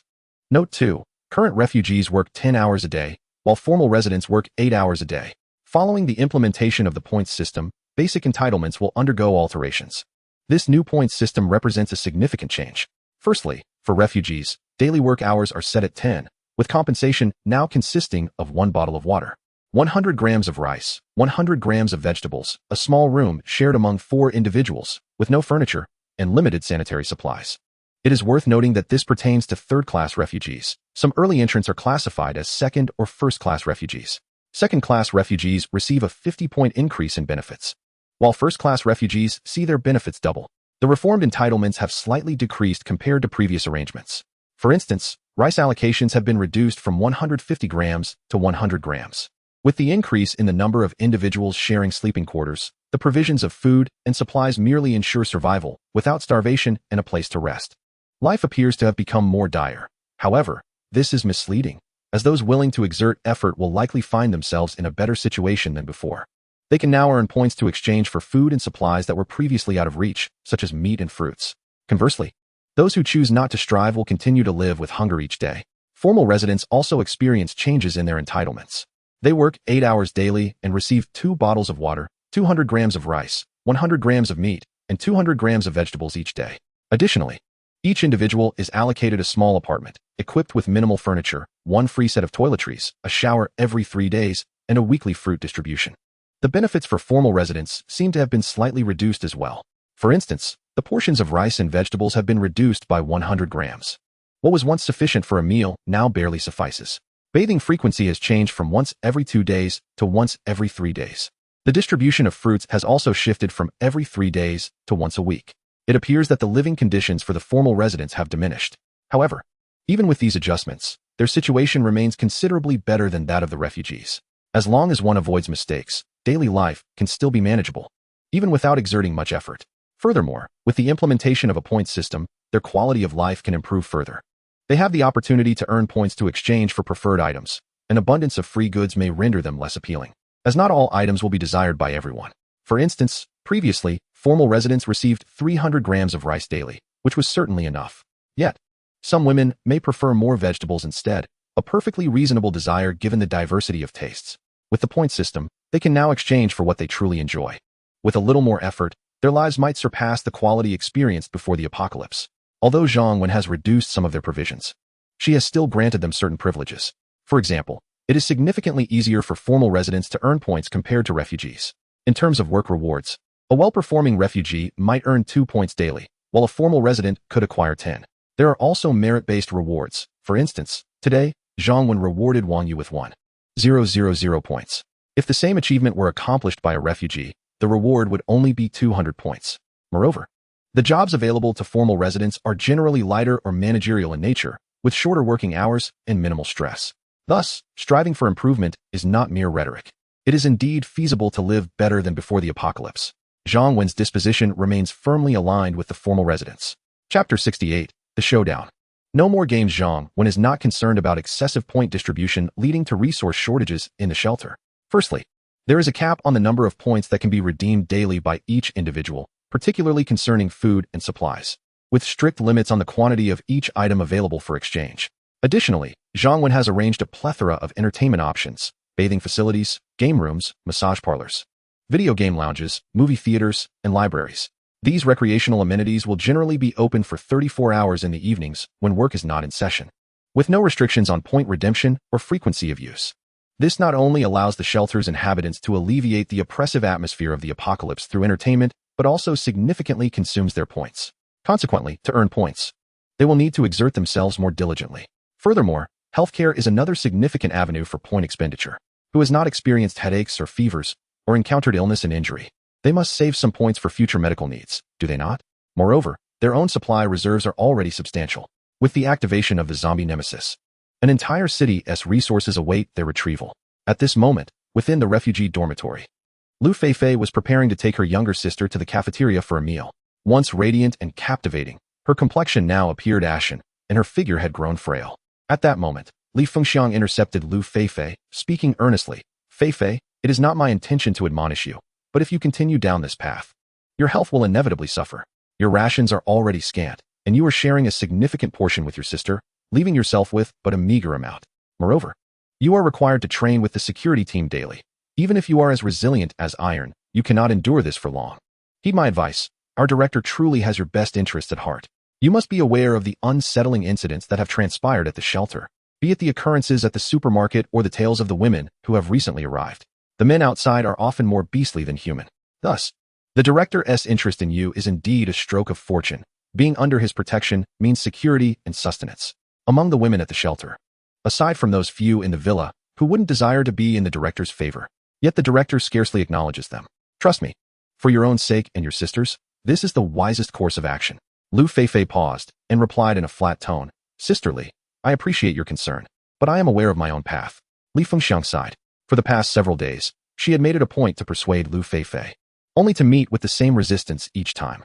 Initially, Li Fengxiang's interest in Lu Feifei was self-serving, pleasing the director while befriending a formidable woman held in high regard. However, as she grew closer to the sisters, she found herself genuinely admiring them. Feifei's indomitable spirit and her tender care for her sister, as well as her sister's endearing obedience.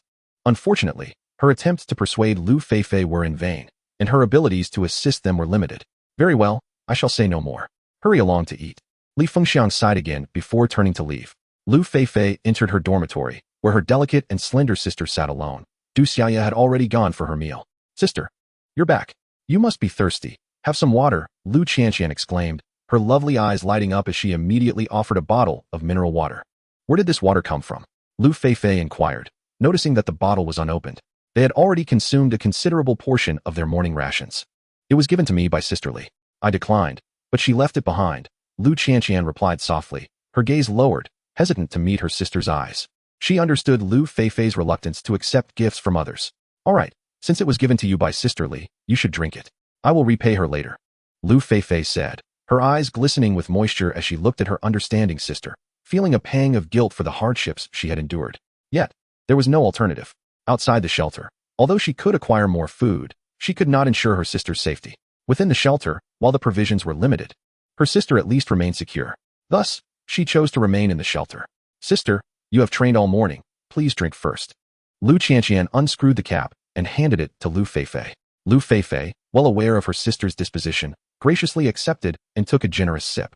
Indeed, a radiant smile blossomed on Lu Qianqian's face. Come, sister, I will take you to eat. The shelter had regulations, aside from water, snacks, and fruit. Food could not be brought back to the dormitory and had to be consumed in the dining hall. Meanwhile, after Li Fengxiang left, she pondered for a moment. She ultimately resolved to report to Director Zhang Wan. Although the director had not shown much concern for Lu Feifei in recent days, she felt he still held a keen interest in her. Noticing Lu Feifei's increasingly frail appearance and pale complexion, she thought that reporting to the director might assist the sisters and perhaps even earn his favor for a reward. However, as a mere assistant, she found herself unable to directly contact Zhang Wan. The small villa, though not far away, had long become a restricted area of the shelter. Even formal residents were not permitted to enter without explicit permission. Nonetheless, Li Fengxiang had her methods. As a junior manager, she was acquainted with many individuals, particularly those in the logistics department. She knew Wang Ying, Wang Yu, and Lu Wan, and had even exchanged words with Minister Yuan Jing on several occasions.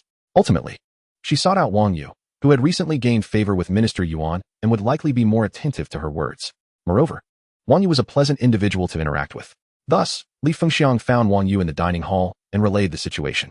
Wang Yu, who had entered the shelter on the same day as Lu Feifei and her sister, was indeed an admirer of Lu Feifei. She greatly admired Lu Feifei's beauty, strength, and tenacity, Promptly, she contacted Minister Yuan through the intercom, which was standard equipment for shelter management, although reporting across levels was generally discouraged. Minister Yuan Jing, preparing to dine in the villa, briefly informed Zhang Wen of the situation. Aware of Zhang Wen's interest in Lu Feifei, she felt no jealousy. Rather, she was eager to facilitate the matter. Especially in light of today's firecracker incident, she understood that despite the shelter's walls, it was not immune to threats, and that someone like Lu Feifei was precisely what the shelter needed. Upon receiving Yuan Jing's report, Zhang Wen felt a surge of irritation. Initially, he had intended to toy with the idea of innocence, allowing her to suffer a bit before coming to him willingly. Who would have thought he had nearly forgotten how stubborn she was, refusing to yield? Very well, he decided, it was time to be direct. If she wished to remain in the shelter, she must move to the villa and become his woman. Otherwise, she would have to leave. It was a necessary choice between the two. I will handle Lu Feifei's matter shortly. But I wanted to inform you all that I will be leaving the shelter for a while this evening, Zhang Wen suddenly announced. As the women settled down to dine, they momentarily paused, uncertain if they had misheard. Chapter 69, Naturally Beautiful. It was little Tong Yao who first expressed concern, saying, Director Uncle, didn't T-Mom say that the outside of the shelter is perilous? There are monsters that devour people everywhere. Please don't go out. Yao Yao doesn't T want you to be in danger. Zhang Wen smiled reassuringly. Little Yao Yao, don't worry. Director Uncle is quite capable. I promise to bring you back delicious treats and fun things. At that moment, the women realized that Zhang Wen was not jesting. Yuan Jing, visibly anxious, remarked, Zhang Wen, we still have plenty of supplies. They will last us for quite some time. Please don't take any risks. Tang Xian added, darling, what will we do if something happens to you? It was Li Shui who furrowed her brow for a moment before asking, are you planning to go out to seek revenge on the person who set off firecrackers today? Zhang Wen cast a surprised glance at Li Shui, acknowledging her intelligence and beauty. Although there were many tasks to be undertaken outside, the primary objective this time was indeed revenge. Naturally, without him, the safety of the shelter was not a concern. Incidents like today were unlikely to recur. Previously, in an effort to recruit new members, Zhang Wen had disabled the automated defenses during the day. Now, only those who approached the shelter within a distance of 50 meters at night would be subject to the automated attack from the arrow towers. Zhang Wen planned to retract the recruitment announcements and replace them with signs indicating a 100-meter perimeter from the shelter. Henceforth, regardless of whether it was day or night, the defenses of the arrow towers would be activated, with the attack range extended to 100 meters. As for the possibility of harming innocents, Zhang Wen felt no inclination to concern himself, as long as they were not from the shelter, even if they bore no ill intent. Those who acted recklessly or were unfortunate enough not to heed the warnings would simply have to accept their fate. Zhang Wen nodded, acknowledging Li Shui's words. Li Shui continued, in truth, it may not be necessary. We could enhance personnel patrols and place more water-filled containers to prevent anyone from throwing firecrackers inside. Zhang Wen countered, that would guard against firecrackers, but what if they devise other malicious schemes? Should we remain perpetually on guard? Of course, my outing isn't solely for them. I also seek supplies, weapons, medicine, fuel, and skilled survivors. Li Shui took a deep breath. Have you considered us? No one outside can guarantee safety. If something happens to you, what will Yuan Jing and Tang Xian do? And what about me? We made a bet, and you've already won. Do you want me to be a widow before we even marry? Zhang Wen chuckled at Li Shui, who had previously refrained from commenting on their wager. Was she now trying to entice him? Tonight would be quite the spectacle. Rest assured, I won't leave you a widow. Just wait for me tonight. I promise to return safely. I am confident in my abilities. Otherwise, wouldn't it be more pleasant to remain in the shelter? Zhang Wen reassured Li Shui, speaking also for the other women present. The women ceased their conversation, understanding that once Zhang Wen made a decision, it was nearly impossible to alter. In the shelter's dining hall, Lu Feifei brought her sister to the cafeteria, where she noticed a stark contrast to the usual quiet atmosphere. Today, the cafeteria buzzed with activity. Though loud boisterousness was frowned upon, almost everyone gathered in small clusters, engaging in hushed conversations. Lu Feifei and her younger sister ventured into the dining area designated for refugees. Within the shelter, despite both permanent residents and refugees sharing the same cafeteria, strict divisions dictated their dining arrangements, preventing any exchange of food. Otherwise, if Zhang Wen had previously afforded decent treatment to the permanent residents, any acts of kindness towards the refugees would render his regulations futile. This circumstance contributed to Lu Feifei's current plight. Otherwise, she would be a coach for the security team. Although she held no authority, she garnered respect from the team members. Were it not for this rule, many of them would have gladly shared their food with her. Of course, the prohibition on sharing food applied solely between permanent residents and refugees. Permanent residents could share food amongst themselves, and similarly, refugees could do so among their peers without restriction. Zhang Wen's intent in not segregating their dining was to incite a sense of envy among the refugees. thereby motivating them to strive for improvement. After settling her sister, Lu Feifei collected their lunch. As usual, she distributed the majority of her food to her sister, entirely disregarding her siblings' sulky demeanor. Humph, some people feign nobility. With so little food, they still insist on being generous, attempting to appear grandiose. Nearby, Wu Xuehua remarked with a sharp tongue. Lu Feifei paid her no mind. Well aware of Wu's disposition, it was rumored that Wu had initially been a resident of the shelter and had participated in the assessments for permanent residency, only to be the sole failure among 8 candidates. Although she was older and had previously served as a supervisor in a factory, which afforded her a minor managerial role among the refugees, her fixation on permanent residence was palpable. In contrast, Lu Feifei, possessing beauty and an enviable figure, even with a disabled sister, had declined the director's benevolent offer, yet still became a permanent resident without undergoing assessment. This disparity fueled Wu Xuehua's resentment. However, Wu had no authority over Lu Feifei, as Lu was a permanent resident, albeit temporarily receiving refugee treatment. Thus, she could only resort to veiled jabs and sarcastic remarks without daring to name her target directly. Li Fengxiang tugged at Wu Xuehua, advising her to temper her words. You should watch what you say. Don't say I didn't warn you. Even a sparrow may one day ascend to the branches and transform into a phoenix, let alone someone who is already a phoenix. Wu Xuehua scoffed her, yet she cast a fleeting glance at Lu Feifei's stunning visage and alluring figure, suddenly feeling a twinge of insecurity. Sometimes, life appears unjust. Some individuals are blessed with innate beauty. What man does not appreciate a woman of exquisite looks and figure? Nevertheless, Wu Xuehua stubbornly retorted, but she must possess the intellect to match. Yet, she lowered her voice significantly, wary of Lu Feifei overhearing her words. Li Fengxiang shook her head, letting out a sigh. Despite her persistence in her beliefs, the points system would undoubtedly ease her burdens significantly. Ah, you speak the truth. She possesses greater capabilities than us. Thus earning points will certainly be easier for her. Alas, life seems unfair, Wu Xuehua chimed in, clearly discontent with the prospect of Lu Feifei leading a better life. By the way, Lu Feifei hasn't seen the points system yet, has she? Without hesitation, Li Fengxiang abandoned her meal and approached Lu Feifei, whispering a few words. Initially, Lu Feifei's eyes merely sparkled with intrigue, but upon hearing the final words, she suddenly became animated, springing to her feet and rushing to the bulletin board outside the cafeteria. Soon, she discovered the section for medical point redemption. Severe conditions, disabilities, terminal illnesses, critical injuries, etc. 100,000 points. Not yet available. Sisterly, please contact the director for me and tell her I wish to meet. I have made a promise, Lu Feifei instructed upon returning to Li Fengxiang. Chapter 70. Lu Feifei moves into the cottage unexpectedly. Just as Zhang Wen was preparing to seek out Lu Feifei that afternoon, she had yielded.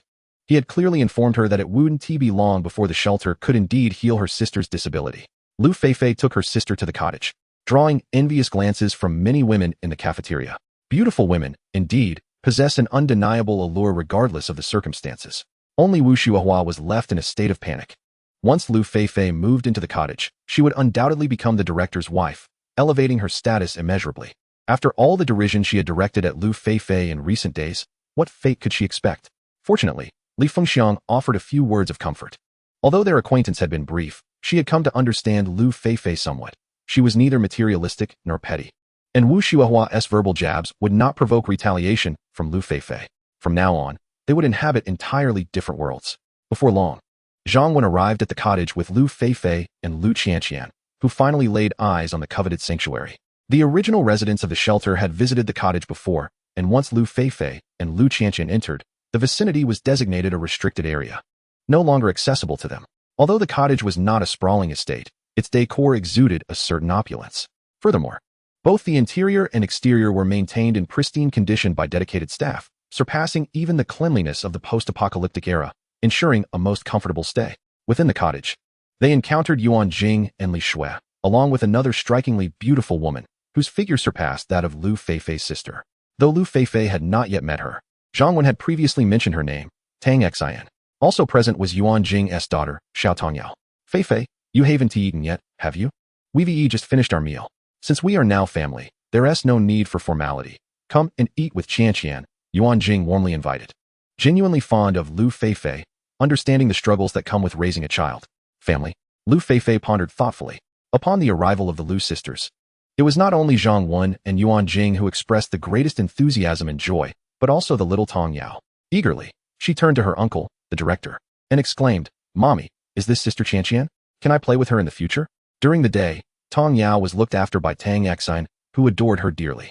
Zhang Wen had provided her with an abundance of books, toys, and delightful snacks, not to mention her favorite cartoons. Whatever she desired, Zhang Wen ensured she had it.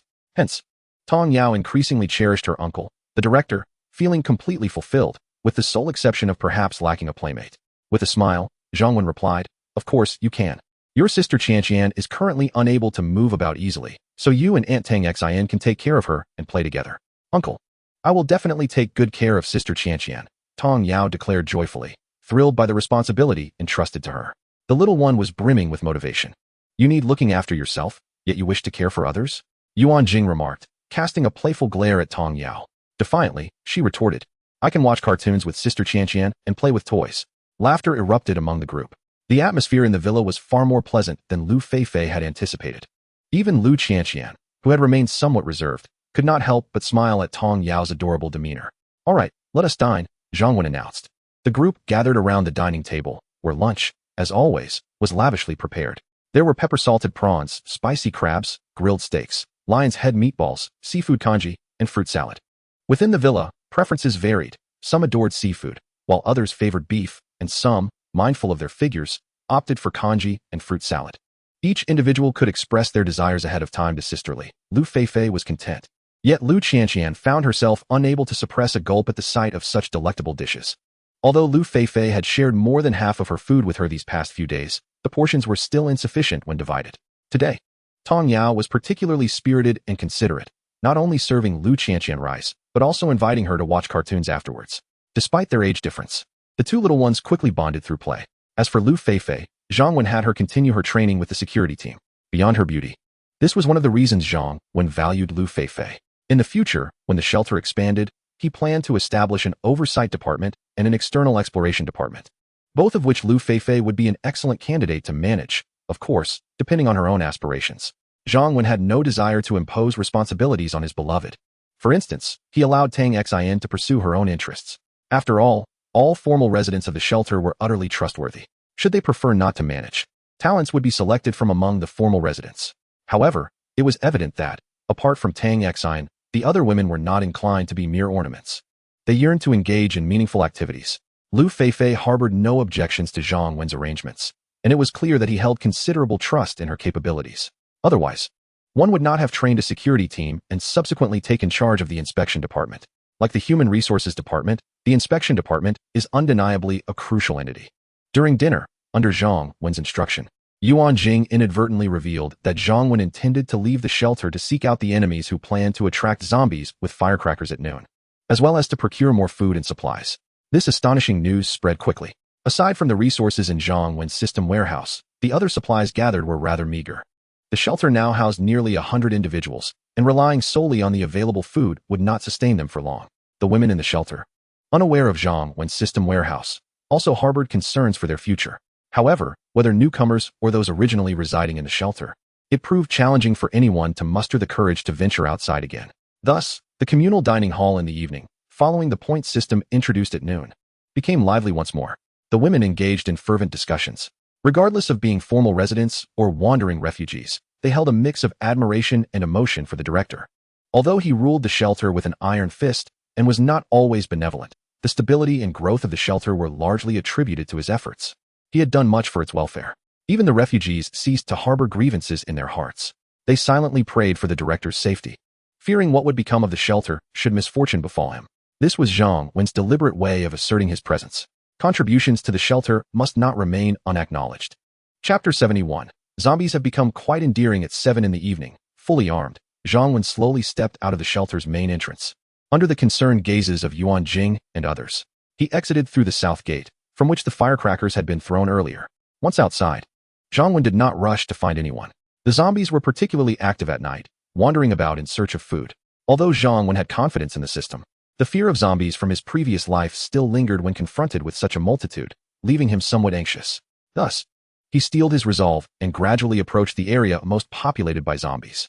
Indeed, those zombies paid him no heed, passing by him and even avoiding him.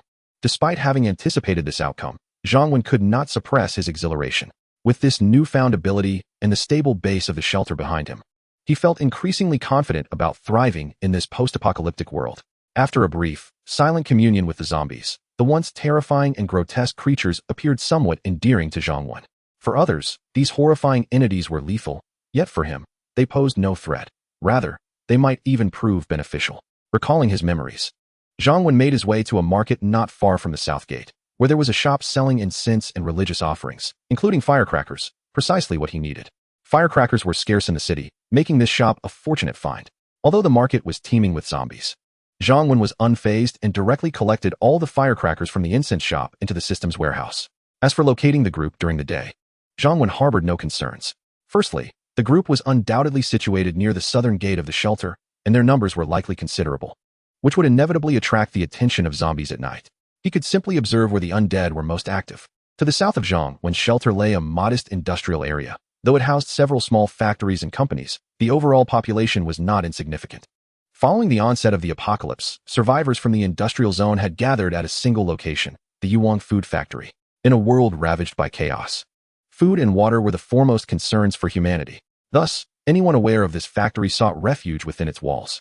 However, while the factory boasted an abundance of food, accessing it was no simple feat for some. After the apocalypse began, several security personnel swiftly seized control of the food factory, later merging with a formidable group to form an alliance known as the Doomsday Mutual Aid Society. The factory not only provided sustenance, but also enjoyed a strategic location near one of the industrial zone's exits, which was relatively free of zombies, allowing for easy forays into the outside world or safe retreats in times of peril. Hence, the food factory became their stronghold. Despite the alliance's name implying mutual assistance, they were no saviors. They established rules stipulating that only the strong could join their ranks. The term mutual aid referred solely to the cooperation among their members, leaving those outside the alliance to fend for themselves. Those not part of the alliance had to either barter labor for food or resort to more desperate measures. Nevertheless, as the apocalypse had only recently begun, they still exercised a modicum of restraint. Although they engaged in dubious activities, they had yet to resort to murder. Old Ma, I fear our strategist may be lacking. After all this time, we haven't even breached the shelter's gates. Within an office of the food factory, smoke filled the air as several men indulged in food and cigarettes. The speaker, Zhao Dagua, the leader of the newer members of the Mutual Aid Society, was a tall man reputed to have trained in martial arts, thus possessing considerable combat prowess. He currently held the position of second-in-command. The leader of the Mutual Aid Society was none other than Ma Jianya, the original captain of the security team that had taken over the food factory. While Ma Jianya's personal strength might not surpass that of Zhao Dagua, the security personnel under his command had a strong rapport with him and heeded his orders. Zhao Dagua had a few individuals loyal to him, but they were merely a temporary assembly and would not risk their lives for him. Zhao Dagua was acutely aware of this, which is why he willingly accepted the role of second-in-command. Like Li Guangxing from the northern gate, they too had set their sights on Zhang Wen's shelter. Although the industrial park was manageable for the time being, it was still home to a significant number of zombies. The food factory, however, was less infested and secured by iron fences, rendering it relatively safer. On the day Zhang Wen posted recruitment information, the alliance's strategist, Wang Ming, proposed an idea. A group of men from several mutual aid societies, accompanied by a few women dressed in a disheveled manner, ventured forth to ascertain the reality of the shelter.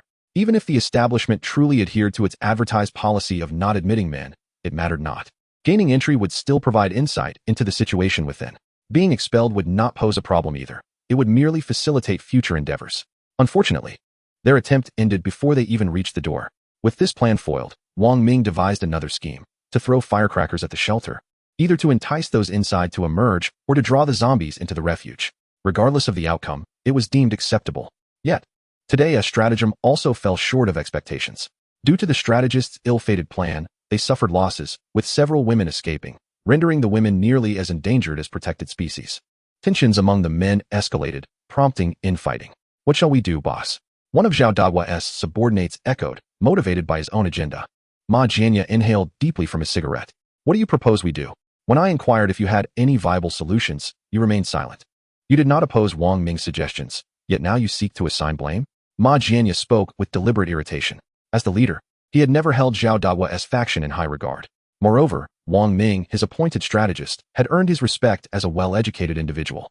Although merely a security captain, Ma Jianya admired those with knowledge, and Wang Ming, as a graduate of a prestigious university, had been appointed as the strategist upon the Mutual Aid Society's formation. Wang Ming had not disappointed him, having established numerous rules and provided valuable advice that had contributed to the society's progress. Alas, this temporary alliance was inherently fractured. The emergence of Zhang Wen's shelter, compounded by the dwindling number of women and the usual backstabbing, exacerbated existing tensions. Old Ma, while you are indeed the leader, your manner of supporting your people borders on unfairness, Zhao Dagua replied calmly. Chapter 72. Using his girlfriend as leverage, Zhao Dagua took a sip of his drink and continued. As the saying goes, each profession has its specialization. Wang Ming, being the strategist, is tasked with devising plans. Our duty is to slay zombies and engage in combat.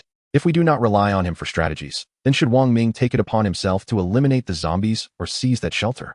Indeed, Zhao Dagua is quite right, echoed not only Zhao Dagua's followers but also some of Ma Jianya's men, who found merit in the argument. Reluctantly, Ma Jianya sought to avoid conflict, asking, "So, what do you propose? Should we remove Wang Ming from his position as strategist?" Zhao Dagua smiled and replied, "That seems a bit excessive. However, we cannot simply disregard what has transpired. There must be some form of accountability." At that moment, Wang Ming interjected, "Boss, I take full responsibility for this matter, and I am willing to accept punishment in accordance with the society's regulations." "Very well, since Wang Ming has acknowledged his role, we shall proceed according to our rules." Ma Jianya nodded in satisfaction. Truly, a learned individual such as himself possesses wisdom, recognizing the importance of accepting punishment proactively to avoid losing the goodwill of others.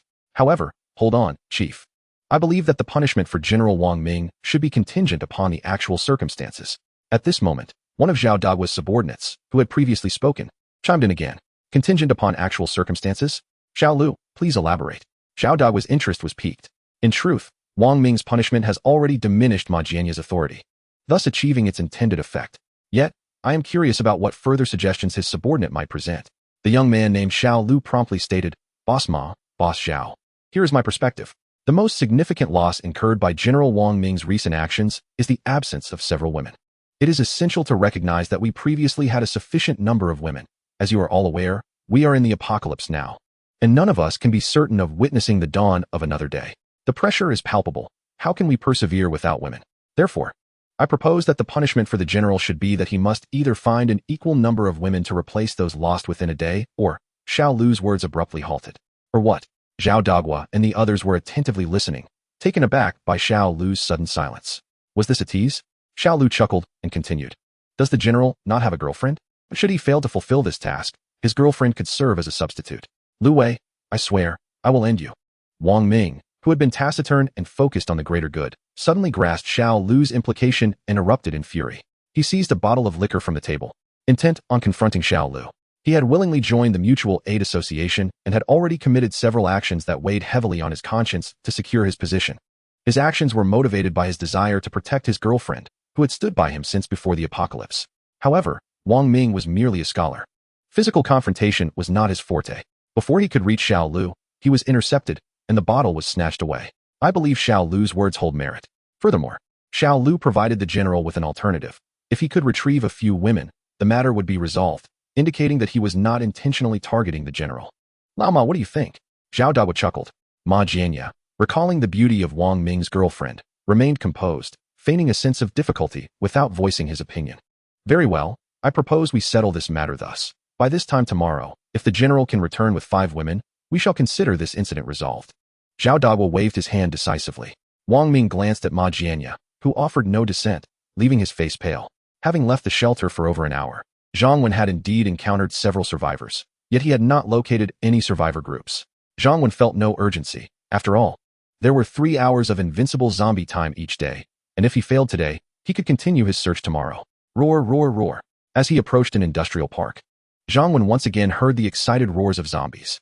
Such sounds typically indicated the presence of survivors. Zhang Wen cautiously approached the industrial park and noticed, under the cloak of darkness, a flashlight illuminating the entrance of a fenced gate. A banner crafted from white cloth hung above, proclaiming the recruitment of the Mutual Aid Alliance. All genders welcome, with a preference for women. The alliance promised sustenance from a factory and a secure living environment, inviting survivors to join. Zhang Wen felt a surge of indignation. Who was usurping his idea? This was encroaching on his business. However, he remained composed. Surely, no such power would be permitted near his refuge. This Mutual Aid Alliance was unfamiliar to him from his past life, suggesting it had not flourished. Was this alliance possibly the very group he sought? Seizing the cover of the undead, Zhang Wen scaled the wall and entered the park. making his way to the security booth at the main gate. Inside, he found only a young man, harboring an expression of resentment. After observing for a moment and confirming there were no others present and that the man bore no weapon, Zhang Wen noted the absence of zombies in the park, indicating the young man was not overly vigilant. He swiftly opened the security booth door, aiming his firearm at the young man. The sudden appearance of Zhang Wen startled him, and upon noticing the gun, he trembled with fear. "Please, take whatever you want, just don't shoot. If you do, the zombies will go wild, and you won't escape," he whispered. Zhang Wen scrutinized him and inquired, "Are you a member of the Mutual Aid Alliance?" Yes. The young man replied hastily. "My name is Wang Ming, and I serve as the strategist for the Alliance. If you wish to join us, we will certainly welcome you and provide the best treatment." Zhang Wen had initially assumed the young man was merely a guard. He was surprised to learn he held the title of strategist. With a hint of sarcasm, he asked, "How many members does your alliance have? What exactly does a strategist do to be stationed at the gate?" Wang Ming's face momentarily clouded, clearly reluctant to divulge information. Yet fearing Zhang Wen's wrath, he quickly responded, "We have over 30 members, and we are among the strongest in the vicinity. As for my role as strategist, I am not typically assigned to guard duty. I merely wish to rescue more survivors." Rescue more survivors? Zhang Wen remained noncommittal, pondering the nature of humanity in the early days of the apocalypse. "Let me ask you something. Has your alliance sent anyone to the nearby refuge to set off firecrackers?" Zhang Wen posed the question casually, confident that Wang Ming would deny any involvement. However, he was determined not to let any group with dubious intentions escape scrutiny. "Yes. It was ordered by our leader and deputy leader." Wang Ming unexpectedly confessed before Zhang Wen could proceed with his next move, leaving him momentarily stunned. "Why did you admit that so readily? Are you not afraid of incurring your leader's wrath?" Zhang Wen inquired, curiosity piqued. "They are not good people," Wang Ming replied succinctly. "Not good people indeed?"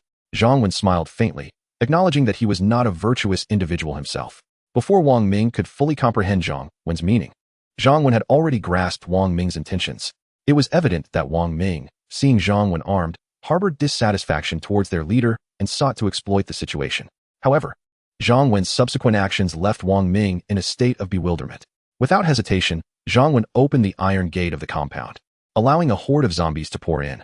"Are you out of your mind?" Wang Ming exclaimed angrily, hastily fleeing the guardhouse and sprinting towards the food factory. The zombies that had already infiltrated the compound immediately followed in pursuit. Unperturbed, Zhang Wen trailed behind the zombies and retrieved a box of firecrackers containing 5,000 shots from the warehouse. Upon reaching the food factory, he ignited the firecrackers and tossed them inside. The resounding pops echoed through the quiet night, their quality ensuring the noise traveled far and wide. It was as if a switch had been flipped. The nearby zombies, drawn by the sound, rushed towards the source with fervor, just as Wang Ming entered the food factory. Unprepared to report to Ma Jianya and the others, he was struck by a sense of déjà vu, recognizing the familiar chaos and noise. Unfortunately, this time the tumult was unfolding in their midst. Ma Jianya, who had been indulging in revelry inside a room, was equally perplexed by the sudden firecracker sounds. "Who on earth is courting death?" he muttered, realizing that their sanctuary, unlike the tall walls of the shelter, could not withstand such an onslaught of zombies. The panic spread among all the survivors, with some seeking to escape while others searched for a safer refuge. A state of utter chaos ensued. Zhang Wen found a quiet vantage point, observing the increasing tide of zombies flooding into the food factory, accompanied by intermittent screams. The factory had transformed into a veritable paradise for the undead. In the darkness, a few brave souls wielding kitchen knives and iron rods fought desperately against the relentless horde. Alas, the sheer number of zombies overwhelmed them, and the disorganized resistance was swiftly devoured. Boss Zhao, help! Open the door." Some individuals rushed towards the office where Ma Jianya and his cohorts were, imploring them to let them in. The food factory, with its warehouses and offices, had ample hiding spots. Yet the keys to these places were controlled by the higher-ups of the Mutual Aid Society for management purposes, leaving the survivors confined to the workshop. "Block the doors. Ensure no one enters." Within the office, Ma Jianya and Zhao Dagua had already instructed their men to barricade the entrance with desks and other furniture, ready to defend against any intrusion. They had no intention of heeding the pleas from outside, prioritizing their own safety. With most of their core members inside, the fates of those outside mattered little. Even if all perished, they could simply recruit anew once the danger had passed. "Boss Ma, it's me, Wang Ming. Open the door." At that moment, Wang Ming's voice echoed from outside. Upon entering, he immediately sought out his girlfriend. Then he pulled her and ran towards Ma Jianya's office. "Boss, it's the strategist. Should we open the door?" A subordinate inquired. "Open the door? Are you out of your mind? There are zombies outside. Opening the door means death. And who knows if he has been bitten or infected?" Zhao Dagua scolded. "Ma Jianya, unwilling to earn a reputation for abandoning his subordinates to their fate, shouted outside. Wang Ming, we're trapped here. It will take time to open the door. There's no chance. Quickly find a place to hide. Once the zombies thin out, I will personally lead a rescue. Standing outside, Wang Ming's face was ashen. He should have seen their true colors long ago. Wang Ming, what should we do? I'm so scared. I don't want to die. His girlfriend cried beside him. Feeling her fear and recalling Ma Jianya and the others' words, he realized that even without the zombie outbreak, his girlfriend would soon become their plaything. Even so, they remained indifferent to their plight. Then let us all die together. Wang Ming ceased to knock, watching as more zombies approached. Without further delay, he swiftly ran to the supply area, gathering a bucket of flammable oil and some ignition materials. He then pulled out his lighter. Zhang Wen had been waiting outside, hoping the zombies would clear out enough for him to re-enter and check for survivors. Of course, the primary goal was to collect supplies. This was a food factory, and there was bound to be plenty of food that should not go to waste. After all, zombies did not consume such things. However, Zhang Wen soon noticed something amiss. Despite the night, he could see smoke rising from the food factory, and before long, flames became visible. What the hell? Who is so ruthless? Do they know they're doomed that they won't even leave food for themselves? But soon, Zhang Wen composed himself. Since a fire had already started, he would not risk going inside. Any lost food was inconsequential. In his previous life, every loaf of bread was crucial, but in this life, with the provisions already available in the shelter and his newfound ability to face zombies without fear, he had no reason to worry about food. Observing the growing flames, Zhang Wen promptly left. Even if someone managed to escape from within, it would hardly stir any trouble now. Glancing at the time, he noted that 2 hours had passed, leaving him with 1 hour of immunity from zombies. After some contemplation, he decided not to rush into searching for supplies. Instead, he planned to carefully assess the surroundings and terrain of the shelter, formulating a strategy for the following day. He aimed to establish several secure buffer zones around the shelter to enhance its safety further. In the future, he wanted to ensure that anyone could approach the shelter and throw firecrackers without any risk. Zhang Wen envisioned that within the walls of the shelter would be the inner city, while an outer city would be established within an 80 or 100-meter radius outside the shelter's walls. The outskirts will also belong to the domain of the Wenshan Sanctuary. A fence, roadblocks, and signage will be established to prevent easy access, with clear warnings that anyone entering this area shall face aggression. There will be no mercy. Furthermore, a buffer zone will be established around the sanctuary, extending from 100 to 500 meters. This zone will be under the jurisdiction of the sanctuary. Chapter 74. Fulfilling the promise to Li Shui, all survivors within this area are prohibited from forming factions and must register to receive identification cards. Incoming survivors must report to a designated floor and await verification by the sanctuary. Those who fail to comply with the rules will bear the consequences. In the future, Zhang Wen will conduct regular inspections of the territory, and any unauthorized individuals will be dealt with accordingly. The cleansing of the post-apocalyptic world will lack the gentleness of the pre-apocalyptic era. With a flashlight in hand, Zhang Wen circled the sanctuary, his mind formulating plans. He then returned to the south gate of the sanctuary and, on his way back, stopped by the market to gather some food. Unfortunately, much of the meat at the market had spoiled, and some vegetables had rotted.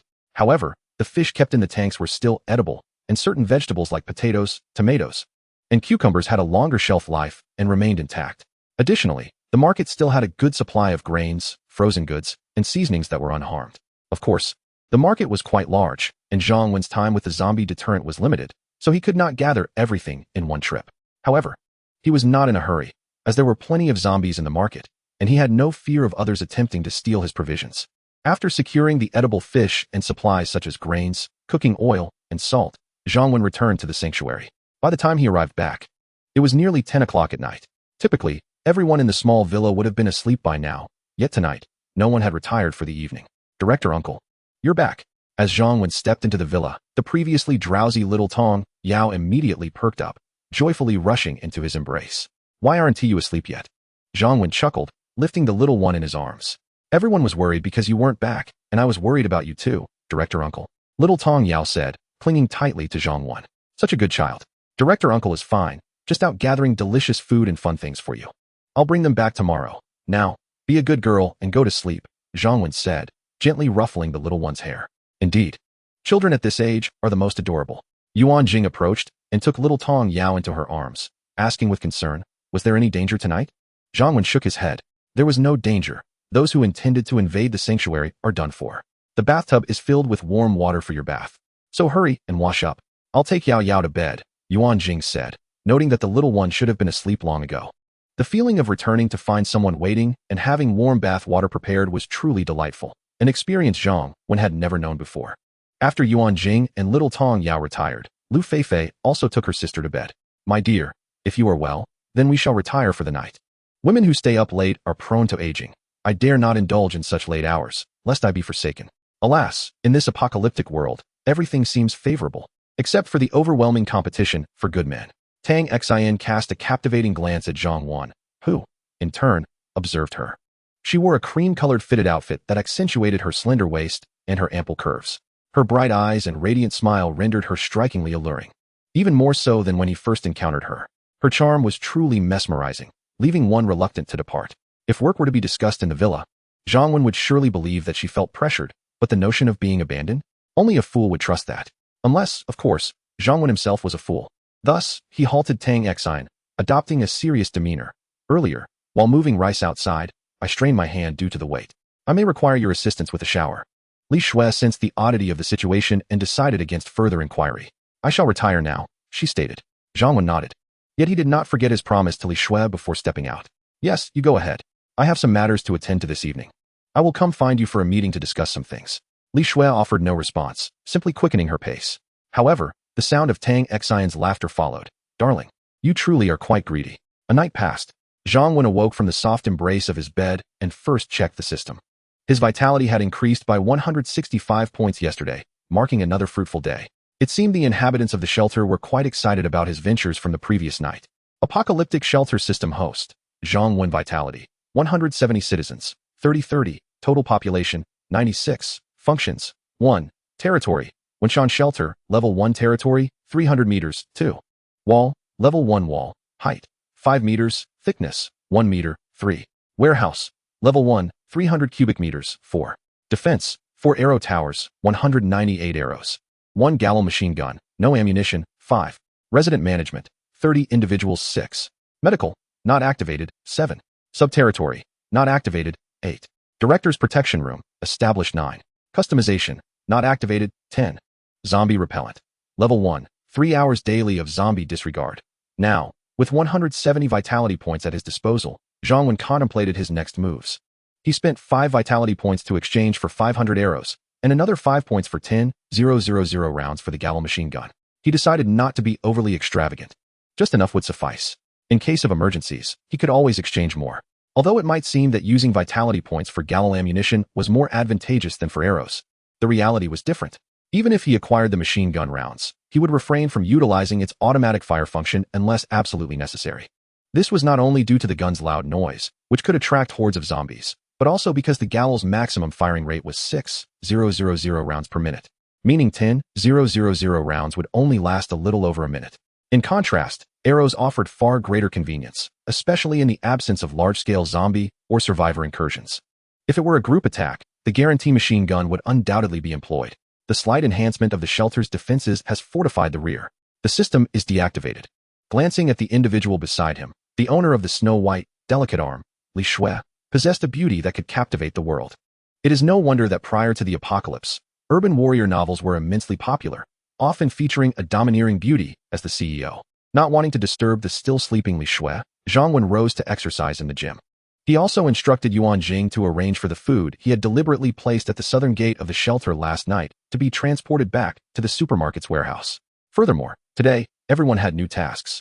Chapter 75. The best work for women at the southern gate of the shelter. A group of women gathered, engaged in animated discussion. Wow. The director is truly remarkable. I heard that last night. The director dealt with the group of enemies attempting to invade us, and even brought back so many supplies. Isn't that obvious? You arrived a bit late and missed seeing the director take down zombies as if they were mere watermelons, effortlessly dispatching dozens in an instant. Indeed, the director is the most handsome. All right, enough chatter. Let us get to work and move these supplies back to the supermarket warehouse. I've heard there's an urgent new task to complete today, Li Fengxiang interjected, interrupting their conversation. Receiving Yuan Jing's orders, Wang Ying arrived with a group of women to assist in transporting the food. Typically, such tasks would be undertaken by the refugees, and Li Fengxiang was responsible for managing them. Wang Ying's role was to assess the quantity of food available. Last night, Zhang Wen had utilized the system to procure a substantial amount of rice and other provisions from the market, and upon returning to the shelter, he had released several bags of rice and flour. Although he claimed to have dealt with the enemies threatening the shelter last night, the impact was diminished as the residents had not witnessed it. The most uplifting sight was to let them see tangible food supplies. Director Ng, do you know what new tasks we have today? After assigning the tasks, Li Fengxiang inquired with curiosity. Although her position as a minor manager of the refugees was significantly inferior to that of Wang Ying, the logistics supervisor, their mutual familiarity fostered a friendly atmosphere. Wang Ying replied with a smile, "Sisterly, didn't you mention yesterday how much you longed for bananas? But it seems you have too few ways to earn points." Li Fengxiang's eyes lit up. Director Ng, can the new tasks allow us to earn points too? Of course, Minister Yuan personally informed me, Wang Ying stated. Since the announcement of the points system yesterday, both formal residents and refugees alike have been eager to earn points. Points have become akin to currency from the pre-apocalyptic era. Possessing them allows one to lead a better life. This is especially true for the refugees, who are exceedingly desperate for points. After all, they are not only struggling to survive each day, but also facing tasteless food that leaves them feeling unsatisfied. Alas, reality is indeed harsh. The shelter announced its regulations yesterday, outlining several avenues for earning points. 1.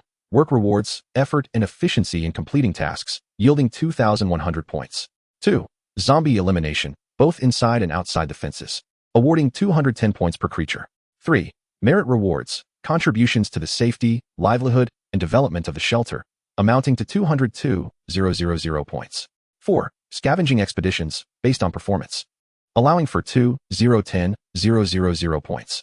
With the passage of a day, apart from Wang Yu, who received a merit reward of 1,000 points from the director, others fared differently.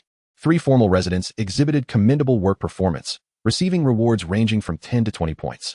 Additionally, 5 vagrants, demonstrating diligence, were awarded between 5 and 10 points each. Currently, in the shelter, avenues such as merit rewards, zombie elimination, and scavenging have yet to be opened, leaving work performance as the sole means of earning points. However, relying solely on work performance poses challenges. There is a daily cap on the number of individuals eligible for rewards, limited to no more than 1/10 of the total. Furthermore, the points awarded to vagrants are significantly lower than those granted to formal residents, making it arduous for them to accumulate points through work alone. As they transported supplies back to the supermarket warehouse, Yuan Jing arrived, simultaneously announcing a new task. The director required the production of a batch of stainless steel or aluminum alloy fences to establish an outer precinct around the shelter, thereby expanding its territory. With this fenced outer area, the shelter would not only enhance its safety, but also periodically clear zombies surrounding it. Given the urgency for completion by Zhang Wan, vagrants would be divided into 3 shifts, working around the clock. Those who could meet the production targets on time would earn point rewards and gain priority for future zombie clearing opportunities, as killing zombies from behind a fence is relatively safe, provided one avoids reckless actions and encounters with large hordes. This presents a straightforward method for them to earn points. Women, not lacking in wisdom, would naturally seek this opportunity, provided they possess a modicum of courage. Yesterday, the shelter announced plans to establish recreational venues, such as a library, a cinema, bathing facilities, and massage parlors, all of which would require staffing. However, positions in less strenuous roles like the library would likely prioritize formal residents. For the vagrants in the shelter, the most desirable position is undoubtedly joining the security team. Although becoming a formal resident may not be immediately attainable, the benefits and provisions afforded to team members are comparable to those of formal residents. Moreover, joining the security team offers advantages in assessments for eventual residency, effectively positioning members as prospective formal residents. The displaced individuals are comparatively less burdened, finding employment in more favorable roles such as chefs, barbers, and massage therapists. However, these positions necessitate prior work experience and successful assessments. The remaining displaced persons engage in laborious tasks such as material handling, waste management, and kitchen assistance. Currently, a new job involving the processing of fences may also prove to be arduous, though it offers a point system. In comparison to other demanding occupations, it is certainly more advantageous due to the limited equipment available for fence processing.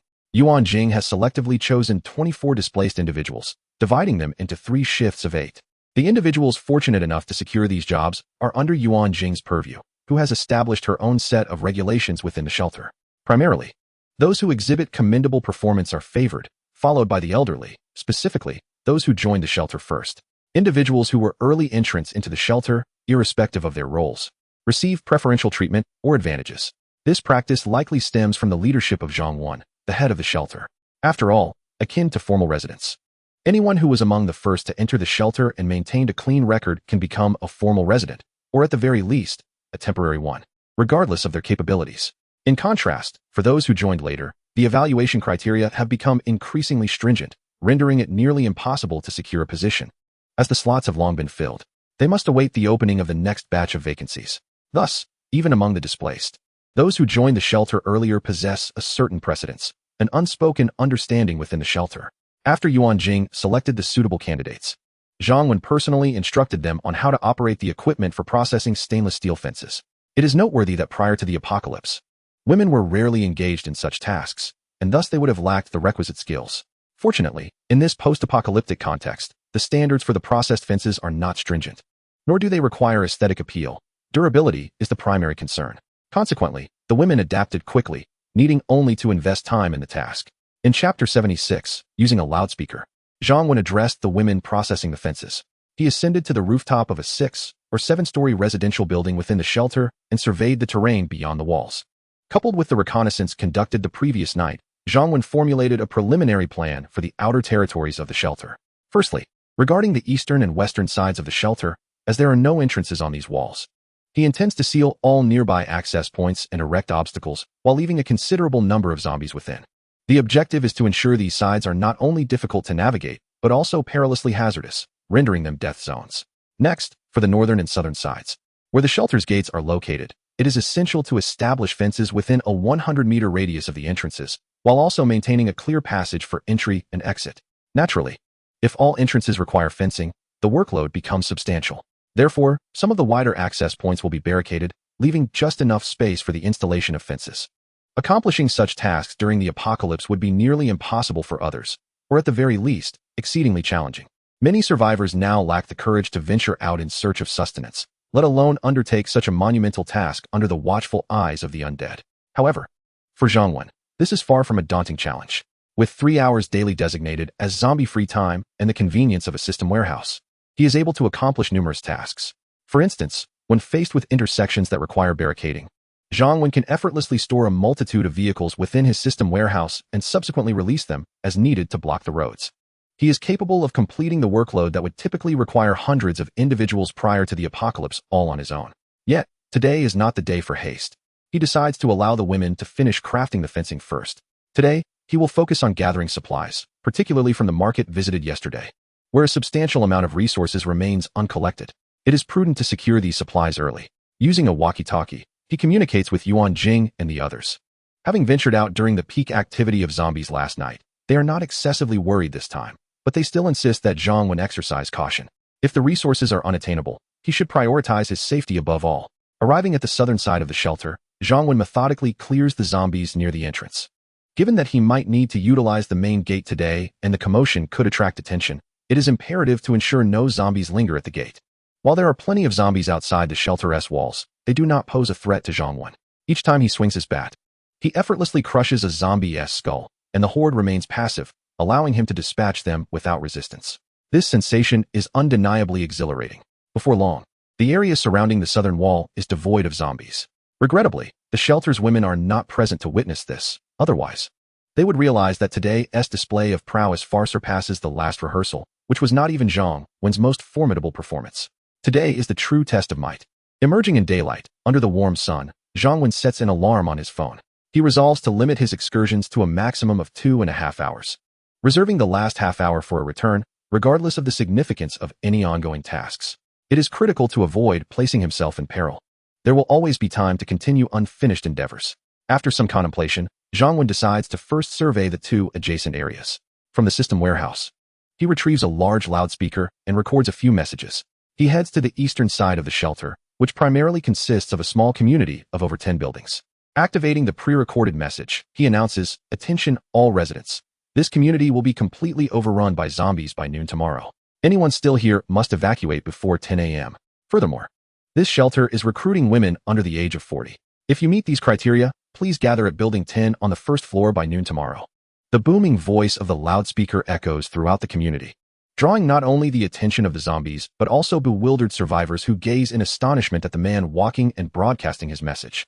Who is this madman? They ventured out with utmost caution, fearful of attracting the attention of zombies. However, he seemed quite at ease, perhaps unconcerned about drawing the undead's gaze. Zhang Wen circled the neighborhood before finally silencing the loudspeaker. This was not a sudden surge of altruism compelling him to save others. Rather, he recalled that during the recent recruitment drive, the majority of potential candidates hailed from the north and south sides of the shelter. The east and west sides likely still harbored some surviving women. The shelter would require a considerable population for future upgrades, and Zhang Wen was reluctant to squander this opportunity. As for the others in the community, including the men, Zhang Wen did not deceive them. After tomorrow, those who remained in this neighborhood would essentially face a dead end. His intent was merely to secure the safety of his shelter's territory by eliminating surrounding threats, not necessarily to eradicate all men. Should they heed his warning and distance themselves from his haven, they might still have a chance at survival. If they chose to ignore him, that was their prerogative. They could simply await their demise. He took the loudspeaker and ventured westward, repeating his call. While he would not completely seal off the north and south, he certainly would not permit any survivors to remain within the confines of his shelter's outer territory. The survivors in those areas would either have to leave on their own accord or face perpetual entrapment. As Zhang Wen completed his circuit in the west and was about to return to the southern market, a series of honks echoed from a nearby street. Survivors were certainly present. Zhang Wen promptly drew his pistol and concealed himself in a corner to observe. However, from his recollections, this area had lacked any substantial shelters or teams in his past life, unless someone possessed a secure refuge coupled with formidable strength and ample provisions. They could not sustain a large group. Most nearby were small survival teams of 1 or 2, or perhaps 3 to 5 individuals. Thus Zhang Wen felt no alarm. Soon, a black SUV slowly cruised down the road, honking its horn, which attracted the nearby zombies, who followed in pursuit. Shortly after the vehicle passed, 2 electric scooters appeared, each carrying 3 individuals. One scooter had a male and 2 females, while the other was manned by 3 males. Clearly, the SUV was part of their group, responsible for distracting the zombies while the 2 scooters sought supplies. After so many days in this apocalypse, resources in areas with fewer zombies had been nearly exhausted, leaving survivors to scavenge perilously. This group exhibited a degree of intelligence and courage, first creating a diversion to draw the zombies away, allowing their companions to search for materials. This method would eventually become the most commonly employed strategy among survivor teams. Chapter 77. Abandoning a comrade after the 2 electric scooters halted outside a convenience store. The individuals seated at the back swiftly dismounted. However, the 2 men on the motorcycle did not disembark. Instead, they remained on their vehicle. Once the others had exited, they deftly maneuvered their motorcycle to the front of the convenience store, poised to depart at a moment's notice. The 4 individuals who had alighted from the vehicle, each carrying a backpack, swiftly dashed into the store. Previously, due to the abundance of zombies at the entrance, the convenience store still appeared to have a considerable stock of food. The sight of such plentiful provisions ignited a wave of excitement among them. According to their original plan, the 2 women were tasked with gathering food from the outer shelves, while the 2 men would procure items from within. In a frenzy, they hastily filled their backpacks with whatever food they could grab, hardly pausing to consider the specifics. In a world ravaged by the apocalypse, no one could afford to be picky. Xiaoxin, Xiaoxue, zombies are coming. Retreat quickly.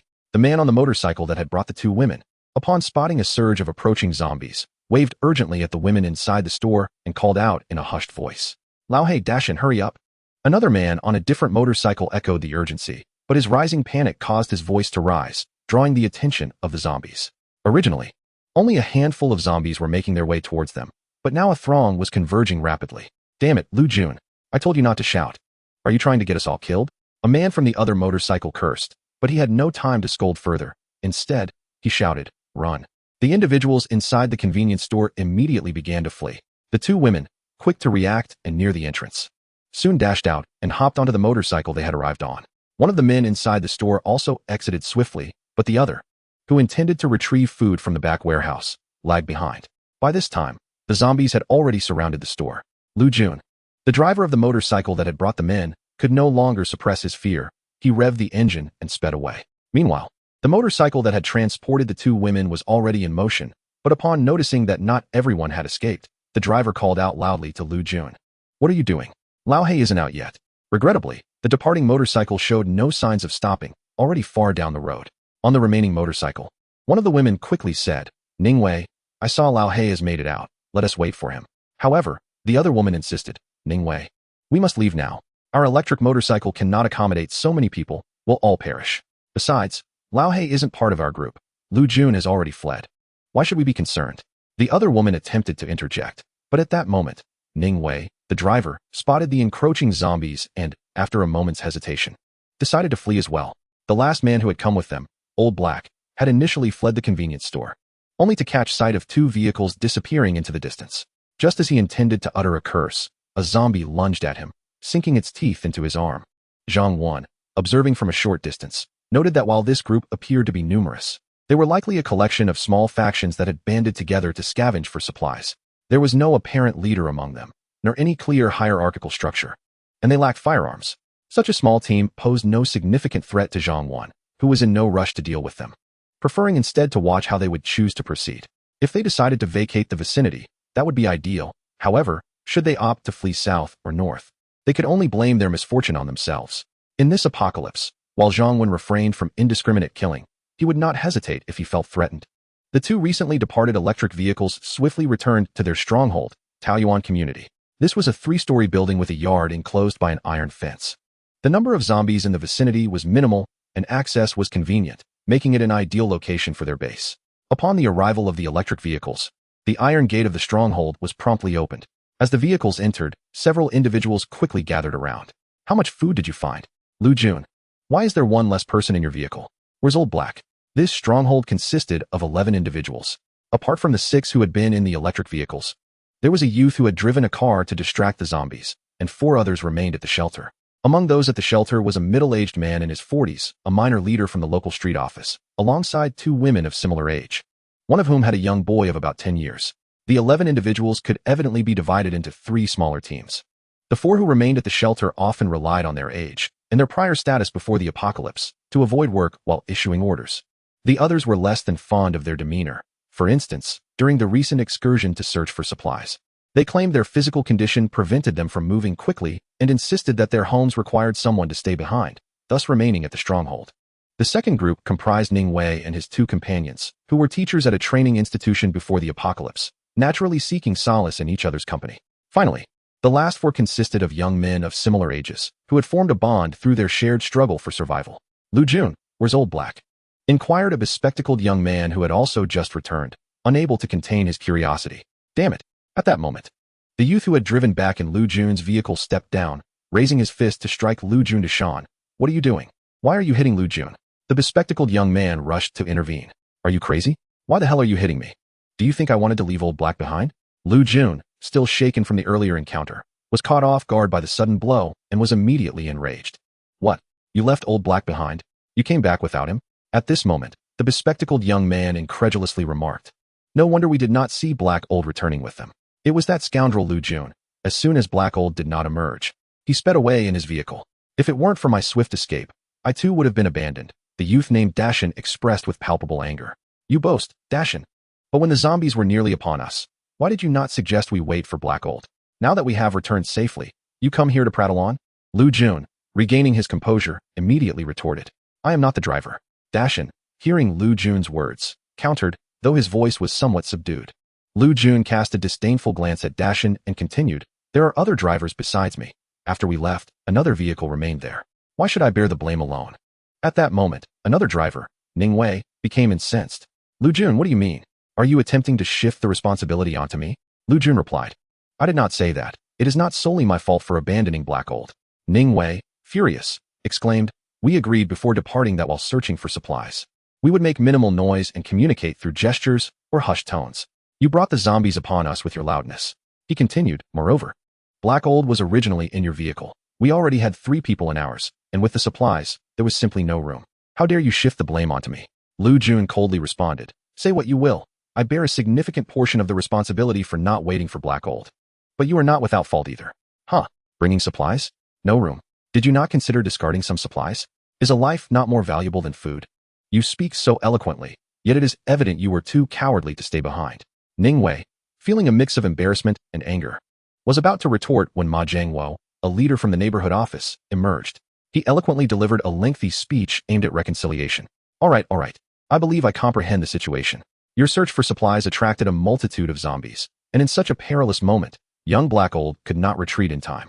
Had you waited for him, it is possible that all would have perished. Therefore, your timely withdrawal was a decision made for the greater good, a necessity under dire circumstances. Young Black Old may have met his fate, but we must ensure his sacrifice was not in vain. We must not allow his demise to be meaningless. Hence, let us cease the arguing. Striving to survive is the best tribute we can offer to young Black Old.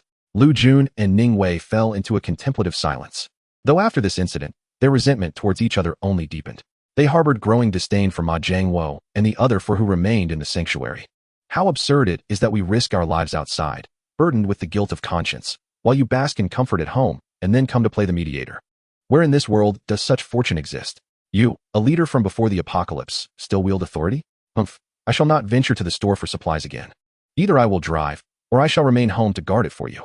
At this moment, Dashin snorted coldly, remarking, as if anyone wishes to go. I have visited once. Those who have not yet been here should refrain from eating this time. Lu Jun coldly snorted, directing his gaze towards Ma Jiangwo and the two middle-aged women. How can you, several grown men, remain at home, allowing us women and children to venture out in search of sustenance? The two middle-aged women, initially indifferent, became agitated upon hearing Lu Jun's words. All right, everyone. Let us maintain a cheerful demeanor and speak less for now. Once our spirits have calmed, we shall convene to discuss matters thoroughly. Ma Jiangwo, already hesitant to venture outside, found himself even more reluctant to seek supplies after the recent fatalities within the group. He could only strive to stabilize the others for the time being. Mother, didn't the loudspeaker just announce that we should not linger here? At this moment, a young boy beside one of the middle-aged women spoke up. What loudspeaker? This piqued the curiosity of everyone present. Oh, it's nothing significant, merely a madman with a megaphone shouting about how zombies will overrun this place tomorrow, insisting that everyone must evacuate immediately. He also mentioned that their shelter is recruiting, but only women under 40. Ma Jiangwo casually dismissed this, unimpressed. Yet Ning Wei interjected. When he mentioned the shelter, was he referring to the one behind that wall? Ma Jiangwo replied, that would be it. But how could they possibly know of an impending zombie horde? They are merely attempting to intimidate us into leaving so they can hoard the supplies for themselves.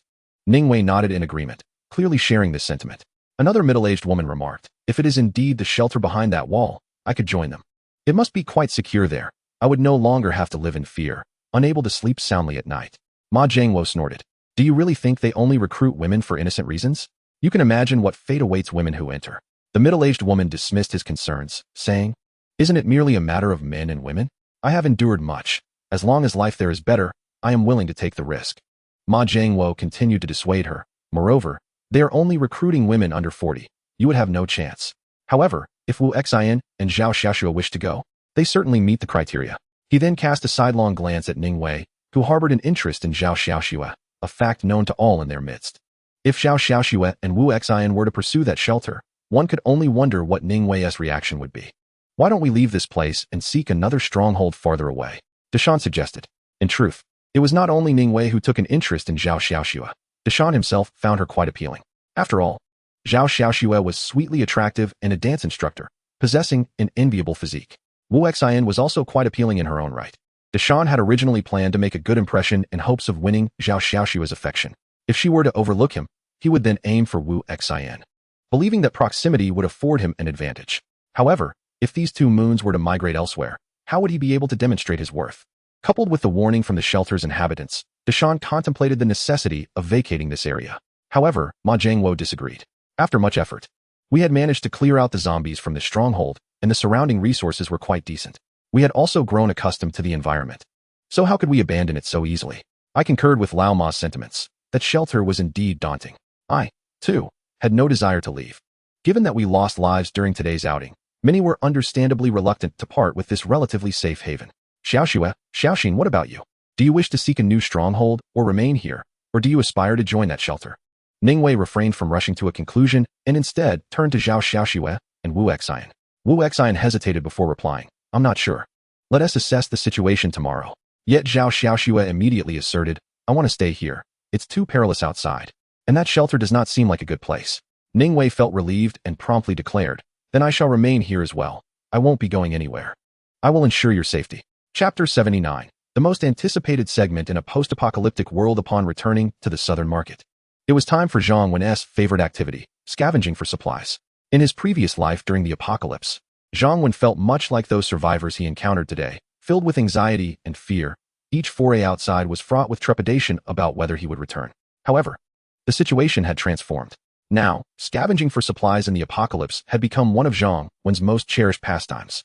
It was akin to the thrill some experienced with blind boxes before the apocalypse. One never knew what treasures awaited within, yet surprises were often in store. Zhang Wen first arrived at the fruit shop in the market. Many fruits had spoiled, emitting an unpleasant odor.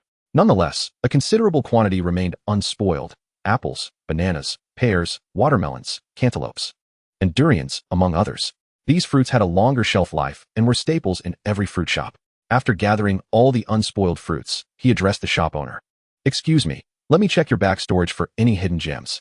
Ignoring the numerous zombies within the shop, he gently pushed aside the zombie shopkeeper with a baseball bat and made his way to the store's rear storage.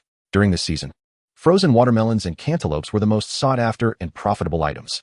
Many fruit shop owners could earn a small fortune selling watermelons throughout the summer, hence the abundance of watermelons in the back room, along with boxes of other fruits. Zhangwen was not shy about collecting everything. After exiting the fruit shop, Zhangwen visited a nearby convenience store. The items there were mostly intact, and he hardly bothered to scrutinize them, gathering everything from the back storage as well. Naturally, the selection at the convenience store remained unchanged. Not all types were necessary. He collected all food and beverage items, and among the daily necessities, items such as toilet paper, sanitary pads, and ultra-thin raincoats were essential. These were crucial for the many women in the shelter, as the first two items would be consumed rapidly. However, Zhangwen was not overly generous with such essentials. In the future, aside from providing a limited supply weekly to official residents, any shortages would require them to exchange points. As for the homeless, there would be no free provisions. Some free fabric can indeed be provided, reminiscent of how women in Zhangwen's memory dealt with the apocalypse. If the refugees desire items such as toilet paper or sanitary pads, they must strive to earn points or endeavor to become part of the next group of official residents. Zhangwen will never bestow too many free items upon them. The raincoats are, of course, for her personal use. Their daily consumption is significant, and even with ample stock, she collected more with ease. Not wasting much time at the convenience store, Zhangwen promptly entered the vegetable market. The first stop was a seasoning shop, brimming with exquisite goods. Various spicy sauces, fermented tofu, and the renowned Lao Gan Ma, which may have seemed inconspicuous before the end, have now gained immense popularity. There were also a variety of soy sauces, cooking wines, hot pot ingredients, and more. These items have a long shelf life and significantly enhance the quality of life in the apocalypse. It suffices to collect them all without discerning their individual merits. The seasoning shop had once been a dried goods store, which was quite commendable. It offered an assortment of dried fruits, including Zhangwen's favorites like pistachios and pine nuts, which will serve as luxurious snacks for her and the women in her villa while they watch television. Without a doubt, the little ones, Xiao Tong Yao and Lu Qianqian, would be particularly fond of them. Next, she visited grain stores selling rice, flour, and soybeans, essential staples that cannot be overlooked. Additionally, there were various vegetable stalls with produce that had not yet spoiled, such as potatoes, sweet potatoes, carrots, and peppers. Of course, the odor from these stalls had begun to intensify, prompting Zhangwen to don a gas mask. It was not long before her phone alarm went off, reminding her that she had only half an hour left for the day, and it was time to return. The market was not large, and she had already gathered a considerable amount. Furthermore, her system warehouse was only at level 1, with a maximum capacity of around 300 tons of supplies. She had already filled it with approximately 200 tons, predominantly taken up by grains, with more than 80 tons of various rice types. There were over 30 tons of millet, corn, soybeans, peanuts, and noodles, along with several tons of cooking oil in various sizes: 1 liter, 18 liters, 5 liters, and even 20 liters used by restaurants. Contemplating her next steps, Zhangwen decided that upon returning, she could allocate more supplies in the shelter. Items that do not require storage in the system and can last longer outside will be set aside, allowing Yuan Jing to clear a designated area in the shelter for storage. As she approached the exit of the vegetable market, Zhangwen noticed a truck parked at the fruit shop, equipped with keys still in the ignition. This would do nicely. She attempted to start the truck, and it roared to life without issue. This small truck, typically limited to a 2-ton load before the apocalypse, was no longer subject to such regulations in these dire times. Zhangwen promptly released 10 tons of supplies from her system warehouse into the vehicle, including 200 bags of rice and dozens of barrels of cooking oil. Driving the truck, laden with supplies, to the southern gate of the shelter, she found that the area had been cleared of zombies, though a few had returned. Zhangwen turned off the engine and exited the vehicle to eliminate the nearby undead once more. Immediately, he opened the gates of the shelter in the system, pressed the accelerator, and dashed the truck inside. As the vehicle entered the shelter, several women clad in uniforms from the security team rushed toward him. Zhangwen felt quite pleased with their promptness. After all, they had been trained by Lu Feifei. Their progress since the early days of the security team was remarkable. Zhangwen exited the driver's cabin, and upon seeing him, the approaching security personnel immediately relaxed, greeting him warmly. Some curiously scrutinized the truck, suggesting that the director's haul this time was even more substantial than the previous night's. Upon hearing the news of Zhang when returning with a truckload of supplies, Yuan Jing hastily arrived with a group of women. She instructed Wang Ying to begin unloading the provisions while she approached Zhang Wen. Are you all right? Yuan Jing inquired with genuine concern. I'm fine, Zhang Wen replied, shaking his head. He then chuckled, if you're still worried. Shall we return to the villa for a thorough examination? Zhang Wen placed great importance on safety, particularly concerning those entering the shelter from the outside. In the future, not only would survivors from the outside be coming in, but there would also be daily missions to clear the zombies around the perimeter and search for supplies. Thus, vigilance was paramount. A comprehensive inspection mechanism and process needed to be established. He resolved to set up a security booth and quarantine room at both the northern and southern entrances. Anyone entering from outside would be required to isolate for 30 minutes before undergoing a health check by the security team. Generally, if someone had been bitten or scratched by a zombie, the mutation would not exceed 30 minutes. Seeing Zhang Wen's mischievous grin, Yuan Jing understood the implications of the inspection and felt reassured that he was unharmed. Chapter 80. The willing Wang Yu. Although Yuan Jing managed logistics and certainly wished for an abundance of supplies in the shelter, she was far more concerned about Zhang Wen's safety during his ventures. Each time he went out, she was filled with trepidation. Yet, she recognized that he was correct. Despite the shelter's security, there were those with ill intentions who would seek to exploit it. Eventually, the food and supplies would dwindle, necessitating a foray beyond the shelter's confines. Director, it's all rice and cooking oil. This will last us quite a while, Wang Ying exclaimed joyfully as she opened the truck's doors. Yuan Jing shot Zhang Wen a playful glare, saying with a smile, see, I have no time to indulge your antics. With that, she promptly went to inspect the supplies in the truck. Zhang Wen was at a loss, pondering how this could be considered frivolity when he had repeatedly emphasized the importance of safety. Had she completely forgotten his words? He resolved to hold a less formal meeting with Yuan Jing that evening to instill in her the significance of safety. Of course, in front of others. He intended to preserve her dignity, as she was responsible for managing dozens of people now. Let them handle the food here. Zhang Wen intended to check on the processing at the fence. Yuan Jing watched Zhang Wen depart, a hint of a sweet smile gracing her face. However, she quickly adjusted her mindset and approached the truck, gazing at the load of food, particularly the grains. Yuan Jing could not suppress her immense excitement. Despite overseeing all logistical matters and even managing financial aspects indirectly, the weight of responsibility was considerable. As the number of people at the shelter grew, the daily consumption of food and supplies was substantial, with expenses continuously accruing without any incoming revenue. It was akin to being the owner of a company, required to pay salaries to hundreds of individuals daily, yet finding no means to generate profit, watching the company's assets dwindle day by day. Could one remain unperturbed under such circumstances? Yuan Jing had felt this way before. Although Zhang Wen consistently appeared unfazed, her worries lingered. She refrained from displaying her concerns in front of Zhang Wen, even wishing that Zhang Wen would not venture out into danger. Nevertheless, Zhang Wen always returned safely, bringing back an increasing amount of supplies. Naturally, this delighted her, particularly this time. The sight of what seemed to be 200 bags of rice was especially promising. Although the shelter housed many individuals, even if one bag of rice was consumed daily, it could last for at least half a year. The weight pressing on her heart finally began to lift. Yuan Jing smiled and instructed, Wang Ying, please arrange for them to move the supplies back to the supermarket and record everything. Wang Ying promptly replied, understood, Minister. The three capable individuals she had promoted had proven to be trustworthy and diligent, so Yuan Jing felt assured in trusting tasks to them. Upon arriving at the processing room by the fence, it was evident that to minimize noise during processing, several loud operations had to be conducted indoors. With no air conditioning or fans in the sweltering summer heat, the conditions were far from pleasant. As Zhang Wen entered the room, she was greeted only by the sound of machines at work. The women, dressed minimally, were drenched in sweat. Director, you're here, exclaimed a girl, slightly limping with a bandaged arm, as she rushed to greet Zhang Wen. Zhang Wen recognized her immediately. Wang Yu. Director. The others called out upon seeing Zhang Wen, promptly halting their tasks to pay their respects. It was customary in the shelter to show due respect to superiors. Wang Yu, didn't Yuan Jing grant you leave to rest? What are you doing here? And who is in charge here? Zhang Wen asked. Her brow furrowed as she glanced at Wang Yu.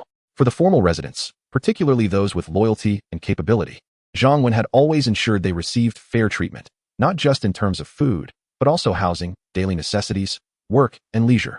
Their working hours were significantly shorter than those of the refugees, having devoted their loyalty and contributed to the community's vitality. Zhang Wen did not mind providing them with a better quality of life. Therefore, even in a time of personnel shortages, she did not wish to overly burden individuals like Wang Yu, especially given the current influx of refugees. Director, it was I and Minister Yuan who volunteered to oversee this place. My health is generally fine, though my previously injured hand will take some time to heal. As long as I avoid heavy labor, I will manage, Wang Yu respectfully replied. Upon hearing this, Zhang Wen smiled and said, so it was voluntary. However, now that you have officially become a resident, as long as you do not err, you can remain a permanent resident. Therefore, there is no rush to prove yourself. Rest when needed. Wang Yu, hearing this, immediately grew anxious and replied, Director, I am not seeking to impress. I feel that the shelter has granted me such generous treatment while I have been injured since my arrival and have contributed little. Thus, I wish to do what I can. Zhang Wan, surprised by her urgency, chose not to dwell on it and asked, very well, since you are in charge here, how many fences have you processed? Yes, Director, Wang Yu responded, the fences currently being processed are 3 meters high, and we have completed quite a number swiftly. Zhang Wen was quite satisfied with their speed, considering it was their first time undertaking this task and the environment was indeed challenging. Director, we originally arranged for 24 refugees to work in 3 shifts of 8, each working for 8 hours. However, due to Minister Yuan's urgency regarding the fences, I consulted with him and adjusted their hours to normal working time. Those who volunteer for overtime will earn additional points, and the more strenuous tasks will be rotated among them. Furthermore, since the workroom is quite hot, I prepared some mung bean soup to help them cool down. Contributing to their high efficiency, Wang Yu reported earnestly. Excellent. If you have any good ideas, feel free to discuss them with Yuan Jing. Zhang Wen nodded in satisfaction. This applies not only to this instance, but in the future as well. Sometimes, as long as you can complete the tasks assigned to you promptly. A few points of reward are inconsequential. Of course, this is limited to urgent or hazardous tasks. For regular work, rewards cannot be distributed casually. Understood, Director, Wang Yu said. Her cheeks flushed with excitement at the director's affirmation. All right, you all continue your work. I shall take my leave. Zhang Wen estimated that they should be able to begin renovations around the area tomorrow. The plan was to first renovate the western and eastern sides, sealing them completely. By the day after, with the fences nearly complete, they would install barriers on the northern and southern sides. By the way, working here is indeed arduous. Please inform Yuan Jing that for those who work a total of 12 hours, each will receive an additional reward of 50 points in fruit. Zhang Wen was in good spirits and did not mind offering a small incentive. Understood, Director, Wang Yu nodded. Thank you, Director. You are the most handsome. Upon hearing this, the refugees immediately brightened, for before the apocalypse, none would have regarded the fruit worth 50 points highly. After all, 50 points could only be exchanged for an apple or a banana, yet now, they had not tasted fruit in a long time. And for the official residents of the shelter, earning 50 points was not an easy feat for the refugees.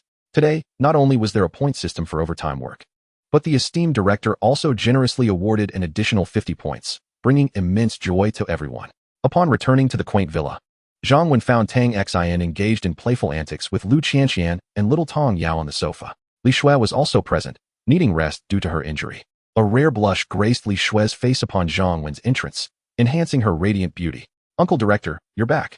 Let me show you my treasure, exclaimed little Tong Yao, who eagerly rushed to Zhang Wen, tugging at his hand. Treasure? Zhang Wen inquired with curiosity as he followed her.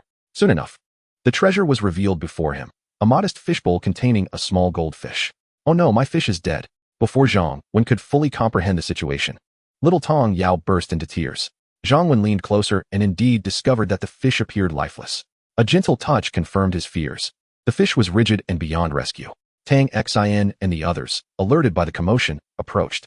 Tang Xin immediately comforted little Tong Yao in her arms. Li Shui explained to Zhang Wen, this was discovered by Yuan Jing at a resident's home today.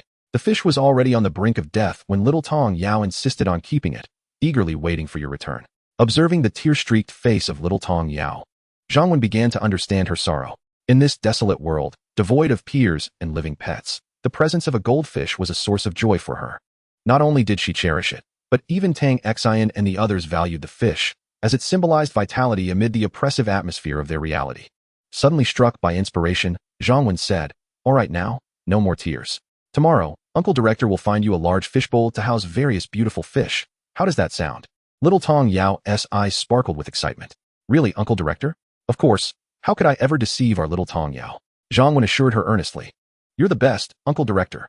Little Tong Yao exclaimed joyfully, leaping into Zhang Wen's embrace. Tang Xin shot Zhang Wen a disapproving glance, thinking he was merely appeasing Tong Yao. While it might temporarily alleviate her sorrow, she felt it wasn't the best solution. However, she refrained from voicing her concerns, reasoning that Tong Yao was still young and might soon forget her distress. Later that evening in the shelter's dining hall, the area for the displaced was bustling as they gradually returned for dinner. Ah, Sun Yanan, do you have pickled vegetables today? a woman exclaimed upon finding her friend after settling down with her meal. Sun Yanan picked up a piece of pickled vegetable and savored it, replying, "What is wrong with having pickled vegetables? I exchanged my points for them. I never realized they could be so delicious." The woman swallowed hard, eager for a taste. "Good Yanan, please share some with me. I crave something flavorful." Sun Yanan sighed. Today has been a bit exhausting. My arms are sore." The woman nodded in understanding. "All right then, when we return, I can give you a massage." "Half an hour, please," Sun Yanan replied.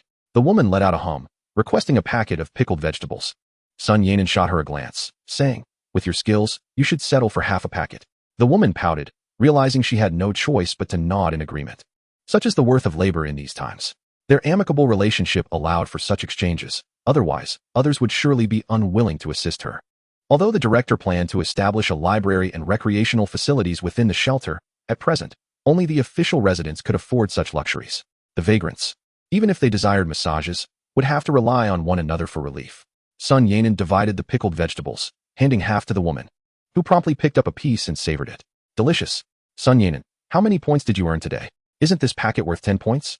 She inquired curiously.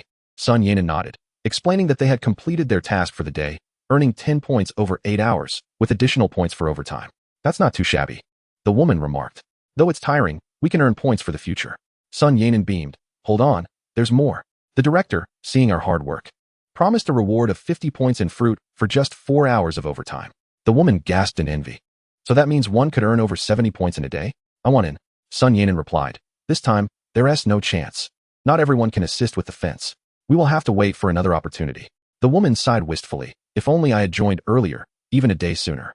Sun Yanan retorted, "I wish I had joined earlier too. Who wouldn't he want that? If I had, I might already be an official resident. And wouldn't he bother with a packet of pickled vegetables?" Meanwhile, in the dining area for official residents, Zhang Ying, Wang Yu, Wang Ying, Lu Wan, and Wang Yu sat together for a meal. The hierarchy within the shelter was evident, and though they might not yet wield significant authority, their inherent demeanor of respect would gradually manifest in their daily lives.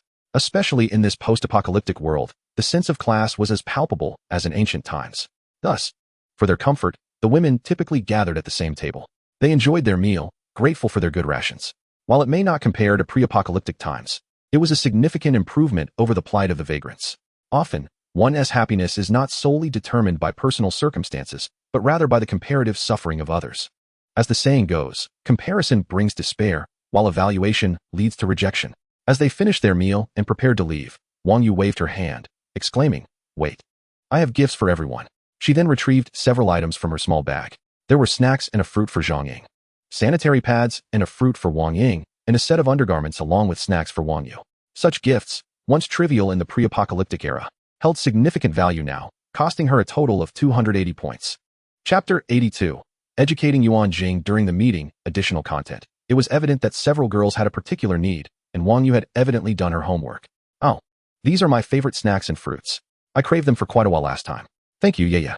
Zhang Ying beamed as she gazed at the two items, then playfully remarked, "Little you have become the little wealthy lady among us, so I won't hold back." Wang Ying and Wang Yu shared her excitement.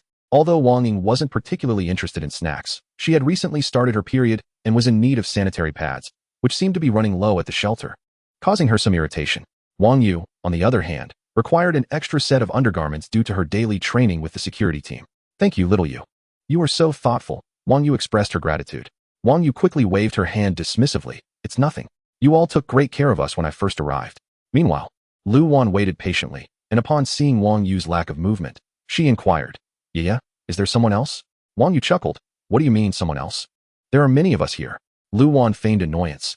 "Oh, you little Yaya, pretending to be oblivious, huh? Who is it that cared for you so much?" Wang Yu promptly interjected, "Stop right there. Just call me Sister Yaya, and you shall receive what you desire." "Humph, I knew you were childish." Lu Wan retorted with a hint of disdain, yet she turned around and said, "Sister Yaya." "Ah," Wang Yu replied contentedly, "that title sounds delightful. What about the items?" Lu Wan asked immediately. Wang Yu produced the last item from her bag, a packet of sunflower seeds, and said, "I prepared this for you earlier. Since we have duty tonight, let us share these seeds equally." Lu Wan felt a sense of insult, her dignity trampled upon, while others received in abundance. She was left with just a packet of seeds. Of course, she liked sunflower seeds, but the disparity from her expectations was disheartening, especially since she had exchanged that packet for the title of Sister Yaya. God knows how much courage she had summoned to utter those words, sacrificing her pride in the process. All right, let us go. Wang Yu remained blissfully unaware of Lu Wan's thoughts, perhaps lost in her imagination. She whispered something in Lu Wan's ear, causing Lu Wan to beam with joy as she supported her dear friend out. In the small villa, after a sumptuous dinner, everyone enjoyed a relaxing shower and gathered in the living room. Tang Xian and two little ones were engrossed in watching cartoons, while Yuan Jing was absorbed in her book. Li Shui, appearing particularly gentle that day, sat close to Zhang Wan, listening to his plans regarding the security posts at the north and south gates and the isolation rooms. Lu Feifei sat quietly on the sofa, attentively listening as well. Once Zhang Wan finished speaking, Li Shui remarked, "This is not a problem at all. The security team is quite numerous now, and their primary tasks are patrolling and maintaining order. Setting up personnel at the north and south gate security posts should be feasible. However, what about the construction? Our pace for building ourselves is a bit slow, isn't it? Moreover, the residential buildings are somewhat distant from the walls. What are your thoughts on this?" Zhang Wan, inhaling Li Shui's delightful fragrance, replied. Li Shui remarked that it would be best to construct the security booth adjacent to the wall for easier management. Of course, it should not resemble a house, as that would complicate matters. It seems that there exist removable security guard booths for shelters, which would suffice. As for the isolation rooms, the task is even simpler. We are currently fabricating stainless steel fences, and we can easily create a few isolation spaces, merely covering them with a piece of metal sheet or a lid for concealment. Zhang Wen nodded in agreement, acknowledging the reasonableness of her suggestion. Li Shui cast a sidelong glance at Zhang Wen, but awaited further words from him in vain. Zhang Wen chuckled. "What kind of look is that? I said your idea is sound. We shall proceed as you suggested." With a playful gaze, Li Shui responded, "Umph. Were you deliberately trying to provoke me before? You often claimed my ideas were sensible, yet you never heeded them." Zhang Wen smiled and replied, "The you of the past is certainly not the same as the you now." Li Shui's cheeks flushed, radiant in beauty, as she gently rested her head on Zhang Wen's shoulder, choosing silence. At that moment, Lu Feifei interjected, "Zhang Wan, please take me with you tomorrow. I can ensure your safety." Hearing this, Yuan Jing, who had been engrossed in her book, added, "I concur. Although you are formidable, having an extra pair of hands is always beneficial." Zhang Wen shook his head, stating, "While having an additional person may indeed provide support in the pre-apocalypse, in our current reality, it often introduces greater danger. Just today, I encountered a group whose numbers attracted a horde of zombies, leading to fatalities. Had they not abandoned their companion, they would have faced total annihilation. Thus, it is safer to traverse alone amidst the increasing zombie population.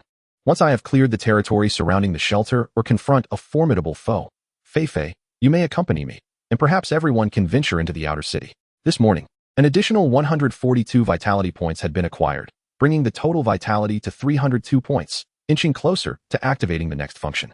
Apocalypse Shelter System Host, Zhang Wen Vitality Points, 302 Population, 3030, Total, 96 Individuals, Functions, 1, Territory, Wenshan Shelter, Level 1, 300 meters, 2.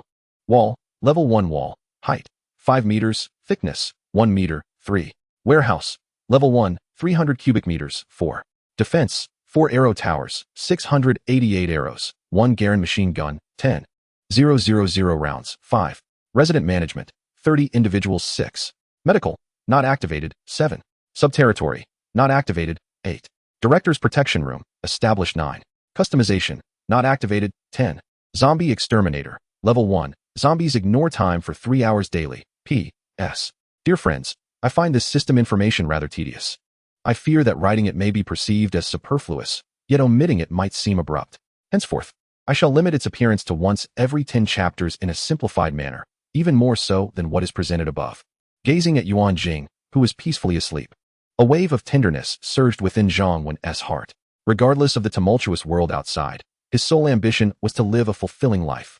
Indeed, last night, Zhang Wen fulfilled his promise and held a meeting with Yuan Jing, emphasizing the significance of safety and defense.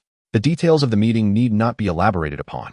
Zhang Wen recalls that initially, there were some disagreements. Yuan Jing seemed somewhat resistant and rather assertive. To persuade her, Zhang Wen engaged in a thorough yet accessible debate for much of the night, and only when he was nearly exhausted did Yuan Jing finally come to realize her mistakes.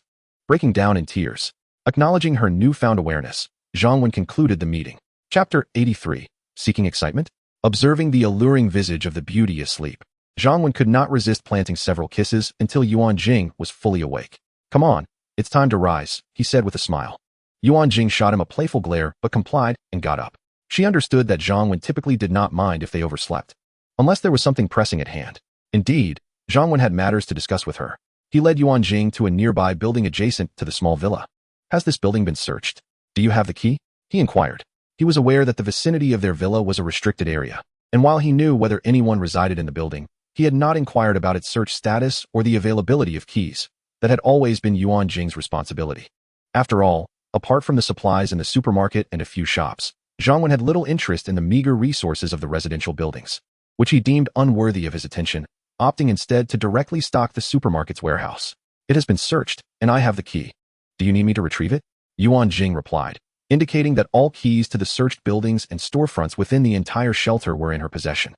Uninhabited and thoroughly searched buildings were locked up, while she also held spare keys for the supermarket dormitory and the temporary security team's guardroom. Then please go and fetch it. Zhang Wen nodded.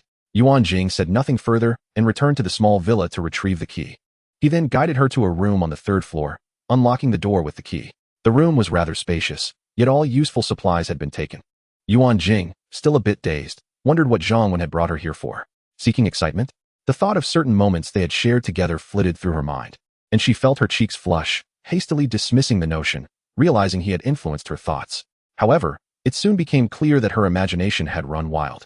As she was taken aback by the scene before her, the once empty room was suddenly filled with dozens of bags of rice. Is your reaction rather subdued? Zhang Wen observed her. Yuan Jing glanced at him and smiled. Had it been anyone else, they would surely have been astonished or frightened. But you forget. I was among the first to follow you. When all the supplies in the supermarket suddenly vanished, and the resources that Sister Li and I had discovered also disappeared. I had my suspicions, even though I didn't witness it firsthand. I just couldn't confirm anything. Zhang Wen nodded, recalling that although he had sent Yuan Jing and the others away at the time, the disappearance of the supplies was undeniably real. However, aside from Yuan Jing and Sister Li, Zhang Wen rarely engaged in such activities thereafter, leaving the newer arrivals with limited knowledge. Zhang Wen's current display of abilities before Yuan Jing stemmed not only from her complete recognition of him, but also from the fact that formal residents could neither betray nor harm him. Additionally, there was a pressing need to free up some space in the system's storage. Zhang Wen merely explained that he possessed certain extraordinary abilities, including spatial manipulation, without delving into the intricacies of the system. This was not due to distrust, but rather a matter of necessity. Subsequently, Zhang Wen began to release a multitude of food and supplies from the system's storage into various rooms.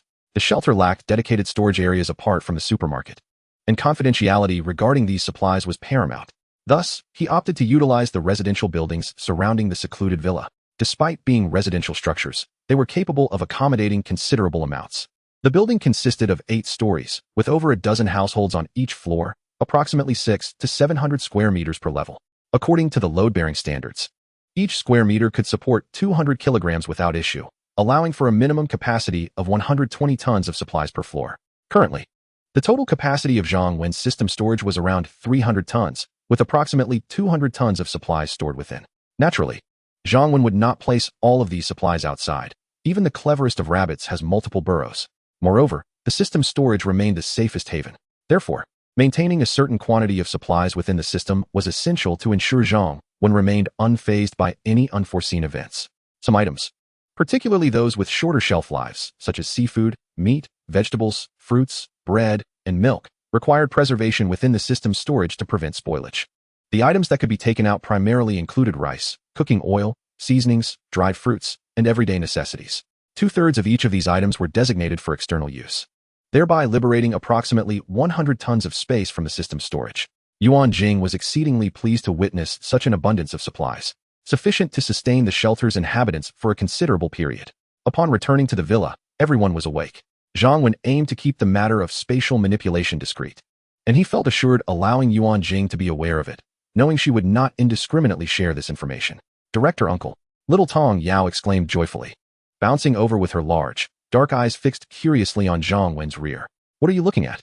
Mommy is right here, Yuan Jing chimed, bemused, as she playfully pinched her daughter's cheek, a gesture Zhang Wen often performed. However, her spirits were particularly high today. Little Tong Yao shook her head, evading her mother's playful grasp, though disappointment flickered across her small face. What's wrong? Zhang Wen inquired with curiosity. Tang Xine chuckled wryly. What else could it be?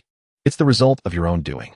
Yesterday, you mentioned getting a large fish tank and many beautiful fish for Xiao Yao Yao to care for.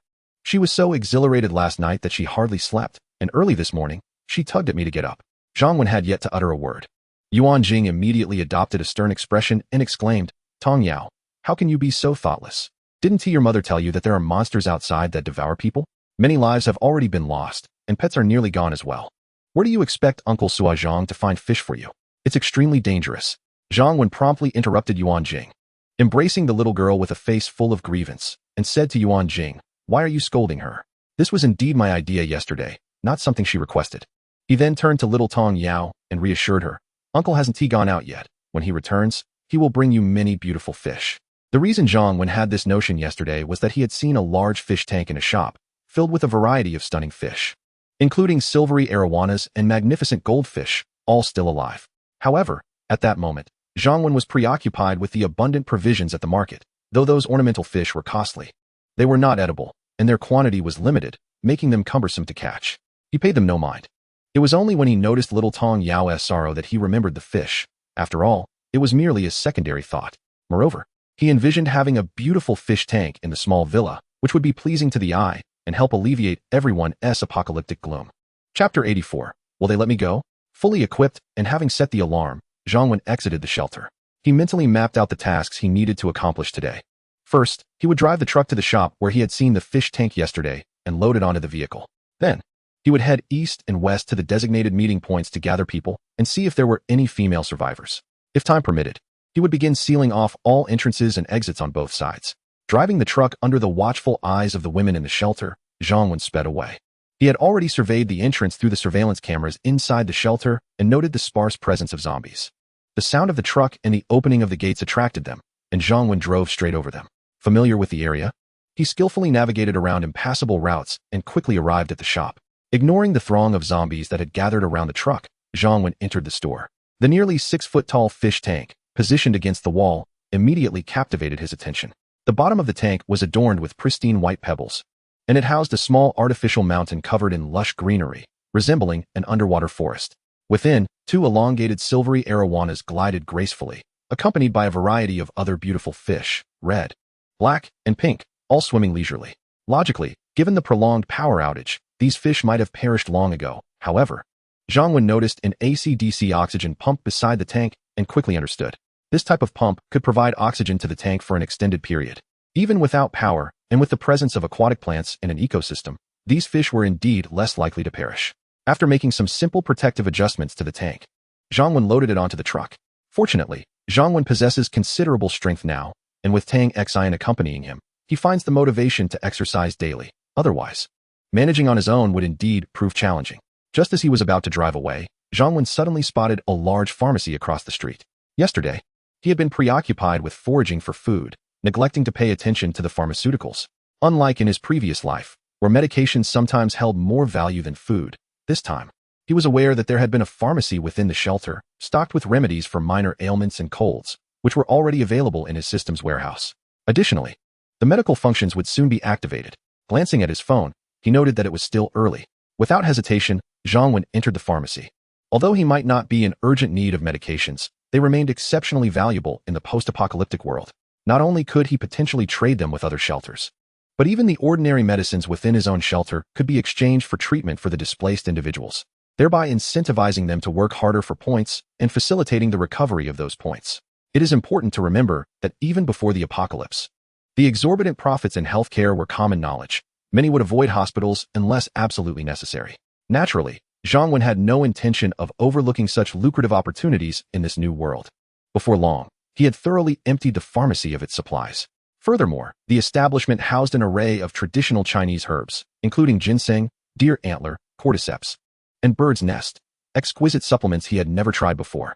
Although he did not require nourishment, sampling these delicacies would be worthwhile.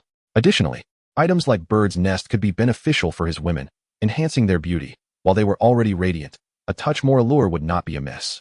In addition to medications, Zhang Wen discovered a charming little gift for Lu Qianqian, for it would only be fair to reciprocate for the present that the young Tong Yao had brought back. As Zhang Wen gathered the pharmaceuticals at the survivor outpost of the 3-story building in the Taoyuan community to the west of the shelter, Zhao Xiaoxue and Wu Xian were engaged in hushed conversation within the restroom. Zhao Xiaoxue, Sister Xian, are you truly not coming with me? Wu Xian, Xiaoxue. Didn't you tell Ningwei yesterday that you weren't leaving? Why do you wish to depart today? Zhao Xiaoxue, Sister Xian, if I express my desire to leave, will they truly allow me to go? Besides, you should join me at that shelter. The people here are utterly unreliable. The next time we venture out for supplies, they might abandon us. Wu Xian hesitated, ultimately responding, "Forget it. I have grown accustomed to them and have no desire to venture into an unfamiliar place." Upon hearing Zhao Xiaoxue's intention to leave, Wu Xian was initially taken aback, but soon elated. In their previous team, Zhao Xiaoxue had been the goddess of the young men, drawing the attention of all, who often circled around her, whether intentionally or not. Although they all tried to maintain a semblance of fairness, those men frequently offered their food and water to Zhao Xiaoxue. Even though Zhao Xiaoxue consistently declined their advances, they remained undeterred in their pursuit. Should Zhao Xiaoxue depart, she would become the goddess of the team, and her life would undoubtedly improve. Naturally, these thoughts were not something Wu Xian would ever share with Zhao Xiaoxue. In fact, she eagerly anticipated Zhao Xiaoxue's swift departure, hoping that the inhabitants of the shelter were indeed nefarious, ensuring that Zhao could never return. Ultimately, Wu Xian chose to assist Zhao Xiaoxue in her escape, guiding her through the gates of the stronghold while the others were preoccupied with various tasks. "Xiaoxue, I wish you a prosperous life at that shelter," Wu Xian called out, waving goodbye to the retreating figure of Zhao Xiaoxue. Once Zhao was completely out of sight, Wu Xian's face blossomed with a radiant smile. In another part of the Peach Blossom community, within the confines of a street office, 3 women in their 30s gathered together. One of them, a plump woman clad in red, surveyed the others. "Let me confirm once more, are we all decided on going to that shelter?" she inquired. "We must. The food supply here is nearly depleted. How can we venture out to gather resources as mere women? We need to join a team," one of the other women responded. "Indeed, I concur," said the third. "Very well, we shall assemble at the location announced by the loudspeaker yesterday. However, before we depart, I must stress the importance of unity once we reach the shelter. Strength lies in numbers. This is essential for us to establish a foothold there." The woman in red said earnestly, "Rest assured, Sister Yang Xiao, you saved us, and we will always heed your guidance," one woman affirmed. The other added, "Yes, Sister Yang Xiao, you are our leader, and we will follow you." Yang Xiao nodded in satisfaction, tightening her grip on her weapon as she solemnly declared, "Then let us proceed, but we must remain vigilant on the road." Chapter 85. I will depart in 1 minute as the survivors entertained their own thoughts. Zhang Wen hastily gathered supplies from the pharmacy and drove towards the eastern side of the shelter. Following the announcements made by the loudspeaker yesterday, some had already departed. Yet a few remained, anxiously awaiting Zhang Wen's arrival. In a 7-story residential building known as Happiness Building, 2 men, a woman, and an elderly man stood on the 6th floor, observing the truck that Zhang Wen had driven in. "Dear, he has truly returned," the woman, named Song Ping, remarked nervously. Her companion, Wu Xiaoqiang, responded with an air of calm, "So he has come again. He needs those women. Once he takes them, he will not return. And even if he does, what of it? This building is our territory. Should he attempt to enter, we can block the access to the upper floors. What can he do to us?" Another man spat disdainfully. "Exactly. What does he think he is? He only seeks women and expects us to leave willingly. How naive." However, Song Ping expressed her concerns, saying, "They possess a refuge that undoubtedly boasts formidable strength. We cannot contend with them. And they have mentioned that this place will soon be overrun by zombies. I believe it is prudent for us to avoid taking risks and leave immediately." Wu Xiaoqiang interrupted his wife's words, asserting, "Have you not noticed that he always comes out alone? How powerful can they truly be? It would be best if they refrain from provoking us. Otherwise, I shall ensure they regret it." Zhang Wen drove to a location not far from the gathering point he had mentioned the day before.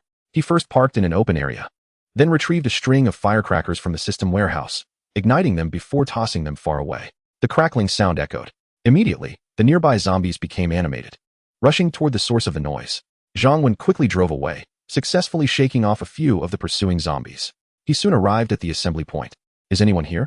If so, come out and get in the vehicle quickly." The gathering place was a spacious fast food restaurant, and there were no zombies in the vicinity. Soon, about 10 women emerged from inside the establishment.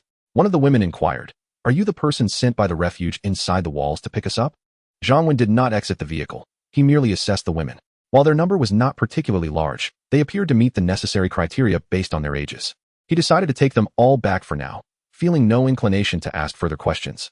He would let Yuan Jing and the others handle the registration of their information later. Without further ado, Zhang Wen stated, "Yes. Quickly open the back door of the truck and get in. I will be leaving in 1 minute. Can we wait a moment longer? We still have some supplies inside," protested one woman. "Yes, our belongings are still inside," the others chimed in. Upon hearing that there was only a minute left, some women expressed their reluctance. Speaking over one another, "The refuge does not permit bringing items inside. You have 50 seconds, Zhang Wen replied calmly. "How can you be so unreasonable? What kind of refuge forbids others from bringing their belongings? Another woman voiced her discontent. Nevertheless, a few women hesitated for a moment before promptly opening the back door and climbing into the truck. With one leading the way, others soon followed. Realizing that life was far more precious than material possessions, out of the 10 women, 8 climbed aboard. The remaining 2 women lingered hesitantly, reluctant to depart so easily. One of them said, "Ligia, you go fetch our things and grab the others' belongings as well. Since they do not want them, we shall keep them for ourselves. I will watch the vehicle and ensure it does not leave." The woman addressed as Ligia quickly replied, "All right, keep an eye on it." With that, she turned and dashed back into the restaurant. At that moment, Zhang started the truck. He thought to himself, why would I take these disobedient women to the refuge? I am no longer in a situation where I am desperate for people. If they have yet to grasp their predicament, let them slowly come to understand it outside. The woman who had been fixated on Zhang immediately realized the situation, screaming as she rushed over, demanding that he not leave. As they had yet to board the vehicle, Zhang, however, dismissed her with indifference, feeling that if she wished to perish, she could simply throw herself into harm's way. Ultimately, the woman lacked the courage to truly obstruct the truck's path, leaving her to watch helplessly as it departed. Before long, another woman emerged from the shop, carrying several backpacks. Yet, upon seeing the desolate entrance and the woman who continued to stomp and curse in frustration, she was left utterly speechless. Soon, the cessation of firecracker sounds in the distance attracted a horde of zombies to their vicinity. The female survivor from the east was taken care of, and Zhang promptly drove westward, repeating the same procedure, albeit with a larger crowd this time. In total, he collected 15 women, including a girl of about 7 or 8 years old. Zhang criteria for recruitment stipulated that no individual could exceed the age of 40 and must not be disabled. While there was an upper age limit, there was no lower threshold. This meant that children could indeed be included. Naturally, it was unlikely that very young children, prone to crying and fussing, would have survived to this point. Thus, when the little girl boarded the vehicle, Zhang did not voice any objections. Simultaneously, Zhao Xiaoxua, Yang Xiao, and several other women were also part of this group. Fei Fei, take a few members of the security team to the south gate and wait there. Zhang communicated via walkie-talkie, eager to save time. He then swiftly returned to the shelter with a truckload of 23 survivors.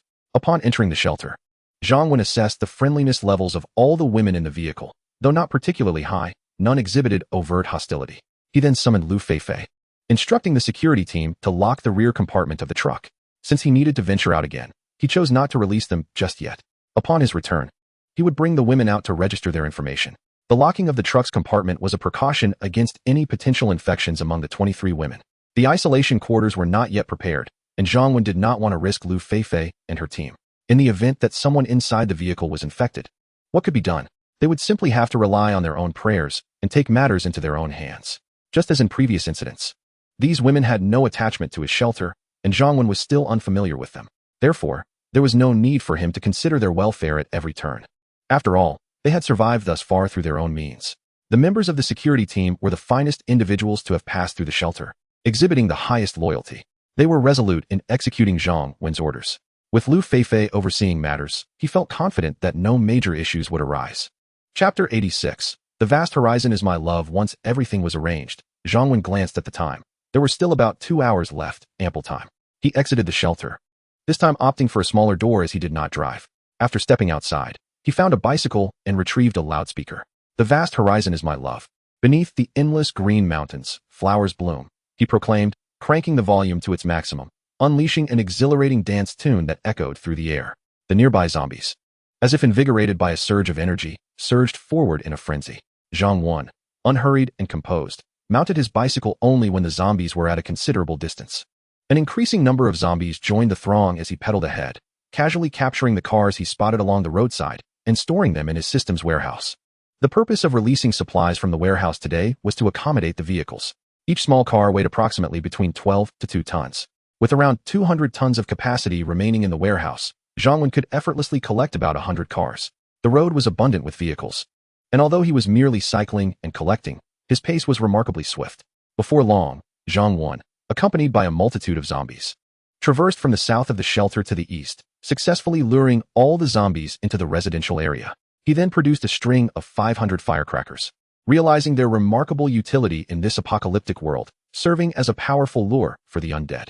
However, he was well aware that such tools should not be employed by enemies within his refuge, even if used outside the shelter.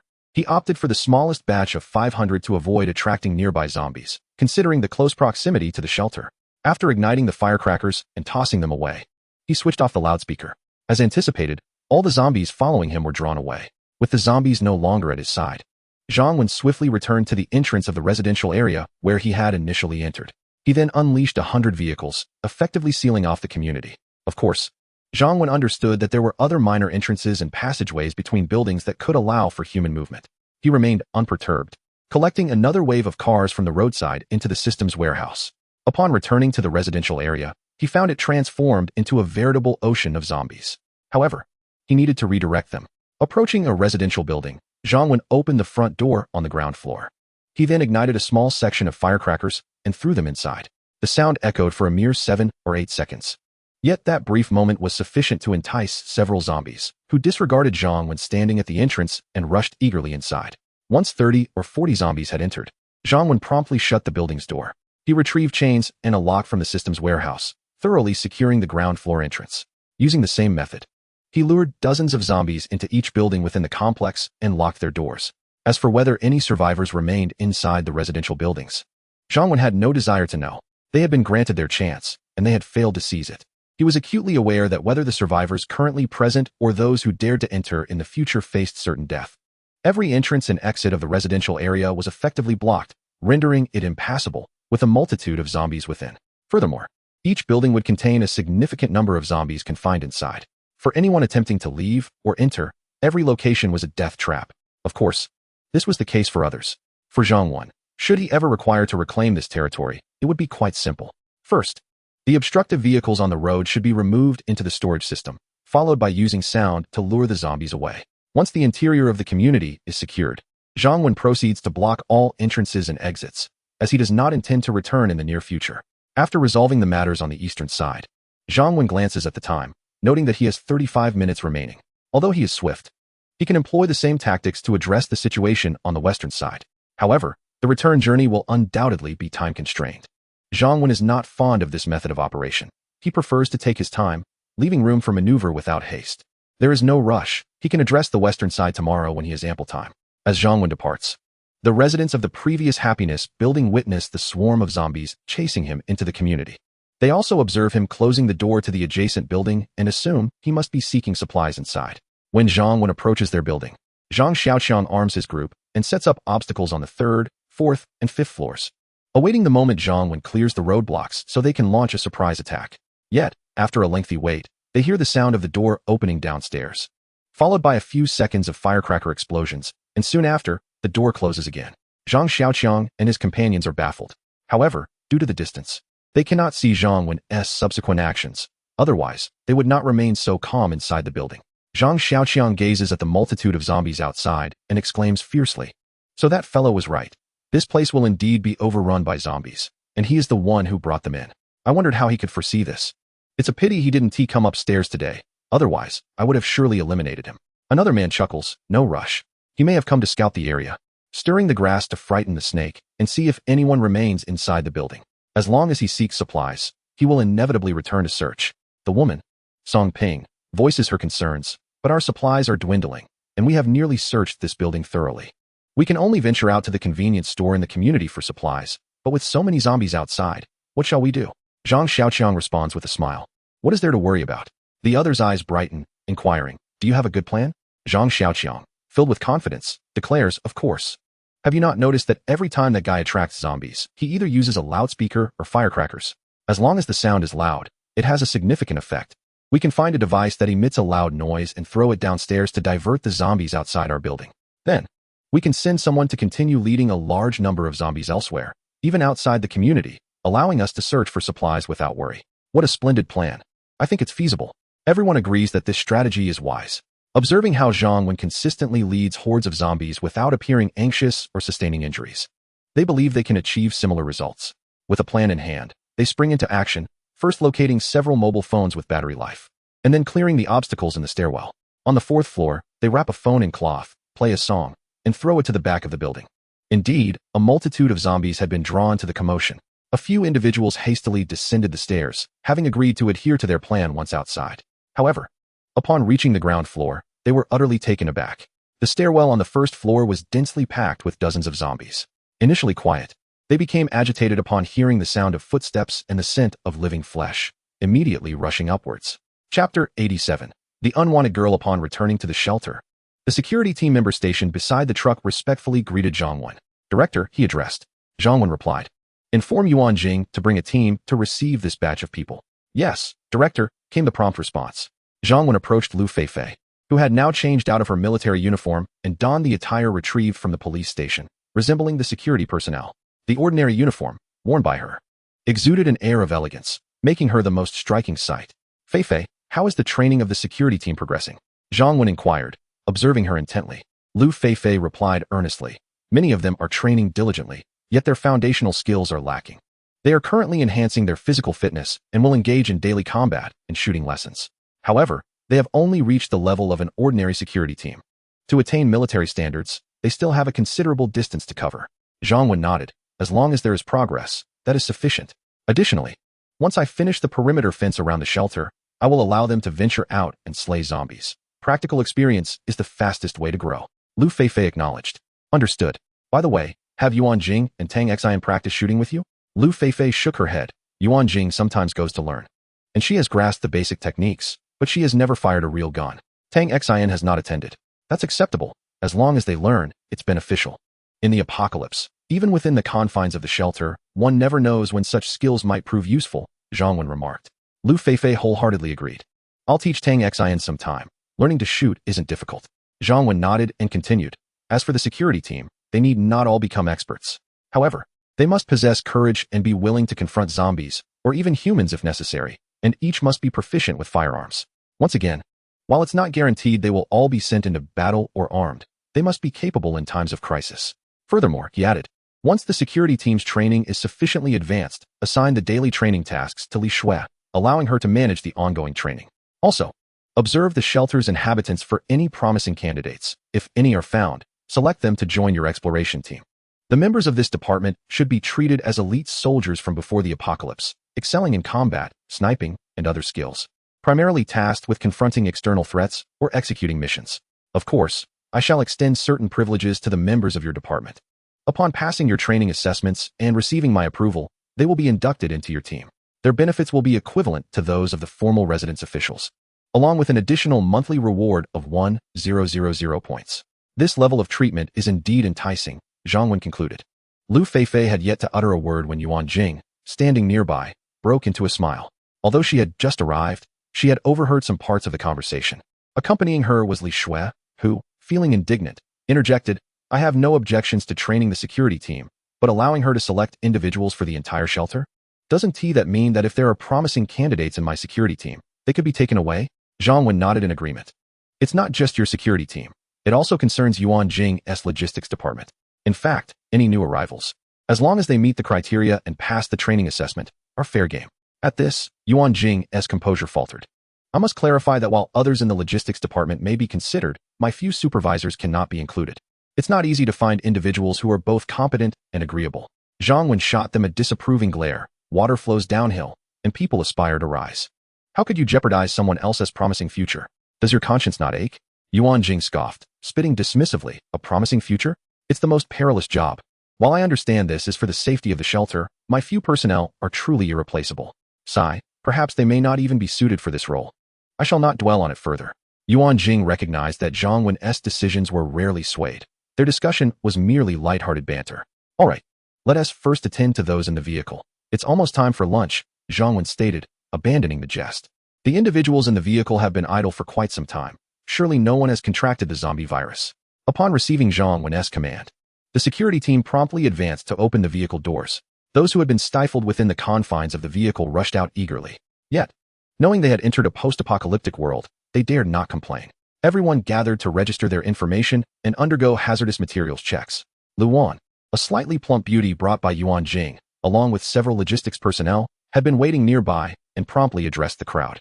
This is the standard procedure for joining the shelter.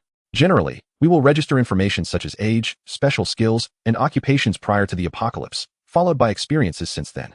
Special cases may even be publicized throughout the shelter. Regarding the checks, they primarily aim to ensure no hazardous materials or supplies were brought in, as well as to assess injuries or disabilities. Apart from the clothes they wore, all other supplies would be confiscated. Whose child is this little girl? Is no one claiming her? Lu Wan inquired as she registered the little girl, repeating her questions several times without receiving a response. At that moment, a woman raised her hand, stating, "Leader, this little girl came with us. Her mother was bitten by a zombie. She entrusted us to bring her to safety, so we brought her here." Lu Wan felt immense sympathy for the child, yet had never encountered such a situation before. She could only dash to Yuan Jing and quietly ask, "Minister, what should we do? Should we keep this little girl?" Lu Wan still held a degree of fear towards Zhang Wan, or rather, a sense of reverence, and thus sought Yuan Jing as counsel. Yuan Jing's eyes glistened with unshed tears. Despite never having ventured outside the shelter, she had endured her share of tribulations. Moreover, many of the women brought into the shelter from outside have endured various tragic fates. Although Yuan Jing once felt a modicum of sympathy, it was merely a fleeting sentiment. However, upon hearing about the little girl, she found herself inexplicably sorrowful, on the verge of tears. Perhaps it was because the girl was of a similar age to Xiao Tong Yao, yet her destiny was fraught with misfortune. It could also be that she was reminded of the countless children who suffered even more grievously in the post-apocalyptic world. While she could become indifferent towards the female members of the shelter, this little girl evoked a tenderness she could not suppress. Yuan Jing gazed at Zhang Wan with reddened eyes. Zhang Wan, bemused, had thought her to be quite resilient, even callous, yet here she was, displaying a sensitivity that revealed her emotional depth. Nonetheless, this was not necessarily a detriment. In a world ravaged by chaos, even a villain must maintain a certain moral compass. Otherwise, one risks losing their humanity entirely. Of course, this must be within the bounds of reason, ensuring no danger befalls oneself or those nearby.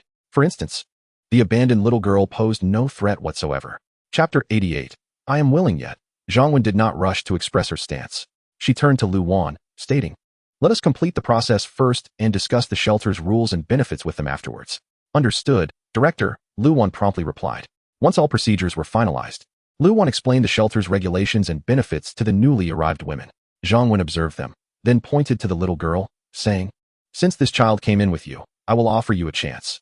Who among you wishes to adopt and care for her?" Director, I too. Her mother entrusted her to us." Two women raised their hands, both eager to adopt and care for the little girl.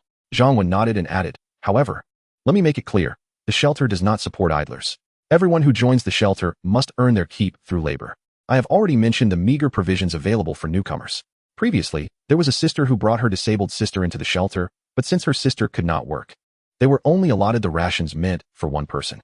How food is distributed and whether it suffices is their own concern. So now, if anyone still wishes to adopt this little girl, please raise your hand." After Zhang Wan spoke, the two women who had initially raised their hands quietly lowered them. Lu Wan, unable to bear it, pointed at one woman and exclaimed, "Did you not just say that the little girl's mother entrusted her to you?" The woman, with a sorrowful expression, replied, "Leader, my stomach is weak, and I cannot endure hunger often. With so little food available, how could I possibly care for her?" The other woman shrank back, apprehensive. Zhang Wan glanced at them, realizing that no one was willing to take the little girl. Just then, a voice emerged from the crowd. "Director, I am willing to adopt her." Zhang Wan looked at the speaker. She seems to have a good figure and fair skin," she mused. Though the woman's clothes were quite worn, and her face appeared dirty. Although her appearance was somewhat unclear, she seemed to possess an ordinary visage. "What is your name?" Zhang Wan inquired. "You two can only have 1 bottle of water, 100 grams of rice, and 100 grams of vegetables each day. Are you certain you are willing?" The girl nodded. "Esteemed Director, my name is Zhao Xiaoxue, and I am willing to adopt her." Zhang Wan nodded, choosing not to elaborate further. He then addressed the assembly, ensuring everyone had comprehended the terms, asking if anyone was unwilling to stay. It had been quite some time since he had uttered such words. After all, the specifics of recruitment no longer fell under his direct purview.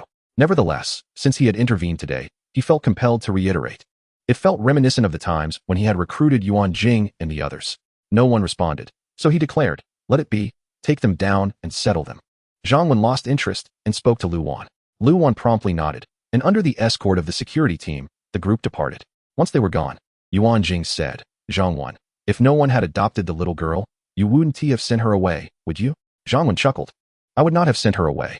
If no one had adopted her, I intended for her to work and support herself." "Work? How could she work at such a young age?" Yuan Jing looked at Zhang Wan, amused, suspecting he was jesting. "Why not? She could assist our little Tong Yao as a companion, or perhaps as a caretaker or reading partner. Her role would simply be to play with little Tong Yao." Zhang Wan replied. "Thank you, Zhang Wan," Yuan Jing said, her eyes brimming with gratitude. This expression of thanks was not only for the little girl, but also a sentiment shared between the two of them. Had it not been for Zhang Wen, little Tong Yao might have ended up like the current girl, or perhaps in even more dire circumstances. Why am I still being sentimental today? I can't just express my gratitude verbally. I will observe your performance tonight. You all should head back while I take the truck back, Zhang Wen said with a smile. Is there still supplies on the truck? I can have someone come over to help move them, Yuan Jing quickly responded. After all, the shelter aimed to minimize noise as much as possible. This was not only a rule established by Zhang Wen, but also a principle Yuan Jing wholeheartedly agreed with. We have our own supplies, but they are too heavy for them to carry, so I will handle it myself. Don't worry. I have lured away most of the zombies near the walls today. It will be fine. The rules of the shelter were set by Zhang Wen, yet they did not apply to him. The entire shelter belonged to him. He could manage it as he pleased. One could hardly claim it was unfair. Before the apocalypse, few matters were ever absolutely fair. After the apocalypse, discussing fairness seemed rather absurd. Naturally, Zhang Wen was well aware of what was permissible and what was not, for this was his sanctuary. Would he ever jeopardize his own refuge? Yuan Jing and the others ceased their objections, now fully understanding Zhang Wen's character. He treated them well, providing them with the best food and living conditions, while showing great trust in them to handle various matters, whether it involved personnel or weaponry. However, Zhang Wen harbored his own thoughts, and once he made a decision, it would not be easily altered. Fortunately, thus far, his choices had proven to be sound. Arriving at the quaint villa in his truck, Zhang Wen alighted and opened the rear compartment, retrieving the item he had discovered at the pharmacy from the system's warehouse, placing it carefully inside the vehicle. The director's uncle had returned in his car. A little head popped out from the second-floor balcony, exclaiming in delight. A small hand waved vigorously, signaling to Zhang Wen as if she feared he might overlook her. Little Yao Yao hurried down, eager to reveal what treasures he had brought back. Zhang Wen also waved back at the adorable figure on the balcony, smiling as he responded, "What is the director's uncle?" Upon hearing this, little Tong Yao immediately expressed her curiosity, racing back to the living room, and then down the stairs before Zhang Wen could reply. Chapter 89. The unique Yuan Jing. At this moment, Yuan Jing and Li Shui returned as well. They, too, were curious about the contents of the truck. Momentarily forgetting their urgency to enter the house, Zhang Wen turned to Lu Feifei and said, "Feifei, go and bring your sister down, along with the gift for her." "She has one too?" Lu Feifei paused for a moment, but complied without delay. However, before she could ascend the stairs, Tang Xian was already bringing Lu Qianqian down. Little Tong Yao, though eager to see the gift, loyally followed Tang Xian and Lu Qianqian. Lu Feifei rushed forward to take her sister from Tang Xian. Little Tong Yao approached Zhang Wen with anticipation, inquiring, "Director uncle, what is it?" "You'll find out when you come over," Zhang Wen replied with a smile. He then moved to the back of the truck, opening the door and revealing the item beneath a cloth. "Wow, what a magnificent fish tank, and so many beautiful fish." Little Tong Yao exclaimed with uncontained joy upon seeing the contents of the truck. This fish tank was not only captivating to her, but also to Zhang Wen himself. It was adorned beautifully, housing 2 slender silver arowanas, alongside a myriad of colorful fish, red, black, and pink, creating a delightful spectacle. The previous owner of this fish tank had undoubtedly invested a considerable sum in it before the apocalypse. While Zhang Wen was unfamiliar with the names of the other exquisite fish, he had certainly heard of the arowana, a prized species that was notoriously expensive. Of course, in the post-apocalyptic world, the value of all things could no longer be measured by pre-apocalyptic standards. Designer handbags were once costly, and water and salt were once inexpensive. Yet their worth had now reversed in this new reality. All the women gathered around, gazing at the magnificent fish tank with expressions of astonishment. Initially, Zhang Wen thought he had forgotten the lesson Yuan Jing imparted to little Tong Yao. To his surprise, not only had he remembered, but he had also brought back a gift. Yuan Jing felt a mix of gratitude and concern, her lovely eyes glistening with emotion as she said, "Zhang Wen, Tong Yao is just a playful child. In these perilous times, it is unnecessary to indulge her. What would we do if something were to happen to you? Fear not. I possess great capabilities and am fully aware of my circumstances," Zhang Wen replied, boasting with a smile. It was merely a matter of convenience. Not only did little Tong Yao take pleasure in it, but he himself derived considerable enjoyment as well. In this post-apocalyptic world, where farming took precedence, he was spared the relentless pursuit of slaying zombies and scavenging for supplies. Instead, his efforts were primarily focused on savoring life. Anything that could elevate one's standard of living was indeed a treasure. After all, should these ornamental fish perish, one could not predict when they might encounter such beauty again. In the aftermath of the apocalypse, despite one's wealth or capabilities, many things from the past would remain irretrievable. "How do you like it?" Zhang Wen inquired, smiling as he embraced little Tong Yao. "I love it so much," little Tong Yao exclaimed, planting a kiss on Zhang Wen's cheek, her excitement evident as she continued. Uncle Director, you are the absolute best. What a delightful surprise. Where there was once only a singular best, now there were multiple. This was a clear testament to her joy. From now on, you must not only admire them daily, but also take good care of them. Do not let them perish, Zhongwen instructed. The admiration from the little one lifted his spirits, dispelling the irritation he had felt earlier in the face of countless terrifying zombies. Indeed, having a little darling in this bleak world proved to be quite uplifting. Yuan Jing, please retrieve the items for Qian Qian from the car, Zhongwen directed. Yuan Jing nodded promptly, and Li Shui and the others joined in to assist. Soon, they brought down the items. This must be a wheelchair, it appears quite advanced. Tang Xian observed, quickly recognizing the object. It is indeed a wheelchair, Zhongwen confirmed, not withholding the information any longer. Let us assemble it for Qian Qian to use, he suggested. Yuan Jing and the others immediately sprang into action, following the instructions to quickly piece together the wheelchair. They then invited Lu Qian Qian to take a seat. Evidently, she had used a wheelchair before, as she adapted to it with ease. This brought a radiant smile to the usually reserved girl's face. She was finally liberated from the need for someone to carry her everywhere. Observing her sister's delight as she tenderly caressed the new wheelchair and beamed with joy, Lu Feifei felt a mix of happiness and a flicker of concern. She glanced at Zhongwen, hesitating to voice her thoughts. Zhongwen soon noticed her unease and approached her, speaking softly. Do not worry. I assure you that what I have promised will come to fruition. The wheelchair is merely a temporary solution for your sister. Within a week, she will be able to walk on her own. Gratefully, Lu Feifei nodded, her earlier apprehension alleviated. Though she had no regrets about her decision, the thought of her sister's legs not healing would still bring her sorrow. That evening, in Zhongwen's room, Yuan Jing radiated an exceptional charm. Having taken the time to adorn herself and apply light makeup, she understood Zhongwen's preference for subtlety over flamboyance. With a delicate touch, she appeared like a blooming peach blossom, stunning and captivating. Yuan Jing was deeply touched by Zhongwen's kindness towards little Tong Yao, and she felt compelled to reward her beloved. Besides her makeup, she donned black stockings paired with silver high heels. And she had also changed into a specific outfit that Zhongwen had retrieved, indulging in a bit of cosplay. Typically, she is not so bold and carefree, but today she let go of her inhibitions. Zhongwen was indeed captivated by the vibrant scenery before him. Much like the exquisite cuisine and fine red wine of the evening, the main course was delectable and enticing, while the red wine was rich and smooth, intoxicating him deeply. Feeling Zhongwen's fervent gaze, Yuan Jing experienced a mix of shyness and delight. When a woman is observed in such a manner by a stranger, it can evoke discomfort or even irritation. However, to be looked at this way by one's own partner signifies enduring allure. The contrast in emotions is striking. You look truly beautiful tonight, Zhongwen remarked, wrapping his arms around Yuan Jing. Is it the dress or the person that is beautiful? She coyly replied, feeling her cheeks flush and her heart race. Why was she so audacious this evening? After a thorough admiration, Zhongwen declared, you are even more beautiful than when unadorned.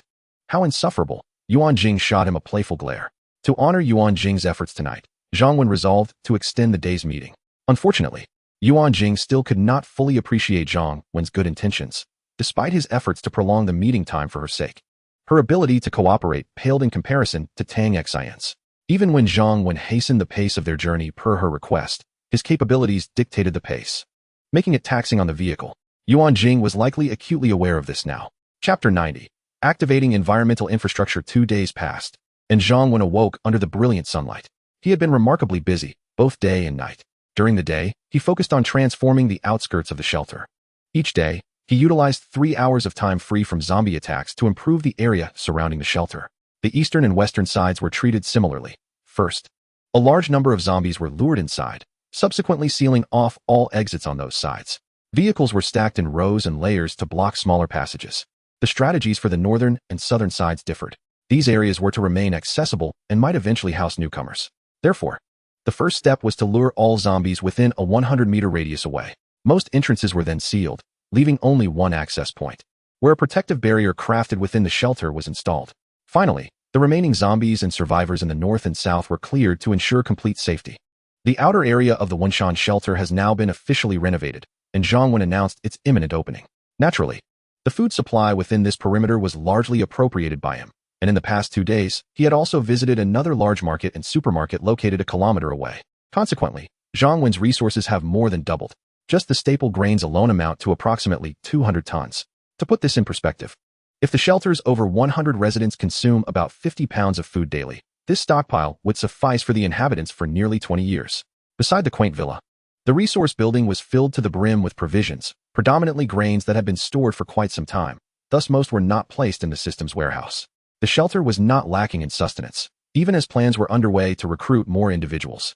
Upon opening the system, it revealed apocalyptic shelter system host, Zhongwen vitality points, 626 citizens, 3030, total population, 125, functions, 1, territory, Wenshan shelter, level 1, 300 meters, 2, walls, level 1 walls, height, 5 meters, thickness, 1 meter, 3, warehouse, level 1, 300 cubic meters, 4, defense, 4 arrow towers, 676 arrows, 1 Garen machine gun, 10,000 rounds. The most notable changes in the system interface over the past couple of days were the vital energy finally reaching 600 points and the total population increasing by 29, now totaling 125.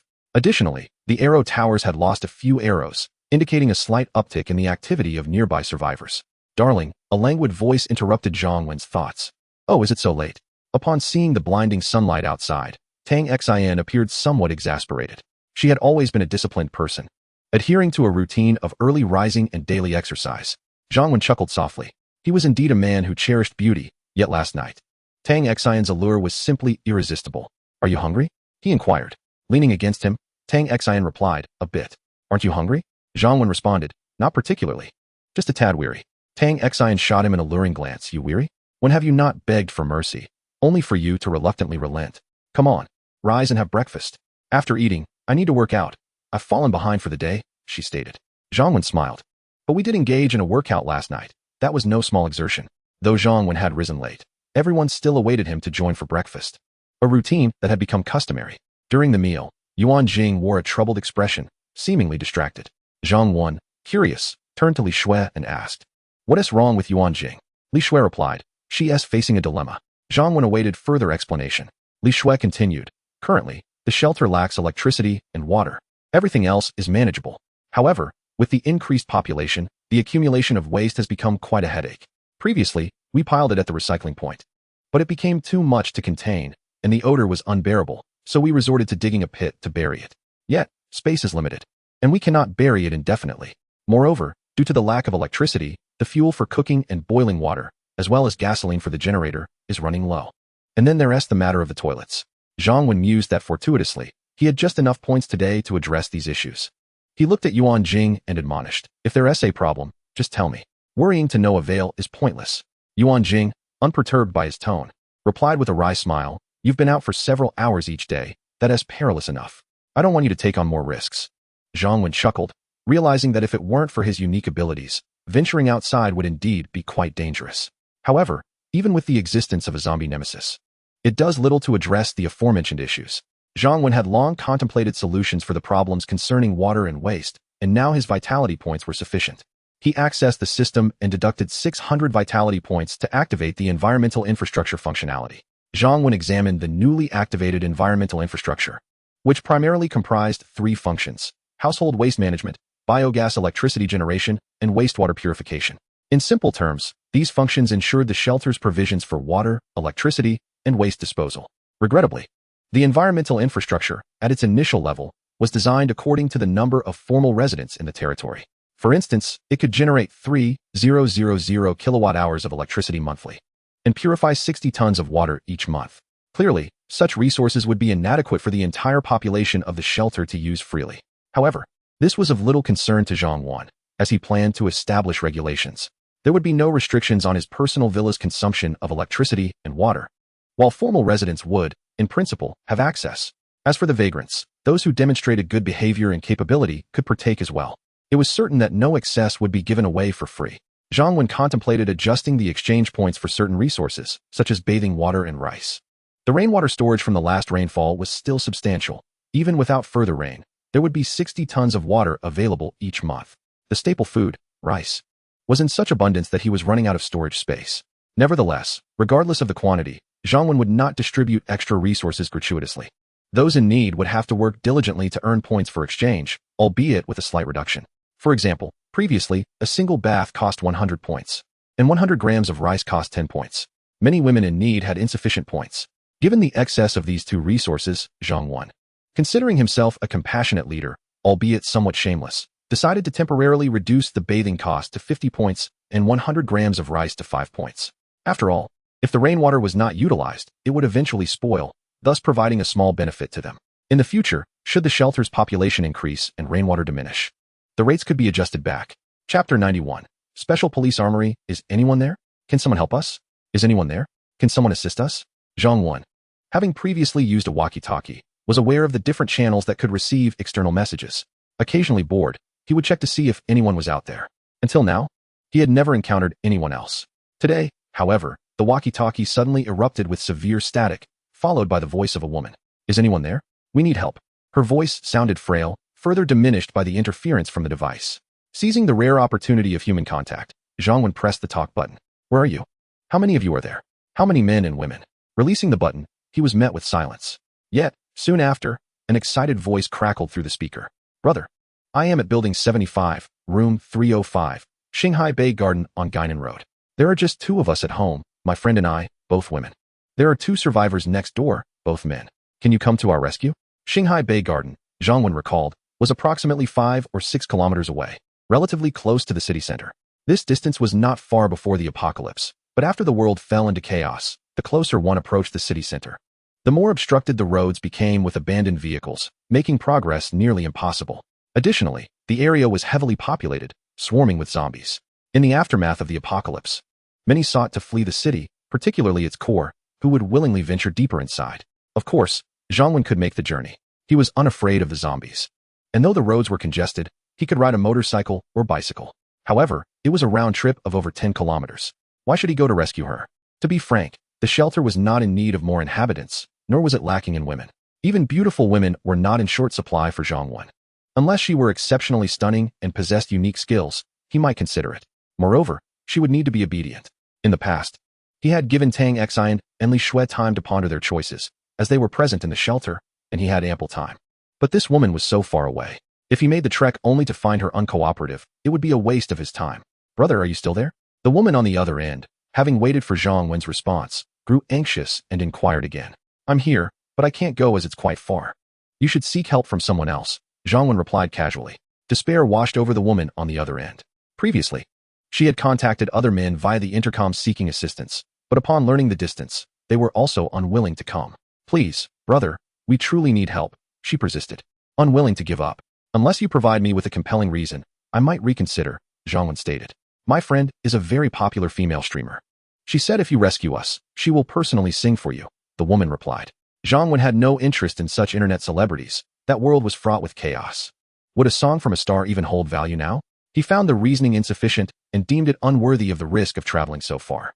Brother, my friend's name is Sun Lulu. She's quite famous. Haven't you heard of her? Never heard of her, and frankly, I'm not interested. The woman was taken aback. Her friend was indeed a significant internet influencer, both beautiful and talented. The previous man she had contacted had been excited upon hearing her name, eager to venture over to rescue them. Alas, he could not due to the distance. What do you do? Zhang Wen inquired. He was not particularly interested in streamers. If she were a doctor, mechanic, or soldier, he might have shown more interest. My name is Yilan. I used to work in media, she replied. Zhang Wen's interest waned immediately, and he casually asked, Are you pretty? Yes, came the response through the intercom. Zhang Wen then stated, If I come over, I want you to be my woman. Are you willing? At this, the woman fell silent. Yilan is indeed quite beautiful. She has sailed smoothly through life and garnered much admiration from those around her. With an air of pride and ambition, she has always been the object of envy. However, she is a fiercely career-oriented individual and a staunch advocate of remaining unmarried. In the past, she would have directly refused any advances, perhaps even offering a self-defense lesson to her suitors. Yet now, she finds herself in a quandary. The food supplies at home have long been exhausted, and the 2 men from next door, who once showed interest in her, had generously shared a portion of their food while foraging. Unfortunately, they too have now exhausted their own provisions, as it has been rumored that the supplies in the community have been completely stripped away.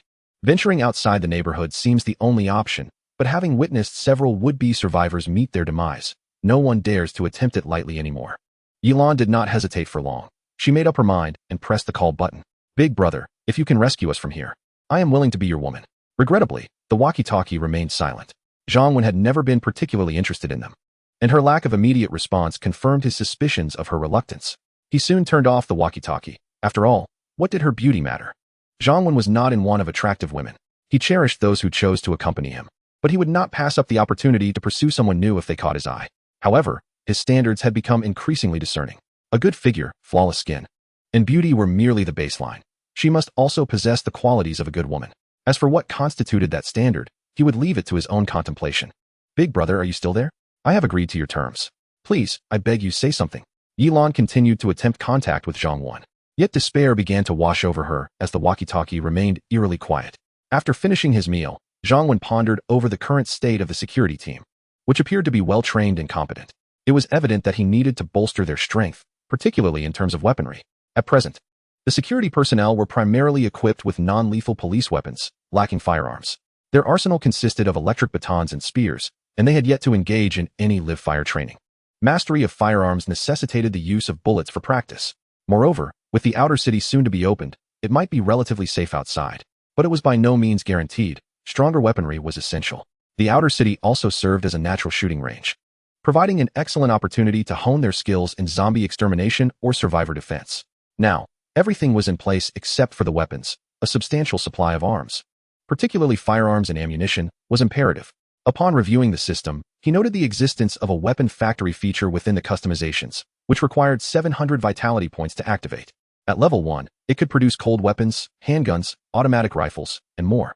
If the shelter lacked defensive capabilities, Zhang Wen would prioritize activating the weapon factory without hesitation. However, he was reluctant to expend his vitality points on this for now. The system's weapons could wait. Instead, he resolved to search the city for ready-made weapons, as he knew there were options available.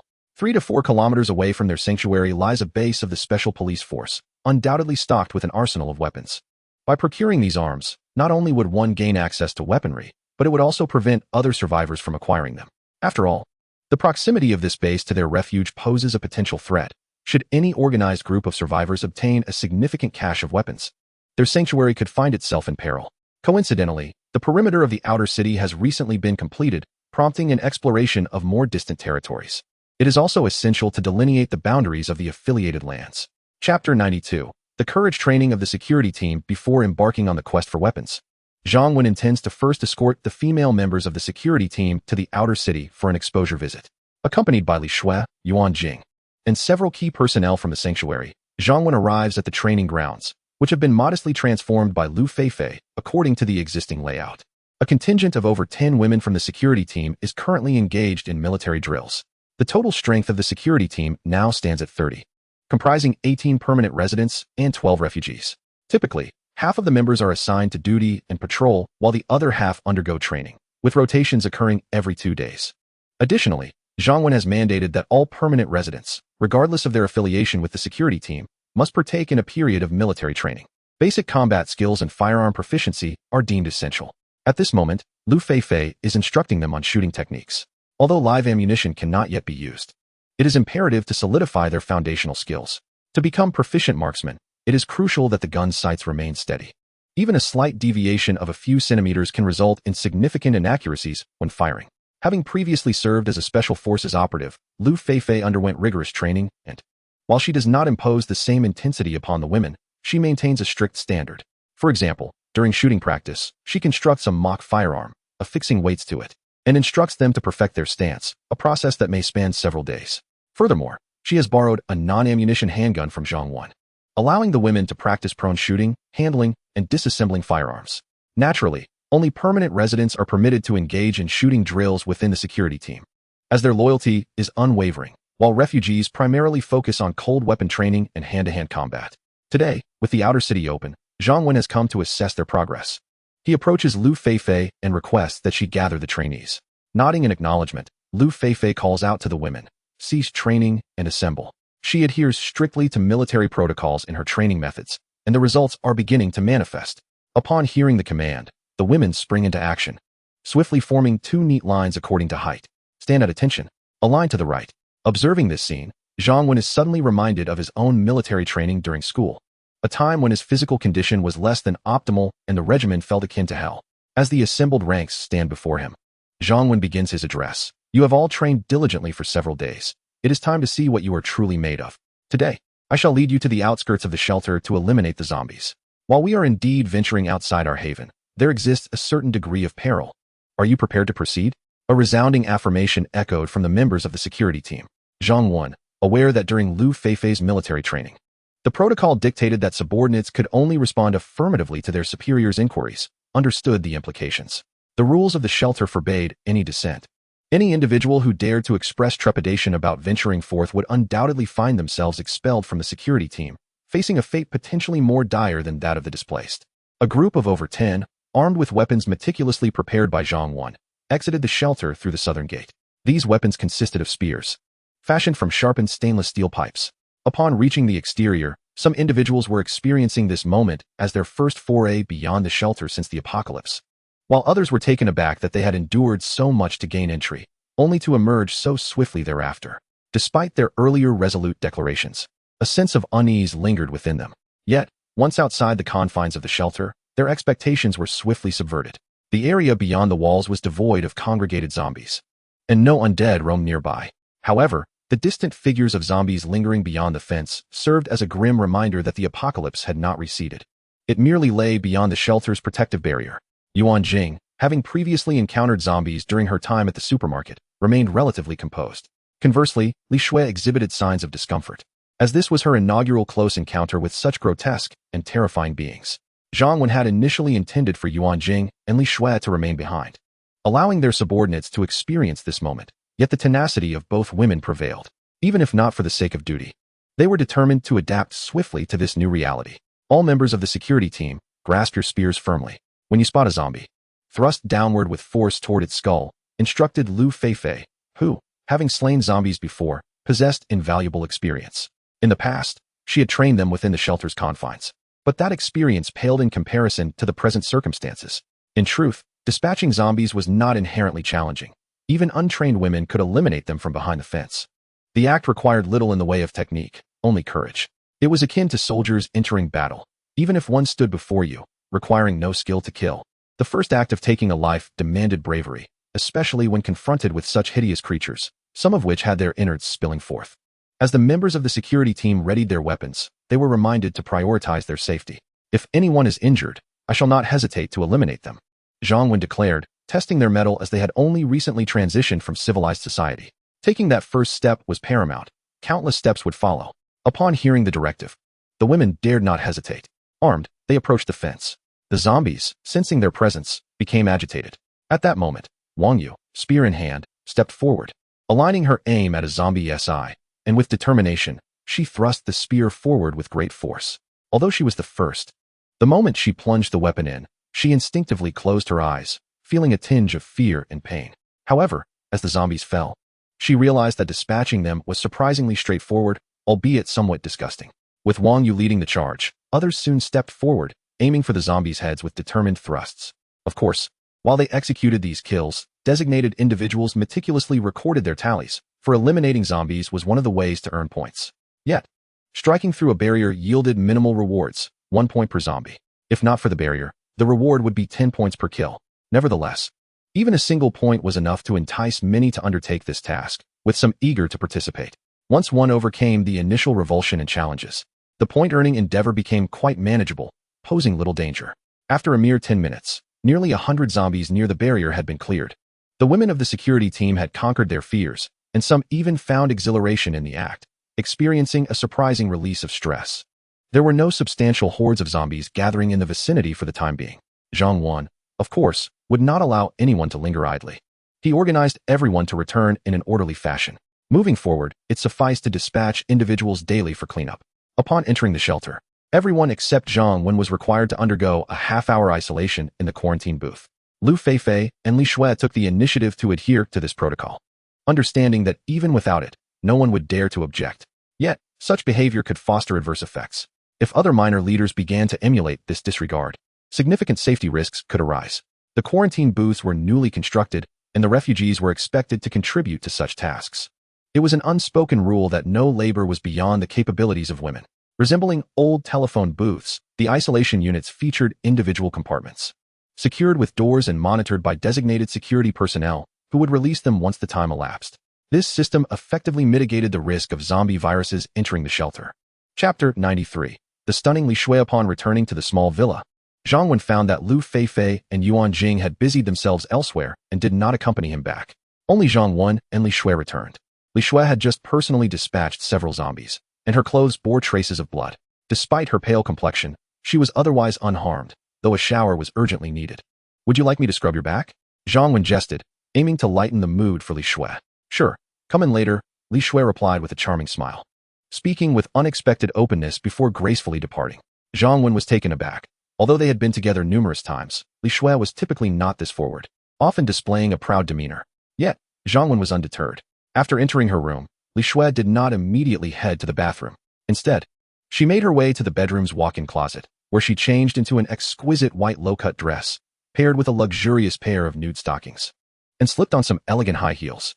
After a moment of contemplation, she applied a touch of lipstick and spritzed herself with a fine fragrance. When Zhang Wen entered the bathroom, he was immediately captivated. It must be said that despite Li Shui's usual haughty demeanor akin to that of a graceful swan, she possessed a keen intellect and an understanding of men's preferences that rivaled even that of Tang Exine. He was quite fond of her attire. Li Shui's prolonged bathing session was somewhat excessive. Had it not been interrupted by Yuan Jing, it might have lasted even longer. Zhang Wen soon made his way to the living room, where he found Yuan Jing, her cheeks slightly flushed, revealing her modest nature regarding certain matters. Earlier, when seeking out Zhang Wen, she had encountered a plethora of unfamiliar terms that had broadened her horizons. Embarrassed, Yuan Jing remarked, "I apologize for interrupting you." Zhang Wen, with his thick skin, suggested they discuss the matter later and urged, "Let's eat first. I have things to attend to this afternoon."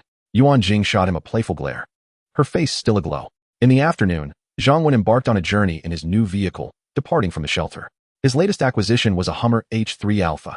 Although he could not afford such a luxury before the apocalypse, he had always harbored a keen interest in automobiles. The Hummer H3 Alpha, regarded as the luxurious variant of the H3, boasted a larger V8 engine, significantly enhancing its towing capacity. It came equipped with chrome bumpers for increased safety, while the interior was meticulously crafted with ample space. Though the Hummer H3 Alpha may not be the fastest, it was an off-road beast, sturdy, durable, and suitable for any terrain. Such a robust and spacious vehicle was ideally suited for the post-apocalyptic world. Moreover, the previous owner had perished within the vehicle, leaving the keys behind, which Zhang Wen appropriated reasonably. He drove it back to the shelter and requested Yuan Jing to arrange for a thorough cleaning of the vehicle. Zhang Wen further reinforced the exterior with aluminum alloy and other materials. In the apocalypse, aesthetics take a back seat to durability and resilience. Now, with Zhang Wen out and about, Yuan Jing and the others felt a sense of relief. As Zhang Wen drove towards the Special Police Team's base, he suddenly realized he had forgotten to inquire about any items they might need. He grabbed the walkie-talkie and asked, "Yuan Jing, is there anything you would like me to bring back?" Zhang Wen felt quite self-sufficient, but wondered if they had any requests.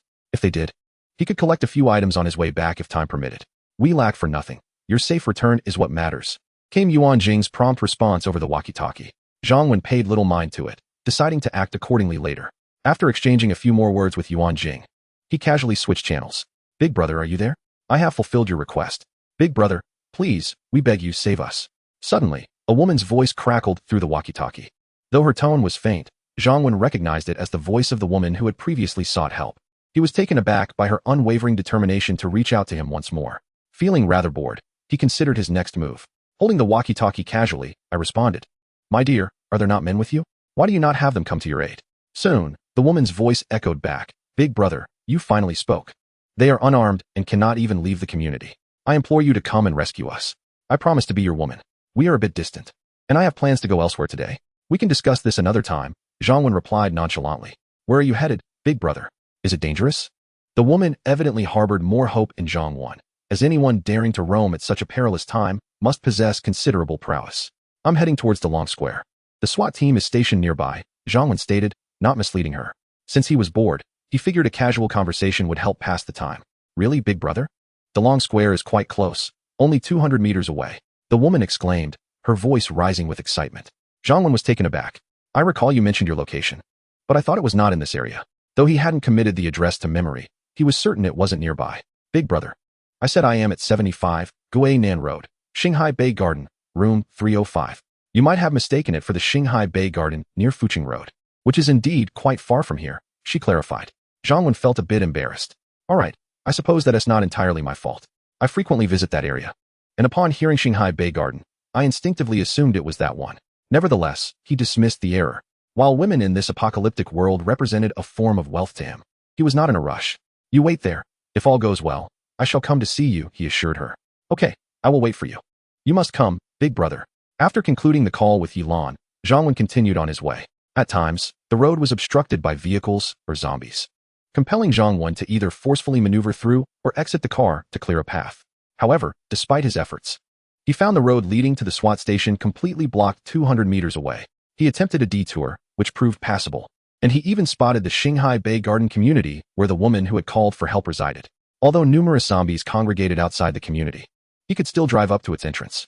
Yet, the route to the SWAT station remained impassable. It seemed that in the wake of the apocalypse, individuals sought either to escape the city or to find formidable protection. The SWAT station was undoubtedly a prime target for many. Unfortunately, in the face of such calamity, the more people congregated, the quicker they perished. Zhang Wen had no immediate intention of rescuing the two women. Their salvation was merely an afterthought for the day, while acquiring weaponry constituted his primary objective. Since the vehicle could not proceed, he resolved to walk the remaining distance. After all, it was not far. So he exited the car and stored the SUV in the system's warehouse. Chapter 94. The Bait. Additional update. The further he advanced, the more zombies appeared. Just as he could see the SWAT building, Zhang Wen discovered that the road ahead had been obstructed by a truck and sheets of metal. A throng of zombies clamored in excitement. There must certainly be survivors ahead. Zhang Wen grasped the pistol firmly in his hand. "Allow me," he said, to assess the situation. He maneuvered through the throng of zombies, making his way to the forefront. Through the gaps of the cargo truck, he could discern the scene ahead. Outside the special police station, a group of approximately 15 or 16 individuals had gathered. Among them, 10 were young men clad in identical uniforms, armed with pistols and fire axes, exuding an air of intimidation. The remaining individuals, though also men, varied significantly in age. There were students of 18 or 19, young adults in their 30s, and elderly men in their 50s or 60s. In stark contrast to the 10 uniformed and well-armed individuals, the others appeared gaunt and emaciated, their eyes brimming with despair. One burly man in uniform, wielding a firearm, addressed the frail men, stating, "Let me reiterate your task for today. You are to first enter this special police station, and then utilize the sound of your mobile phones to divert the zombies congregated in front of the police building to another location. Should any of you successfully accomplish this task and survive, you shall become a core member of our group, enjoying endless wealth and prosperity, with the assurance that your family may accompany you. However, those who dare to refuse or demonstrate lackluster effort shall face dire consequences." Although these men donned uniforms, they were not agents of the government. The speaker, Su Dazhuang, was the leader of this band. Before the apocalypse, he had been a recently apprehended criminal, facing the death penalty, yet before he could stand trial, the world descended into chaos. Alongside a few acquaintances he met in prison, he had miraculously survived. They had procured firearms and police gear from a station, including the official uniforms they now wore, establishing a stronghold in a residential community. They continuously welcomed survivors to bolster their ranks. Due to their uniforms, many survivors were eager to join their cause, unaware that they were entering a den of iniquity. Those who demonstrated exceptional combat skills or had a criminal background prior to the apocalypse could ascend to core membership, while the rest would be relegated to the status of slaves. All men would be imprisoned, sent out to scavenge for supplies, while the women, especially the more attractive ones, were reduced to mere tools for their whims, while those of average appearance or advanced age were relegated to domestic duties. Any who resisted or disobeyed faced brutal punishment, serving as a grim example to others, or were used as expendable resources during outings. As the group grew, so did Su Dazhuang's ambitions. He coveted more weapons, setting his sights on the special police station. At that moment, a frail young man in his 30s confronted Su Dazhuang, asking, "Will you keep your word? If I manage to survive, will you return my wife to me?" Su Dazhuang spoke earnestly. "As the leader of the team, my words carry weight. As long as you all diligently complete your tasks, there is hope. Brother, you and your wife have only just joined us for 2 days, and she is faring well for now. However, the longer time stretches on, the less certain I can be of her safety. Thus, today is your sole opportunity." In the past 2 days, he has already exhausted a dozen men just to barely divert the zombies from the entrance of the SWAT base, temporarily establishing a safe zone. The remaining male slaves are few. Su Dazhuang, knowing he needs them, thus appeared particularly benevolent. After all, these men risk their lives to draw the zombies away from the building ahead. It can be described as a perilous endeavor. Without offering some glimmer of hope, how could they possibly be motivated? The young man nodded, casting a resentful glance at Su Dazhuang, saying, "I hope you keep your word this time." The man felt trapped. He knew staying behind meant certain death, but venturing forth might offer a slim chance, if only for the sake of his wife. Little did he realize that nearby, other youths in uniforms were watching him with mocking eyes. The leader is quite the charlatan, his wife is fine. This young man may appear average to others, yet his wife is truly remarkable. On their first night at the outpost, she had been the subject of the leader's attention several times. After the leader grew bored, several of them took turns caring for her. This morning, she seemed to have lost her sanity. The leader kept this young man around for his utility. Otherwise, following his usual habits, he would have certainly made him a mere spectator. A few unfortunate men, coerced by circumstance, could only arm themselves with makeshift weapons and phones to lure the zombies. They desperately scaled the wall and infiltrated the SWAT base. Once inside, they activated the music on their phones to attract the zombies and began to flee in haste. Zhang Wen observed the unfolding scene, knowing all too well that he had no concern for the fate of those baiting the zombies. His thoughts were focused on how to swiftly eliminate the 10 uniformed thugs. In this apocalyptic world, when faced with dangerous individuals, there is no room for mercy. Zhang Wen's objective was their complete eradication. Seizing the moment while all attention was diverted to the bait, he devised a plan. With their numbers, it would be foolish to engage them directly. Zhang Wen reached out to the truck before him, and in an instant, it vanished. He swiftly concealed himself behind a nearby car. With the truck no longer obstructing their view, the horde of zombies, previously held back, surged forward towards the others. One of the uniformed youths was the first to notice the anomaly, his face paling in fear. "Boss, the zombies are coming." Su Dazhuang and his team had been intently focused on the situation within. Suddenly alerted by his subordinate's warning, they heard the unmistakable sounds of the approaching undead and realized the gravity of the situation. Damn it! The truck that had served as a barrier against the zombies had inexplicably vanished, and a multitude of zombies was now charging towards them. But now was not the time to dwell on this bizarre turn of events. Su Dazhuang immediately declared, "It is too late to flee now. Everyone, follow me as we eliminate the zombies while scaling the walls to enter the SWAT base. Once we secure a substantial cache of weapons, we shall no longer fear these undead." Initially, some were inclined to escape to their stronghold, yet upon hearing Su Dazhuang's reasoning, they recognized its validity. With the multitude of zombies before them, the notion of retreat seemed futile. Thus, all drew their weapons and commenced the slaughter of the zombies, swiftly converging towards the surrounding wall. Su Dazhuang, having earned his position as leader, demonstrated remarkable prowess. He dispatched the zombies with unflinching resolve and was the swiftest among them. Alas, the suddenness of the situation led to the immediate downfall of a few individuals. However, their sacrifice afforded Su Dazhuang and the others a fleeting moment of respite. Su Dazhuang had reached the base of the wall when he prepared to ascend upon an object to scale it. A deafening gunshot rang out, and Su Dazhuang collapsed to the ground.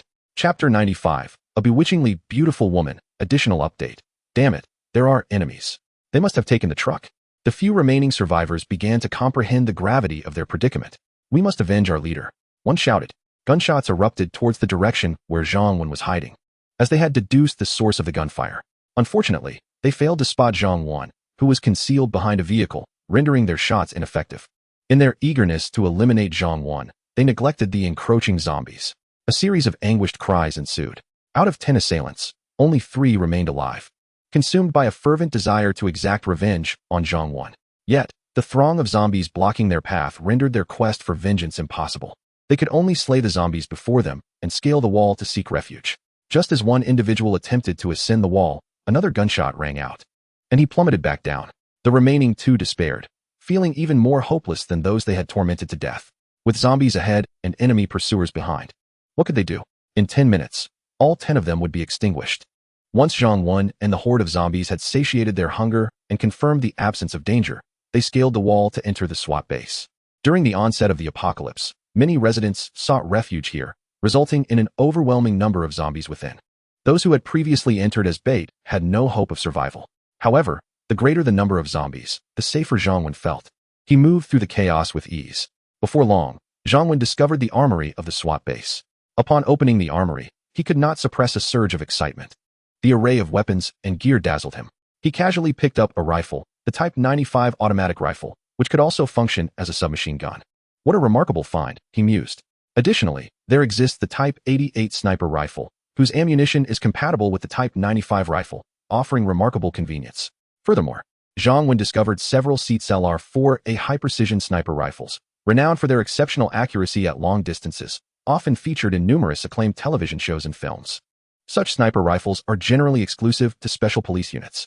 In addition to these formidable weapons, Zhang Wen also encountered submachine guns equipped with silencers, Type 92 handguns, tactical vests, combat uniforms, bulletproof vests, ballistic shields, and gas masks among others. While some of these items were previously located in the police station he searched, the special police's equipment was evidently superior. For instance, the walkie-talkies used by the special police forces differ significantly from those of regular officers. They maintain communication regardless of whether one is in a high-rise or a basement, with an extended transmission range. As Zhang Wen stored the weapons in the system's warehouse, he took stock.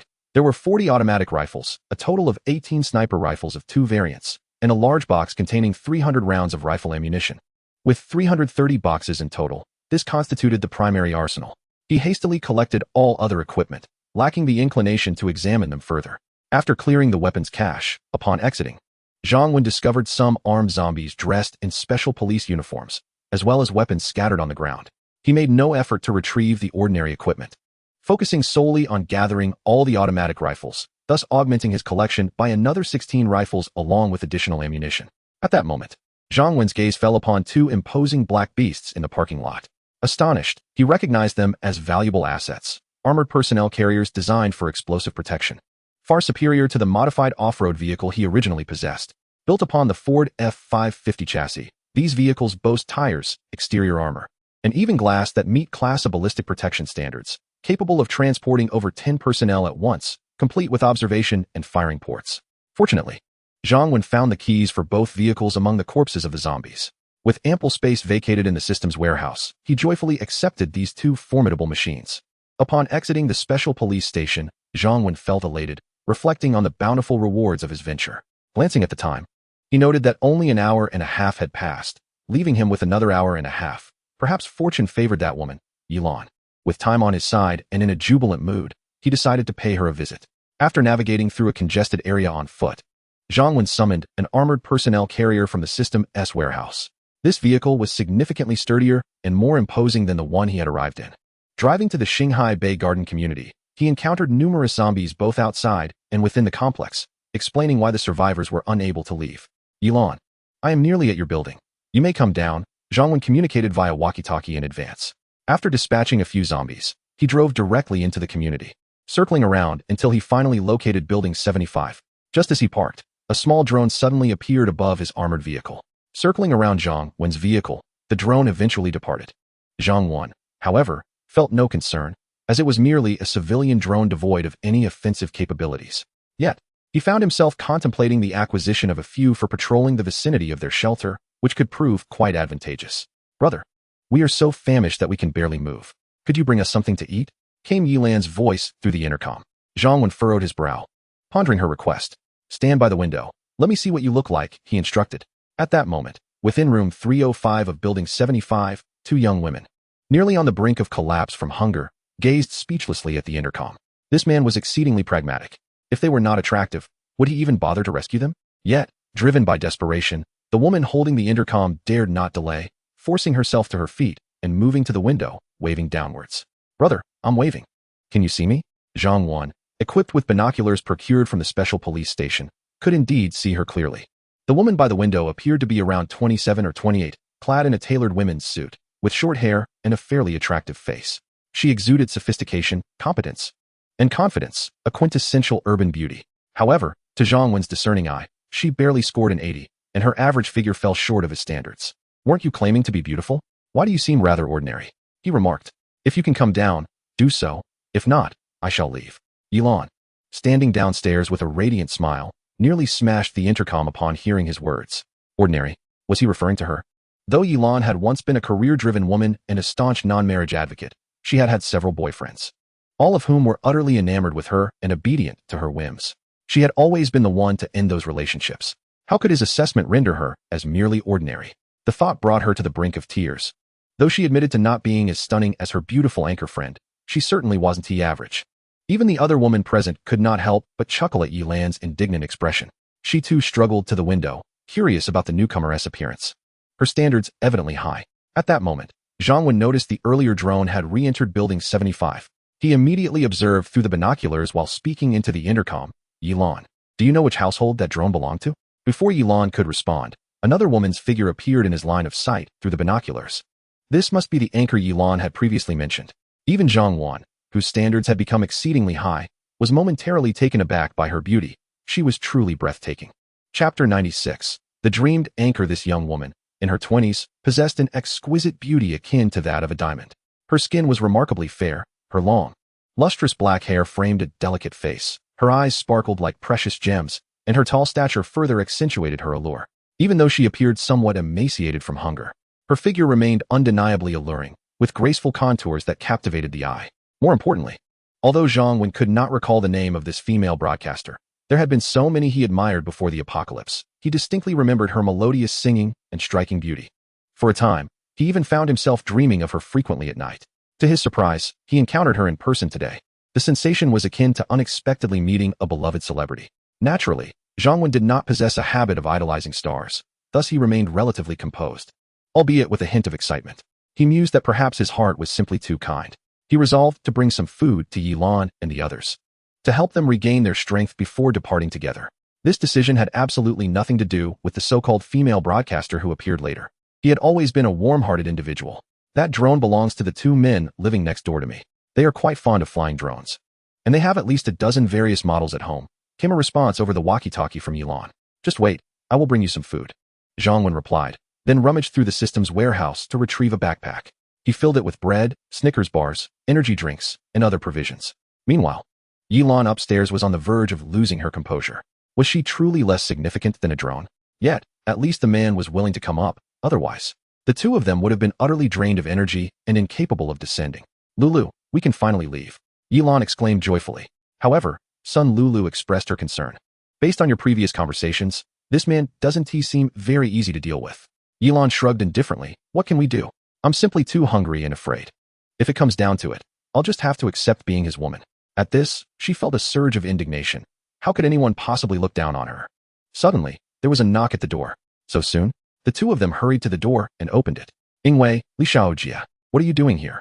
It was not Zhang Wen at the door, but rather the two young men next door who were fond of playing with drones. Yilan, while patrolling with the drone earlier, we saw you conversing with a man in a police car. Did you manage to find someone to rescue you? Can we join you? Ingwei asked first, having developed a fondness for Yilan's demeanor. They had become acquaintances after he had made efforts to befriend her. The other man, Li Xiaojia, was infatuated with Sun Lulu, having been a devoted fan before the cataclysm, showering her with gifts. Yilan quickly replied, Ingwei, I can't help you with that. I took quite some time to reach this brother through the walkie-talkie. Whether he is willing to take you along, I cannot say.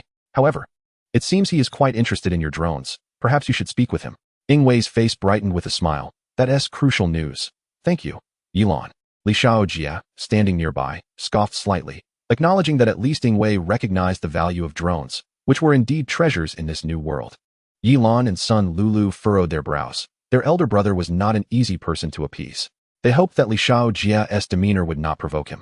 Before long, Zhang Wen, clad in a stylish yet secure combat suit and protective vest, fully equipped and bearing provisions, ascended to the third floor.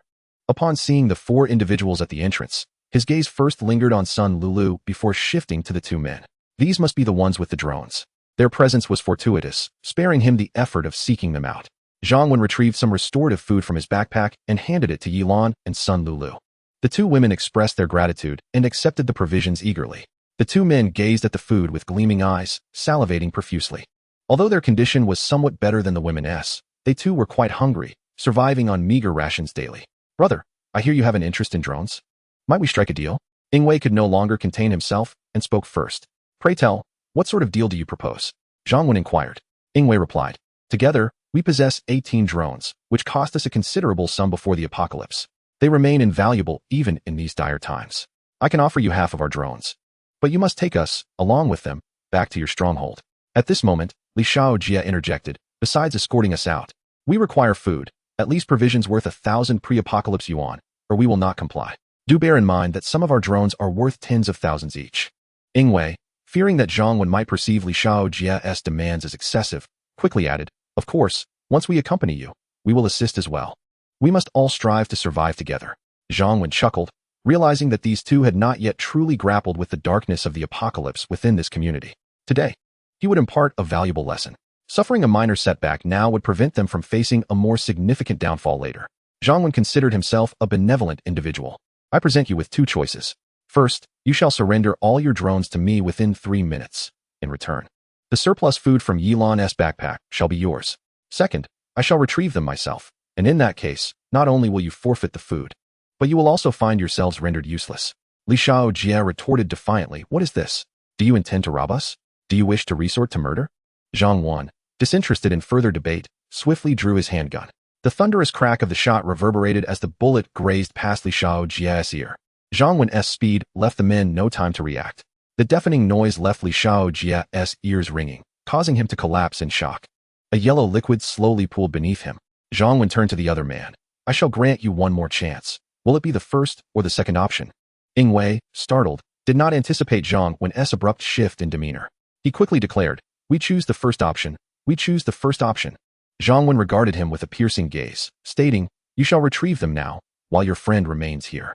Do not harbor any thoughts of hiding away in your room. Thus, your friend shall perish because of you, and your door shall not serve as a barrier to me. I am aware of this. I shall proceed immediately. Ying Wei nodded vigorously and hastened back to the adjoining space. Soon, he emerged, clutching a bag containing the drones. Zhang Wan casually selected two and instructed Ying Wei to operate them. Should he dare to sabotage himself, he would be left with nothing but worthless scraps. Chapter 97. Who thrives most in the apocalypse? The distance to his sanctuary was considerable, and they posed no threat, provided that his conditions were met. Naturally, Zhang Wan had no intention of murdering them, for it was likely they would never cross paths again. Hence, there was no necessity for such brutality. However, if they chose to act foolishly, he would bear no responsibility for their demise. The test flights of the two drones proceeded smoothly. He was not yet regretting his existence. The two women, though present, felt a tinge of trepidation. They had gleaned Zhang Wan's character through their previous conversations over the intercom. He would not exhibit the same gentleness towards them as he had before the world fell into chaos. What transpired earlier left a profound impression on them. This man was not only pragmatic with women, he was even more formidable with men. They felt a mix of anxiety and fear, uncertain of the life that awaited them by his side. Yet, they found themselves without alternatives. He would not permit them the luxury of choice. After consuming some high-energy food and beverages, the two women gradually regained some strength. Zhang Wan was a man of his word, distributing the remaining provisions to Ying Wei. He had no need for such trivial sustenance. Thank you, Ying Wei expressed as he accepted the food. Although it was exchanged, at least Zhang Wan had not resorted to violence against them and had honored his promise. Witnessing Zhang Wan's generosity towards Ying Wei, the two women felt somewhat reassured. It indicated that he maintained a moral compass and was not a senseless killer. After allowing Ying Wei and the others to enter the building, Zhang Wan led the two women downstairs. On the ground floor, a throng of zombies surrounded the vehicles. Zhang Wan harbored no concerns for himself should he venture out with the two women. His only apprehension was that they might fall victim to a zombie's bite. Having already invested time and provided sustenance, he did not wish for their efforts to be in vain. Fortunately, such a scenario was all too simple for him to navigate. Please wait here. When I signal you, exit promptly and board the vehicle, Zhang Wan instructed the two women. They dared not voice dissent and nodded eagerly. In the astonished gaze of the two women, Zhang Wan disregarded the multitude of zombies outside and stepped through the door. He dispatched two obstructing zombies with ease and advanced a short distance before retrieving a string of firecrackers. After igniting them, he hurled them into the distance. A cacophony ensued, drawing the attention of all nearby zombies. Zhang Wan swiftly returned. Come out and get in the vehicle, he commanded. The two women observed Zhang Wan's actions, fluid and composed, exhibiting a remarkable calmness. Indeed, he was a formidable man. They hurried outside and boarded the imposing armored personnel carrier. At that moment, a phone rang, echoing through the air. Seated in the driver's cabin, Zhang Wan retrieved his phone to silence the ringer. Without glancing, he was certain that no one was attempting to reach him at present. This was a customary measure he had adopted, setting a return alert for himself after each excursion. The sound of this alert signified that he had merely half an hour remaining before he needed to return to the sanctuary. However, Zhang Wan felt no urgency. Provided all went smoothly, he could effortlessly return within the stipulated time. Even if he failed to do so, it posed no significant concern. His rationale for this precaution was to prioritize safety above all else, maximizing his chances of survival, even if he occasionally delayed his return. With his current skills and an arsenal of weapons at his disposal, neither zombies nor survivors posed a substantial threat. Li Shui, please arrange for someone to clear the zombies outside the north gate. I shall return shortly. Zhang Wan communicated via the intercom to Li Shui. With so many individuals at the sanctuary, he found such trivial matters unworthy of his direct involvement. The journey back proceeded smoothly, as he had traversed the path earlier. Upon receiving Zhang Wan's notification, Li Shui promptly organized a team to attend to the north gate. This time, not only members of the security team were present. Some refugees also joined the effort. Naturally, Lu Feifei accompanied them, albeit in a non-combative capacity, merely to ensure readiness for any unforeseen circumstances. As they emerged, a few among the refugees exhibited trepidation. After all, the zombies outside the fence reacted with frenzied aggression upon spotting them, battering the barricades with fervor.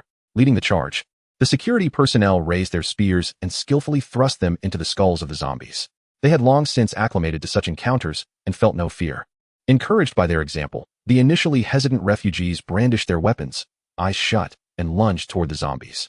Surprisingly, apart from a tinge of repulsion, the task proved rather straightforward. With points awarded for each zombie dispatched, the refugees became increasingly enthusiastic, their fervor for the hunt intensified. Meanwhile, merely 10 minutes before their foray into the fray, 3 young men lingered not far from the Wenshan sanctuary. "Xiangzi, did you truly see that this stronghold houses numerous women?" inquired a short-haired youth in a hushed tone. "Of course, during daylight. How could I possibly mistake that?" the young man referred to as Xiangzi retorted impatiently. "But did you see if they were armed?" The short-haired youth pressed further. "Well, I didn't observe any firearms. They were wielding spears and fire axes to clear the zombies. But I didn't see them firing any guns," Xiangzi replied. At that moment, another robust young man, visibly impatient, interjected with exasperation. "Damn it, Xiangzi, when will they emerge? Must we continue to wait here?" "Mengge, don't fret. They will undoubtedly appear, and when they do, you will have your pick of several women." The individual addressing Mengge, despite his earlier irritation, adopted a somewhat obsequious tone toward Xiangzi. The trio had largely relied on one another for survival since the onset of the apocalypse. Before the end of the world, the short-haired youth, named Li Liang, served as a warehouse manager, while Xiangzi, known as Lu Xiaoqiang, was a delivery courier. The robust young man, Wang Meng, is a construction worker who diligently carries heavy building materials daily, resulting in his formidable physique and sun-kissed skin, exuding an undeniable aura of strength. When the apocalypse struck, Lu Xiaoqiang found himself delivering takeout in this area, only to become ensnared. Later, while scavenging for supplies, he was rescued by Wang Meng. Had this been before the cataclysm, Lu Xiaoqiang might have looked down upon the foul-smelling Wang Meng. However, in the aftermath of the world's end, such a rugged man provided a sense of security.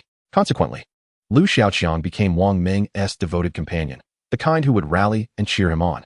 During their quest for sustenance, they stumbled upon Li Liang in a warehouse. This warehouse, managed by Li Liang, had once served as a stockroom for a small supermarket before the world fell into chaos. It was brimming with provisions, including food, mineral water, alcohol, canned goods, chocolate, and more. Thus, upon arriving, Wang Meng and Lu Xiaoqiang felt as though they had entered paradise. They decided to remain. Li Liang, recognizing he could not contend with Wang Meng, accepted the situation, as having additional company for conversation was welcome amidst the abundance of supplies. Initially, everything seemed to be going well, and they lived in relative peace for several days.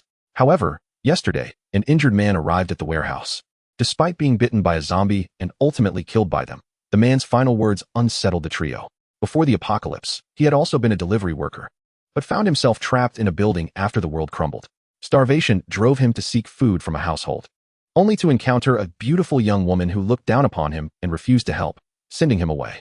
Initially timid, desperation eventually led him to invade her home, indulging in a feast and disregarding her resistance, forcing himself upon her repeatedly.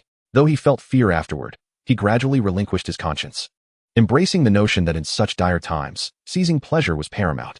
Under his torment, the woman became his slave, catering to him in her nakedness. He would not have emerged if he had not exhausted the supplies in his building, wishing for the apocalypse to endure indefinitely. After the man's demise, the three, Wang Meng and the others, sat in silence for a considerable time. They had once believed themselves to be among the most fortunate survivors in this desolate world.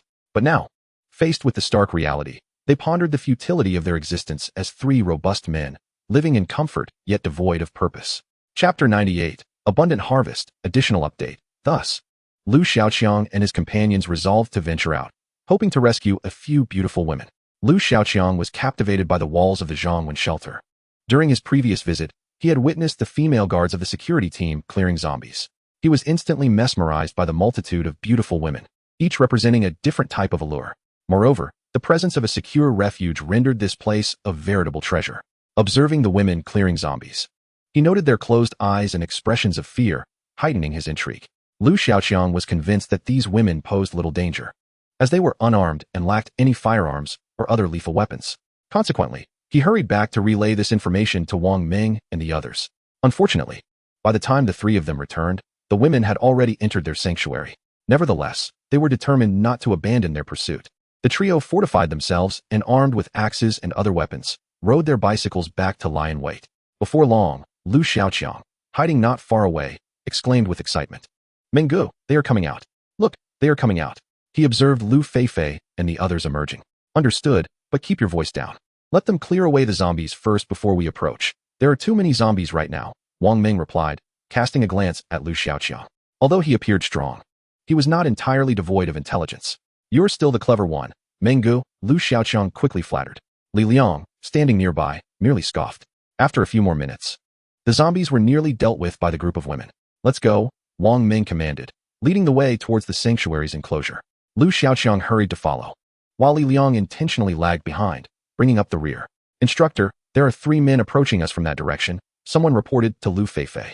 Now, every time they ventured out of the city's enclosure to clear zombies, there were designated personnel for combat, logistics, and human resources keeping score, along with security teams on guard.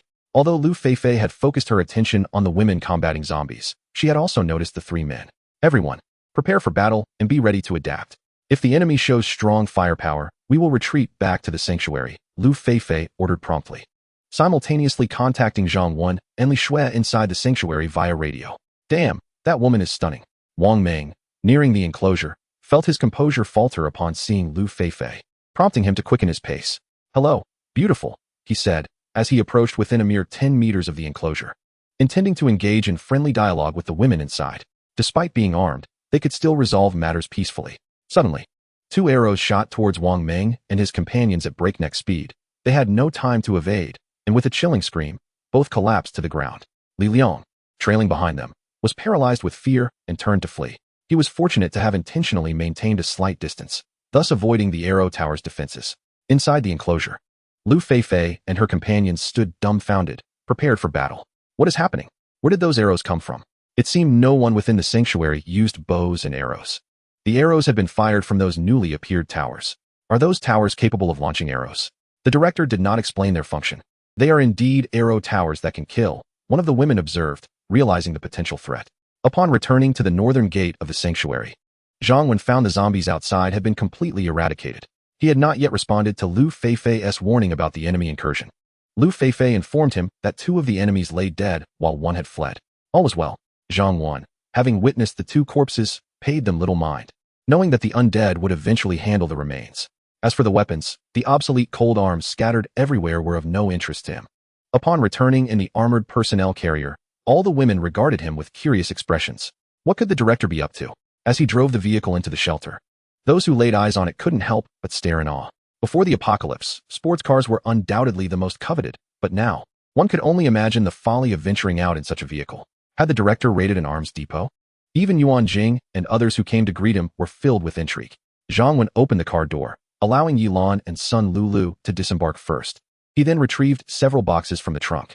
These contained a portion of the weapons he had procured from the system's warehouse, intended for equipping and training the security team. Is that weaponry? Lu Feifei exclaimed, her excitement palpable as she approached the boxes. Zhang Wen casually affirmed, indeed. Yuan Jing and the others were astonished. Were there really weapons and an armored vehicle? Had he truly raided an arms cache? Zhang Wen, eager for their astonishment, opened the boxes for all to see.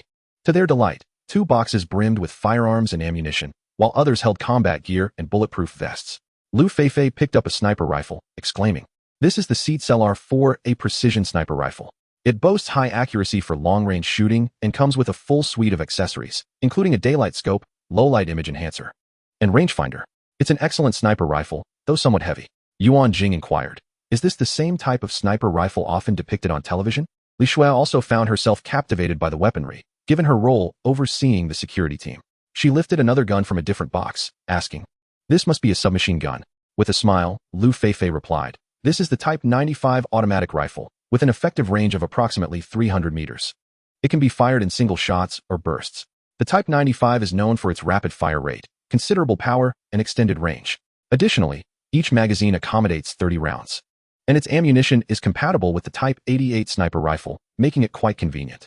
Lu Feifei, undeniably well-versed in military matters, exhibited an impressive familiarity with the equipment. While Zhang Wen recognized the names of the firearms, he did not possess her depth of knowledge. With Lu Feifei's expertise, The training of the security team with these weapons became significantly less burdensome for Zhang Wen. His main acquisitions during this outing included 56 automatic rifles, 18 sniper rifles, 12 suppressed submachine guns, 330 boxes of ammunition, each containing 300 rounds, 2 armored personnel carriers, 18 civilian drones, 32 Type 92 handguns, and 80 bulletproof vests, along with walkie-talkies, bulletproof shields, gas masks, and more. These weapons were more than sufficient for equipping the inhabitants of his shelter and would serve them well for an extended period. Certainly, the shelter will continue to recruit individuals, and the need for weapons will undoubtedly increase.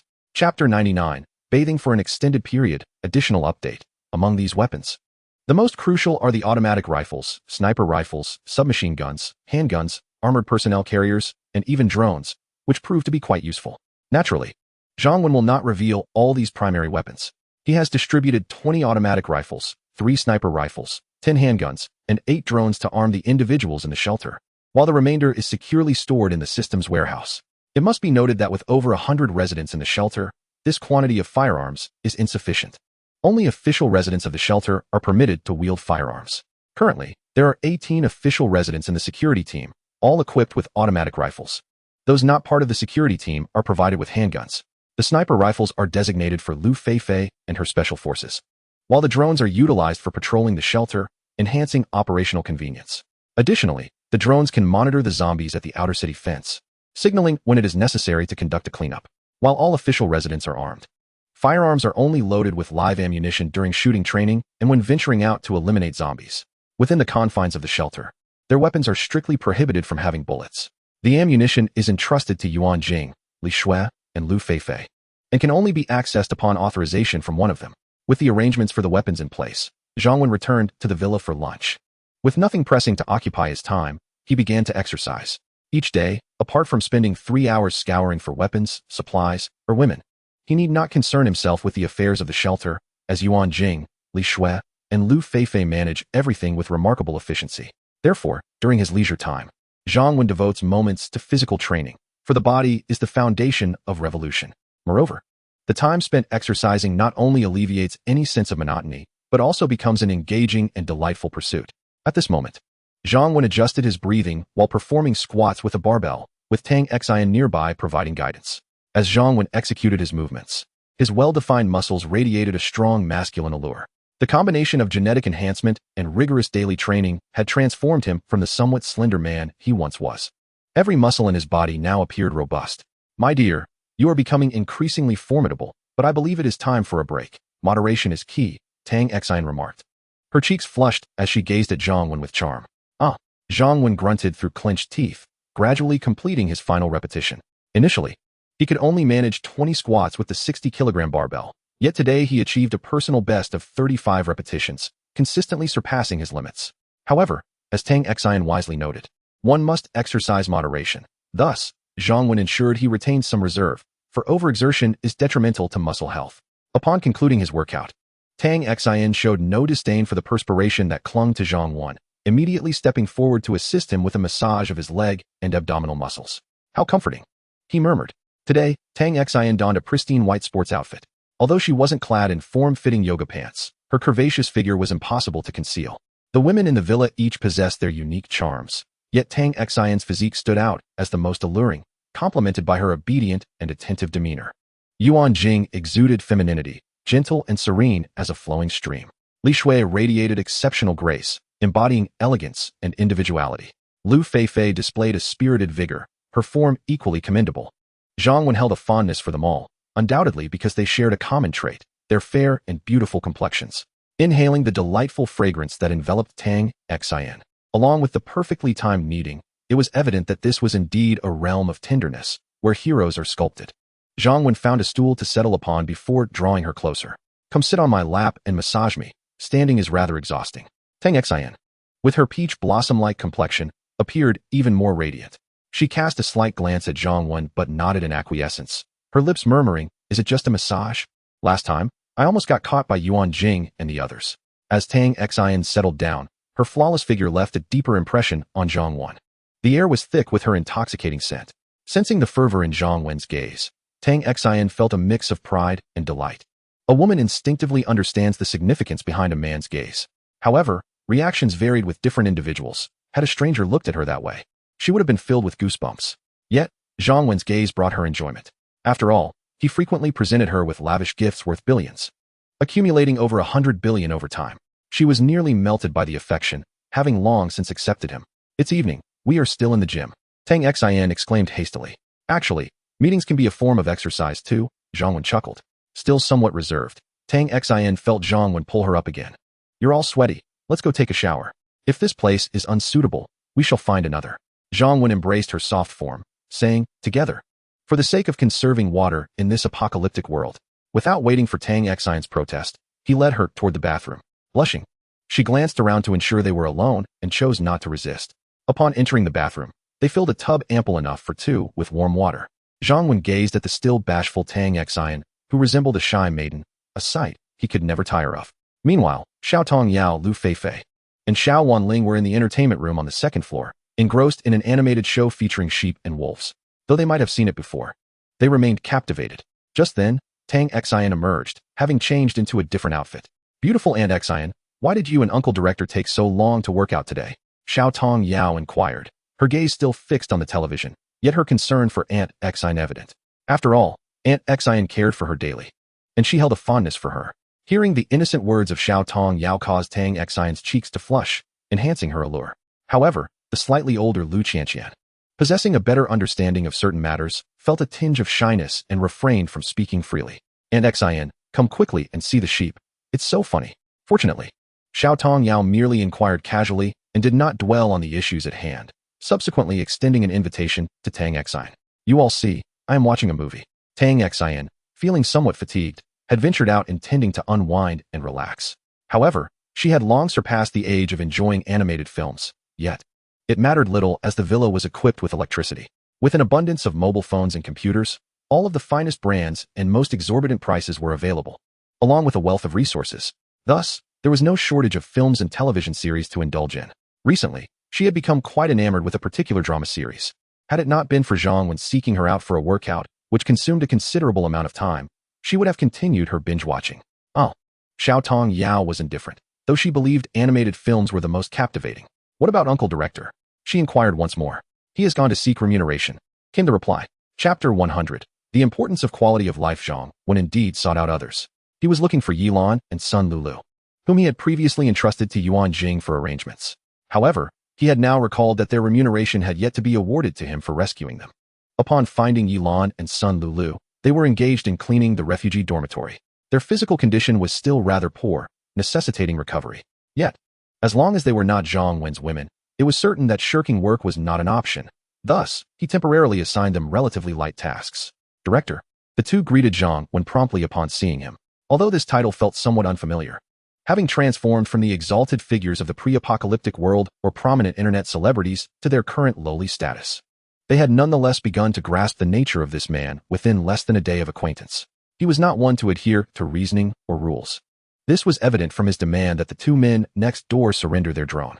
As for respecting women and cherishing the delicate, upon arriving at the shelter, they understood that while Zhang Wen would show tenderness toward his own women, his demeanor toward others, though not as brutal as with men, was still contingent upon their obedience to his established regulations.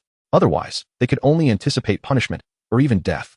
Thus, despite their discomfort and unease, the environment compelled the two once privileged women to adapt. However, Yilan's emotions were quite complex at this moment.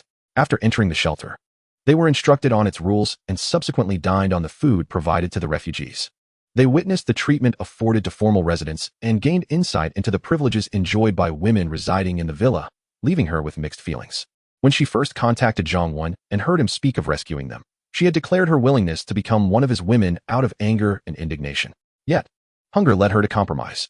Later, when Zhang Wen found them and instructed her to show herself at the window, Yilan felt a sense of exasperation, akin to being a courtesan subjected to selection. When he remarked that she was not particularly attractive and seemed unimpressed, her indignation flared once more. Although she could be reluctant, did he truly find her unworthy? Nevertheless, Zhang Wen's willingness to come for them ultimately brought her a greater sense of joy. If you don't fancy me, then so be it. I shall not cater to you. Who do you think you are to dismiss me? However, I have now arrived at the sanctuary. Yilan has come to understand why Zhang Wen looks down upon her. Setting aside Zhang Wen's several women, each possessing exquisite beauty, splendid figures, and refined grace. Even among the formal residents and the displaced, there are numerous women who are not inferior to her, some even surpassing her in beauty. He indeed possesses the right to disregard her. Now, she rather wishes Zhang Wen would revert to his previous demands, for life among the displaced is, in her eyes, truly arduous, a far cry from her former existence. Zhang Wen approached Sun Lulu, gazing upon the woman he once fantasized about. Her angelic visage, gem-like eyes, and tall, curvaceous figure left him astonished. He had anticipated that her real appearance would surpass her videos, even more enchanting in person. Particularly striking was her skin, remarkably fair and tender, akin to that of an infant. Even though she appeared somewhat disheveled and thin at present, those features were innate. A bit of nourishment would restore her. Sun Lulu, are you a virgin? How many boyfriends have you had? Zhang Wen posed a rather mundane question. One he typically would not ask, especially not of women like Yuan Jing and Li Shui. Some women, even if not virgins, are still genuinely good women. Zhang Wen was indeed taken with Sun Lulu. However, the impression left by her social circle was too negative, prompting his inquiry. Sun Lulu was taken aback by Zhang Wen's sudden question, her face flushing a deep crimson. Zhang Wen felt no discomfort in his inquiry. In this apocalypse, what is there to feel embarrassed about? Answer my question, and do not lie, for the consequences will be severe, he added. Blushing deeply, Sun Lulu replied softly. I have never had a boyfriend. As for the remaining two words, she could not bring herself to utter them. Zhang Wen looked at Sun Lulu with some surprise. Yilan, watching from the side with a complex expression, thought it curious that this man disregarded her yet was taken with Lulu. But it made sense. Lulu was no less than his other women. If she were a man, she would certainly be drawn to her as well. Director, Lulu truly has never had a boyfriend. Not a single one. She is still an innocent girl. Do not let the streaming circle mislead you. It is as chaotic as the entertainment industry. However, Lulu comes from a wealthy family, and her singing is exceptionally beautiful. After gaining fame, she earned a substantial amount of money. Her lack of romantic relationships is not merely due to her busy work schedule, but because few could truly match her. Sun Lulu felt somewhat embarrassed, prompting Yilan to quickly interject. She had come to terms with it. If Zhang Wen did not fancy her, that was acceptable. It was fine if he was interested in Sun Lulu. If Lulu were to lead a better life, at least she could benefit from her glow. She truly had been frightened by hunger. Zhang Wen nodded and addressed Sun Lulu. I am a person of strict principles. Previously, I promised to rescue you, and one among you must become my woman as recompense. I find Yilan unappealing. Thus, Sun Lulu, you shall be my woman. Yilan stood by, secretly gritting her teeth. Once again, she had suffered a critical blow. I promise you. Sun Lulu glanced at Yilan, feeling helpless. She understood their predicament and could only acquiesce. Moreover, upon arriving at the shelter, she realized that Zhang Wen was not like the characters portrayed in apocalyptic films who would exploit and torment women, treating them as mere commodities. She felt fortunate. Women in the apocalypse were inherently vulnerable. As night fell, the small villa was ablaze with light. Following Zhang Wen into the villa, Sun Lulu discovered that the living conditions here were worlds apart from those in the refugee dormitories. The villa offered 24-hour hot water for bathing. She was promptly sent to cleanse herself thoroughly upon arrival. It boasted electricity, high-end smartphones, computers, and a plethora of items piled like discarded goods. There were air conditioning units, LCD televisions, home theaters, and a gym. Nearly all the electrical devices from the pre-apocalyptic era were available and functional. Additionally, luxurious cosmetics, jewelry, clothing, and designer handbags were readily accessible, resembling a wholesale market filled with goods that appealed to women. In the outside world, ordinary survivors had long ceased to pay attention to such luxuries, often disregarding them even when found on the streets. Zhang Wen, each time he ventured out, did not prioritize these items. Rather, he casually collected things that piqued his interest. He had long surpassed the stage of mere survival, placing significant value on quality of life. Chapter 101. A unique charm. You must be Sun Lulu. I adore watching your live singing performances, exclaimed Yuan Jing. Li Shui and the others were not particularly fans of celebrities and rarely watched live broadcasts. However, Tang Xin, who had enjoyed live streams before the apocalypse, recognized Sun Lulu immediately after her shower and was filled with delight. Clearly, Sun Lulu was indeed a super internet celebrity, captivating both male and female audiences alike. Zhang Wen silently admired her figure, while Tang Xin purely enjoyed her melodious voice. Hello, thank you for your support. Sun Lulu replied with a smile to Tang Xin. The presence of a fan in this place made her feel especially warm and eased her nerves. The dinner was lavish, featuring seafood, beef, fruits, and even nourishing delicacies like ginseng and bird's nest. Sun Lulu had been affluent before the apocalypse and lived comfortably. Yet experiencing such a quality of life in these dire times left her in awe of this man. After dinner, everyone busied themselves with their respective tasks. Yuan Jing handled some logistical matters, while Li Shui reviewed personnel records for the shelter. Tang Xin entertained the newly arrived Sun Lulu and Xiao Tong Yao with television shows. Lu Feifei took the drone that Zhang Wen had retrieved and aimed to patrol while teaching the security team how to operate it. Zhang Wen decided to accompany her, having never flown a drone himself, although he had heard that even the United States employed Chinese drones for reconnaissance and other purposes. As they walked side by side along the dimly lit path, Zhang Wen inhaled the faint fragrance emanating from Lu Feifei. She hardly used cosmetics or perfume. It was her natural scent that captivated the atmosphere. Having granted her a few days to acclimate, it should be sufficient, right? Feifei, would you share some tales from your past? Zhang Wen, maintaining a composed demeanor, gently grasped Lu Feifei's hand. Despite his military training, which often left him rugged, Feifei's delicate hand remained soft and smooth, untouched by the harshness of life. A faint blush graced her charming face, revealing her discomfort with such intimacy. Yet she made no attempt to withdraw. This was all her choice. In truth, it was rather simple. I have always possessed a natural athleticism, and my admiration for the life of a soldier led me to enlist. Subsequently, I underwent training in a special forces unit. However, after my parents tragically perished in a car accident, I returned from service to care for my sister, a commitment I have upheld until now. Although Lu Feifei spoke with an air of calm, Zhang Wen could sense the slight tremor in her hand, an indication of the turmoil beneath her composed exterior, the pain of losing her parents, her sister's disability, and the weight of life's pressures. Do not worry. The shadows of the past are behind us. With me by your side, the future holds promise and goodness for you both, he reassured, tightening his grip on her delicate hand. Came her soft reply, a flicker of emotion stirring within her heart for the first time. Soon, the pair arrived at the headquarters of the security team located at the North Gate, a repurposed residential building.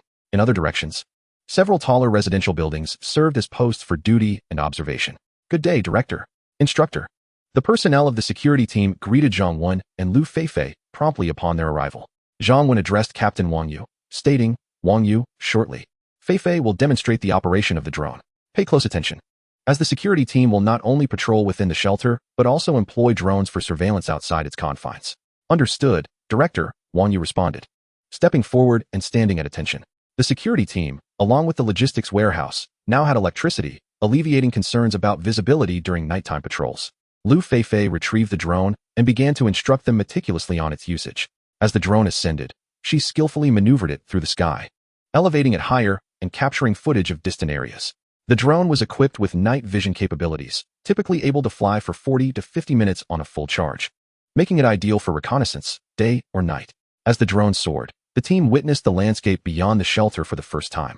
Within a 100-meter radius north and south of the shelter, there were virtually no zombies, nor any signs of survivors. However, to the east and west, all entrances were barricaded, teeming with zombies. As the drone ventured further, glimpses of survivors occasionally appeared in the streets. After circling the shelter, the drone was retrieved. Zhang Wen turned to Wang Yu and asked, Did you grasp the situation outside? The 100-meter perimeter surrounding the shelter constitutes the outer city. Henceforth, no survivors are permitted to enter without our express permission. You must conduct drone patrols at all times, and should any intruders approach, engage them immediately. In truth, within this designated area, the shelter's defensive structures would generally prevent any unauthorized entry. However, Zhang Wen also aimed to train the female soldiers in marksmanship and courage. Proficient shooting is cultivated through the use of ammunition, and can courage only be forged without taking lives? Yes, Director, they replied. Zhang Wen's words were commands that everyone in the shelter understood. None dared to defy them. Feifei, tomorrow you shall instruct everyone on the use of sniper rifles, to assess whether there are any promising marksmen among them. In the future, not only will the area beyond the shelter's perimeter of 100 meters be our domain, but also the 500 meters beyond that, which we must absolutely control. Zhang Wen then turned to Lu Feifei. The sniper rifle has a range of 800 meters. Thus, including the annexed area would still keep the distance within the shooting range of the marksman. Understood, Lu Feifei replied. Upon returning to the small villa, excitement filled the air as everyone eagerly discussed the weaponry. The arrival of so many arms, brought back by Zhang Wen, instilled a profound sense of security in them. Observing their keen interest, Zhang Wen's eyes sparkled. As night fell, he visited Yuan Jing's room, presenting her with an outfit. Upon seeing the clothes Zhang Wen produced, Yuan Jing's cheeks flushed, and she cast him a playful glare, yet she accepted them. After this time, she had come to understand his preferences. He had a particular fondness for black stockings and nude tights, and when paired with specific professional attire and high heels, it was even better. She had previously cosplayed as a nurse and a white-collar worker. It appeared this time, it was her turn to embody another role. Had Zhang Wen known her thoughts, He would have assured her that while he appreciated those attributes, he was particularly drawn to women of high beauty, fair skin, alluring figures, and long legs. Those who did not meet these criteria would not earn the chance to cosplay for him. With a soft click, the bedroom door opened, and a transformed Yuan Jing stood before Zhang Wan, her demeanor charming despite lacking the sensuality of black stockings and heels. Yet, she possessed an undeniable allure, particularly as she increasingly exuded femininity. Chapter 102. Significant affairs of the shelter. A new day dawned, bringing several important matters for the shelter. First, the environmental infrastructure had been activated, enabling numerous recreational projects to commence. Second, the outer city of the shelter was officially opened, heralding good news for its residents. They could now venture forth to combat zombies for practical training and earn points through their efforts. In truth, Zhang Wen needed to clear the zombies surrounding the shelter, maintaining them within a controlled quantity. This was a common task for every shelter, and naturally, Zhang Wen would not undertake it himself. He would have the women handle it. Third, there was a modest reduction in the exchange points for certain supplies, such as rice and water, which could be considered a small benefit. Fitness had become an indispensable part of Zhang Wen's daily routine, an endeavor he pursued with unwavering enthusiasm. Accompanied by stunning beauties and spurred on by their encouraging cheers, one would find motivation in abundance. During breaks, he reveled in the astonishing softness and elasticity that enveloped him, accompanied by a faint, enticing fragrance. Zhang Wen felt that his physical exertion for the day had yet to reach its full potential and considered continuing his exercise elsewhere. Having sweated excessively, "Could you fetch some water for me? I wish to take a bath," Zhang Wen remarked to Tang Xian. Without a moment's hesitation, Tang Xian promptly made her way to the bathroom. By the time Zhang Wen arrived, she had already prepared the toiletries and filled the tub with water. As she noticed Zhang Wen entering, she intended to depart, only to be halted by his firm grasp. The intensity of Zhang Wen's gaze left Tang Xian with no ambiguity regarding his intentions, just as they were about to indulge in their shared moment. Yuan Jing's voice called out, seeking Zhang Wen's attention. Had it not been for Yuan Jing's interruption, their bathing session might have extended longer than anticipated. Zhang Wen swiftly proceeded to the living room, where Yuan Jing stood, her cheeks flushed with embarrassment. "I apologize for the disturbance," she said, her demeanor a blend of shyness and discomfort. It was no wonder Yuan Jing felt bashful. Zhang Wen seemed particularly fond of lingering in that intimate space. The thought of perhaps sharing such moments with him in the future sent a wave of heat to her cheeks. "Let us not dwell on that. You must have a pressing matter," Zhang Wen surmised, knowing well that Yuan Jing would not intrude unless it was necessary. Yuan Jing, known for her gentle and methodical approach, shot Zhang Wen a playful glare, her mind momentarily wandering to blush-inducing thoughts. On a more serious note, she quickly redirected her thoughts. "I just received word from Long Hongmei that some individuals are secretly coordinating to protest during lunch today. Who is Long Hongmei, and what are they protesting?" Zhang Wen was taken aback by the revelation, although he was not entirely surprised. Within the confines of his sanctuary, no one could truly create significant turmoil, so there was little cause for alarm. "Long Hongmei is the girl who was with me at the supermarket, the one who, along with Lu Meiying, faced punishment. Do you recall?" Yuan Jing provided a brief explanation. Zhang Wen's memory was jogged. There had been a total of 8 survivors in the supermarket, 3 men and 5 women. Tragically, the 3 men had perished, while among the 5 women, Yuan Jing, Xiao Tongyao, and Sister Li had thrived in the small villa. The other 2 women fared less well. One, Lu Meiying, had died during a drill, while the other, despite not being expelled from the sanctuary, had been penalized for her transgressions and thus remained a vagrant. Known to Yuan Jing as Long Hongmei, who had not even been afforded a name in the past, Long Hongmei had been one of the earliest to know Zhang Wen and join the sanctuary, yet she had endured the harshest circumstances. It was worth noting that those who entered the sanctuary earlier were granted preferential treatment, a sort of priority access. Zhang Wen had initially relaxed the assessment criteria to quickly reach a count of 30 official residents to gain vital resources. Regrettably, some individuals had brought ruin upon themselves. Zhang Wen was indifferent to their fates. In fact, he had not even known Long Hongmei's name. As the sanctuary grew more established, Zhang Wen had ceased to concern himself with such matters. Yuan Jing, observing Zhang Wen's lack of response, felt reassured to continue. "Long Hongmei is not inherently bad. She lacks the cunning of Lu Meiying. Subsequently, she has performed admirably, and it was she who promptly reported the issue to me." Zhang Wen, looking at Yuan Jing with a serious demeanor, inquired, "Do you wish to plead for her?" Undeterred, Yuan Jing smiled and replied, "It's not so much a plea. Rather, one tends to hold on to a bit of nostalgia. We once survived together in the supermarket, helping each other in the beginning. She even assisted in caring for little Tong Yao. As long as it does not disrupt the greater scheme, I hope she can fare a little better. Even if she cannot become a formal resident, she could at least be a minor manager among the refugees." Zhang Wen took her hand and said, "Then why not act on it? You are my woman, my first woman, the lady of the shelter, so such trivial matters are yours to decide. Zhang Wen's concern lay with the formal residents. The refugees were of little interest to him, and he certainly did not mind such minor affairs, provided that the woman's goodwill was intact. This is the advantage of a shelter devoid of men. One does not have to worry about one's woman harboring ulterior motives. After all, they are all women, and they can extend kindness to whomever they choose. In that moment, Yuan Jing felt genuinely moved once more. Regardless of how Zhang Wen treated others, some might even describe him as tyrannical and cruel, he was meticulous and trustworthy towards her and their daughter. Had it been before the apocalypse, she and Zhang Wen would likely have never crossed paths. Even if they had, she would not have given him a second glance, which is entirely understandable. Who would notice him when comparing him to exceptional women like Li Shui, Tang Xian, and Lu Feifei? They inhabited different worlds. Yet now, she felt immensely grateful for having met Zhang Wen, allowing her to understand and love him. You always managed to move me so profoundly that I nearly forgot the matter at hand, she said, regaining her composure with a hint of embarrassment. Zhang Wen, however, remained unhurried, as he routinely checked the system each day. Mornings typically involved reviewing the increase in vitality points, while evenings were reserved for assessing the loyalty of all individuals and the goodwill of the refugees. There were certainly no issues with the formal residents. Their loyalty only increased. As for the refugees, the previous night had been uneventful. Just now, he noticed that 3 individuals among the refugees had their goodwill turn a faint shade of red. But so what? Even if it were 2 or 3 people, or even all the refugees, Zhang Wen remained unfazed. Those seeking to cause trouble would only be digging their own graves.